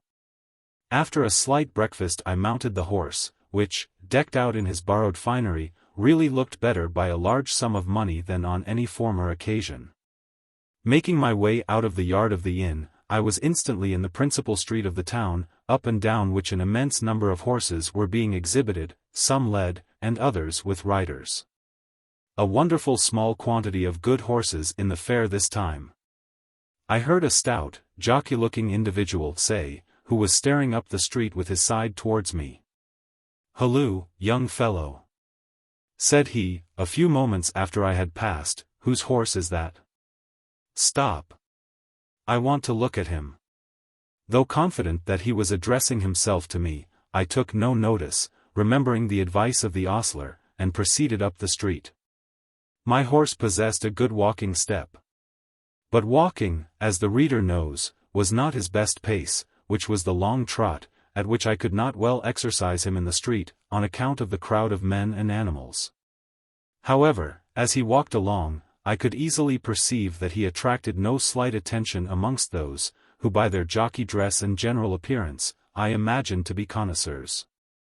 I heard various calls to stop, to none of which I paid the slightest attention.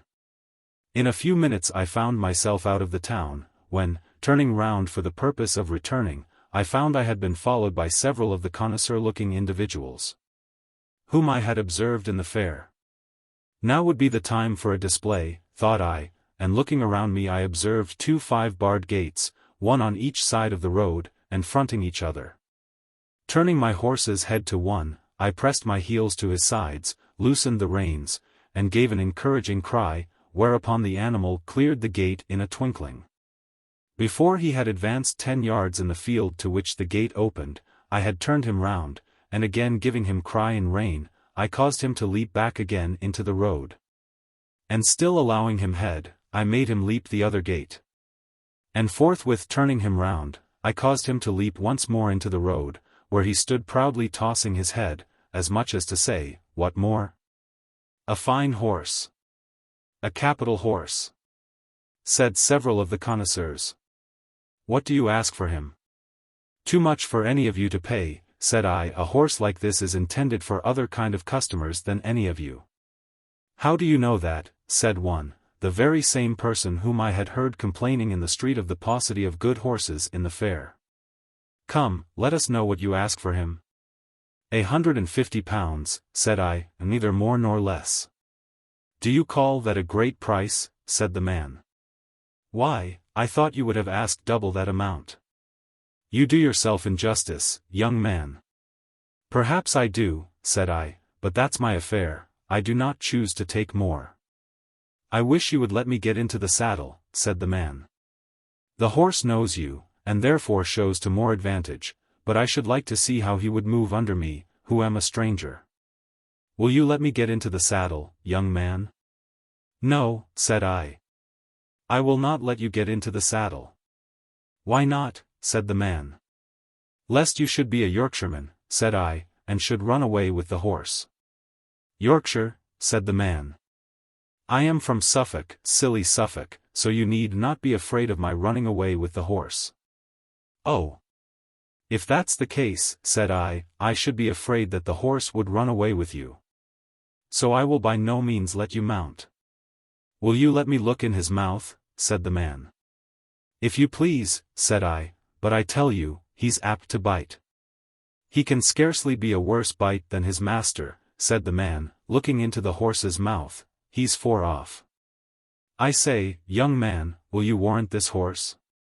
"No," said I never warrant horses. The horses that I ride can always warrant themselves." "I wish you would let me speak a word to you," said he. "Just come aside." "It's a nice horse," said he in a half-whisper, after I had ridden a few paces aside with him. "It's a nice horse," said he, placing his hand upon the pommel of the saddle, and looking up in my face, "and I think I can find you a customer. If you would take 100, I think my lord would purchase it, for he has sent me about the fair to look him up a horse, by which he could hope to make an honest penny." "Well," said I, "and could he not make an honest penny, and yet give me the price I ask?" "Why," said the go-between, £150 is as much as the animal is worth, or nearly so."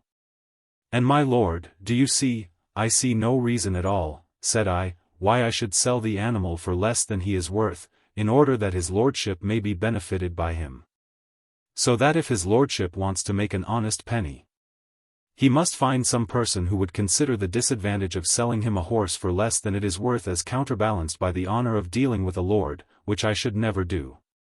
But I can't be wasting my time here. I am going back to the where, if you, or any person, are desirous of purchasing the horse, you must come within the next half hour, or I shall probably not feel disposed to sell him at all."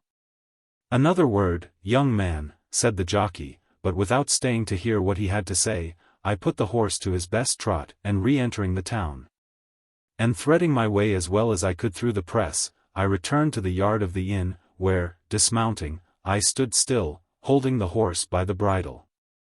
I had been standing in this manner about 5 minutes, when I saw the jockey enter the yard, accompanied by another individual. They advanced directly towards me. "Here is my lord come to look at the horse, young man," said the jockey.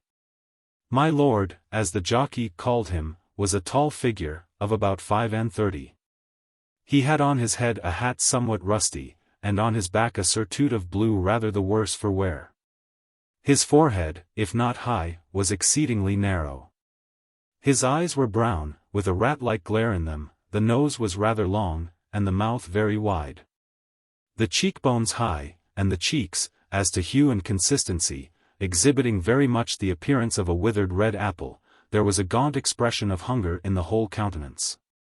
He had scarcely glanced at the horse, when drawing in his cheeks, he thrust out his lips very much after the manner of a baboon when he sees a piece of sugar held out towards him.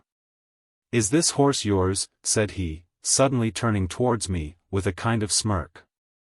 "It's my horse," said I. "Are you the person who wishes to make an honest penny by it?" "How?"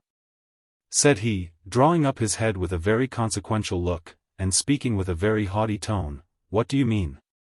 We looked at each other full in the face.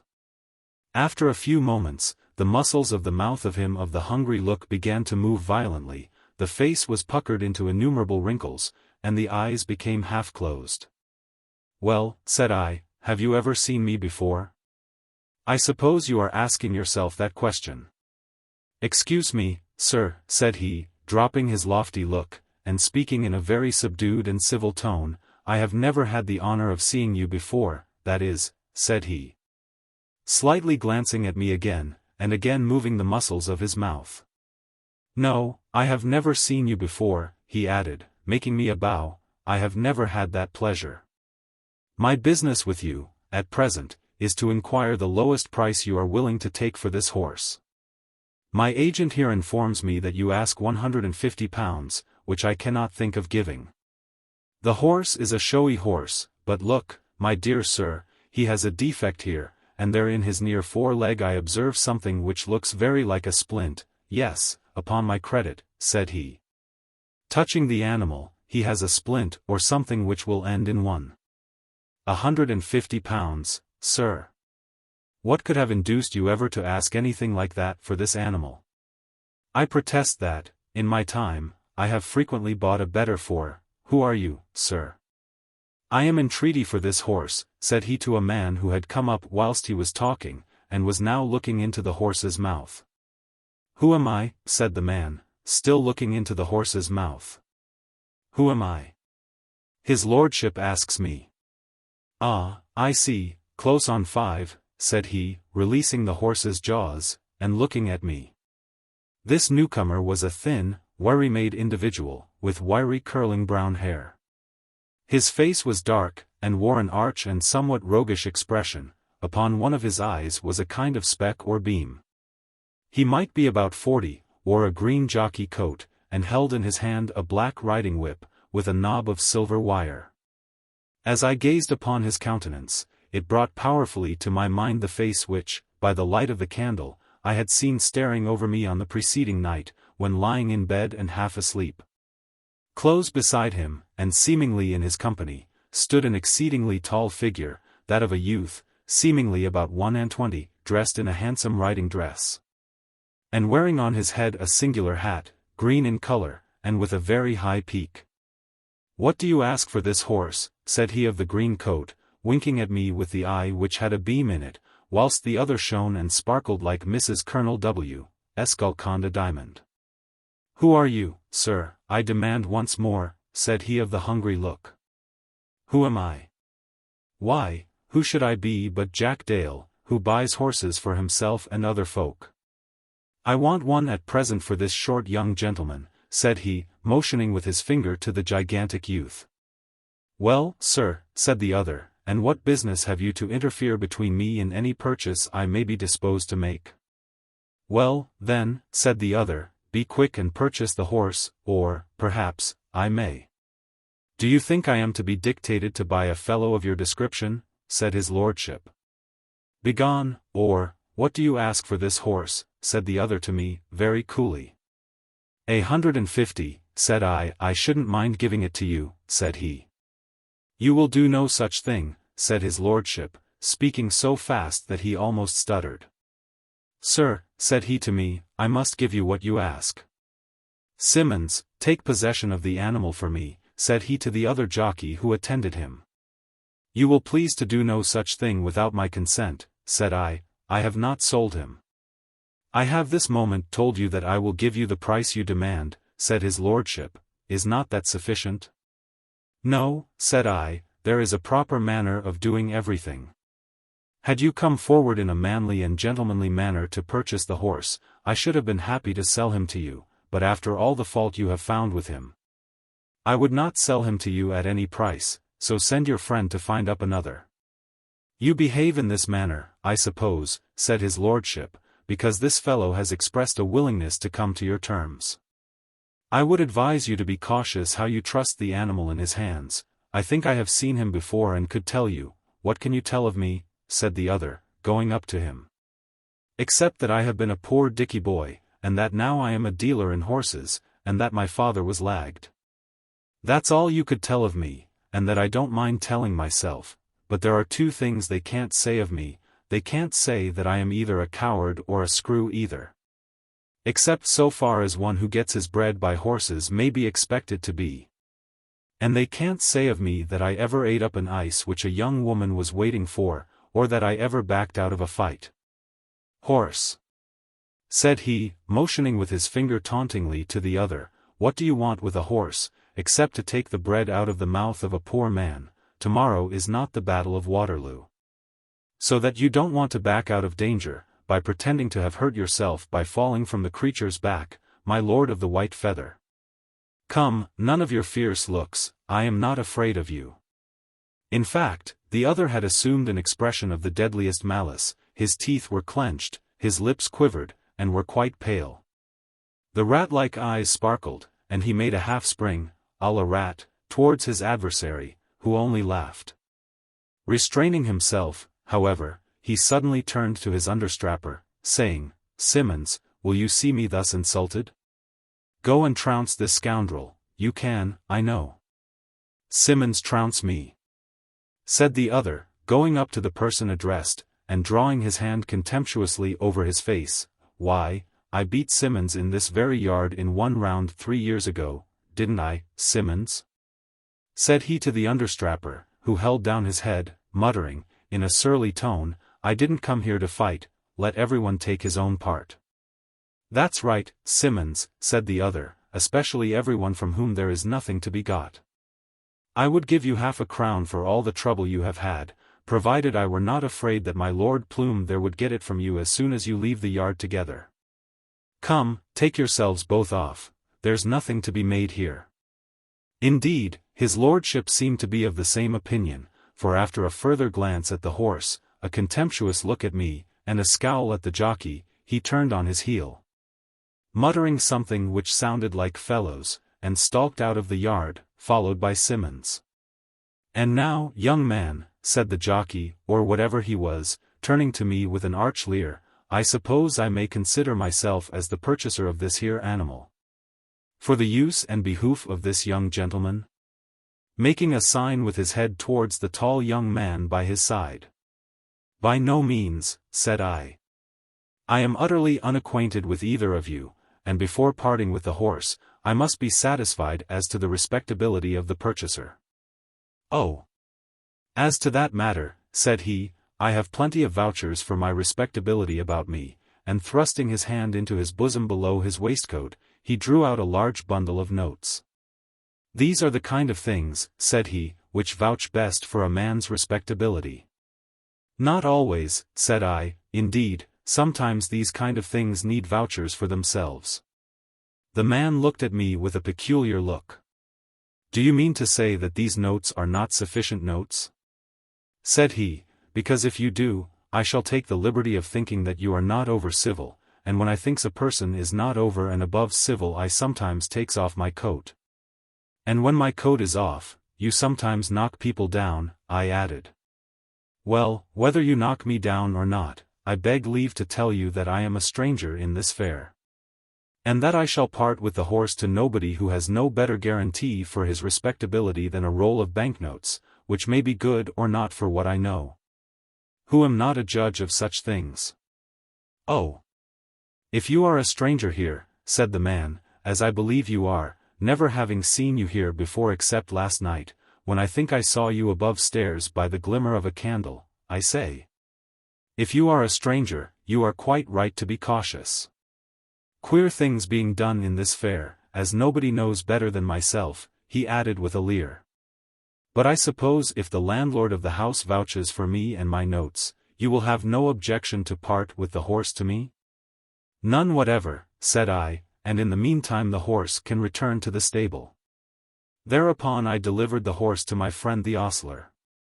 The landlord of the house, on being questioned by me as to the character and condition of my new acquaintance, informed me that he was a respectable horse-dealer, and an intimate friend of his. Whereupon the purchase was soon brought to a satisfactory conclusion. Chapter 38. It was evening, and myself and the two acquaintances I had made in the fair, namely, the jockey and the tall foreigner, sat in a large upstairs room, which looked into a court. We had dined with several people connected with the fair at a long table d'hôte. They had now departed, and we sat at a small side table with wine and a candle before us.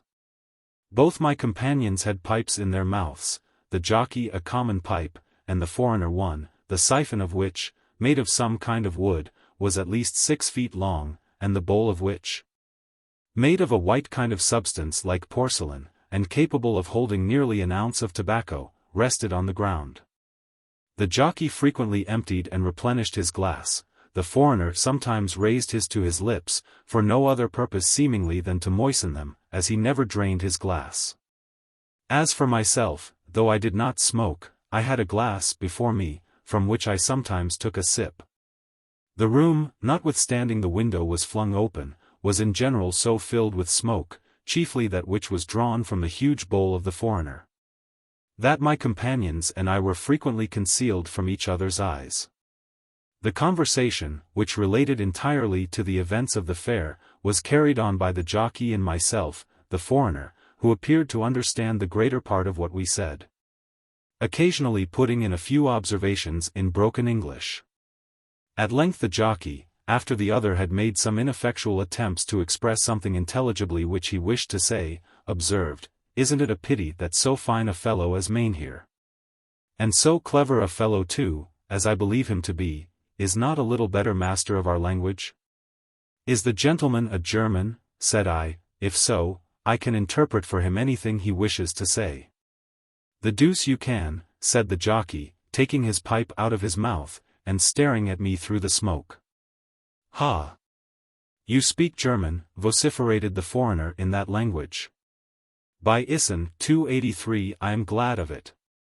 I wanted to say, and here he said in German what he wished to say, and which was of no great importance, and which I translated into English.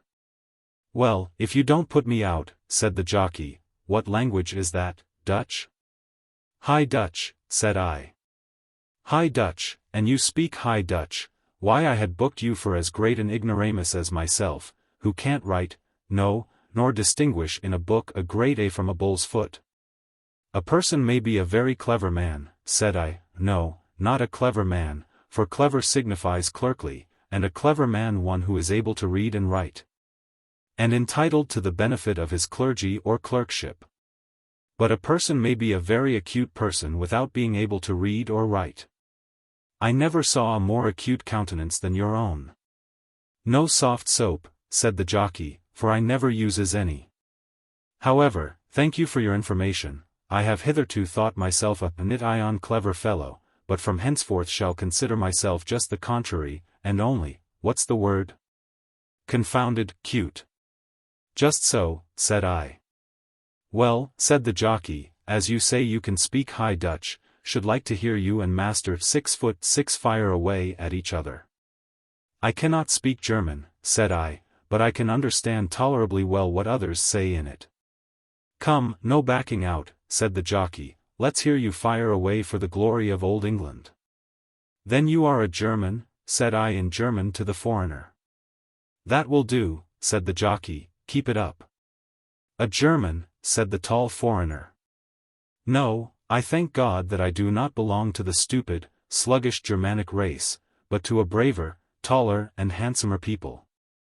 Here taking the pipe out of his mouth, he stood up proudly erect, so that his head nearly touched the ceiling of the room, then reseating himself, and again putting the siphon to his lips, he added. I am a Magyar. 284. What is that? Said I. The foreigner looked at me for a moment somewhat contemptuously, through the smoke, then said, in a voice of thunder, a Hungarian. What a voice the chap has when he pleases, interposed the jockey. What is he saying? Merely that he is a Hungarian, said I. But I added, the conversation of this gentleman and myself in a language which you can't understand must be very tedious to you, we had better give it up. Keep on with it, said the jockey. I shall go on listening very contentedly till I fall asleep, no bad thing to do at most times.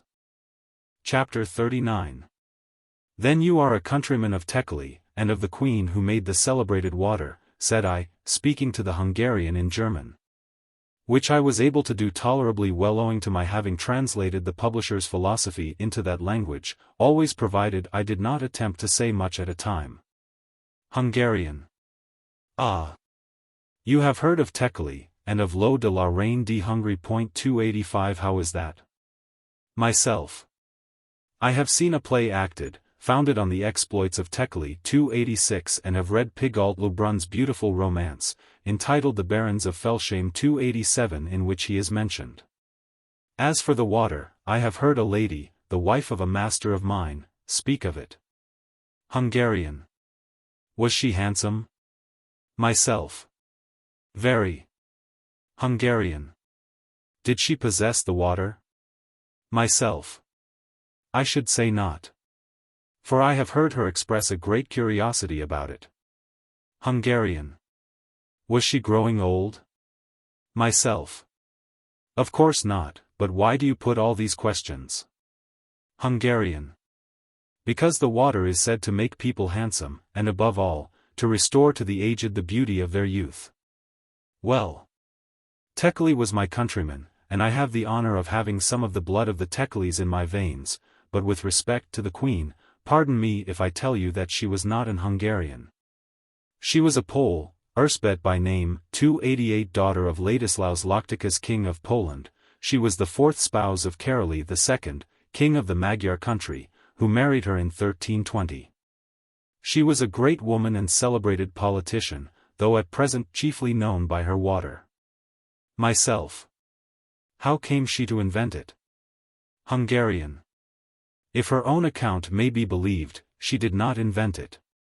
After her death, as I have read in Florentius of Buda 289, there was found a statement of the manner in which she came by it written in her own hand, on a flyleaf of her breviary.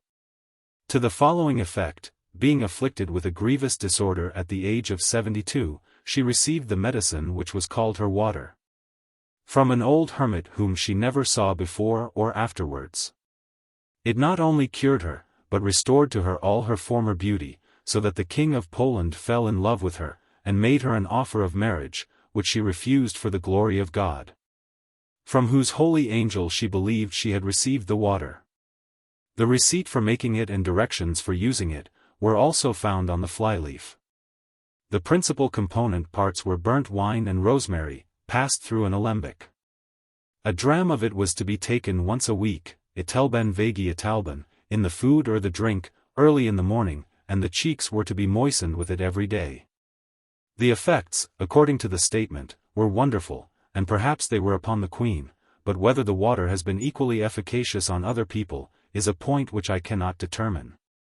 I should wish to see some old woman who has been restored to youthful beauty by the use of l'eau de la reine de Hungary.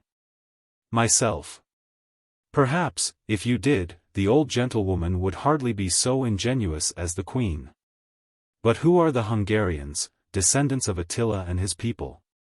The Hungarian shook his head, and gave me to understand that he did not believe that his nation were the descendants of Attila and his people. though he acknowledged that they were probably of the same race. Attila and his armies, he said, came and disappeared in a very mysterious manner, and that nothing could be said with positiveness about them. That the people now known as Magyars first made their appearance in Muscovy in the year 884, under the leadership of Almas 290 called so from Alam, which, in the Hungarian language, signifies a dream. His mother, before his birth, having dreamt that the child with which she was enceinte would be the father of a long succession of kings, which, in fact, was the case. That after beating the Russians he entered Hungary, and coming to a place called Ungvar, from which many people believe that modern Hungary derived its name, he captured it, and held in it a grand festival, which lasted 4 days, at the end of which time he resigned the leadership of the Magyars to his son Arpad.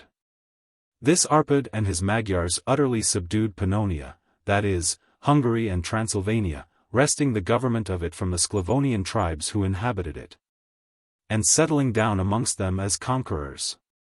After giving me this information, the Hungarian exclaimed with much animation, a goodly country that which they had entered on, consisting of a plain surrounded by mountains, some of which intersected here and there, with noble rapid rivers, the grandest of which is the mighty Donau. 291 A country with tiny volcanoes, casting up puffs of smoke and steam, and from which hot springs arise, good for the sick. With many fountains, some of which are so pleasant to the taste as to be preferred to wine.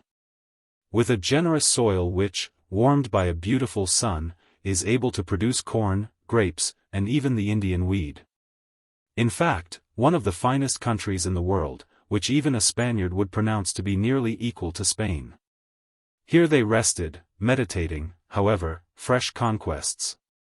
Oh, the Magyars soon showed themselves a mighty people. Besides Hungary and Transylvania, they subdued Bulgaria and Bosnia, and the land of Tat, now called Sclavonia. The generals of Zoltan, the son of Arpad, led troops of horsemen to the banks of the Rhine. One of them, at the head of a host, besieged Constantinople. It was then that Botond engaged in combat with a Greek of gigantic stature, who came out of the city and challenged the 2 best men in the Magyar army.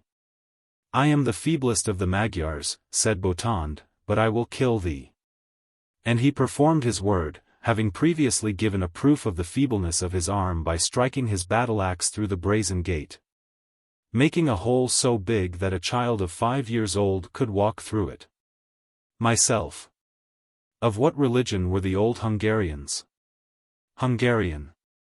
They had some idea of a supreme being, whom they called Isten, which word is still used by the Magyars for God. But their chief devotion was directed to sorcerers and soothsayers, something like the shamans of the Siberian steppes. They were converted to Christianity chiefly through the instrumentality of István or Stephen, called after his death Saint István, who ascended the throne in the year 1000. He was born in Heathness, and his original name was Vajk. He was the first Karali 292 or king, of the Magyars. Their former leaders had been called Fejedelmak, or dukes. The Magyar language has properly no term either for king or house. Karali is a word derived from the Sclaves. Has, or house, from the Germans, who first taught them to build houses, their original dwellings having been tilted wagons. Myself.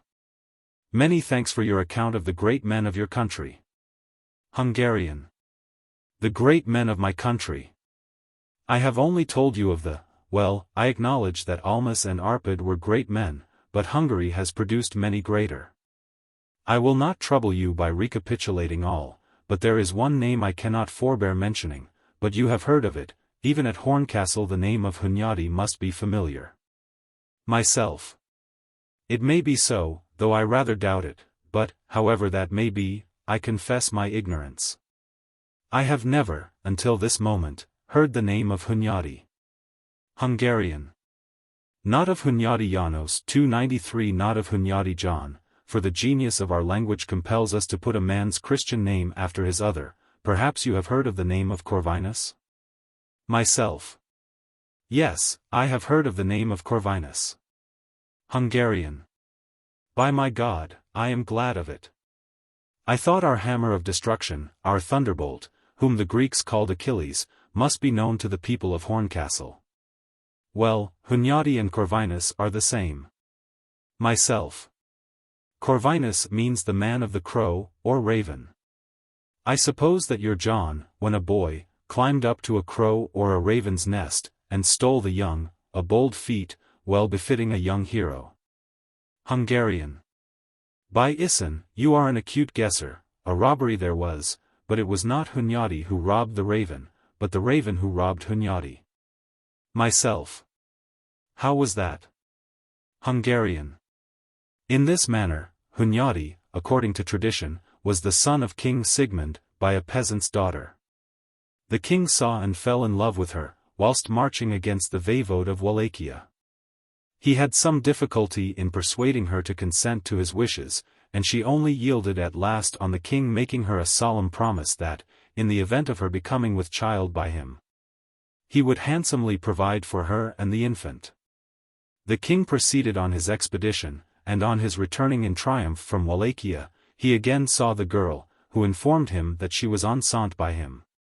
The king was delighted with the intelligence, gave the girl money, and at the same time a ring, requesting her, if she brought forth a son, to bring the ring to Buddha with the child, and present it to him.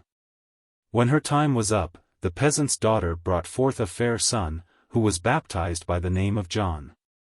After some time the young woman communicated the whole affair to her elder brother, whose name was Gaspar, and begged him to convey her and the child to the king at Buddha. The brother consented, and both set out, taking the child with them. On their way, the woman, wanting to wash her clothes, laid the child down, giving it the king's ring to play with. A raven, who saw the glittering ring, came flying, and plucking it out of the child's hand, carried it up into a tree. The child suddenly began to cry, and the mother, hearing it, left her washing, and running to the child, forthwith missed the ring, but hearing the raven croak in the tree, she lifted up her eyes, and saw it with the ring in its beak. The woman, in great terror, called her brother, and told him what had happened, adding, that she durst not approach the king if the raven took away the ring. Gaspar, seizing his crossbow and quiver, ran to the tree, where the raven was yet with the ring, and discharged an arrow at it, but, being in a great hurry, he missed it. With his second shot he was more lucky, for he hit the raven in the breast, which, together with the ring, fell to the ground. Taking up the ring, they went on their way, and shortly arrived at Buddha. One day, as the king was walking after dinner in his outer hall, the woman appeared before him with the child, and, showing him the ring, said, "Mighty lord, behold this token, and take pity upon me and your own son." King Sigmund took the child and kissed it, and, after a pause said to the mother, "You have done right in bringing me the boy. I will take care of you, and make him a nobleman." The king was as good as his word. He provided for the mother, caused the boy to be instructed in knightly exercises, and made him a present of the town of Hunyad, in Transylvania, on which account he was afterwards called Hunyadi. And gave him, as an armorial sign, a raven bearing a ring in his beak. Such, O young man of Horncastle, is the popular account of the birth of the great captain of Hungary, as related by Florentius of Buda.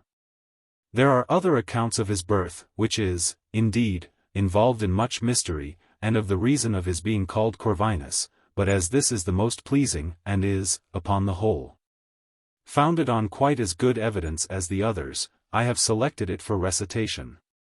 Myself. I heartily thank you, but you must tell me something more of Hunyadi. You call him your great captain, what did he do? Hungarian. Do what no other man of his day could have done. He broke the power of the Turk when he was coming to overwhelm Europe. From the blows inflicted by Hunyadi, the Turk never thoroughly recovered. He has been frequently worsted in latter times, but none but Hunyadi could have routed the armies of Amurath and Mahome II. Myself. How was it that he had an opportunity of displaying his military genius? Hungarian. I can hardly tell you, but his valor soon made him famous. King Albert made him Ban of Cyrenai.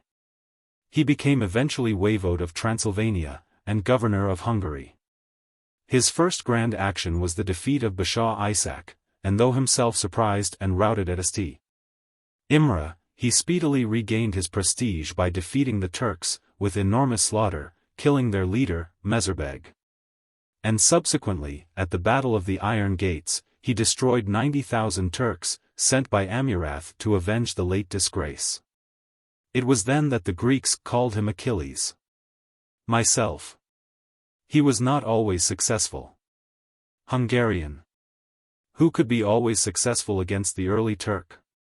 He was defeated in the battle in which King Vladislaus lost his life, but his victories outnumbered his defeats threefold. His grandest victory, perhaps the grandest ever achieved by man, was over the terrible Mohamed II. Who, after the taking of Constantinople in 1453, said, "One God in heaven, one king on earth," and marched to besiege Belgrade at the head of 150,000 men. Swearing by the beard of the prophet, that he would sup within it ere 2 months were elapsed.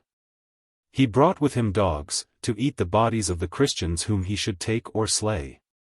So says Florentius.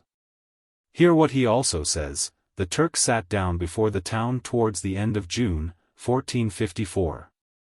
Covering the Donau and Zava 294 with ships, and on the 4th of July he began to cannonade Belgrade with cannons 25 feet long, whose roar could be heard at Szeged, a distance of 24 leagues, at which place Hunyadi had assembled his forces. Hunyadi had been able to raise only 15,000 of well-armed and disciplined men, though he had with him vast bands of people, who called themselves soldiers of the cross, but who consisted of inexperienced lads from school, peasants and hermits, armed with swords, slings and clubs. Hunyadi, undismayed by the great disparity between his forces and those of the Turk, advanced to relieve Belgrade, and encamped at Salinkman with his army. There he saw at once that his first step must be to attack the flotilla. He therefore privately informed Silagi, his wife's brother, who at that time defended Belgrade, that it was his intention to attack the ships of the Turks on the 14th day of July in front, and requested his cooperation in the rear. On the 14th came on the commencement of the great battle of Belgrade, between Hunyadi and the Turk. Many days it lasted. Myself. Describe it. Hungarian. I cannot. One has described it well, Florentius of Buda. I can only repeat a few of his words. On the appointed day, Hunyadi, with 200 vessels, attacked the Turkish flotilla in front, whilst Silagi, with 40 vessels, filled with the men of Belgrade, assailed it in the rear. Striving for the same object, they sunk many of the Turkish vessels, captured 74, burnt many, and utterly annihilated the whole fleet. After this victory, Hunyadi, with his army entered Belgrade, to the great joy of the Magyars.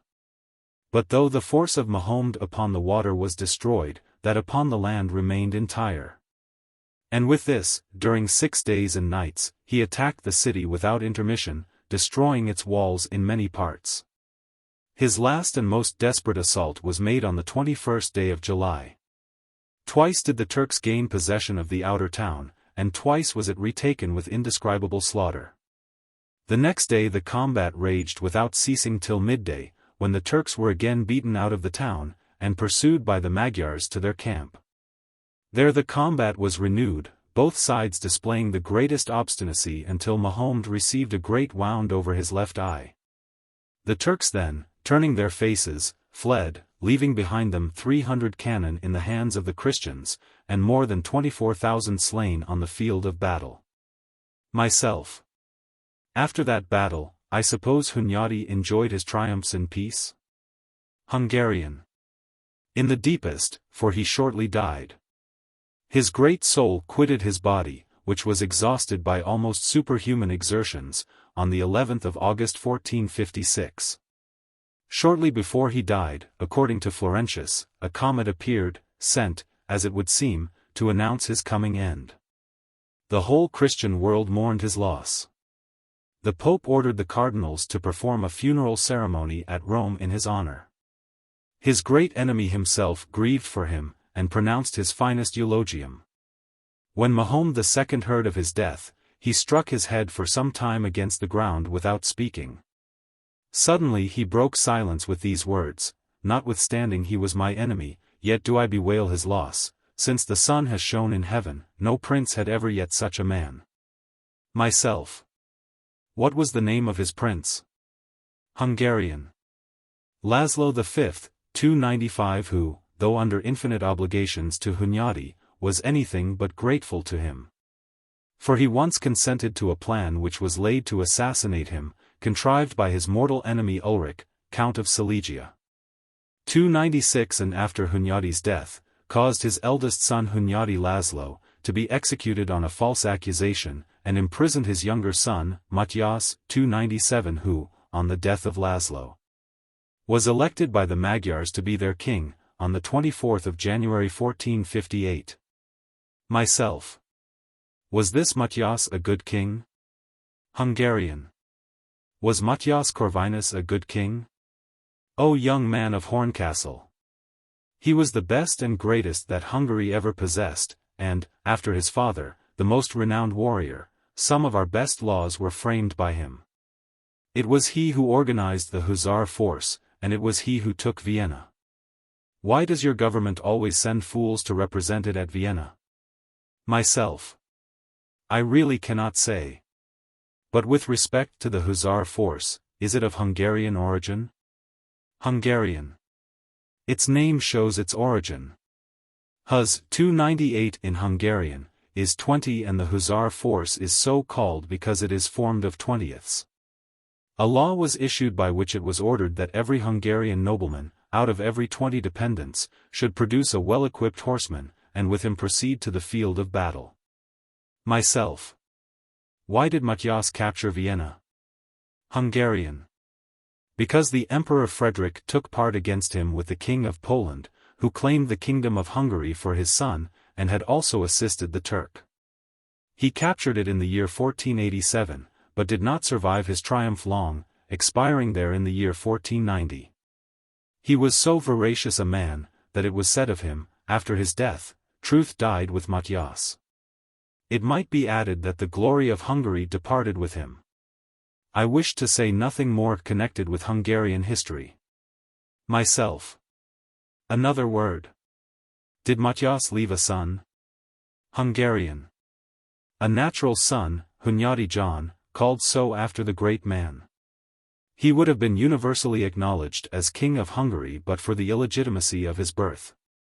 As it was, Ulaslo, the son of the King of Poland, afterwards called Ulaslo II 299, who claimed Hungary as being descended from Albert, was nominated king by a great majority of the Magyar electors. Hunyadi John for some time disputed the throne with him. There was some bloodshed, but Hunyadi John eventually submitted, and became the faithful captain of Ulaslo. Notwithstanding that the Turk offered to assist him with an army of 200,000 men. Myself. Go on. Hungarian. To what? Chidrak 300 to the Mohawks Vesidulum. 301 Ulaslo left a son, Lajos II 302, born without skin, as it is said, certainly without a head. He, contrary to the advice of all his wise counselors, and amongst them was Batary Stephen 303, who became eventually king of Poland, engaged, with 25,000 men, at Mohacs. Solomon the Turk, who had an army of 200,000. Drak. The Magyars were annihilated. King Lajos disappeared with his heavy horse and armor in a bog. We call that battle, which was fought on the 29th of August 1526, the destruction of Mohacs, but it was the destruction of Hungary. Myself. You have twice used the word Drak. What is the meaning of it? Is it Hungarian? Hungarian. No. It belongs to the Mad Wallachs. They are a nation of madmen on the other side of Transylvania. Their country was formerly a fief of Hungary, like Moldavia, which is inhabited by the same race, who speak the same language and are equally mad. Myself. What language do they speak? Hungarian. A strange mixture of Latin and Sclavonian, they themselves being a mixed race of Romans and Sclavonians. Trajan sent certain legions to form military colonies in Dacia. And the present Wallachs and Moldavians are, to a certain extent, the descendants of the Roman soldiers, who married the women of the country. I say to a certain extent, for the Sclavonian element both in blood and language seems to prevail. Myself. And what is Drac? Hungarian. Dragon, which the Wallachs use for devil.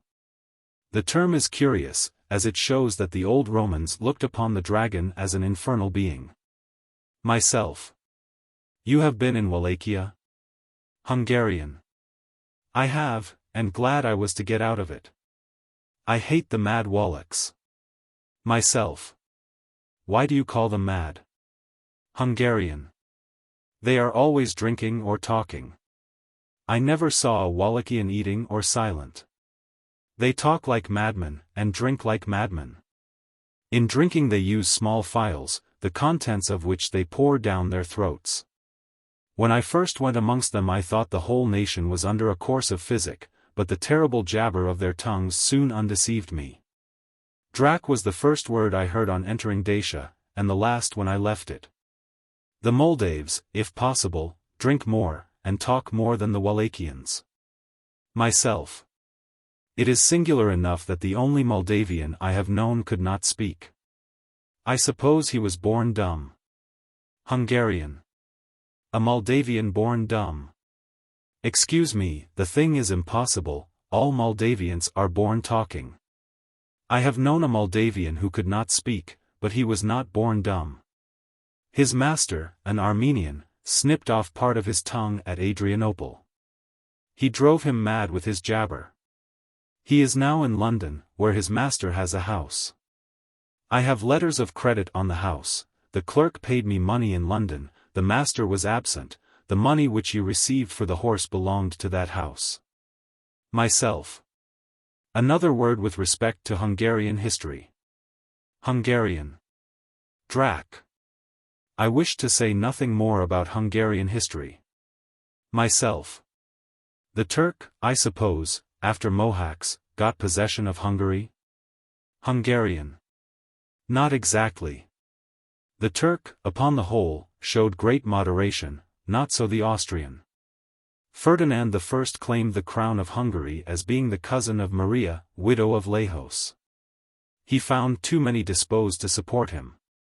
His claim, however, was resisted by Zapolia John, a Hungarian magnate, who caused himself to be elected king.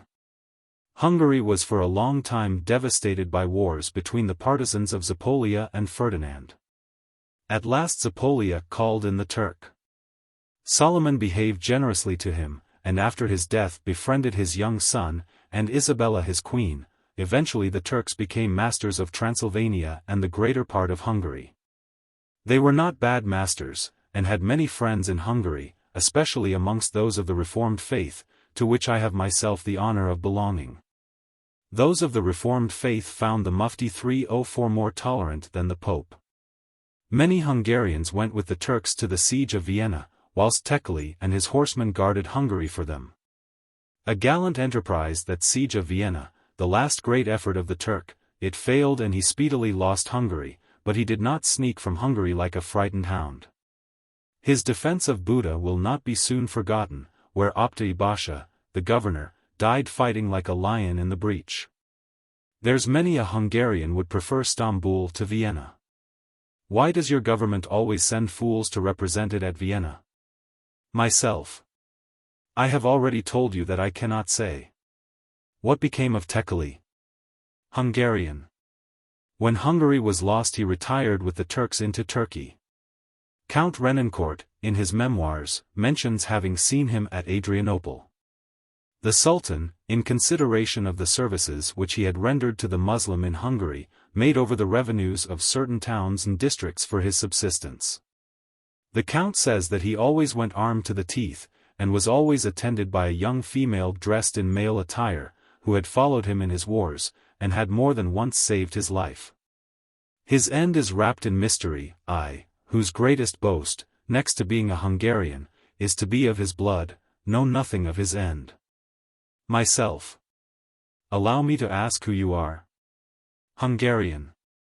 XXIII Magyar Nemes Ember, a poor Hungarian nobleman, son of one yet poorer. I was born in Transylvania, not far to the west of good Kolozsvár. 305 I served some time in the Austrian army as a noble hussar, but am now equerry to a great nobleman, to whom I am distantly related. In his service I have travelled far and wide, buying horses. I have been in Russia and in Turkey, and am now at Horncastle, where I have had the satisfaction to meet with you, and to buy your horse, which is, in truth, a noble brute. Myself. For a soldier and equerry you seem to know a great deal of the history of your country.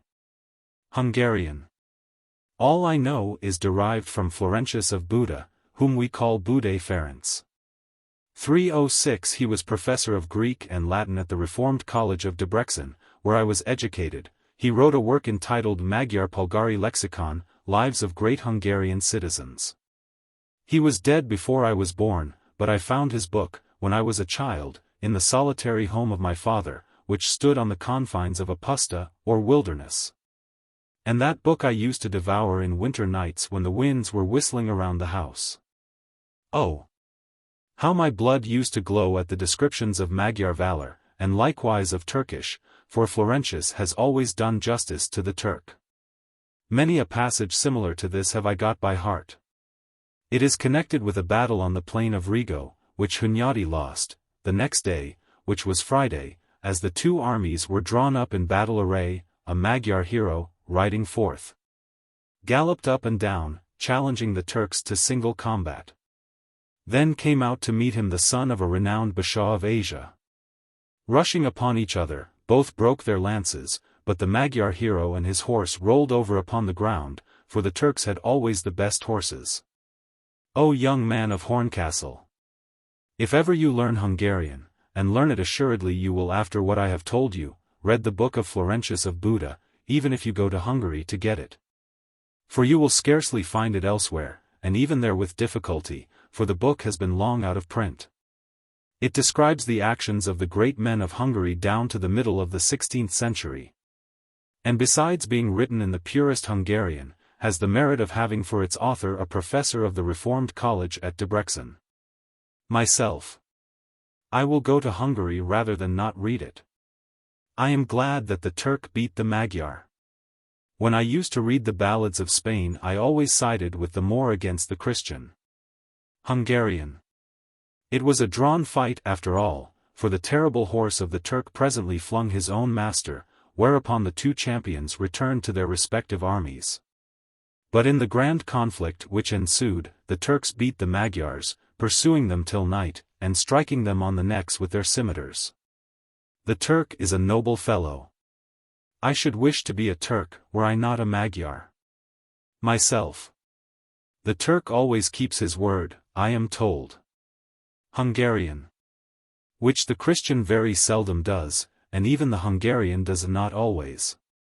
In 1444 Ulászló made, at Szeged, peace with Amurath for 10 years, which he swore with an oath to keep, but at the instigation of the Pope Julian he broke it, and induced his great captain, Hunyadi John, to share in the perjury. The consequence was the Battle of Varna, of the 10th of November, in which Hunyadi was routed, and Ulászló slain. Did you ever hear his epitaph? It is both solemn and edifying. Romulidi canas ego Varnam clade not avi. Discite mortals non temeraire fidem. Me nisi pontifices jusicent rumper foedus. Non ferit sithicum panones ora jugum. Halloo! Said the jockey, starting up from a doze in which he had been indulging for the last hour, his head leaning upon his breast. What is that? That's not High Dutch.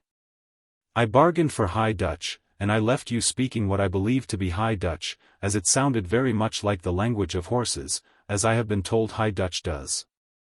But as for what you are speaking now, whatever you may call it, it sounds more like the language of another kind of animal.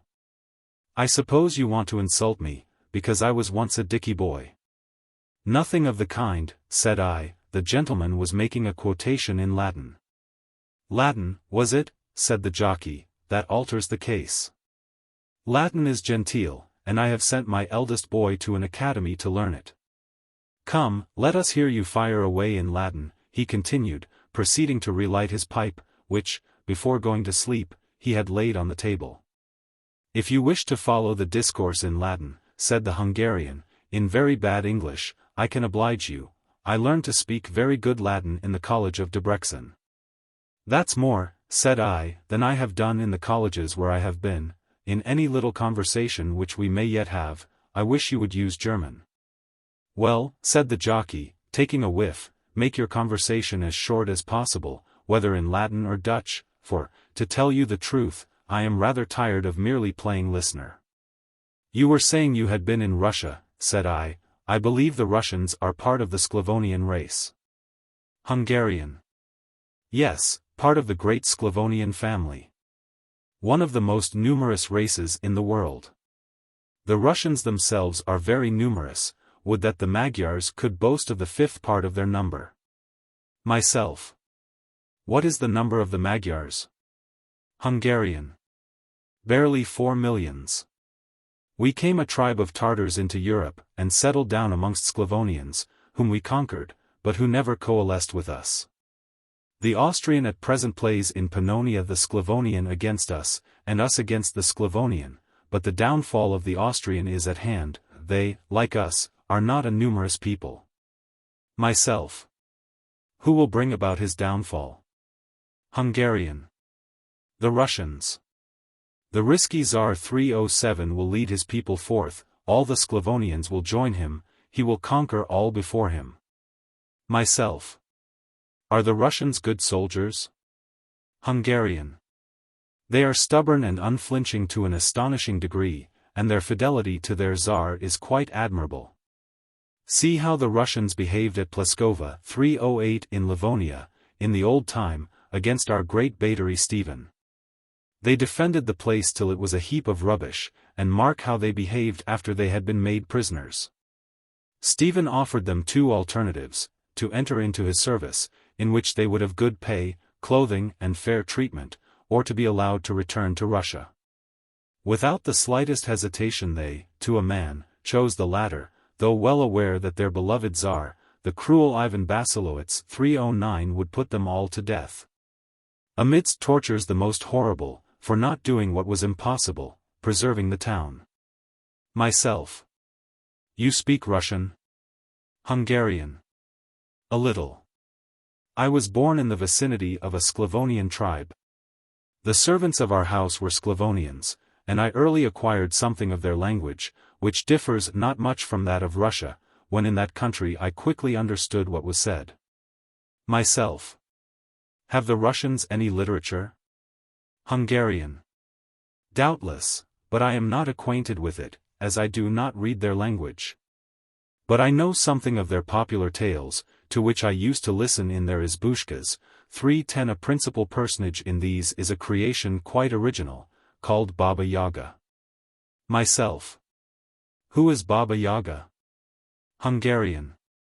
A female phantom, who is described as hurrying along the pusta, or steppe, in a mortar, pounding with a pestle at a tremendous rate, and leaving a long trace on the ground behind her with her tongue, which is 3 yards long, and with which she seizes any men and horses coming in her way, swallowing them down into her capacious belly.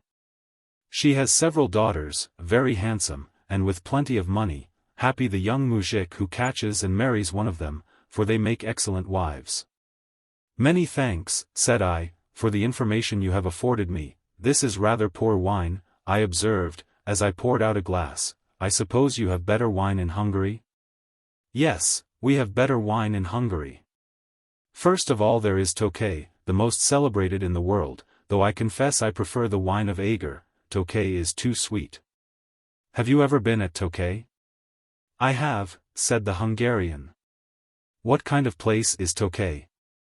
A small town situated on the Tisza 311, a rapid river descending from the north.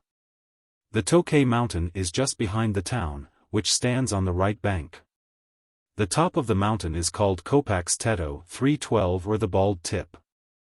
The hill is so steep that during thunderstorms pieces of it frequently fall down upon the roofs of the houses. It was planted with vines by King Lehos, who ascended the throne in the year 1342. The best wine called Tokay is, however, not made at Tokay, but at Kasaw 313 2 leagues farther into the Carpathians, of which Tokay is a spur. If you wish to drink the best Tokay, you must go to Vienna, to which place all the prime is sent. For the third time I ask you, O young man of Horncastle, why does your government always send fools to represent it at Vienna? And for the third time I tell you, O son of Almas, that I cannot say, perhaps, however, to drink the sweet Tokay wine. Fools, you know, always like sweet things. Good, said the Hungarian. It must be so, and when I return to Hungary, I will state to my countrymen your explanation of a circumstance which has frequently caused them great perplexity. Oh! The English are a clever people, and have a deep meaning in all they do. What a vision of deep policy opens itself to my view! They do not send their fool to Vienna in order to gape at processions, and to bow and scrape at a base papist court, but to drink at the great dinners the celebrated Tokay of Hungary, which the Hungarians, though they do not drink it, are very proud of, and by doing so to intimate the sympathy which the English entertain for their fellow religionists of Hungary. Oh! The English are a deep people. Chapter 40. The pipe of the Hungarian had, for some time past, exhibited considerable symptoms of exhaustion, little or no ruttling having been heard in the tube, and scarcely a particle of smoke drawn through the siphon, having been emitted from the lips of the possessor. He now rose from his seat, and going to a corner of the room, placed his pipe against the wall, then striding up and down the room, he cracked his fingers several times, exclaiming, in a half-musing manner, "Oh, the deep nation, which, in order to display its sympathy for Hungary, sends its fool to Vienna, to drink the sweet wine of Tokay." The jockey, having looked for some time at the tall figure with evident approbation, winked at me with that brilliant eye of his on which there was no speck, saying, "Did you ever see a taller fellow?" "Never," said I. "Or a finer?" "That's another question," said I, "which I am not so willing to answer. However, as I am fond of truth, and scorn to flatter, I will take the liberty of saying that I have seen a finer." "A finer? Where?" said the jockey. Whilst the Hungarian, who appeared to understand what we said, stood still, and looked full at me. "Amongst a strange set of people," said I, "whom, if I were to name, you would, I dare say, only laugh at me." "Who be they?" said the jockey. "Come, don't be ashamed. I have occasionally kept queerish company myself." "The people whom we call gypsies," said I, "whom the Germans call Zigeuner, and who call themselves Romany Chals." "Zigeuner," said the Hungarian. "By Issen. I do know those people." "Romany Chals," said the jockey, "phew. I begin to smell a rat." "What do you mean by smelling a rat?" said I. "I'll bet a crown," said the jockey, "that you be the young chap what certain folks call the Romany Rye." "Ah," said I, "how came you to know that name?" "Be not you he?" said the jockey. "Why, I certainly have been called by that name." "I could have sworn it," said the jockey. Then rising from his chair, he laid his pipe on the table, took a large handbell which stood on the sideboard, and going to the door, opened it, and commenced ringing in a most tremendous manner on the staircase. The noise presently brought up a waiter, to whom the jockey vociferated, "Go to your master, and tell him to send immediately 3 bottles of champagne, of the pink kind, mind you, which is 12 guineas a dozen." The waiter hurried away, and the jockey resumed his seat and his pipe. I sat in silent astonishment until the waiter returned with a basket containing the wine, which, with 3 long glasses, he placed on the table. The jockey then got up, and going to a large bow window at the end of the room, which looked into a courtyard, peeped out. Then saying, "The coast is clear," he shut down the principal sash which was open for the sake of the air, and taking up a bottle of champagne, he placed another in the hands of the Hungarian. to whom he said something in private. The latter, who seemed to understand him, answered by a nod. The two then going to the end of the table fronting the window, and about 8 paces from it, stood before it, holding the bottles by their necks. Suddenly the jockey lifted up his arm. "Surely," said I, "you are not mad enough to fling that bottle through the window? Here's to the Romany rye." "Here's to the sweet master," said the jockey, dashing the bottle through a pane in so neat a manner that scarcely a particle of glass fell into the room. "Elgin Eid Sigany you are, Elgin Ghoul I." 314 said the Hungarian, swinging round his bottle, and discharging it at the window. But, either not possessing the jockey's accuracy of aim, or reckless of consequences, he flung his bottle so, that it struck against part of the wooden setting of the panes, breaking along with the wood and itself 3 or 4 panes to pieces. The crash was horrid, and wine and particles of glass flew back into the room, to the no small danger of its inmates. "What do you think of that?" said the jockey. "Were you ever so honored before?" "Honored," said I, "God preserve me in future from such honor," and I put my finger to my cheek, which was slightly hurt by a particle of the glass. "That's the way we of the Cofferty honor great men at Horncastle," said the jockey. "What, you are hurt? Never mind, all the better. Your scratch shows that you are the body the compliment was paid to." "And what are you going to do with the other bottle?" said I. "Do with it?" said the jockey. "Why, drink it, cosily and comfortably, whilst holding a little quiet talk. The Romany rye at Horncastle, what an idea! And what will the master of the house say to all this damage which you have caused him?" "What will your master say, William?" said the jockey to the waiter, who had witnessed the singular scene just described without exhibiting the slightest mark of surprise. William smiled, and slightly shrugging his shoulders, replied, "Very little, I dare say, sir. This ain't the first time your honor has done a thing of this kind." "Nor will it be the first time that I shall have paid for it," said the jockey. "Well, I shall never have paid for a certain item in the bill with more pleasure than I shall pay for it now. Come, William, draw the cork, and let us taste the pink champagne." The waiter drew the cork, and filled the glasses with a pinky liquor, which bubbled, hissed and foamed. "How do you like it?" said the jockey, after I had imitated the example of my companions, by dispatching my portion at a draught. "It is wonderful wine," said I. "I have never tasted champagne before, though I have frequently heard it praised. It more than answers my expectations, but, I confess, I should not wish to be obliged to drink it every day." "Nor I," said the jockey. "For everyday drinking give me a glass of old port, or of hard old ale," I interposed, "which, according to my mind, is better than all the wine in the world." "Well said, Romany rye," said the jockey, "just my own opinion. Now, William, make yourself scarce." The waiter withdrew, and I said to the jockey, "How did you become acquainted with the Romany chals?" "I first became acquainted with them," said the jockey, "when I lived with old Fulcher the basket-maker, who took me up when I was adrift upon the world. I do not mean the present Fulcher, who is likewise called old Fulcher, but his father, who has been dead this many a year. While living with him in the caravan, I frequently met them in the green lanes, and of latter years I have had occasional dealings with them in the horse line." "And the Gypsies have mentioned me to you?" said I. "Frequently," said the jockey, "and not only those of these parts. Why, there's scarcely a part of England in which I have not heard the name of the Romany rye mentioned by these people. The power you have over them is wonderful.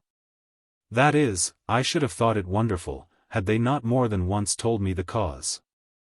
"And what is the cause?" said I, "for I am sure I do not know." "The cause is this," said the jockey, "they never heard a bad word proceed from your mouth, and never knew you do a bad thing." "They are a singular people," said I. "And what a singular language they have got," said the jockey. "Do you know it?" said I. "Only a few words," said the jockey. "They were always chary in teaching me any." "They were very chary to me too," said the Hungarian, speaking in broken English.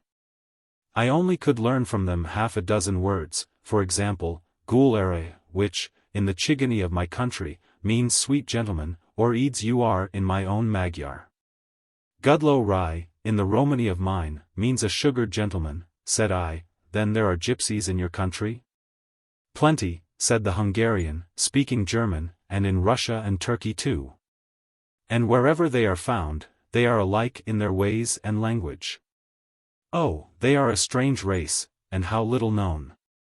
I know little of them, but enough to say that one horse-load of nonsense has been written about them. There is one Walter Scott.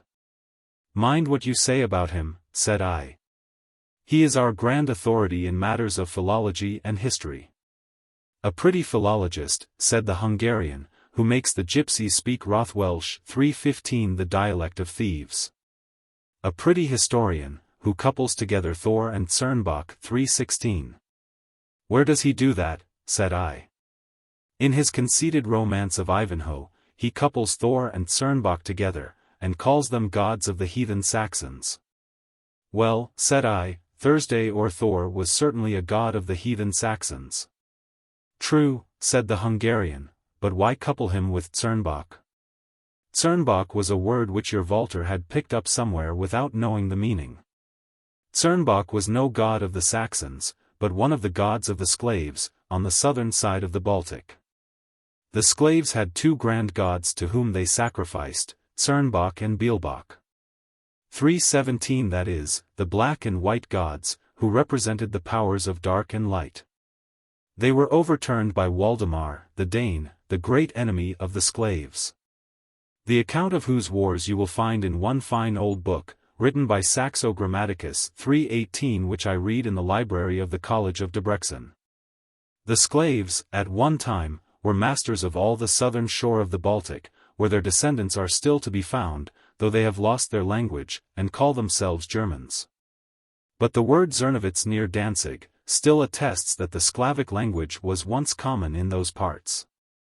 Czernowitz means the thing of blackness, as Cernbach means the god of blackness. Prussia itself merely means, in Sclavish, Lower Russia. There is scarcely a race or language in the world more extended than the Slavic. On the other side of the Donau you will find the Sclaves and their language.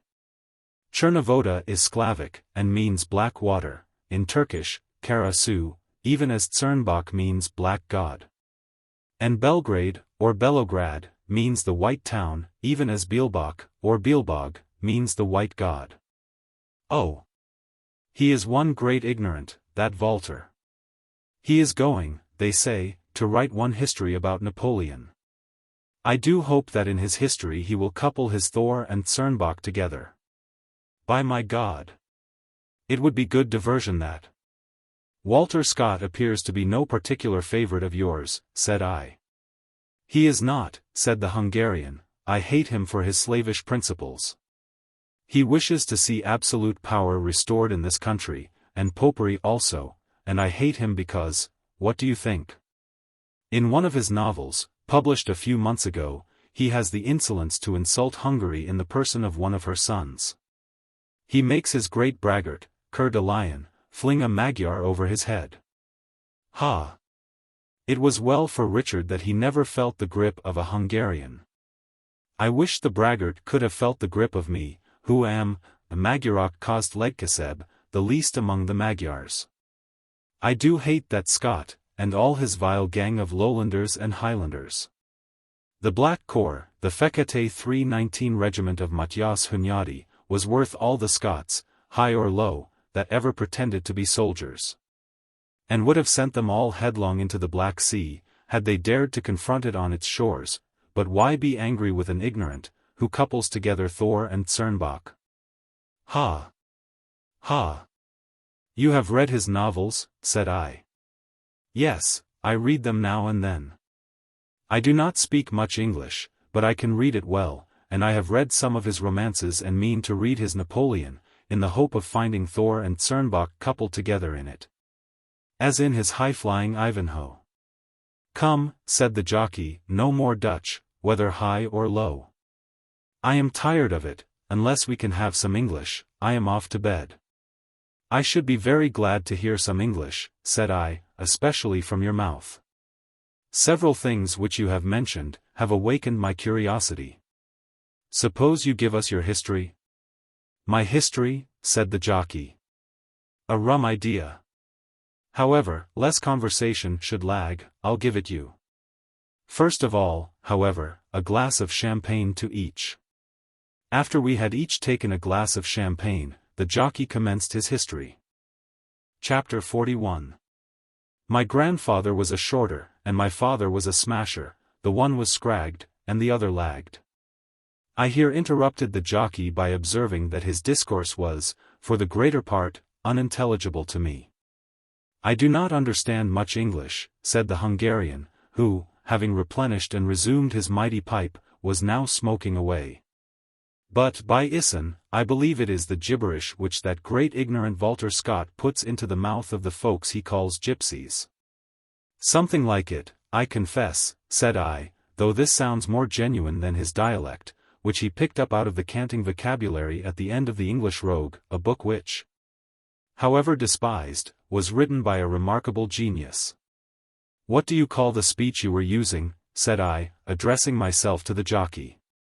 Latin, said the jockey very coolly, that is, that dialect of it which is used by the light-fingered gentry. He is right, said the Hungarian. It is what the Germans call Rothwelsch. They call it so because there are a great many Latin words in it, introduced by the priests, who, at the time of the Reformation, being too lazy to work and too stupid to preach, joined the bands of thieves and robbers who prowled about the country. Italy, as you are aware, is called by the Germans Welschland, or the land of the Welshers, and I may add that Wallachia derives its name from a colony of Welshers which Trajan sent there. Welsh and Wallach being one and the same word, and tantamount to Latin. I dare say you are right, said I, but why was Italy termed Welschland? I do not know, said the Hungarian. Then I think I can tell you, said I. It was called so because the original inhabitants were a Cimbric tribe, who were called Gwiltiad, that is, a race of wild people, living in coverts, who were of the same blood, and spoke the same language as the present inhabitants of Wales. Welsh seems merely a modification of Gwiltiad.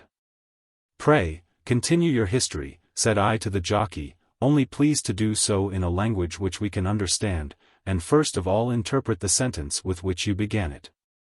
I told you that my grandfather was a shorter, said the jockey, by which is meant a gentleman who shortens or reduces the current coin of these realms, for which practice he was scragged, that is, hung by the scrag of the neck. And when I said that my father was a smasher, I meant one who passes forged notes, thereby doing his best to smash the Bank of England.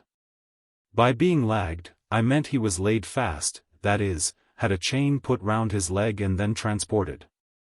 Your explanations are perfectly satisfactory, said I. The three first words are metaphorical, and the fourth, lagged, is the old genuine Norse term, lagda, which signifies laid, whether in durance, or in bed, has nothing to do with the matter.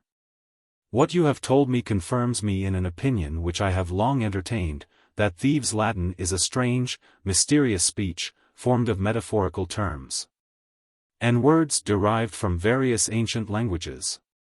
Pray, tell me, now, how the gentleman, your grandfather, contrived to shorten the coin of these realms? You shall hear, said the jockey.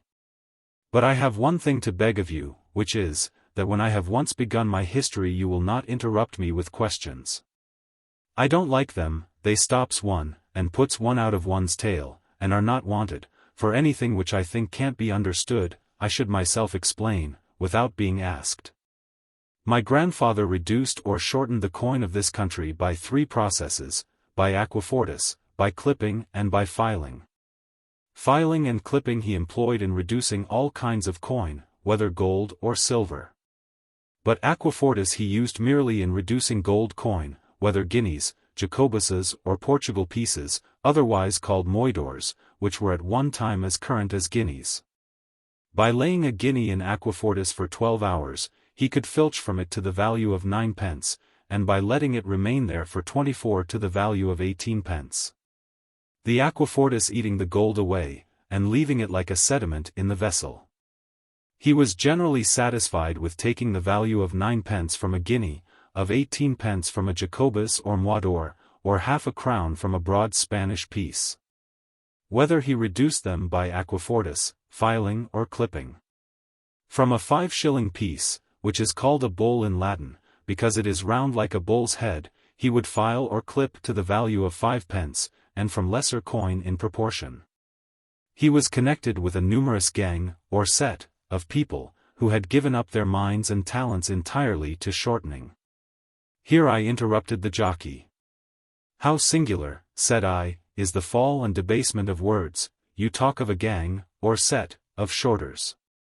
You are, perhaps, not aware that gang and set were, 1,000 years ago, only connected with the great and divine. They are ancient Norse words, which may be found in the heroic poems of the North, and in the Edda, a collection of mythologic and heroic songs. In these poems we read that such and such a king invaded Norway with a gang of heroes, or so and so. For example, Eric Bloodaxe, 320 was admitted to the set of gods. But at present gang and set are merely applied to the vilest of the vile, and the lowest of the low. We say a gang of thieves and shorters, or a set of authors. How touching is this debasement of words in the course of time. It puts me in mind of the decay of old houses and names. I have known a Mortimer who was a hedger and ditcher, a Berners who was born in a workhouse, and a descendant of the de Burghs, who bore the falcon, mending old kettles, and making horse and pony shoes in a dingle. Odd enough, said the jockey, but you were saying you knew one Berners, man or woman? I would ask. A woman, said I. What might her Christian name be? Said the jockey. It is not to be mentioned lightly, said I with a sigh. I shouldn't wonder if it were Isabel, said the jockey with an arch glance of his one brilliant eye. It was Isabel, said I. Did you know Isabel Berners? Aye, and have reason to know her, said the jockey, putting his hand into his left waistcoat pocket, as if to feel for something. For she gave me what I believe few men could do, a most confounded whopping. But now, Mr. Romany Rye, I have again to tell you that I don't like to be interrupted when I'm speaking, and to add that if you break in upon me a third time, you and I shall quarrel. Pray, proceed with your story, said I will not interrupt you again. Good, said the jockey. Where was I? Oh, with a set of people who had given up their minds to shortening. Reducing the coin, though rather a lucrative, was a very dangerous trade. Coin filed felt rough to the touch, coin clipped could be easily detected by the eye. And as for coin reduced by aquafortis, it was generally so discolored that, unless a great deal of pains was used to polish it, people were apt to stare at it in a strange manner. And to say, what have they been doing to this here gold? My grandfather, as I said before, was connected with a gang of shorters, and sometimes shortened money, and at other times passed off what had been shortened by other gentry. Passing off what had been shortened by others was his ruin. For once, in trying to pass off a broad piece which had been laid in aquafortis for 24 hours, and was very black, not having been properly rectified, he was stopped and searched. And other reduced coins being found about him, and in his lodgings, he was committed to prison, tried and executed. He was offered his life, provided he would betray his comrades. But he told the bigwigs, who wanted him to do so, that he would see them farther first, and died at Tyburn, amidst the cheers of the populace, leaving my grandmother and father, to whom he had always been a kind husband and parent, for, setting aside the crime for which he suffered, he was a moral man, leaving them, I say, to bewail his irreparable loss. 'Tis said that misfortune never comes alone. This is, however, not always the case. Shortly after my grandfather's misfortune, as my grandmother and her son were living in great misery in Spitalfields, her only relation, a brother from whom she had been estranged some years, on account of her marriage with my grandfather, who had been in an inferior station to herself, died, leaving all his property to her and the child. This property consisted of a farm of about 100 acres, with its stock, and some money besides. My grandmother, who knew something of business, instantly went into the country, where she farmed the property for her own benefit and that of her son, to whom she gave an education suitable to a person in his condition, till he was old enough to manage the farm himself. Shortly after the young man came of age, my grandmother died, and my father, in about a year, married the daughter of a farmer, from whom he expected some little fortune, but who very much deceived him, becoming a bankrupt almost immediately after the marriage of his daughter, and himself and family going to the workhouse. My mother, however, made my father an excellent wife, and if my father in the long run did not do well, it was no fault of hers. My father was not a bad man by nature. He was of an easy, generous temper, the most unfortunate temper, by the by, for success in this life that any person can be possessed of, as those who have it are almost sure to be made dupes of by the designing. But, though easy and generous, he was anything but a fool. He had a quick and witty tongue of his own when he chose to exert it, and woe be to those who insulted him openly, for there was not a better boxer in the whole country round. My parents were married several years before I came into the world, who was their first and only child. I may be called an unfortunate creature. I was born with this beam or scale on my left eye, which does not allow me to see with it. And though I can see tolerably sharply with the other, indeed more than most people can with both of theirs, it is a great misfortune not to have two eyes like other people.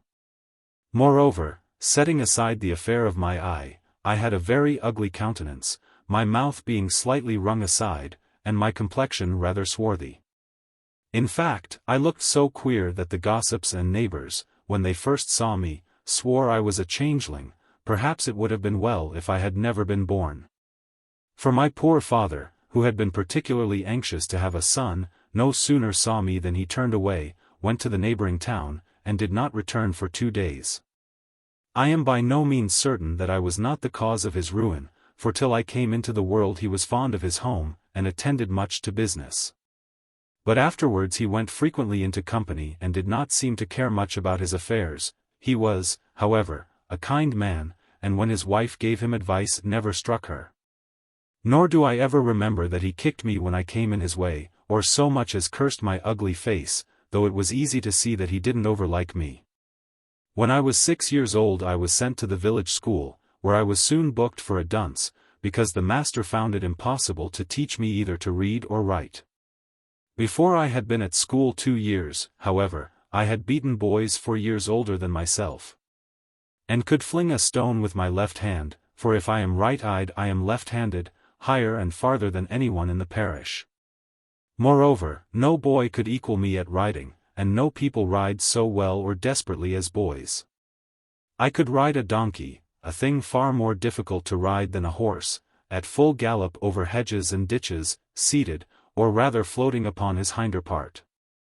So, though anything but clever, as this here Romany rye would say, I was yet able to do things which few other people could do. By the time I was 10 my father's affairs had got into a very desperate condition, for he had taken to gambling and horse racing, and, being unsuccessful, had sold his stock, mortgaged his estate, and incurred very serious debts. The upshot was, that within a little time all he had was seized, himself imprisoned, and my mother and myself put into a cottage belonging to the parish, which, being very cold and damp, was the cause of her catching a fever, which speedily carried her off. I was then bound apprentice to a farmer, in whose service I underwent much coarse treatment, cold and hunger. After lying in prison near 2 years, my father was liberated by an act for the benefit of insolvent debtors. He was then lost sight of for some time. At last, however, he made his appearance in the neighborhood dressed like a gentleman, and seemingly possessed of plenty of money. He came to see me, took me into a field, and asked me how I was getting on. I told him I was dreadfully used, and begged him to take me away with him. He refused, and told me to be satisfied with my condition, for that he could do nothing for me. I had a great love for my father, and likewise a great admiration for him on account of his character as a boxer, the only character which boys in general regard, so I wished much to be with him. Independently of the dog's life I was leading where I was. I therefore said if he would not take me with him, I would follow him, he replied that I must do no such thing, for that if I did, it would be my ruin. I asked him what he meant, but he made no reply, only saying that he would go and speak to the farmer. Then taking me with him, he went to the farmer, and in a very civil manner said that he understood I had not been very kindly treated by him, but he hoped that in future I should be used better. The farmer answered in a surly tone, that I had been only too well treated, for that I was a worthless young scoundrel. High words ensued, and the farmer, forgetting the kind of man he had to deal with, checked him with my grandsire's misfortune, and said he deserved to be hanged like his father.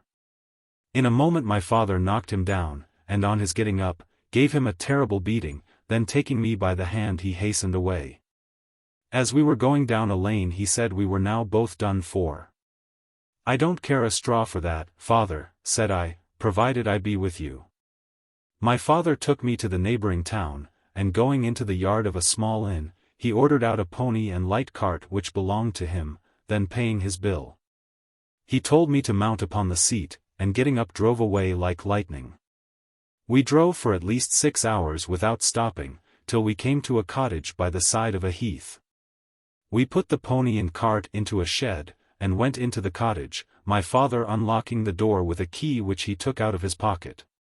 There was nobody in the cottage when we arrived, but shortly after there came a man and woman, and then some more people, and by 10 o'clock at night there were a dozen of us in the cottage. The people were companions of my father. My father began talking to them in Latin, but I did not understand much of the discourse, though I believe it was about myself, as their eyes were frequently turned to me.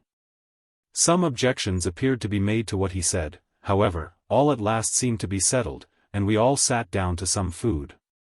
After that, all the people got up and went away, with the exception of the woman, who remained with my father and me. The next day my father also departed, leaving me with the woman, telling me before he went that she would teach me some things which it behoved me to know. I remained with her in the cottage upwards of a week, several of those who had been there coming and going. The woman, after making me take an oath to be faithful, told me that the people whom I had seen were a gang who got their livelihood by passing forged notes, and that my father was a principal man amongst them, adding that I must do my best to assist them. I was a poor ignorant child at that time, and I made no objection, thinking that whatever my father did must be right. The woman then gave me some instructions in the smasher's dialect of the Latin language. I made great progress, because, for the first time in my life, I paid great attention to my lessons. At last my father returned, and, after some conversation with the woman, took me away in his cart. I shall be very short about what happened to my father and myself during 2 years. My father did his best to smash the Bank of England by passing forged notes, and I did my best to assist him. We attended races and fairs in all kinds of disguises. My father was a first-rate hand at a disguise, and could appear of all ages, from 20 to 80. He was, however, grabbed at last. He had said, as I have told you, that he should be my ruin, but I was the cause of his, and all owing to the misfortune of this here eye of mine. We came to this very place of Horncastle, where my father purchased 2 horses of a young man, paying for them with 3 forged notes purporting to be Bank of Englanders of £50 each, and got the young man to change another of the like amount. He at that time appeared as a respectable dealer, nigh as his son, as I really was. As soon as we had got the horses we conveyed them to one of the places of call belonging to our gang, of which there were several. There they were delivered into the hands of one of our companions, who speedily sold them in a distant part of the country. The sum which they fetched, for the gang kept very regular accounts, formed an important item on the next day of sharing, of which there were 12 in the year. The young man, whom my father had paid for the horses with his smashing notes, was soon in trouble about them, and ran some risk, as I heard, of being executed. But he bore a good character, told a plain story, and, above all, had friends, and was admitted to bail. To one of his friends he described my father and myself. This person happened to be at an inn in Yorkshire, where my father, disguised as a Quaker, attempted to pass a forged note. The note was shown to this individual, who pronounced it a forgery, it being exactly similar to those for which the young man had been in trouble, and which he had seen. My father, however, being supposed a respectable man, because he was dressed as a Quaker, the very reason.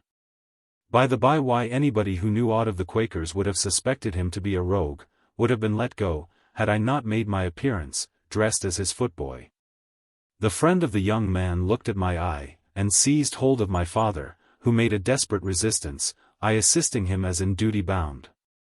Being, however, overpowered by numbers, he bade me by a look, and a word or two in Latin, to make myself scarce. Though my heart was fit to break, I obeyed my father, who was speedily committed. I followed him to the county town in which he was lodged, where shortly after I saw him tried, convicted and condemned. I then, having made friends with the jailer's wife, visited him in his cell, where I found him very much cast down. He said, that my mother had appeared to him in a dream, and talked to him about a resurrection and Christ Jesus. There was a Bible before him, and he told me the chaplain had just been praying with him. He reproached himself much, saying, he was afraid he had been my ruin, by teaching me bad habits. I told him not to say any such thing, for that I had been the cause of his, owing to the misfortune of my eye. He begged me to give over all unlawful pursuits, saying, that if persisted in, they were sure of bringing a person to destruction. I advised him to try and make his escape, proposing that when the turnkey came to let me out, he should knock him down, and fight his way out, offering to assist him, showing him a small saw, with which one of our companions, who was in the neighborhood, had provided me, and with which he could have cut through his fetters in 5 minutes. But he told me he had no wish to escape, and was quite willing to die. I was rather hard at that time, I am not very soft now, and I felt rather ashamed of my father's want of what I called spirit. He was not executed after all, for the chaplain, who was connected with a great family, stood his friend and got his sentence commuted, as they call it, to transportation. And in order to make the matter easy, he induced my father to make some valuable disclosures with respect to the Smasher's system. I confess that I would have been hanged before I would have done so, after having reaped the profit of it.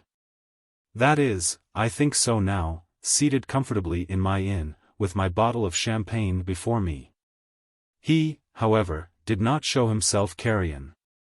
He would not betray his companions, who had behaved very handsomely to him, having given the son of a lord, a great barrister, not £100 forged bill, but 100 hard guineas, to plead his cause, and another 10, to induce him, after pleading, to put his hand to his breast, and say that, upon his honor, he believed the prisoner at the bar to be an honest and injured man.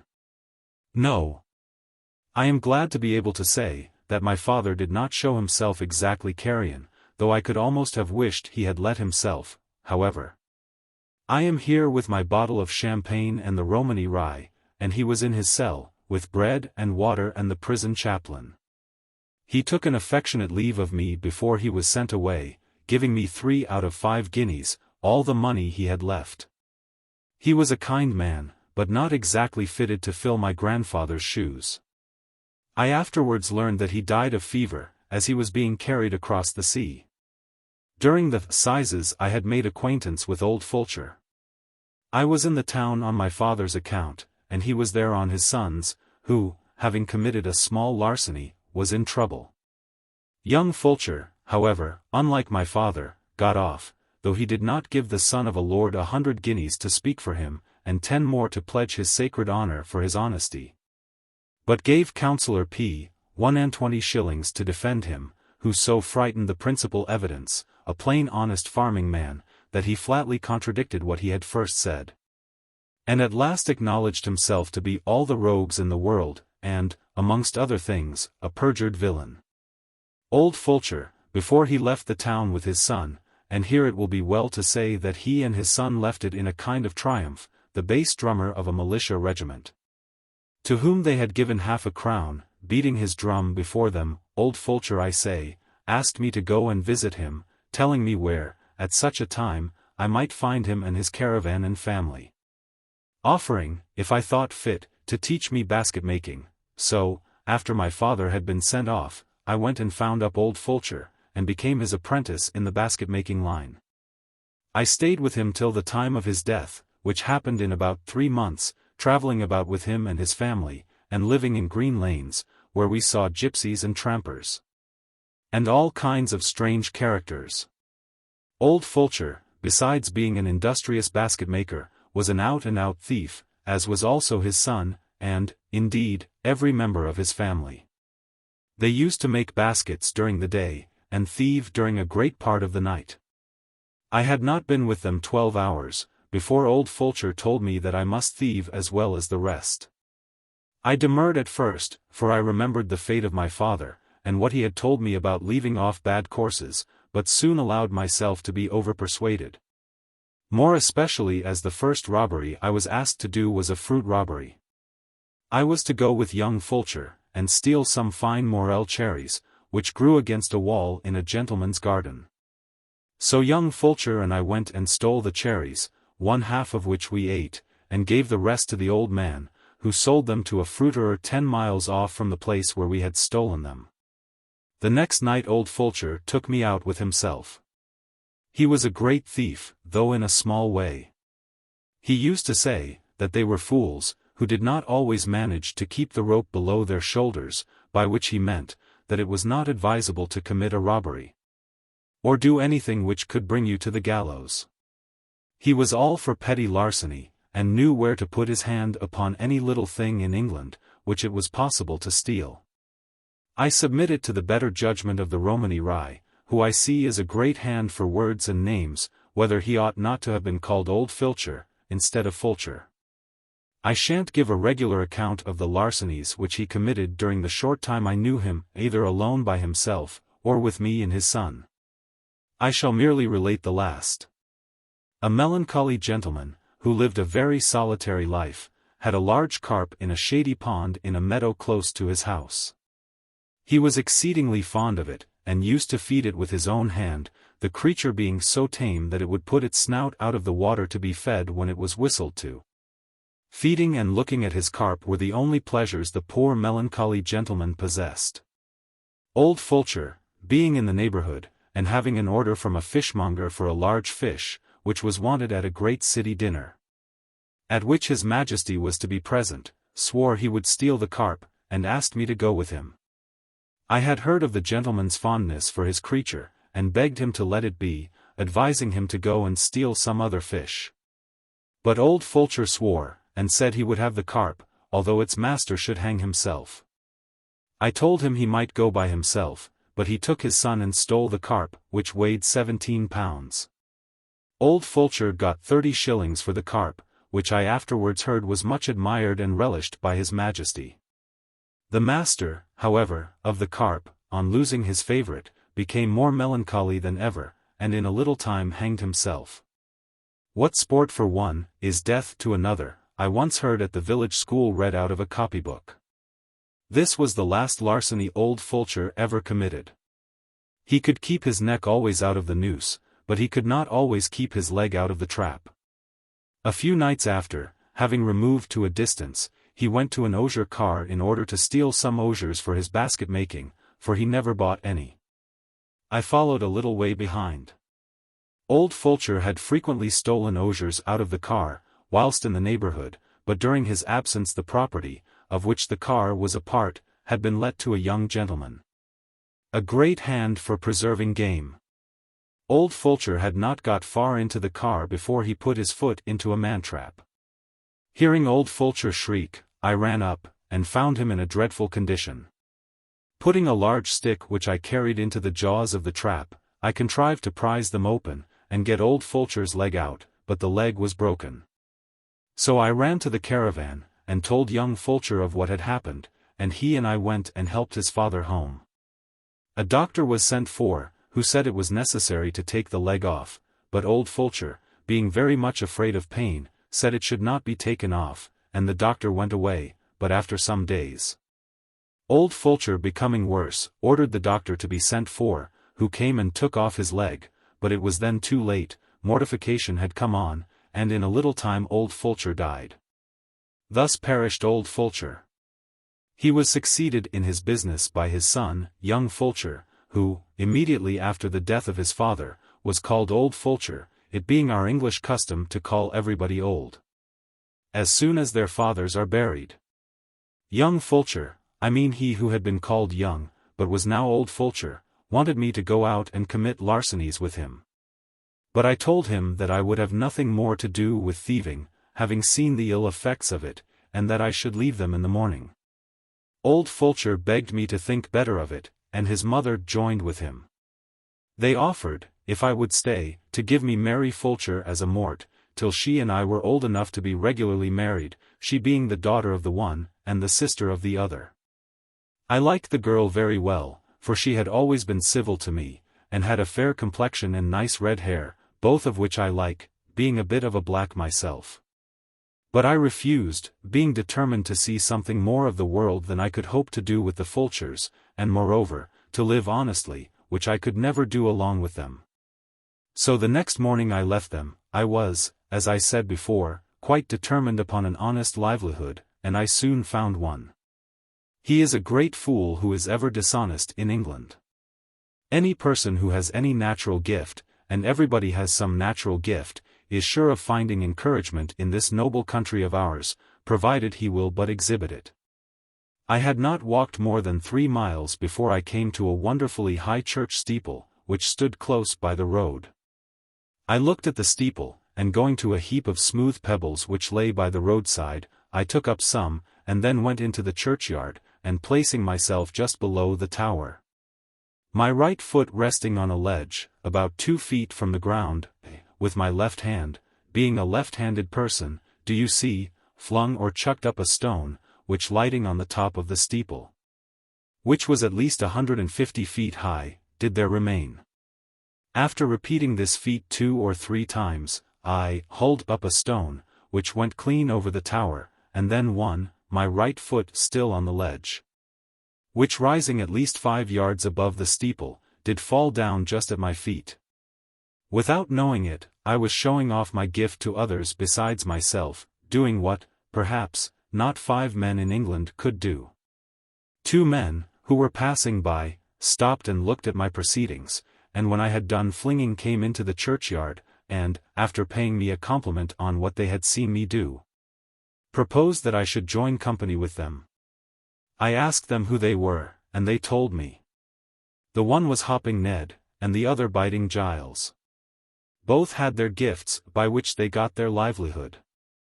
Ned could hop 100 yards with any man in England, and Giles could lift up with his teeth any dresser or kitchen table in the country, and, standing erect, hold it dangling in his jaws. There's many a big oak table and dresser in certain districts of England, which bear the marks of Giles's teeth. And I make no doubt that, 100 or 2 years hence, there'll be strange stories about those marks, and that people will point them out as a proof that there were giants in bygone time. And that many a dentist will moralize on the decays which human teeth have undergone. They wanted me to go about with them, and exhibit my gift occasionally as they did theirs, promising that the money that was got by the exhibitions should be honestly divided.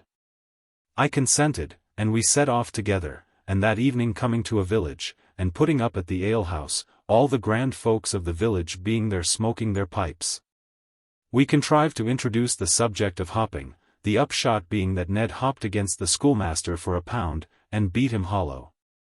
Shortly after, Giles, for a wager, took up the kitchen table in his jaws, though he had to pay a shilling to the landlady for the marks he left, whose grandchildren will perhaps get money by exhibiting them.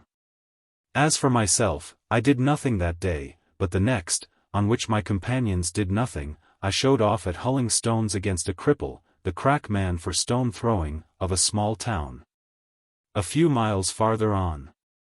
Bets were made to the tune of some pounds. I contrived to beat the cripple, and just contrived. For to do him justice, I must acknowledge he was a first-rate hand at stones, though he had a game hip, and went sideways.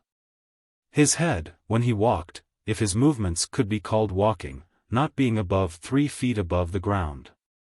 So we travelled, I and my companions, showing off our gifts, Giles and I occasionally for a gathering, but Ned never hopping unless against somebody for a wager.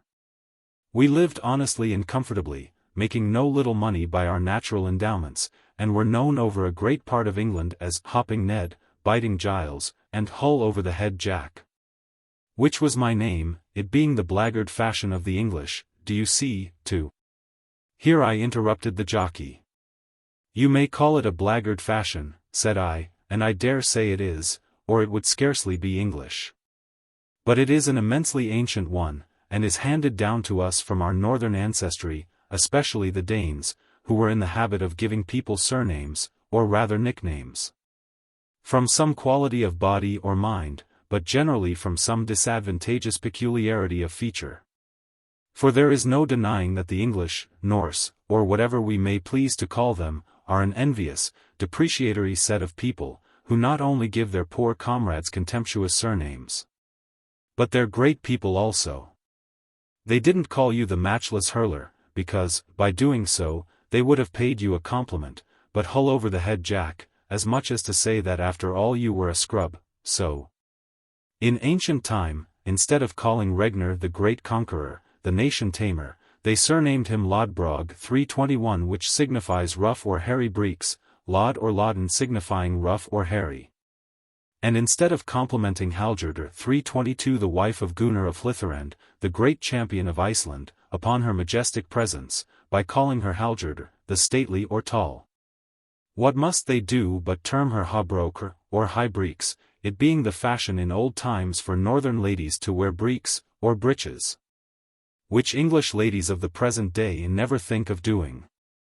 And just, as of old, they called Halgerder long breeks, so this very day a fellow of Horncastle called, in my hearing, our noble-looking Hungarian friend here, long stockings. Oh, I could give you 100 instances, both ancient and modern, of this unseemly propensity of our illustrious race, though I will only trouble you with a few more ancient ones. They not only nicknamed Regner, but his sons also, who were all kings, and distinguished men, one, whose name was Bjorn 323 they nicknamed Ironsides, another, Sigurd, Snake in the Eye. Another, White Sark, or White Shirt, I wonder they did not call him Dirty Shirt. And Ivar, another, who was king of Northumberland, they called Bainlawsy, or the Legless, because he was spindle-shanked, had no sap in his bones, and consequently no children. He was a great king, it is true, and very wise, nevertheless his blackguard countrymen, always averse, as their descendants are, to give credit to anybody, for any valuable quality or possession, must needs lay hold, do you see? But before I could say any more, the jockey, having laid down his pipe, rose, and having taken off his coat, advanced towards me. Chapter 42.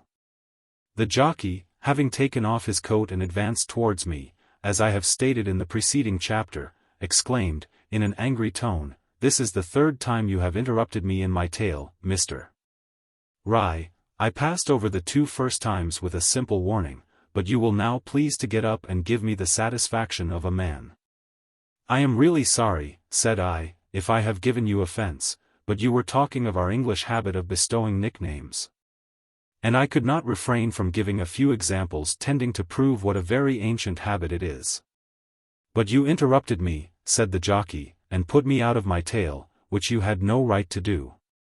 And as for your examples, how do you know that I wasn't going to give some as old or older than yourn? Now, stand up, and I'll make an example of you." "Well," said I confess it was wrong in me to interrupt you, and I ask your pardon." "That won't do," said the jockey, "asking pardon won't do."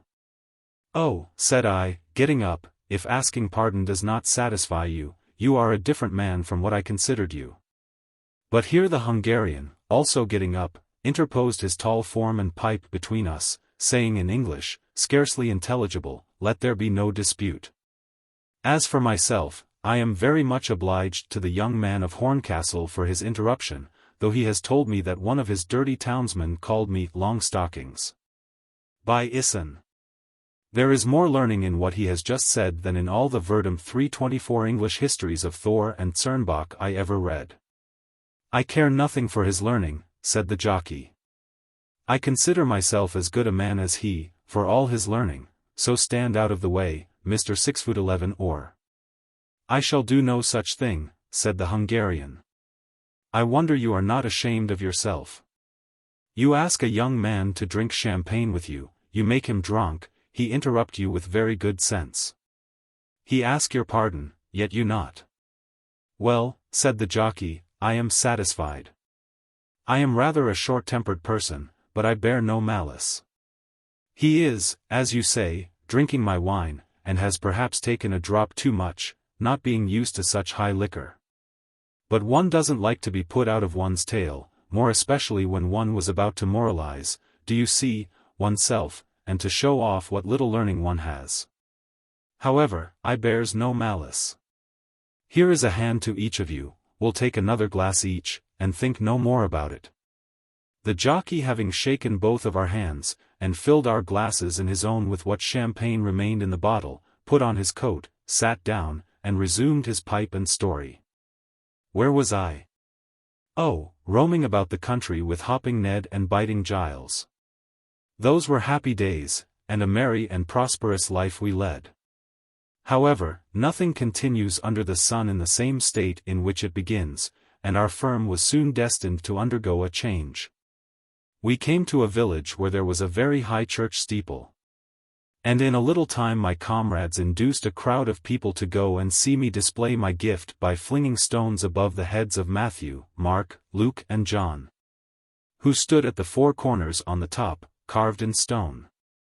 The parson, seeing the crowd, came waddling out of his rectory to see what was going on.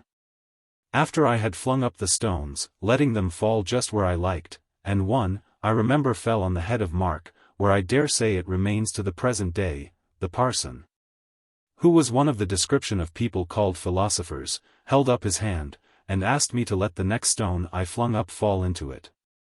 He wished, do you see, to know with what weight the stone would fall down, and talked something about gravitation, a word which I could never understand to the present day, save that it turned out a grave matter to me.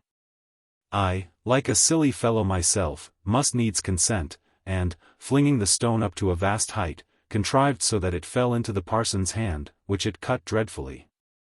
The parson flew into a great rage, more particularly as everybody laughed at him, and, being a magistrate, ordered his clerk, who was likewise constable, to conduct me to prison as a rogue and vagabond, telling my comrades that if they did not take themselves off, he would serve them in the same manner. So Ned hopped off, and Giles ran after him, without making any gathering, and I was led to Bridewell, my mittimus following at the end of a week, the parson's hand not permitting him to write before that time. In the Bridewell I remained a month, when, being dismissed, I went in quest of my companions, whom, after some time, I found up, but they refused to keep my company any longer, telling me that I was a dangerous character, likely to bring them more trouble than profit. They had, moreover, filled up my place. Going into a cottage to ask for a drink of water, they saw a country fellow making faces to amuse his children.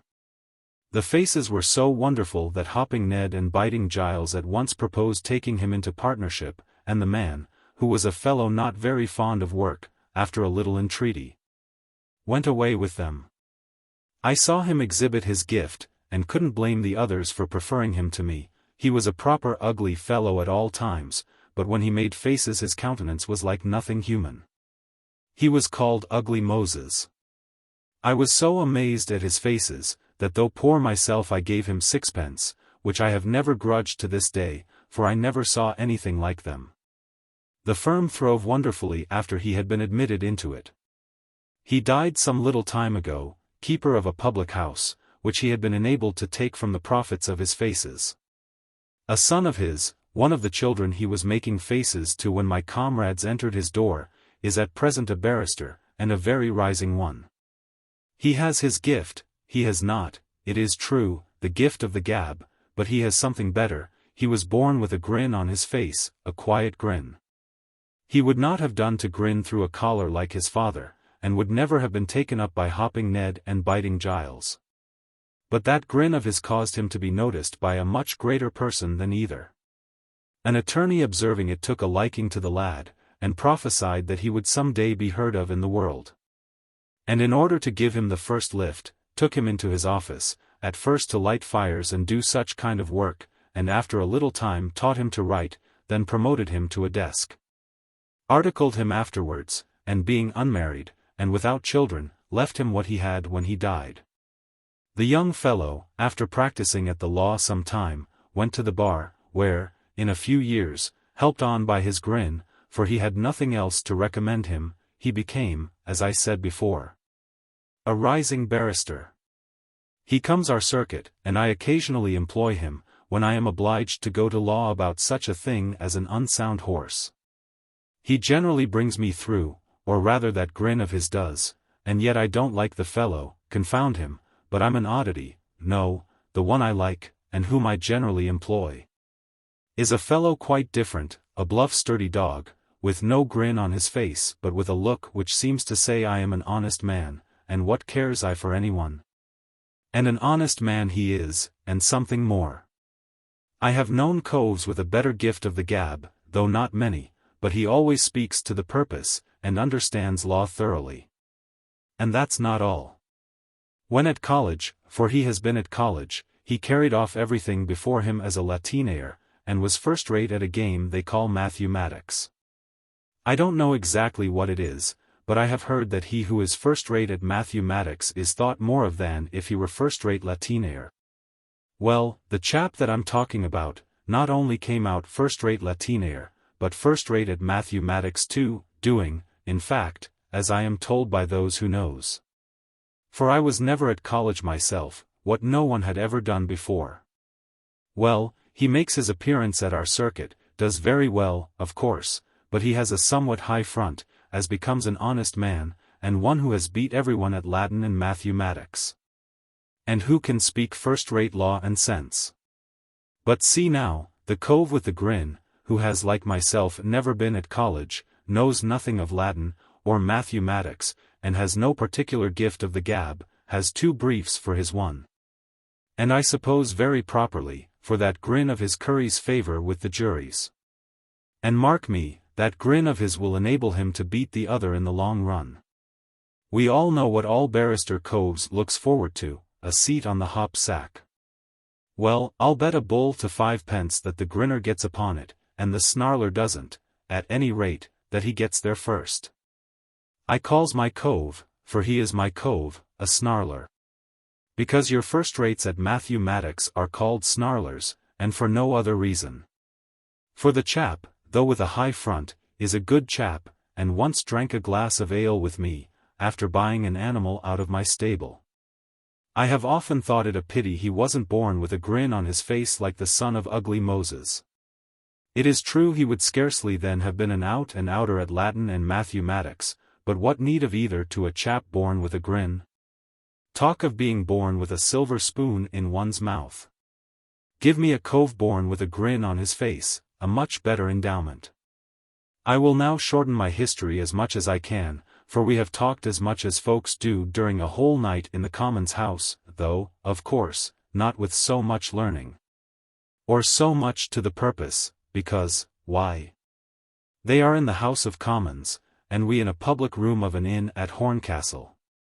The goodness of the ale, do ye see, never depending on what it is made of, oh, no, but on the fashion and appearance of the jug in which it is served up. After being turned out of the firm, I got my living in 2 or 3 honest ways, which I shall not trouble you with describing. I did not like any of them, however, as they did not exactly suit my humor. At last I found one which did.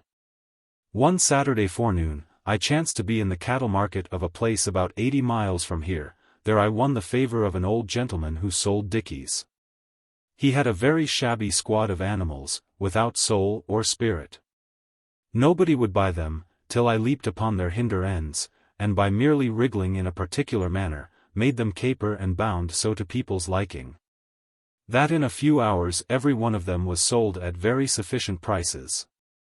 The old gentleman was so pleased with my skill, that he took me home with him, and in a very little time into partnership. It's a good thing to have a gift, but yet better to have 2. I might have got a very decent livelihood by throwing stones, but I much question whether I should ever have attained to the position in society which I now occupy, but for my knowledge of animals. I lived very comfortably with the old gentleman till he died, which he did about a fortnight after he had laid his old lady in the ground. Having no children, he left me what should remain after he had been buried decently, and the remainder was 6 dickeys and 30 shillings in silver. I remained in the dickey trade 10 years, during which time I saved £100. I then embarked in the horse line. One day, being in the market on a Saturday, I saw Mary Fulcher with a halter round her neck, led about by a man, who offered to sell her for 18d.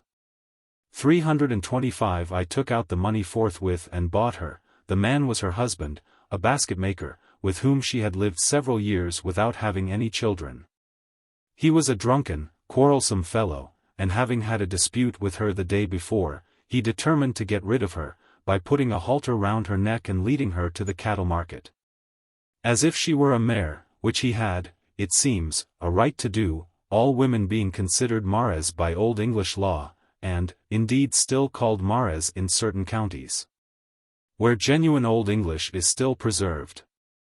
That same afternoon, the man who had been her husband, having got drunk in a public house, with the money which he had received for her, quarrelled with another man, and receiving a blow under the ear, fell upon the floor, and died of artiflex. And in less than 3 weeks I was married to Mary Fulcher, by virtue of regular banns. I am told she was legally my property by virtue of my having bought her with a halter round her neck. But, to tell you the truth, I think everybody should live by his trade, and I didn't wish to act shabbily towards our parson, who is a good fellow, and has certainly a right to his fees. A better wife than Mary Fulcher, I mean Mary Dale, no one ever had. She has borne me several children, and has at all times shown a willingness to oblige me, and to be my faithful wife. Amongst other things, I begged her to have done with her family, and I believe she has never spoken to them since. I have thriven very well in business, and my name is up as being a person who can be depended on, when folks treats me handsomely. I always make a point when a gentleman comes to me, and says, Mr. Dale, or John, for I have no objection to be called John by a gentleman, I wants a good horse, and I am ready to pay a good price. I always makes a point, I say, to furnish him with an animal worth the money. But when I sees a fellow, whether he calls himself gentleman or not, wishing to circumvent me, what does I do? I doesn't quarrel with him, not I. But, letting him imagine he is taking me in, I contrives to sell him a screw for £30, not worth 30 shillings. All honest, respectable people have at present great confidence in me, and frequently commissions me to buy them horses at great fairs like this. This short young gentleman was recommended to me by a great landed proprietor, to whom he bore letters of recommendation from some great prince in his own country, who had a long time ago been entertained at the house of the landed proprietor, and the consequence is, that I brings young 6'6" to Horncastle, and purchases for him the horse of the Romany Rye. I don't do these kind things for nothing, it is true, that can't be expected, for everyone must live by his trade, but, as I said before, when I am treated handsomely, I treat folks so. Honesty, I have discovered, as perhaps some other people have, is by far the best policy, though, as I also said before, when I'm along with thieves, I can beat them at their own game. If I am obliged to do it, I can pass off the veriest screw as a flying dromedary, for even when I was a child I had found out by various means what may be done with animals. I wish now to ask a civil question, Mr. Romany Rye. Certain folks have told me that you are a horse witch. Are you one, or are you not? I, like yourself, said I, know, to a certain extent, what may be done with animals. Then how would you, Mr. Romany Rye, pass off the veriest screw in the world for a flying dromedary? By putting a small live eel down his throat, as long as the eel remained in his stomach, the horse would appear brisk and lively in a surprising degree. And how would you contrive to make a regular kicker and biter appear so tame and gentle, that any respectable fat old gentleman of 60, who wanted an easy goer, would be glad to purchase him for £50? By pouring down his throat 4 pints of generous old ale, which would make him so happy and comfortable, that he would not have the heart to kick or bite anybody, for a season at least. And where did you learn all this? Said the jockey. I have read about the eel in an old English book, and about the making drunk in a Spanish novel, and, singularly enough, I was told the same things by a wild blacksmith in Ireland. Now tell me, do you bewitch horses in this way? "I," said the jockey, "mercy upon us. I wouldn't do such things for a hatful of money. No, no, preserve me from live eels and hocussing. And now let me ask you, how you would spirit a horse out of a field?" "How would I spirit a horse out of a field?" "Yes. Supposing you were down in the world, and had determined on taking up the horse-stealing line of business." "Why, I should, but I tell you what, friend, I see you are trying to pump me, and I tell you plainly that I will hear something from you with respect to your art, before I tell you anything more.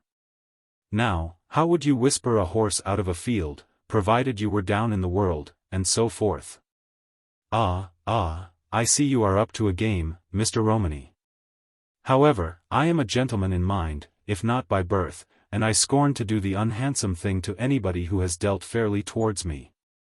Now, you told me something I didn't know, and I'll tell you something which perhaps you do know. I whispers a horse out of a field in this way. I have a mare in my stable. Well, in the early season of the year I goes into my stable, I puts the sponge into a small bottle which I keeps corked. I takes my bottle in my hand, and goes into a field, suppose by night, where there is a very fine stag horse.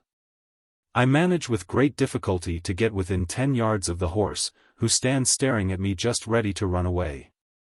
I then uncorks my bottle, presses my forefinger to the sponge, and holds it out to the horse gives a sniff, then a start, and comes nearer. I corks up my bottle and puts it into my pocket. My business is done. For the next 2 hours the horse would follow me anywhere. The difficulty, indeed, would be to get rid of him. Now, is that your way of doing business? My way of doing business? Mercy upon us. I wouldn't steal a horse in that way, or, indeed, in any way, for all the money in the world. However, let me tell you, for your comfort, that a trick somewhat similar is described in the history of Herodotus, 326.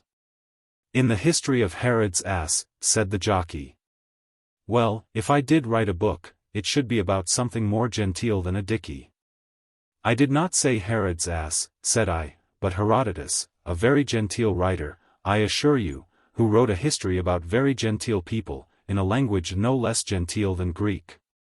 More than 2,000 years ago. There was a dispute as to who should be king amongst certain imperious chieftains. At last they agreed to obey him whose horse should neigh first on a certain day, in front of the royal palace, before the rising of the sun. For you must know that they did not worship the person who made the sun as we do, but the sun itself. So one of these chieftains, talking over the matter to his groom, and saying he wondered who would be king, the fellow said, 'Why you, master, or I don't know much about horses.' So the day before the day of trial, what does the groom do, but takes his master's horse before the palace and introduce him to a mare in the stable, and then lead him forth again. Well, early the next day all the chieftains on their horses appeared in front of the palace before the dawn of day. Not a horse neighed but one, and that was the horse of him who had consulted with his groom, who, thinking of the animal within the stable, gave such a neigh that all the buildings rang. His rider was forthwith elected king, and a brave king he was. So this shows what seemingly wonderful things may be brought about by a little preparation." "It doth," said the jockey. "What was the chap's name?" His name, Darius Hystasps."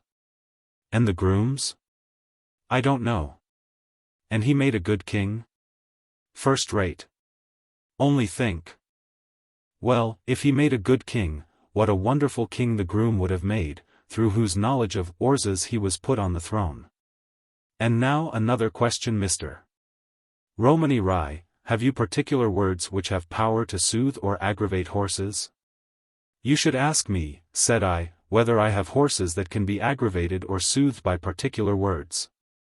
No words have any particular power over horses or other animals who have never heard them before, how should they?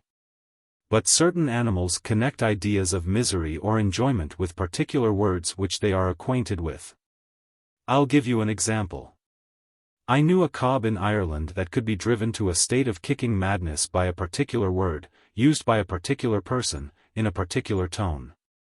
But that word was connected with a very painful operation which had been performed upon him by that individual, who had frequently employed it at a certain period whilst the animal had been under his treatment.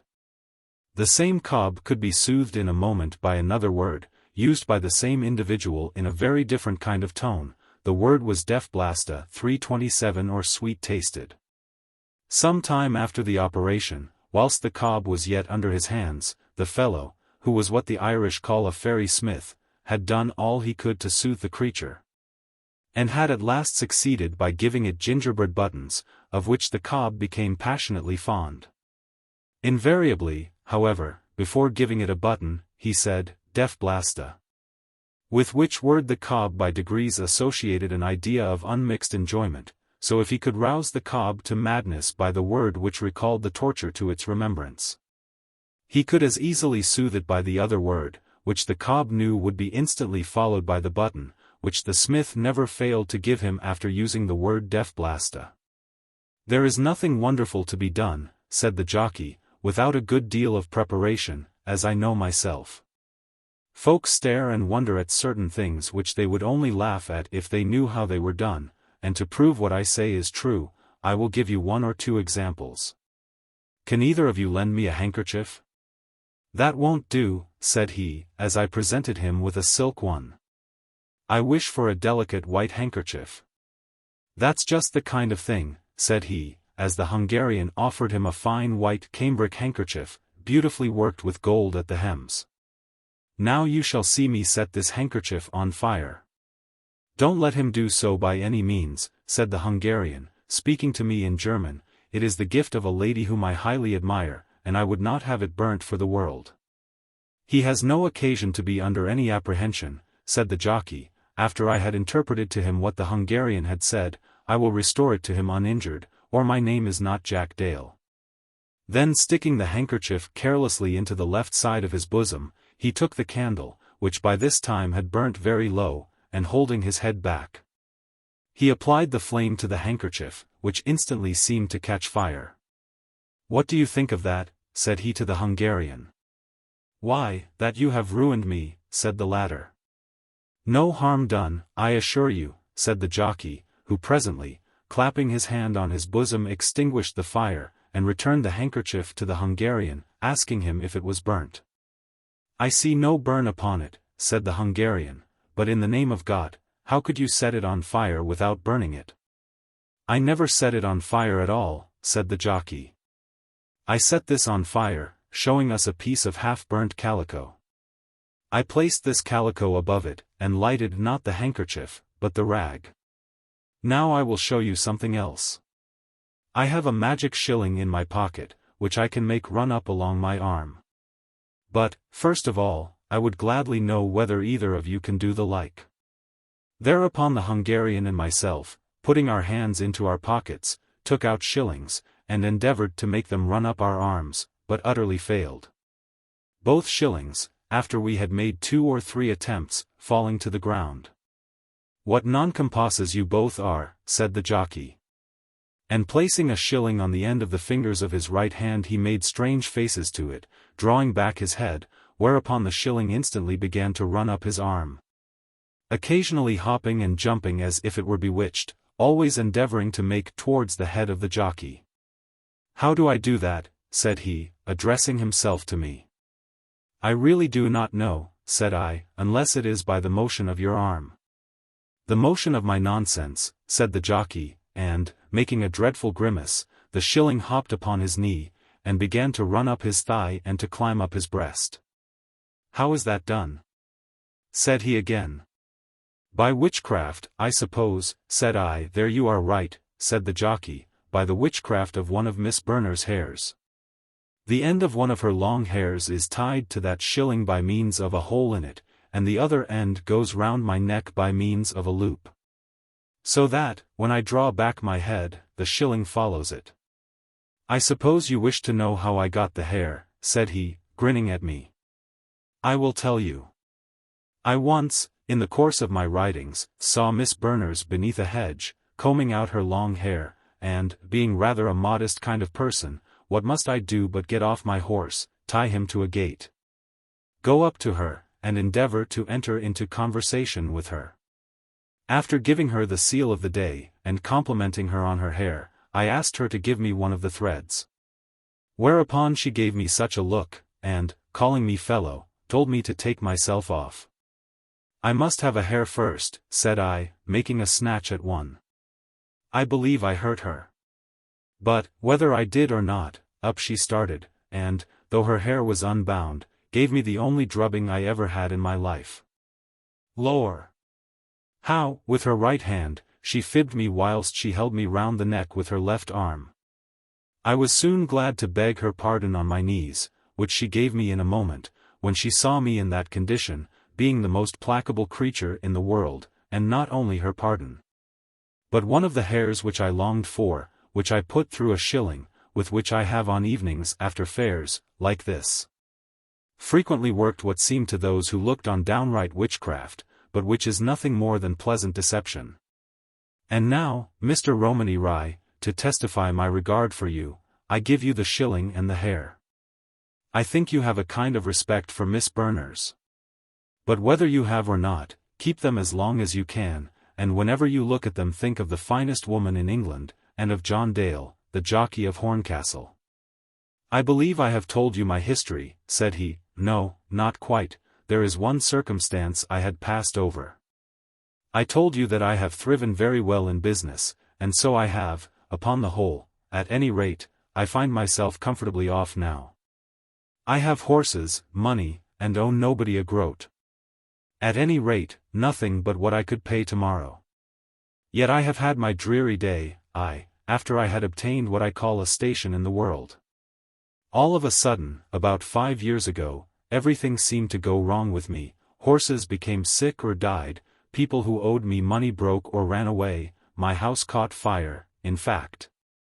Everything went against me. And not from any mismanagement of my own.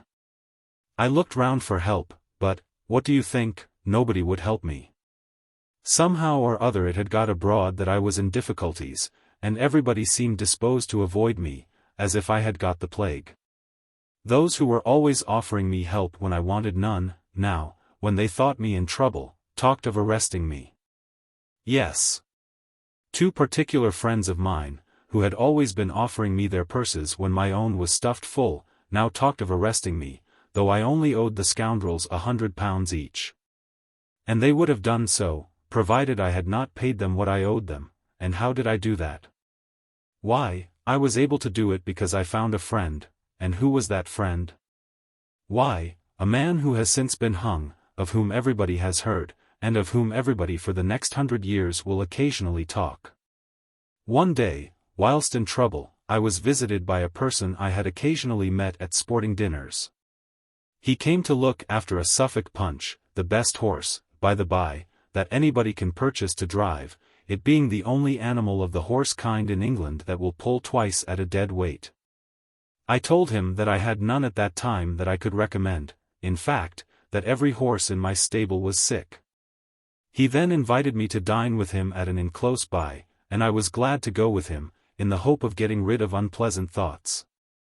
After dinner, during which he talked nothing but slang, observing I looked very melancholy, he asked me what was the matter with me, and I, my heart being opened by the wine he had made me drink, told him my circumstances without reserve.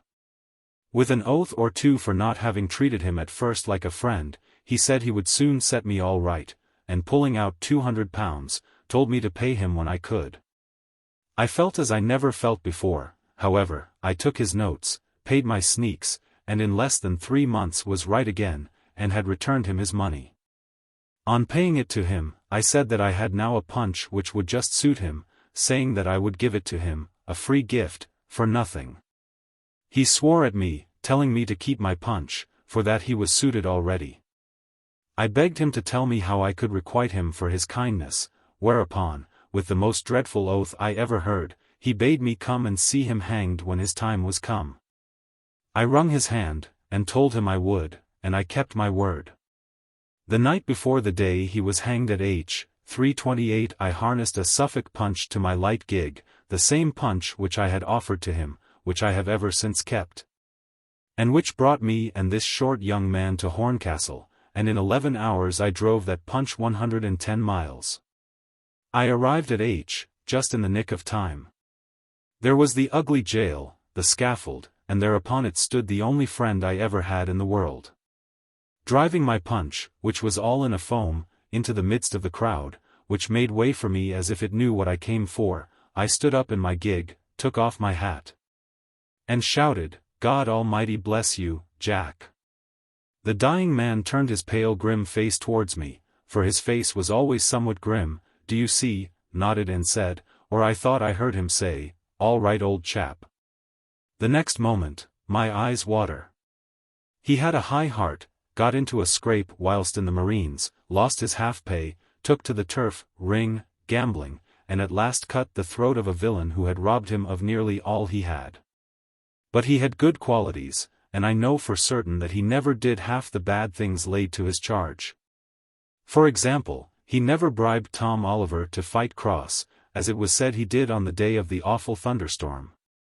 Ned Flatnose 329 fairly beat Tom Oliver, for though Ned was not what's called a good fighter, he had a particular blow, which if he could put in he was sure to win. His right shoulder, do you see, was 2 inches farther back than it ought to have been, and consequently his right fist generally fell short. But if he could swing himself round, and put in a blow with that right arm, he could kill or take away the senses of anybody in the world. It was by putting in that blow in his second fight with Spring 330 that he beat Noble Tom. Spring beat him like a sack in the first battle, but in the second Ned Painter, for that was his real name, contrived to put in his blow, and took the senses out of Spring. And in like manner he took the senses out of Tom Oliver. Well, some are born to be hanged, and some are not, and many of those who are not hanged are much worse than those who are. Jack, with many a good quality, is hanged, whilst that fellow of a lord, who wanted to get the horse from you at about 2/3 of his value, without a single good quality in the world, is not hanged, and probably will remain so.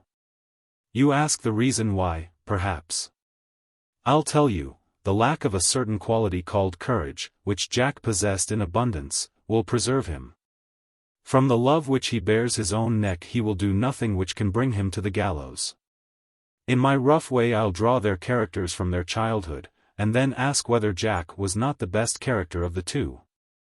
Jack was a rough, audacious boy, fond of fighting, going a bird's nesting, but I never heard he did anything particularly cruel save once, I believe, tying a canister to a butcher's dog's tail.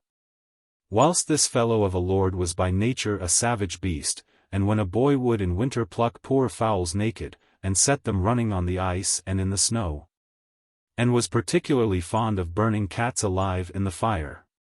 Jack, when a lad, gets a commission on board a ship as an officer of horse marines, and in 2 or 3 engagements behaves quite up to the mark, at least of a marine.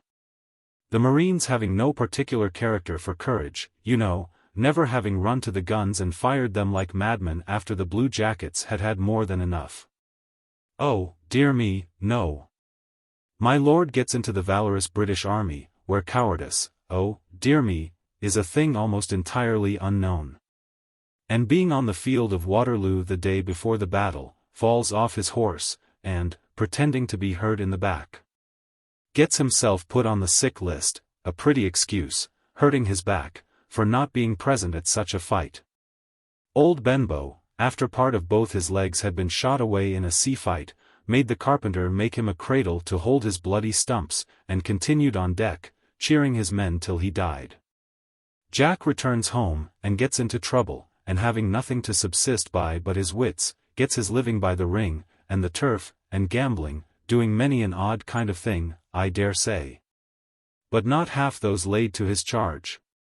My lord does much the same without the excuse for doing so which Jack had, for he had plenty of means, is a leg, and a black, only in a more polished way, and with more cunning. And I may say success, having done many a rascally thing never laid to his charge. Jack at last cuts the throat of a villain who had cheated him of all he had in the world, and who, I am told, was in many points the counterpart of this screw in white feather, is taken up, tried, and executed. And certainly taking away a man's life is a dreadful thing, but is there nothing as bad? White feather will cut no person's throat. I will not say who has cheated him, for being a cheat himself, he will take good care that nobody cheats him, but he'll do something quite as bad. Out of envy to a person who never injured him, and whom he hates for being more clever and respected than himself, he will do all he possibly can, by backbiting and every unfair means, to do that person a mortal injury. But Jack is hanged, and my lord is not. Is that right? My wife, Mary Fulcher, I beg her pardon, Mary Dale, who is a Methodist, and has heard the mighty preacher, Peter Williams, says some people are preserved from hanging by the grace of God. With her I differs, and says it is from want of courage. This white feather, with one particle of Jack's courage, and with one tithe of his good qualities, would have been hanged long ago, for he has 10 times Jack's malignity. Jack was hanged because, along with his bad qualities, he had courage and generosity. This fellow is not, because with all Jack's bad qualities, and many more, amongst which is cunning, he has neither courage nor generosity.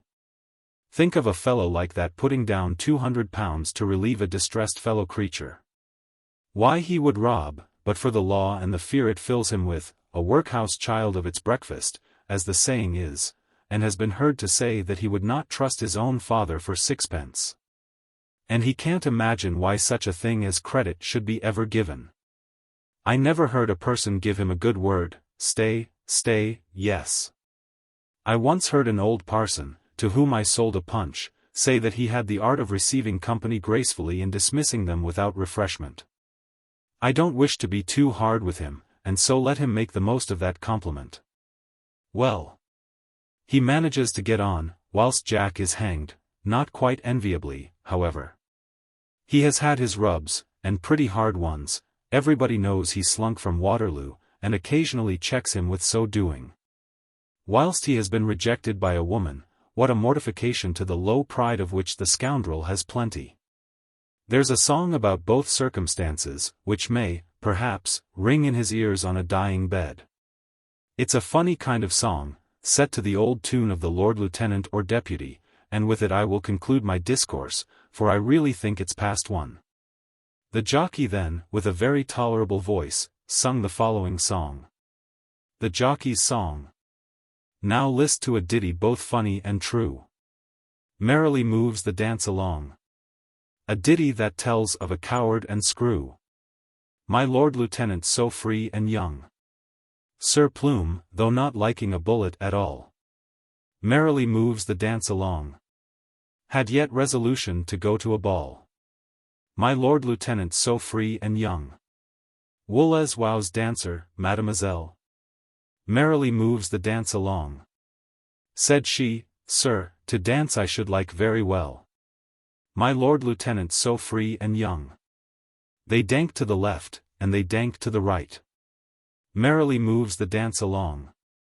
And her troth the fair damsel bestowed on the knight. My Lord Lieutenant so free and young. Now, what shall I fetch you, mademoiselle? Merrily moves the dance along. Said she, Sir, an ice I should like very well. My Lord Lieutenant so free and young. But the ice, when he'd got it, he instantly ate. Merrily moves the dance along. Although his poor partner was all in a fret. My Lord Lieutenant so free and young. He ate up the ice like a prudent young lord. Merrily moves the dance along. For he saw, 'twas the very last ice on the board. My Lord Lieutenant so free and young. Now, when shall we marry? The gentleman cried. Merrily moves the dance along. Sir, get you to Jordan, the damsel replied. My Lord Lieutenant so free and young. I never will wed with the pitiful elf.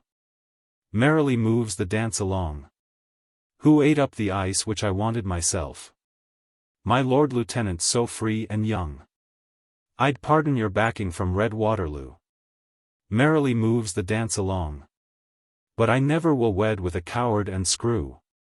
my Lord Lieutenant so free and young. Chapter 43. The next morning I began to think of departing. I had sewed up the money which I had received for the horse in a portion of my clothing, where I entertained no fears for its safety, with the exception of a small sum in notes, gold and silver, which I carried in my pocket. Ere departing, however, I determined to stroll about and examine the town, and observe more particularly the humours of the fair than I had hitherto an opportunity of doing. The town, when I examined it, offered no object worthy of attention but its church, an edifice of some antiquity. Under the guidance of an old man, who officiated as sexton, I inspected its interior attentively, occasionally conversing with my guide, who, however, seemed much more disposed to talk about horses than the church. "No good horses in the fair this time, measter," said he, "none but one brought hither by a chap whom nobody knows, and bought by a foreigneering man, who came here with Jack Dale. The horse fetched a good swinging price, which is said, however, to be much less than its worth, for the horse is a regular clipper. Not such a one, 'tis said, has been seen in the fair for several summers. Lord Whitefeather says that he believes the fellow who brought him to be a highwayman, and talks of having him taken up. But Lord Whitefeather is only in a rage because he could not get him for himself. The chap would not sell it to un. Lord Screw wanted to beat him down, and the chap took huff, said he wouldn't sell it to him at no price, and accepted the offer of the foreigneering man, or of Jack, who was his interpreter, and who scorned to higgle about such an honey mal, because Jack is a gentleman, though bred a dicky boy, whilst Tother, though bred a lord, is a screw and a white feather. Everyone says the cove was right, and I says so too. I like spirit, and if the cove were here, and in your place, measter, I would invite him to drink a pint of beer. Good horses are scarce now, measter, aye, and so are good men, quite a different set from what there were when I was young. That was the time for men and horses. Lord bless you, I know all the breeders about here. They are not a bad set, and they breed a very fairish set of horses, but they are not like what their fathers were, nor are their horses like their fathers' horses. Now there is Mr.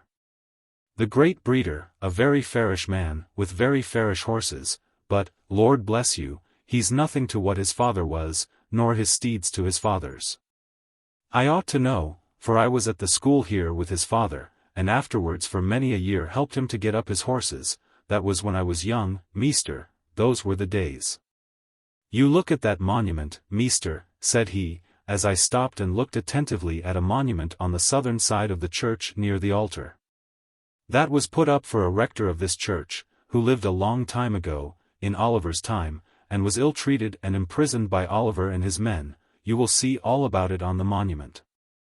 There was a grand battle fought nigh this place, between Oliver's men and the royal party, and the royal party had the worst of it, as I'm told they generally had. And Oliver's men came into the town, and did a great deal of damage, and ill-treated the people. I can't remember anything about the matter myself, for it happened just 100 years before I was born, but my father was acquainted with an old countryman, who lived not many miles from here, who said he remembered perfectly well the day of the battle. That he was a boy at the time, and was working in a field near the place where the battle was fought, and he heard shouting and noise of firearms, and also the sound of several balls, which fell in the field near him. Come this way, measter, and I will show you some remains of that day's field.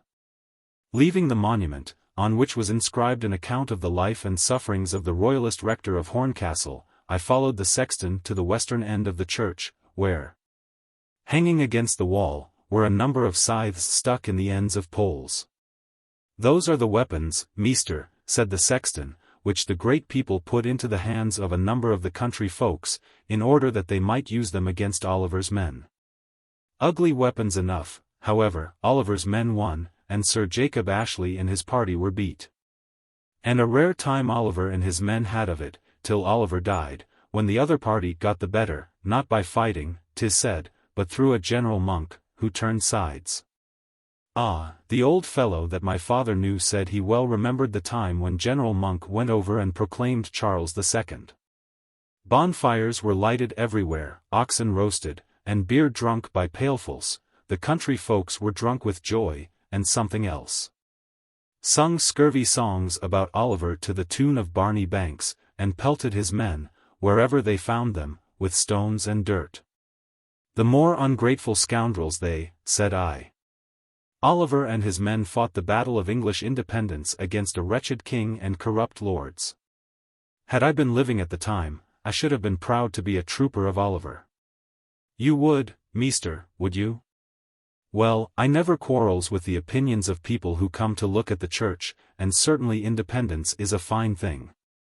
I like to see a chap of an independent spirit, and if I were now to see the cove who refused to sell his horse to my Lord Screw and White Feather, and let Jack Dale have him, I would offer to treat him to a pint of beer, would, verily. Well, meester, you have now seen the church, and all there's in it worth seeing, so I'll just lock up, and go and finish digging the grave I was about when you came. After which I must go into the fair to see how matters are going on. Thank ye, meester, said he, as I put something into his hand, thank ye kindly.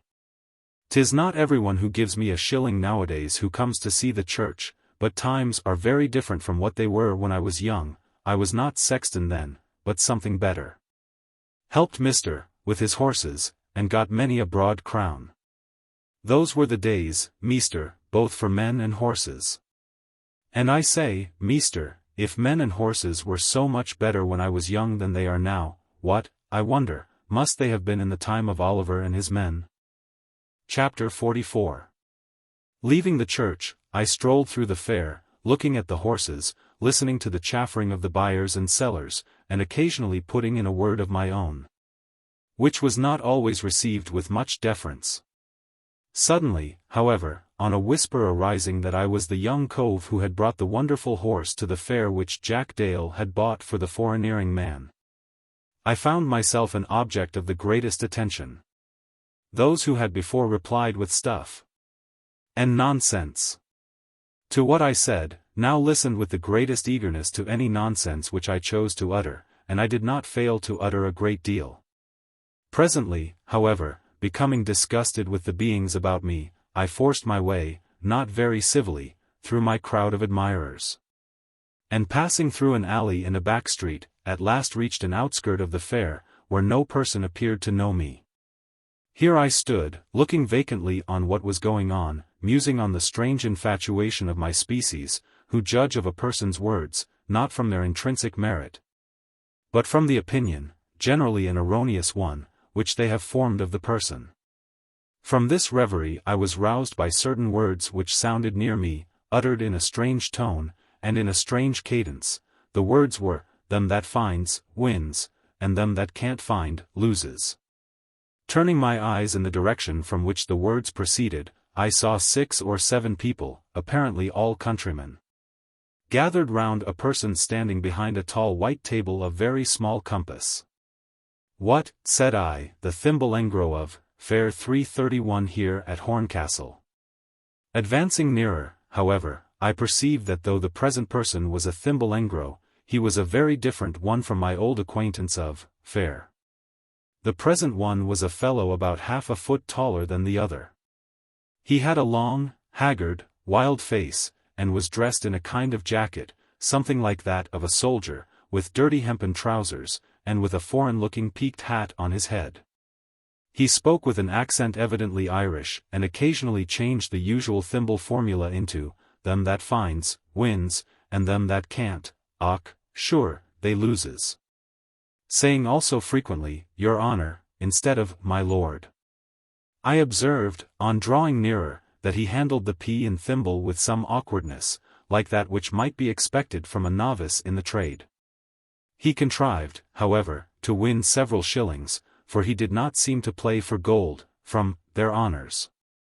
Awkward as he was, he evidently did his best, and never flung a chance away by permitting anyone to win. He had just won 3 shillings from a farmer, who, incensed at his loss, was calling him a confounded cheat, and saying that he would play no more, when up came my friend of the preceding day, Jack, the jockey. This worthy, after looking at the thimble man a moment or two, with a peculiarly crafty glance, cried out, as he clapped down a shilling on the table, "I will stand you, old fellow. Them that finds, wins, and them that can't, sure, they loses," said the thimble-man. The game commenced, and Jack took up the thimble without finding the p. Another shilling was produced, and lost in the same manner. "This is slow work," said Jack, banging down a guinea on the table. "Can you cover that, old fellow?"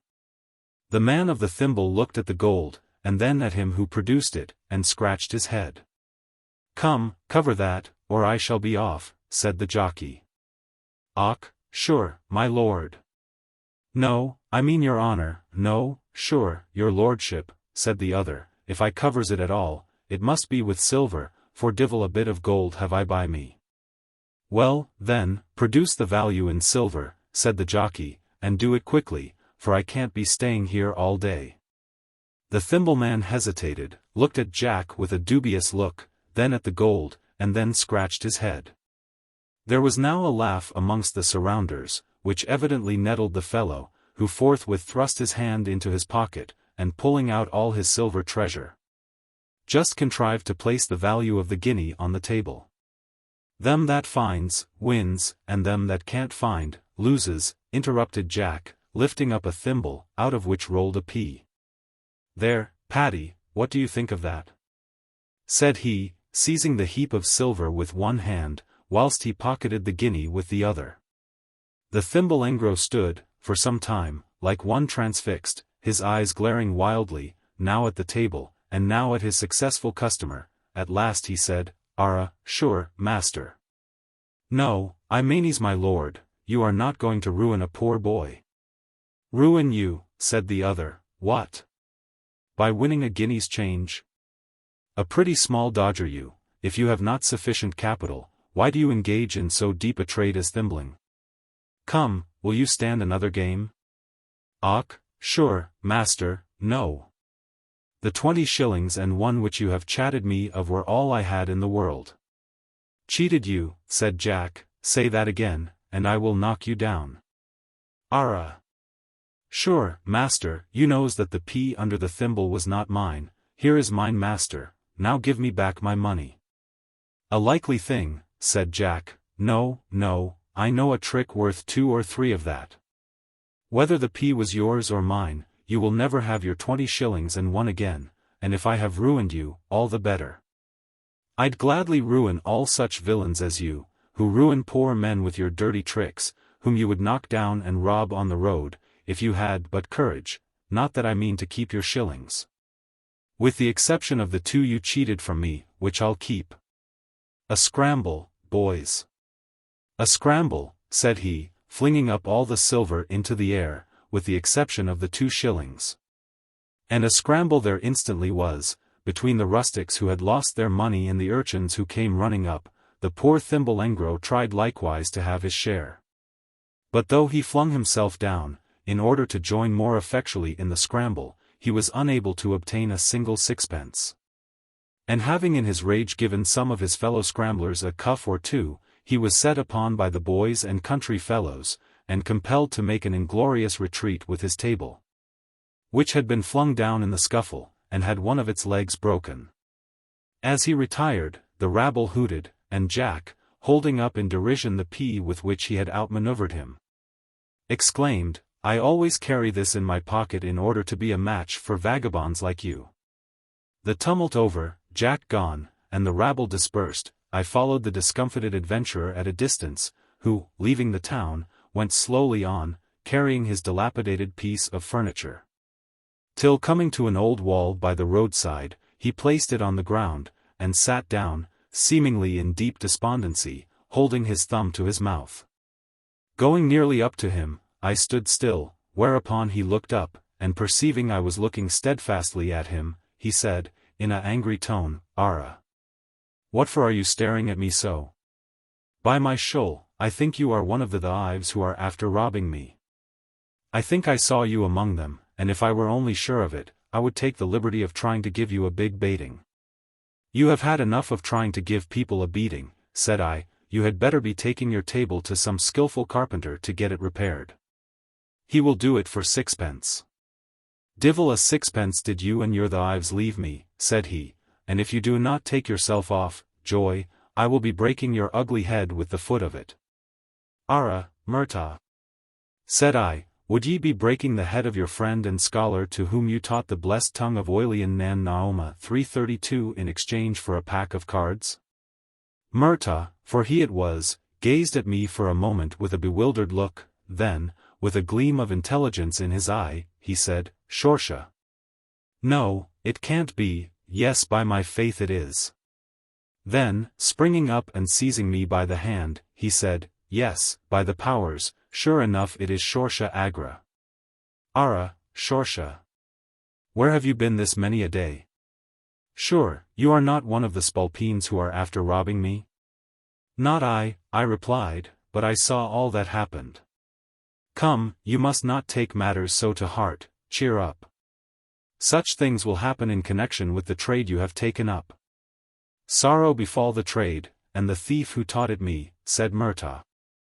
And yet the trade is not a bad one, if I only knew more of it, and had someone to help and back me. Ach! The idea of being cheated and bamboozled by that one-eyed thief in the horseman's dress.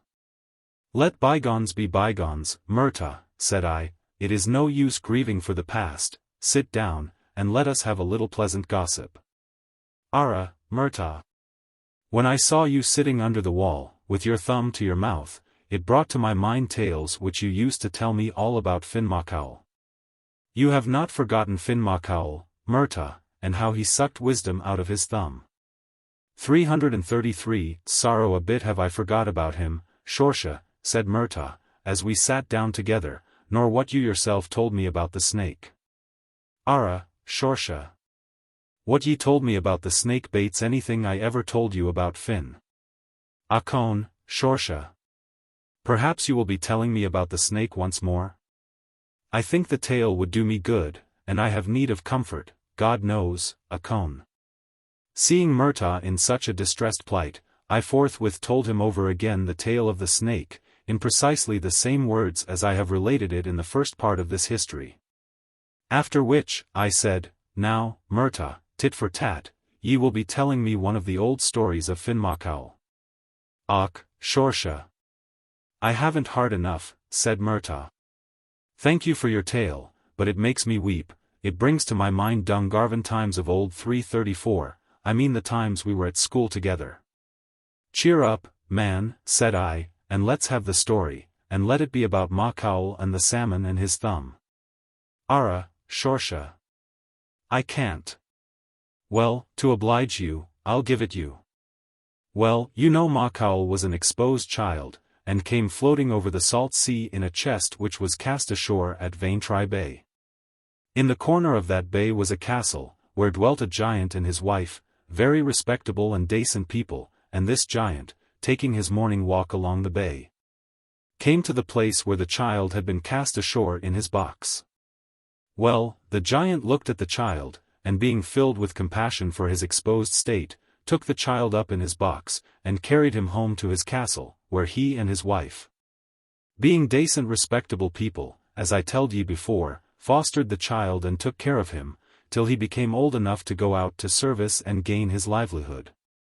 When they bound him out apprentice to another giant, who lived in a castle up the country, at some distance from the bay. This giant, whose name was Darmod David O'Dean, was not a respectable person at all, but a big old wagabone. He was twice the size of the other giant, who, though bigger than any man, was not a big giant.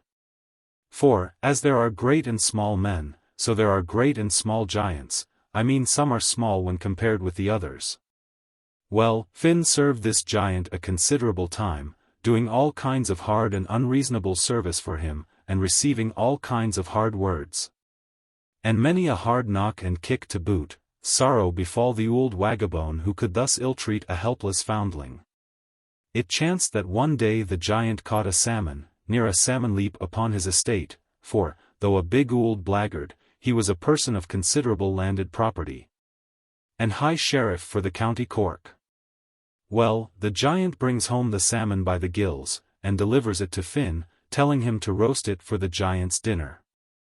But take care, ye young blackguard, he added, that in roasting it, and I expect ye to roast it well, you do not let a blister come upon its nice satin skin, for if ye do, I will cut the head off your shoulders. Well, thinks Finn, this is a hard task, however, as I have done many hard tasks for him, I will try and do this too, though I was never set to do anything yet half so difficult. So he prepared his fire, and put his gridiron upon it, and lays the salmon fairly and softly upon the gridiron, and then he roasts it, turning it from one side to the other just in the nick of time, before the soft satin skin could be blistered. However, on turning it over the 11th time, and 12 would have settled the business, he found he had delayed a little bit of time too long in turning it over, and that there was a small, tiny blister on the soft outer skin. Well, Finn was in a mighty panic, remembering the threats of the old giant. However, he did not lose heart, but clapped his thumb upon the blister in order to smooth it down. Now the salmon, Shorsha, was nearly done, and the flesh thoroughly hot, so Finn's thumb was scalt, and he, clapping it to his mouth, sucked it, in order to draw out the pain. And in a moment, Hubbubu became imbued with all the wisdom of the world. Myself. Stop, Murtagh. Stop. Murtagh. All the witchcraft, Shorsha. Myself. How wonderful. Murtagh. Was it not, Shorsha? The salmon, do you see, was a fairy salmon. Myself. What a strange coincidence.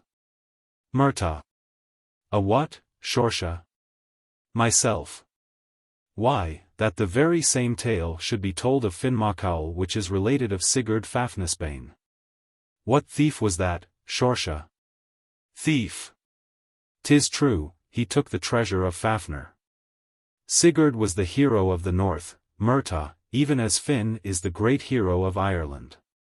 He, too, according to one account, was an exposed child, and came floating in a casket to a wild shore, where he was suckled by a hind, and afterwards found and fostered by Mimir, a fairy blacksmith. He, too, sucked wisdom from a burn. According to the Edda, he burnt his finger whilst feeling of the heart of Fafnir, which he was roasting, and putting it into his mouth in order to suck out the pain. Became imbued with all the wisdom of the world, the knowledge of the language of birds, and what not. I have heard you tell the tale of Finn a dozen times in the blessed days of old, but its identity with the tale of Sigurd never occurred to me till now. It is true, when I knew you of old, I had never read the tale of Sigurd, and have since almost dismissed matters of Ireland from my mind. But as soon as you told me again about Finn's burning his finger, the coincidence struck me. I say, Murtagh, the Irish owe much to the Danes. Devil a bit, Shorsha, do they owe to the Ives, except many a bloody baiting and plundering, which they never paid them back. Och, Shorsha. You, educated in old Ireland, to say that the Irish owes anything good to the plundering villains, the Seol Laughlin. 335. They owe them half their traditions, Murtagh, and amongst others, Finn Macaul and the burnt finger, and if ever I publish the Laughlin songs, I'll tell the world so. But, Shorsha, the world will never believe ye, to say nothing of the Irish part of it. Then the world, Murtagh, to say nothing of the Irish part of it, will be a fool, even as I have often thought it. The grand thing, Murtagh, is to be able to believe oneself, and respect oneself. How few whom the world believes believe and respect themselves. Och, Shorsha. Shall I go on with the tale of Finn? I'd rather you should not, Murtagh, I know all about it already. Then why did you bother me to tell it at first, Shorsha? Och, it was doing my own self good, and making me forget my own sorrowful state, when ye interrupted me with your The Ives of Danes. Och, Shorsha. Let me tell you how Finn, by means of sucking his thumb, and the witchcraft he imbibed from it, contrived to pull off the arm of the old wagabone, Darmod David O'Dean. Whilst shaking hands with him, for Finn could do no feat of strength without sucking his thumb, Shorsha. As Conan the Bald told the son of Oisin in the song which I used to sing ye in Dungarvan times of old. And here Murtagh repeated certain Irish words to the following effect. Oh, little the foolish words I heed. O Oisin son, from thy lips which come no strength were in Finn for valorous deed, unless to the gristle he sucked his thumb. Enough is as good as a feast, Murtagh, I am no longer in the queue for Finn. I would rather hear your own history. Now tell us, man, all that has happened to ye since Dungarvan times of old. Och, Shorsha, it would be merely bringing all my sorrows back upon me. Well, if I know all your sorrows, perhaps I shall be able to find a help for them. I owe you much, Murtagh, you taught me Irish, and I will do all I can to help you. Why, then, Shorsha, I'll tell ye my history. Here goes. Chapter 45. Well, Shorsha, about a year and a half after you left us, and a sorrowful hour for us it was when you left us, losing, as we did, your funny stories of your snake. And the battles of your military, they sent me to Paris and Salamanca, in order to make a saggart of me. Pray excuse me, said I, for interrupting you, but what kind of place is Salamanca? Divil a bit did I ever see of it, Shorsha. Then why did you say you were sent there? Well, what kind of place is Paris? Not that I care much about Paris. Sorrow a bit did I ever see of either of them, Shorsha, for no one sent me to either.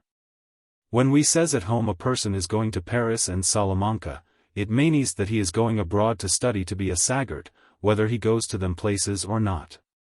No, I never saw either, bad luck to them. I was shipped away from Cork up the Straits to a place called Leghorn, from which I was sent to a religious house. 336 where I was to be instructed in saggarting till they had made me fit to cut a decent figure in Ireland. We had a long and tedious voyage, Shorsha. Not so tedious, however, as it would have been had I been fool enough to leave your pack of cards behind me, as the thief, my brother Dennis, wanted to persuade me to do, in order that he might play with them himself. With the cards I managed to have many a nice game with the sailors, winning from them ha'pennies and sixpences until the captain said that I was ruining his men, and keeping them from their duty. And being a heretic and a Dutchman, swore that unless I gave over he would tie me up to the mast and give me a round dozen. This threat obliged me to be more on my guard, though I occasionally contrived to get a game at night, and to win sixpennies and ha'pennies. We reached Leghorn at last, and glad I was to leave the ship and the master, who gave me a kick as I was getting over the side, bad luck to the dirty heretic for kicking a son of the church. For I have always been a true son of the church, Shorsha, and never quarrelled with it unless it interfered with me in my playing at cards. I left Leghorn with certain muleteers, with whom I played at cards at the baiting houses, and who speedily won from me all the ha'pennies and sixpences I had won from the sailors. I got my money's worth, however, for I learnt from the muleteers all kind of quaint tricks upon the cards, which I knew nothing of before. So I did not grudge them what they chatted me of, and when we parted we did so in kindness on both sides. On getting to, I was received into the religious house for Irishes. It was the Irish house, Shorsha, into which I was taken, for I do not wish ye to suppose that I was in the English religious house which there is in that city, in which a putty set are educated, and in which putty doings are going on if all tales be true. In this Irish house I commenced my studies, learning to sing and to read the Latin prayers of the church.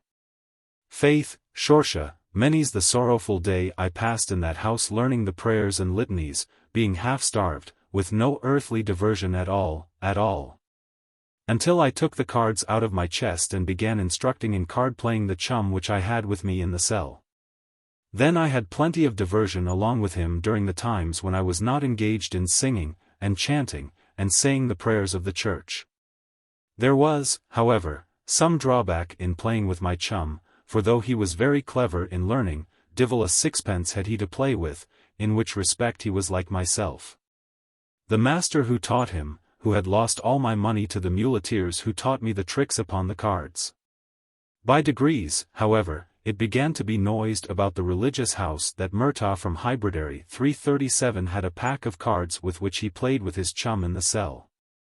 Whereupon other scholars of the religious house came to me, some to be taught and others to play, so with some I played, and others I taught, but neither to those who could play, or to those who could not, did I teach the elegant tricks which I learnt from the muleteers.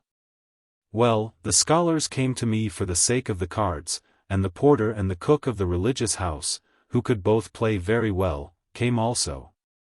At last I became tired of playing for nothing, so I borrowed a few bits of silver from the cook, and played against the porter. And by means of my tricks I won money from the porter, and then I paid the cook the bits of silver which I had borrowed of him, and played with him, and won a little of his money, which I let him win back again, as I had lived long enough in a religious house to know that it is dangerous to take money from the cook.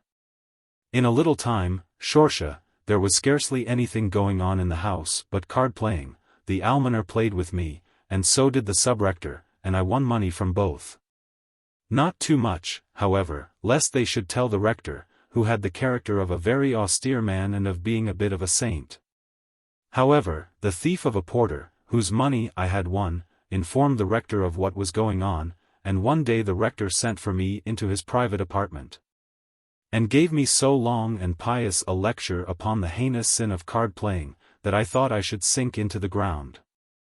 After about half an hour's inveighing against card-playing, he began to soften his tone, and with a long sigh told me that at one time of his life he had been a young man himself, and had occasionally used the cards. He then began to ask me some questions about card-playing, which questions I afterwards found were to pump from me what I knew about the science.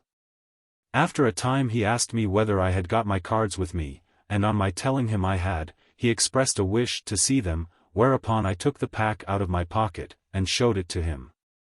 He looked at it very attentively, and at last, giving another deep sigh, he said, that though he was nearly weaned from the vanities of the world, he had still an inclination to see whether he had entirely lost the little skill which at one time he possessed.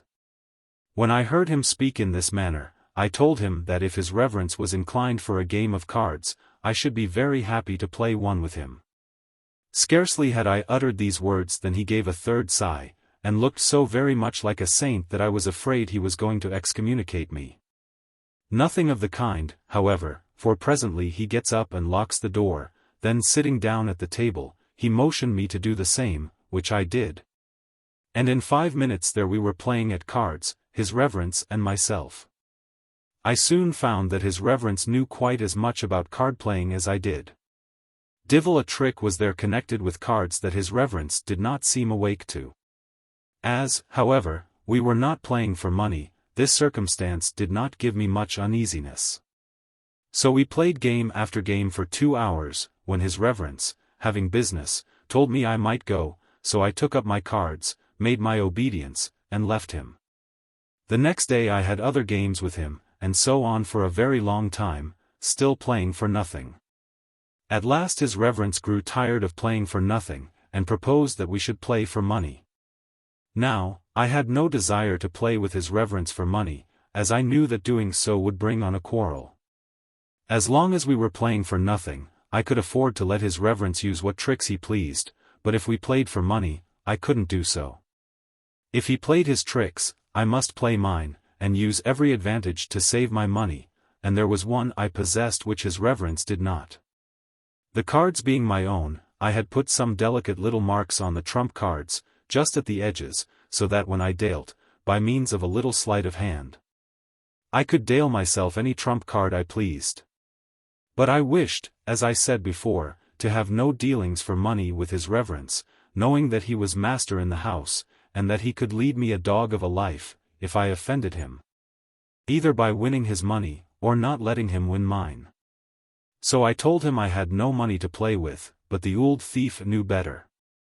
He knew that I was every day winning money from the scholars, and the sub-rector, and the other people of the house, and the old thief had determined to let me go on in that way winning money.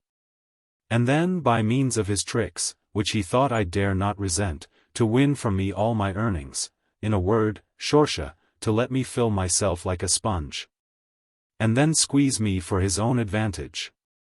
So he made me play with him, and in less than 3 days came on the quarrel. His reverence chatted me, and I chatted his reverence. The old thief knew every trick that I knew, and 1 or 2 more. But in dealing out the cards I nicked his reverence, scarcely a trump did I ever give him, Shorsha, and won his money putty freely. Och, it was a petty quarrel. All the delicate names in the Newgate calendar, if ye ever heard of such a book. All the hangdog names in the Newgate histories, and the lives of Irish rogues, did we call each other, his reverence and I. Suddenly, however, putting out his hand, he seized the cards, saying, I will examine these cards, ye chatting scoundrel. For I believe there are dirty marks on them, which ye have made in order to know the winning cards. Give me back my pack, said I, or M&M on dial 338 if I be not the death of ye. His reverence, however, clapped the cards into his pocket, and made the best of his way to the door, I hanging upon him. He was a gross, fat man, but, like most fat men, deadly strong, so he forced his way to the door, and, opening it, flung himself out, with me still holding on him like a terrier dog on a big fat pig. Then he shouts for help, and in a little time I was secured and thrust into a lock-up room, where I was left to myself. Here was a petty alteration.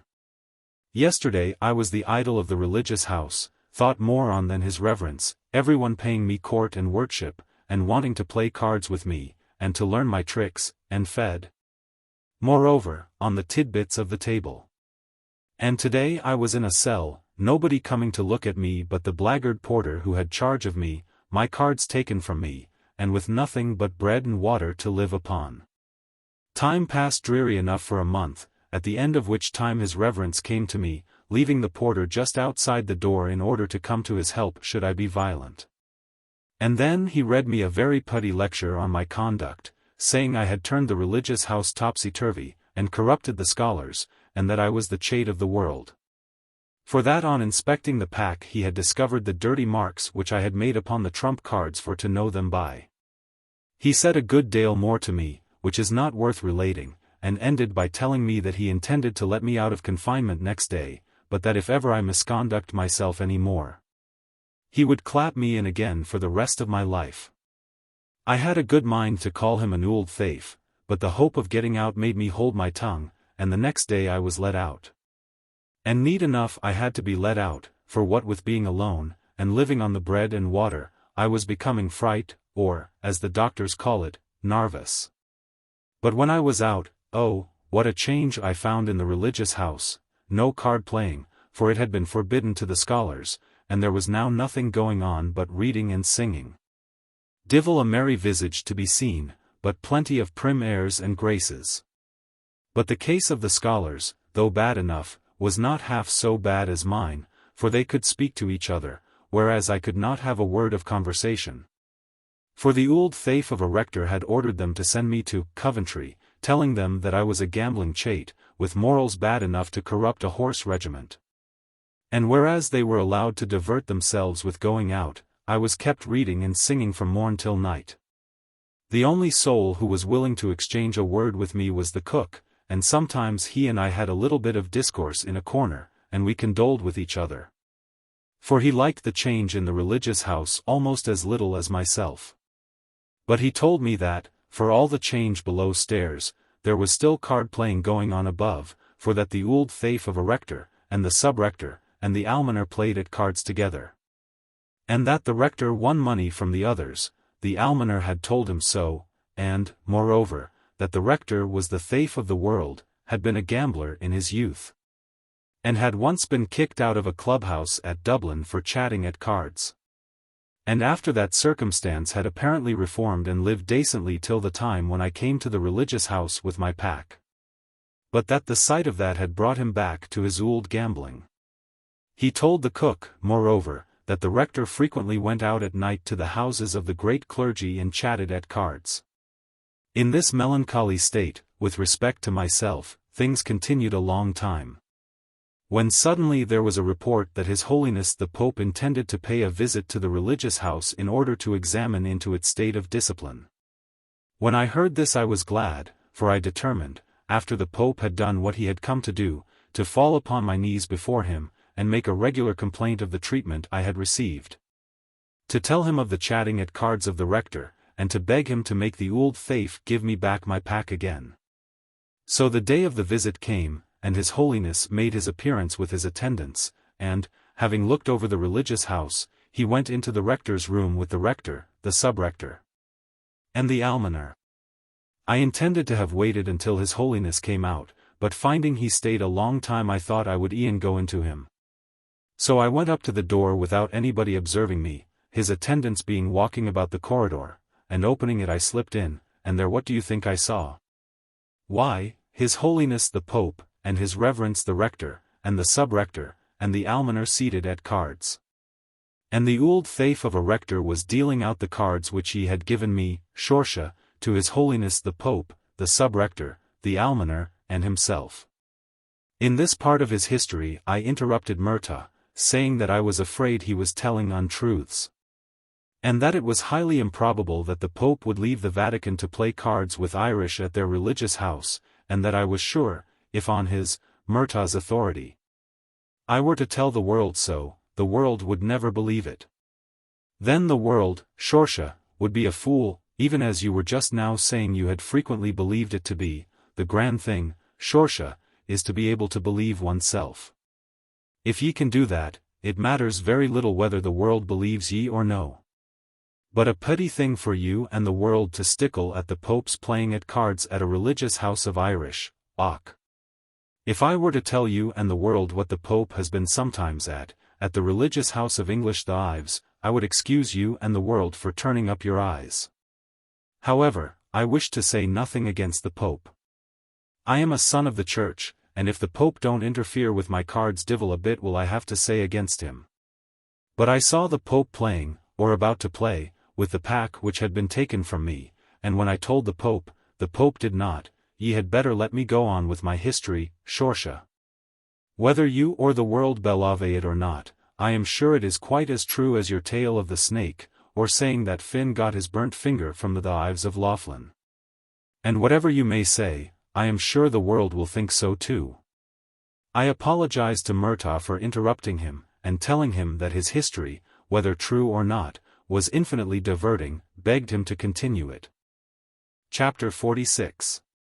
I was telling ye, Shorsha, when ye interrupted me, that I found the Pope, the Rector, the Sub-Rector and the almoner seated at the table, the Rector with my pack of cards in his hands, about to deal out to the Pope and the rest, not forgetting himself, for whom he intended all the trump cards, no doubt.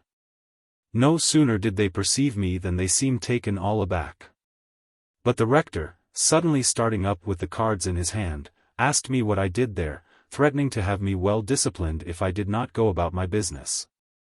I am come for my pack, said I, ye old thief, and to tell His Holiness how I have been treated by ye. Then going down on my knees before His Holiness, I said, Ara, now, your Holiness, will ye not see justice done to a poor boy who has been sadly misused?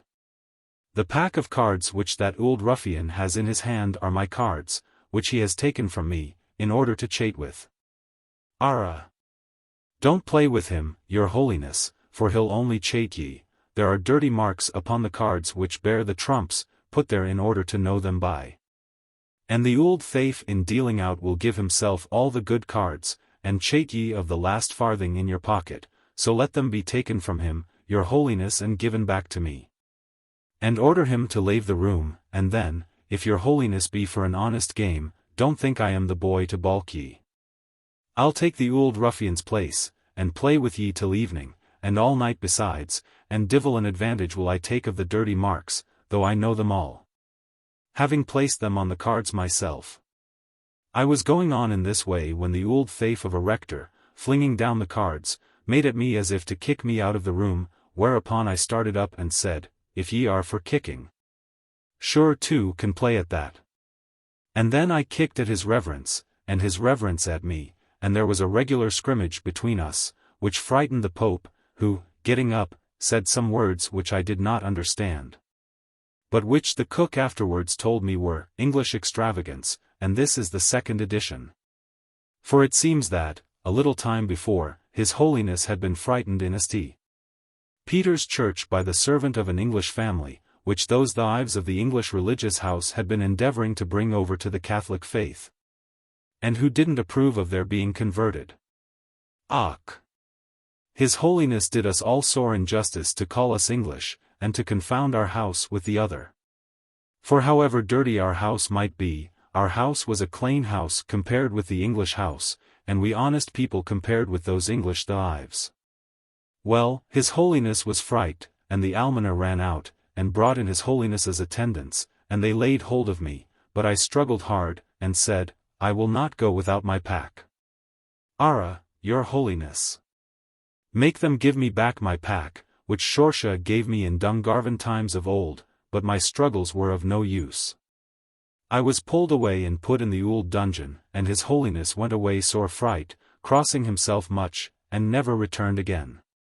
In the old dungeon I was fastened to the wall by a chain, and there I was disciplined once every other day for the first 3 weeks, and then I was left to myself, and my chain, and hunger. And there I sat in the dungeon, sometimes screeching, sometimes hollowing, for I soon became fright, having nothing in the cell to divert me. At last the cook found his way to me by stealth, and comforted me a little, bringing me tidbits out of the kitchen. And he visited me again and again, not often, however, for he dare only come when he could steal away the key from the custody of the thief of a porter. I was 3 years in the dungeon, and should have gone mad but for the cook, and his words of comfort, and his tidbits, and nice books which he brought me out of the library. Which were the calendars of Newgate and the lives of Irish rogues and rapparees, 339, the only English books in the library. However, at the end of 3 years, the old thief of a rector, wishing to look at them books, missed them from the library, and made a perquisition about them. And the thief of a porter said that he shouldn't wonder if I had them, saying that he had once seen me reading. And then the rector came with others to my cell, and took my books from me, from under my straw, and asked me how I came by them. And on my refusal to tell, they disciplined me again till the blood ran down my back. And making more perquisition they at last accused the cook of having carried the books to me, and the cook not denying, he was given warning to leave next day, but he left that night. And took me away with him, for he stole the key, and came to me and cut my chain through, and then he and I escaped from the religious house through a window, the cook with a bundle containing what things he had. No sooner had we got out than the honest cook gave me a little bit of money and a loaf, and told me to follow a way which he pointed out, which he said would lead to the sea. And then, having embraced me after the Italian way, he left me, and I never saw him again. So I followed the way which the cook pointed out, and in 2 days reached a seaport called Chiveter Vic 340, terribly foot-foundered, and there I met a sailor who spoke Irish, and who belonged to a vessel just ready to sail for France. And the sailor took me on board his vessel, and said I was his brother, and the captain gave me a passage to a place in France called Marseilles. And when I got there, the captain and sailor got a little money for me and a passport, and I travelled across the country towards a place they directed me to called Bayonne, from which they said I might, perhaps, get to Ireland. Coming, however, to a place called Pau, all my money being gone, I enlisted into a regiment called the Army of the Faith, 341, which was going into Spain. For the King of Spain had been dethroned and imprisoned by his own subjects, as perhaps you may have heard. And the King of France, who was his cousin, was sending an army to help him, under the command of his own son, whom the English called Prince Hilt. 342, because when he was told that he was appointed to the command, he clapped his hand on the hilt of his sword. So I enlisted into the regiment of the Faith, which was made up of Spaniards, many of them priests who had run out of Spain, and broken Germans, and foot-foundered Irish like myself. It was said to be a blackguard regiment, that same regiment of the Faith. But, faith, I saw nothing blackguardly going on in it, for you would hardly reckon card-playing, and dominoes, and pitch and toss blackguardly, and I saw nothing else going on in it. There was one thing in it which I disliked, the priests drawing their Spanish knives occasionally, when they lost their money. After we had been some time at Pau, the Army of the Faith was sent across the mountains into Spain, as the vanguard of the French.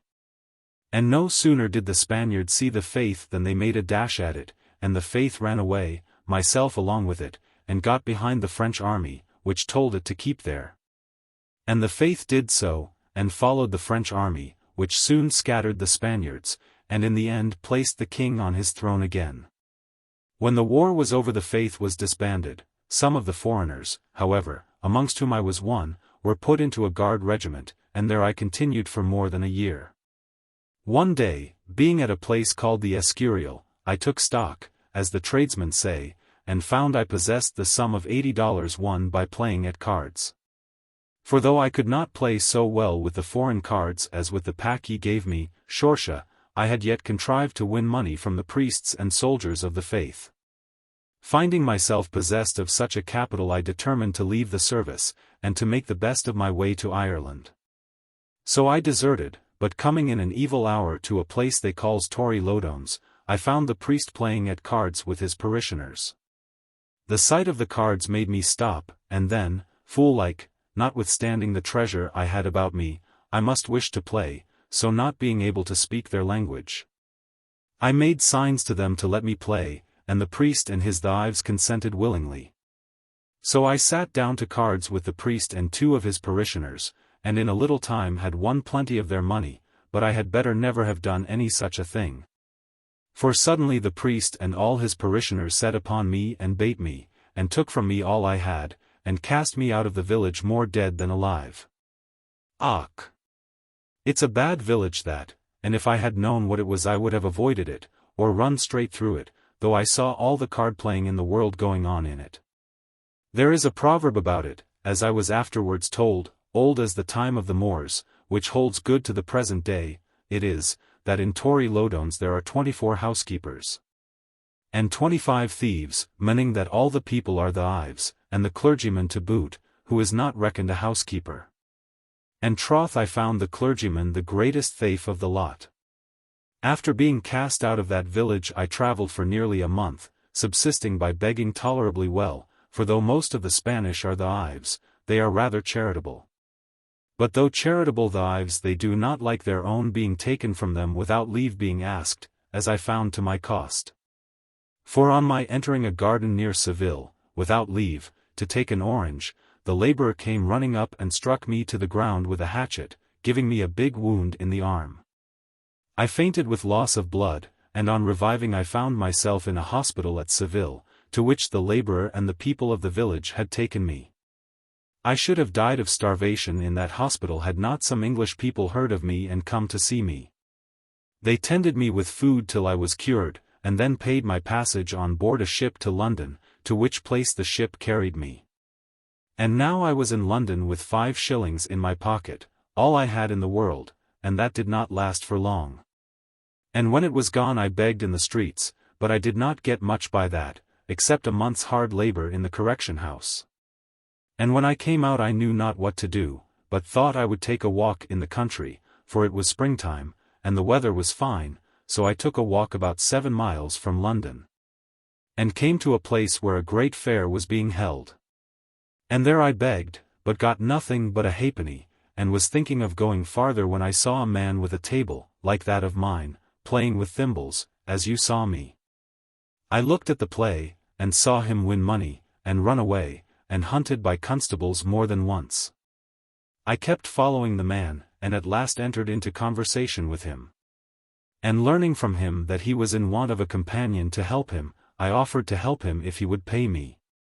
He looked at me from top to toe, and did not wish at first to have anything to do with me, as he said my appearance was against me. Faith, Shorsha, he had better have looked at home, for his appearance was not much in his favour. He looked very much like a Jew, Shorsha. However, he at last agreed to take me to be his companion or bonnet as he called it. And I was to keep a lookout, and let him know when constables were coming, and to spake a good word for him occasionally, whilst he was chatting folks with his thimbles and his pea. So I became his bonnet, and assisted him in the fair, and in many other fairs beside. But I did not like my occupation much, or rather my master, who, though not a big man, was a big thief, and an unkind one, for do all I could never give him pleasure. And he was continually calling me fool and bog-trotter, and twitting me because I could not learn his thieves' Latin, and discourse with him in it, and comparing me with another acquaintance, or bit of a pal of his, whom he said he had parted with in the fair, and of whom he was fond of saying all kinds of wonderful things, amongst others, that he knew the grammar of all tongues. At last, wearied with being twigged by him with not being able to learn his Thieves' Greek, I proposed that I should teach him Irish. That we should spake it together when we had anything to say in secret. To that he consented willingly, but, a putty hand he made with Irish, faith, not much better than did I with his Thieves' Hebrew. Then my turn came, and I twigged him nicely with dullness, and compared him with a pal that I had in Ould Ireland, in Dungarvan times of yore, to whom I teached Irish. Telling him that he was the broth of a boy, and not only knew the grammar of all human tongues, but the dialects of the snakes besides. In fact, I told him all about your own swate cell, Shorsha, and many a dispute and quarrel had we together about our pals, which was the cleverest fellow, his or mine. Well, after having been with him about 2 months, I quitted him without noise, taking away one of his tables, and some peas and thimbles. And that I did with a safe conscience, for he paid me nothing, and was not over free with the meat and the drink, though I must say of him that he was a clever fellow, and perfect master of his trade, by which he made a power of money, and bating his not being able to learn Irish, and a certain Jewish lisp which he had, a great master of his tongue, of which he was very proud. So much so, that he once told me that when he had saved a certain sum of money he meant to leave off the thimbling business, and enter Parliament. Into which, he said, he could get at any time, through the interest of a friend of his, a Tory peer, my Lord Whitefeather, with whom, he said, he had occasionally done business. With the table, and other things which I had taken, I commenced trade on my own account, having contrived to learn a few of his tricks. My only capital was the change for half a guinea, which he had once let fall, and which I picked up, which was all I could ever get from him, for it was impossible to steal any money from him. He was so awake, being up to all the tricks of the Ives, having followed the diving trade, as he called it, for a considerable time. My wish was to make enough by my table to enable me to return with credit to Ould Ireland, where I had no doubt of being able to get myself ordained as priest. And, in troth, notwithstanding I was a beginner, and without any companion to help me, I did tolerably well, getting my meat and drink, and increasing my small capital. Till I came to this unlucky place of Horncastle, where I was utterly ruined by the thief in the writer's dress. And now, Shorsha, I am after telling you my history, perhaps you will now be telling me something about yourself? I told Murtagh all about myself that I deemed necessary to relate, and then asked him what he intended to do. He repeated that he was utterly ruined, and that he had no prospect before him but starving, or making away with himself. I inquired how much would take him to Ireland, and establish him there with credit. £5, he answered, adding, but who in the world would be fool enough to lend me £5, unless it be yourself, Shorsha, who, may be, have not got it. For when you told me about yourself, you made no boast of the state of your affairs. I am not very rich, I replied, but I think I can accommodate you with what you want. I consider myself under great obligations to you, Murtagh. It was you who instructed me in the language of Oily and Nan Naoma, which has been the foundation of all my acquisitions in philology. Without you, I should not be what I am, Lavengro, which signifies a philologist. Here is the money, Murtagh, said I, putting my hand into my pocket, and taking out £5, much good may it do you. He took the money, stared at it, and then at me, and you mean to give me this, Shorsha? It is no longer mine to give, said I, it is yours. And you give it to me for the gratitude you bear me? Yes, said I, and for Dungarvan times of old. Well, Shorsha, said he, you are a broth of a boy, and I'll take your benefaction, £5. Och, Jesus. He then put the money in his pocket, and springing up, waved his hat 3 times, uttering some old Irish cry, then, sitting down, he took my hand, and said, Sure, Shorsha, I'll be going thither. And when I get there, it is turning over another leaf I will be. I have learnt a thing or two abroad, I will become a priest, that's the trade, Shorsha. And I will cry out for rep ale. That's the cry, Shorsha.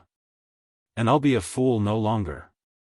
And what will you do with your table? Said I. Faith, I'll be taking it with me, Shorsha. And when I gets to Ireland, I'll get it mended, and I will keep it in the house which I shall have, and when I looks upon it, I will be thinking of all I have undergone. You had better leave it behind you, said I. If you take it with you, you will, perhaps, take up the thimble trade again before you get to Ireland, and lose the money I am after giving you. No fear of that, Shorsha, never will I play on that table again, Shorsha, till I get it mended, which shall not be till I am a priest, and have a house in which to place it. Murtagh and I then went into the town, where we had some refreshment together, and then parted on our several ways. I heard nothing of him for nearly a quarter of a century, when a person who knew him well, coming from Ireland, and staying at my humble house, told me a great deal about him. He reached Ireland in safety, soon reconciled himself with his church, and was ordained a priest. In the priestly office he acquitted himself in a way very satisfactory, upon the whole, to his superiors, having, as he frequently said, learned wisdom abroad. The Popish Church never fails to turn to account any particular gift which its servants may possess. And discovering soon that Murtagh was endowed with considerable manual dexterity, proof of which he frequently gave at cards, and at a singular game which he occasionally played at thimbles, it selected him as a very fit person to play the part of exorcist. And accordingly he travelled through a great part of Ireland, casting out devils from people possessed, which he afterwards exhibited, sometimes in the shape of rabbits, and occasionally birds and fishes. There is a holy island in a lake in Ireland, to which the people resort at a particular season of the year. Here Murtagh frequently attended, and it was here that he performed a cure which will cause his name long to be remembered in Ireland, delivering a possessed woman of 2 demons, which he brandished aloft in his hands, in the shape of 2 large eels, and subsequently hurled into the lake, amidst the shouts of an enthusiastic multitude. Besides playing the part of an exorcist, he acted that of a politician with considerable success. He attached himself to the party of the sire of agitation, the man of paunch, and preached and hallooed for repeal with the loudest and best, as long as repeal was the cry. As soon, however, as the Whigs attained the helm of government, and the greater part of the loaves and fishes, more politely termed the patronage of Ireland, was placed at the disposition of the priesthood, the tone of Murtagh, like that of the rest of his brother Saggarts, was considerably softened. He even went so far as to declare that politics were not altogether consistent with sacerdotal duty. And resuming his exorcisms, which he had for some time abandoned, he went to the Isle of Holiness, and delivered a possessed woman of 6 demons in the shape of white mice. He, however, again resumed the political mantle in the year 1848, during the short period of the rebellion of the so-called Young Irelanders. The priests, though they apparently sided with this party, did not approve of it, as it was chiefly formed of ardent young men, fond of what they termed liberty, and by no means admirers of priestly domination, being mostly Protestants. Just before the outbreak of this rebellion, it was determined between the priests and that this party should be rendered comparatively innocuous by being deprived of the sinews of war, in other words, certain sums of money which they had raised for their enterprise. Murtagh was deemed the best qualified person in Ireland to be entrusted with the delicate office of getting their money from them. Having received his instructions, he invited the leaders to his parsonage amongst the mountains, under pretence of deliberating with them about what was to be done. They arrived there just before nightfall, dressed in red, yellow and green, the colours so dear to enthusiastic Irishmen. Murtagh received them with great apparent cordiality, and entered into a long discourse with them, promising them the assistance of himself and order, and received from them a profusion of thanks. After a time Murtagh, observing, in a jocular tone, that consulting was dull work, proposed a game of cards, and the leaders, though somewhat surprised, assenting, he went to a closet, and taking out a pack of cards, laid it upon the table. It was a strange dirty pack, and exhibited every mark of having seen very long service.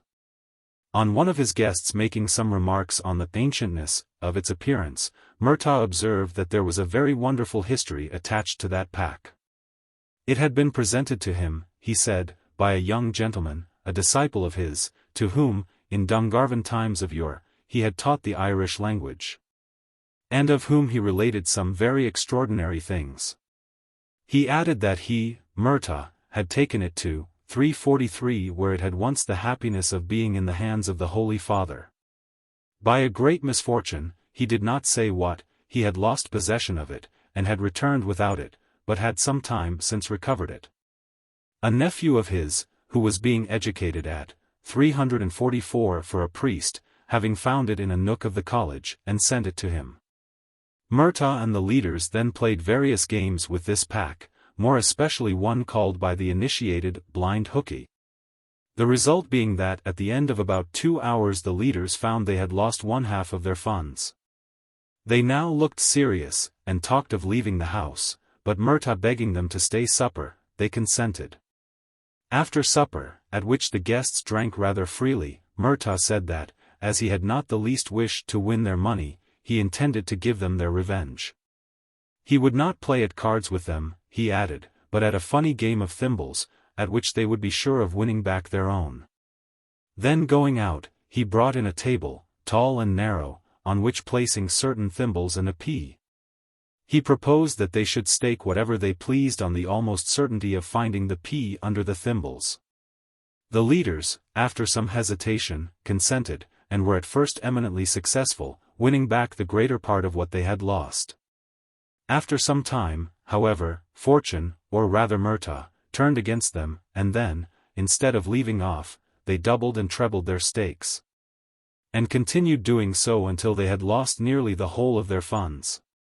Quite furious, they now swore that Murtagh had cheated them, and insisted on having their property restored to them. Murtagh, without a word of reply, went to the door, and shouting into the passage something in Irish, the room was instantly filled with bogtrotters, each at least 6 feet high, with a stout shillelagh in his hand. Murtagh then turning to his guests, asked them what they meant by insulting an anointed priest, telling them that it was not for the likes of them to avenge the wrongs of Ireland. I have been clane mistaken in the whole of ye, said he, I supposed ye Irish, but have found, to my sorrow, that ye are nothing of the kind. Pity fellows to pretend to be Irish, when there is not a word of Irish on the tongue of any of ye, divil a ha'porth. The elegant young gentleman to whom I taught Irish, in Dungarvan times of old, though not born in Ireland, has more Irish in him than any 10 of ye. He is the boy to avenge the wrongs of Ireland, if ever foreigner is to do it. Then saying something to the bogtrotters, they instantly cleared the room of the young Irelanders, who retired sadly disconcerted. Nevertheless, being very silly young fellows, they hoisted the standard of rebellion. Few, however, joining them, partly because they had no money, and partly because the priests abused them with might and main, their rebellion ended in a lamentable manner. Themselves being seized and tried, and though convicted, not deemed of sufficient importance to be sent to the scaffold, where they might have had the satisfaction of saying, Dulce et decorum est pro patria mori. My visitor, after saying that of the money won, Murtagh retained a considerable portion, that a part went to the hierarchy for what were called church purposes, and that took the remainder, which it employed in establishing a newspaper, in which the private characters of the worthiest and most loyal Protestants in Ireland were traduced and vilified, concluded his account by observing, that it was the common belief that Murtagh, having by his services, ecclesiastical and political, acquired the confidence of the priesthood and favor of the government, would, on the first vacancy, be appointed to the high office of Popish Primate of Ireland. Chapter 47. Leaving Horncastle I bent my steps in the direction of the east. 345 I walked at a brisk rate, and late in the evening reached a large town, situate at the entrance of an extensive firth, or arm of the sea, which prevented my farther progress eastward. Sleeping that night in the suburbs of the town, I departed early next morning in the direction of the south. A walk of about 20 miles brought me to another large town, situated on a river, where I again turned towards the east. At the end of the town I was accosted by a fiery-faced individual, somewhat under the middle size, dressed as a recruiting sergeant. "Young man," said the recruiting sergeant, "you are just the kind of person to serve the Honorable East India Company." "I had rather the Honorable Company should serve me," said I. "Of course, young man." "Well, the Honorable East India Company shall serve you, that's reasonable. Here, take this shilling, 'tis service money. The Honorable Company engages to serve you, and you the Honorable Company, both parties shall be thus served, that's just and reasonable. And what must I do for the company?" "Only go to India. That's all." "And what should I do in India?" "Fight, my brave boy. Fight, my youthful hero." "What kind of country is India?" "The finest country in the world. Rivers, bigger than the Ouse. Hills, higher than anything near Spalding. Trees, you never saw such trees. Fruits, you never saw such fruits. And the people, what kind of folk are they?" "Pah! Collos, blacks, a set of rascals not worth regarding." "Collos," said I, "blacks." "Yes," said the recruiting sergeant, "and they call us Lallos, which in their beastly gibberish, means Reds." "Lallos," said I, "Reds." "Yes," said the recruiting sergeant, "Collos and Lallos. And all the Lallos have to do is to kick and cut down the Collos, and take from them their rupees, which means silver money. Why do you stare so?" "Why," said I, "this is the very language of Mr. Pechalengro." "Mr. Pet?" "Yes," said I, "and Tono Chick no." "Tono Chick? I say, young fellow, I don't like your way of speaking, no, nor your way of looking. You are mad, sir, you are mad. And what's this? Why, your hair is grey. You won't do for the Honorable Company, they like red. I'm glad I didn't give you the shilling. Good day to you." "I shouldn't wonder," said I as I proceeded rapidly along a broad causeway, in the direction of the east, "if Mr. Pechalengro and Tono Chickno came originally from India. I think I'll go there."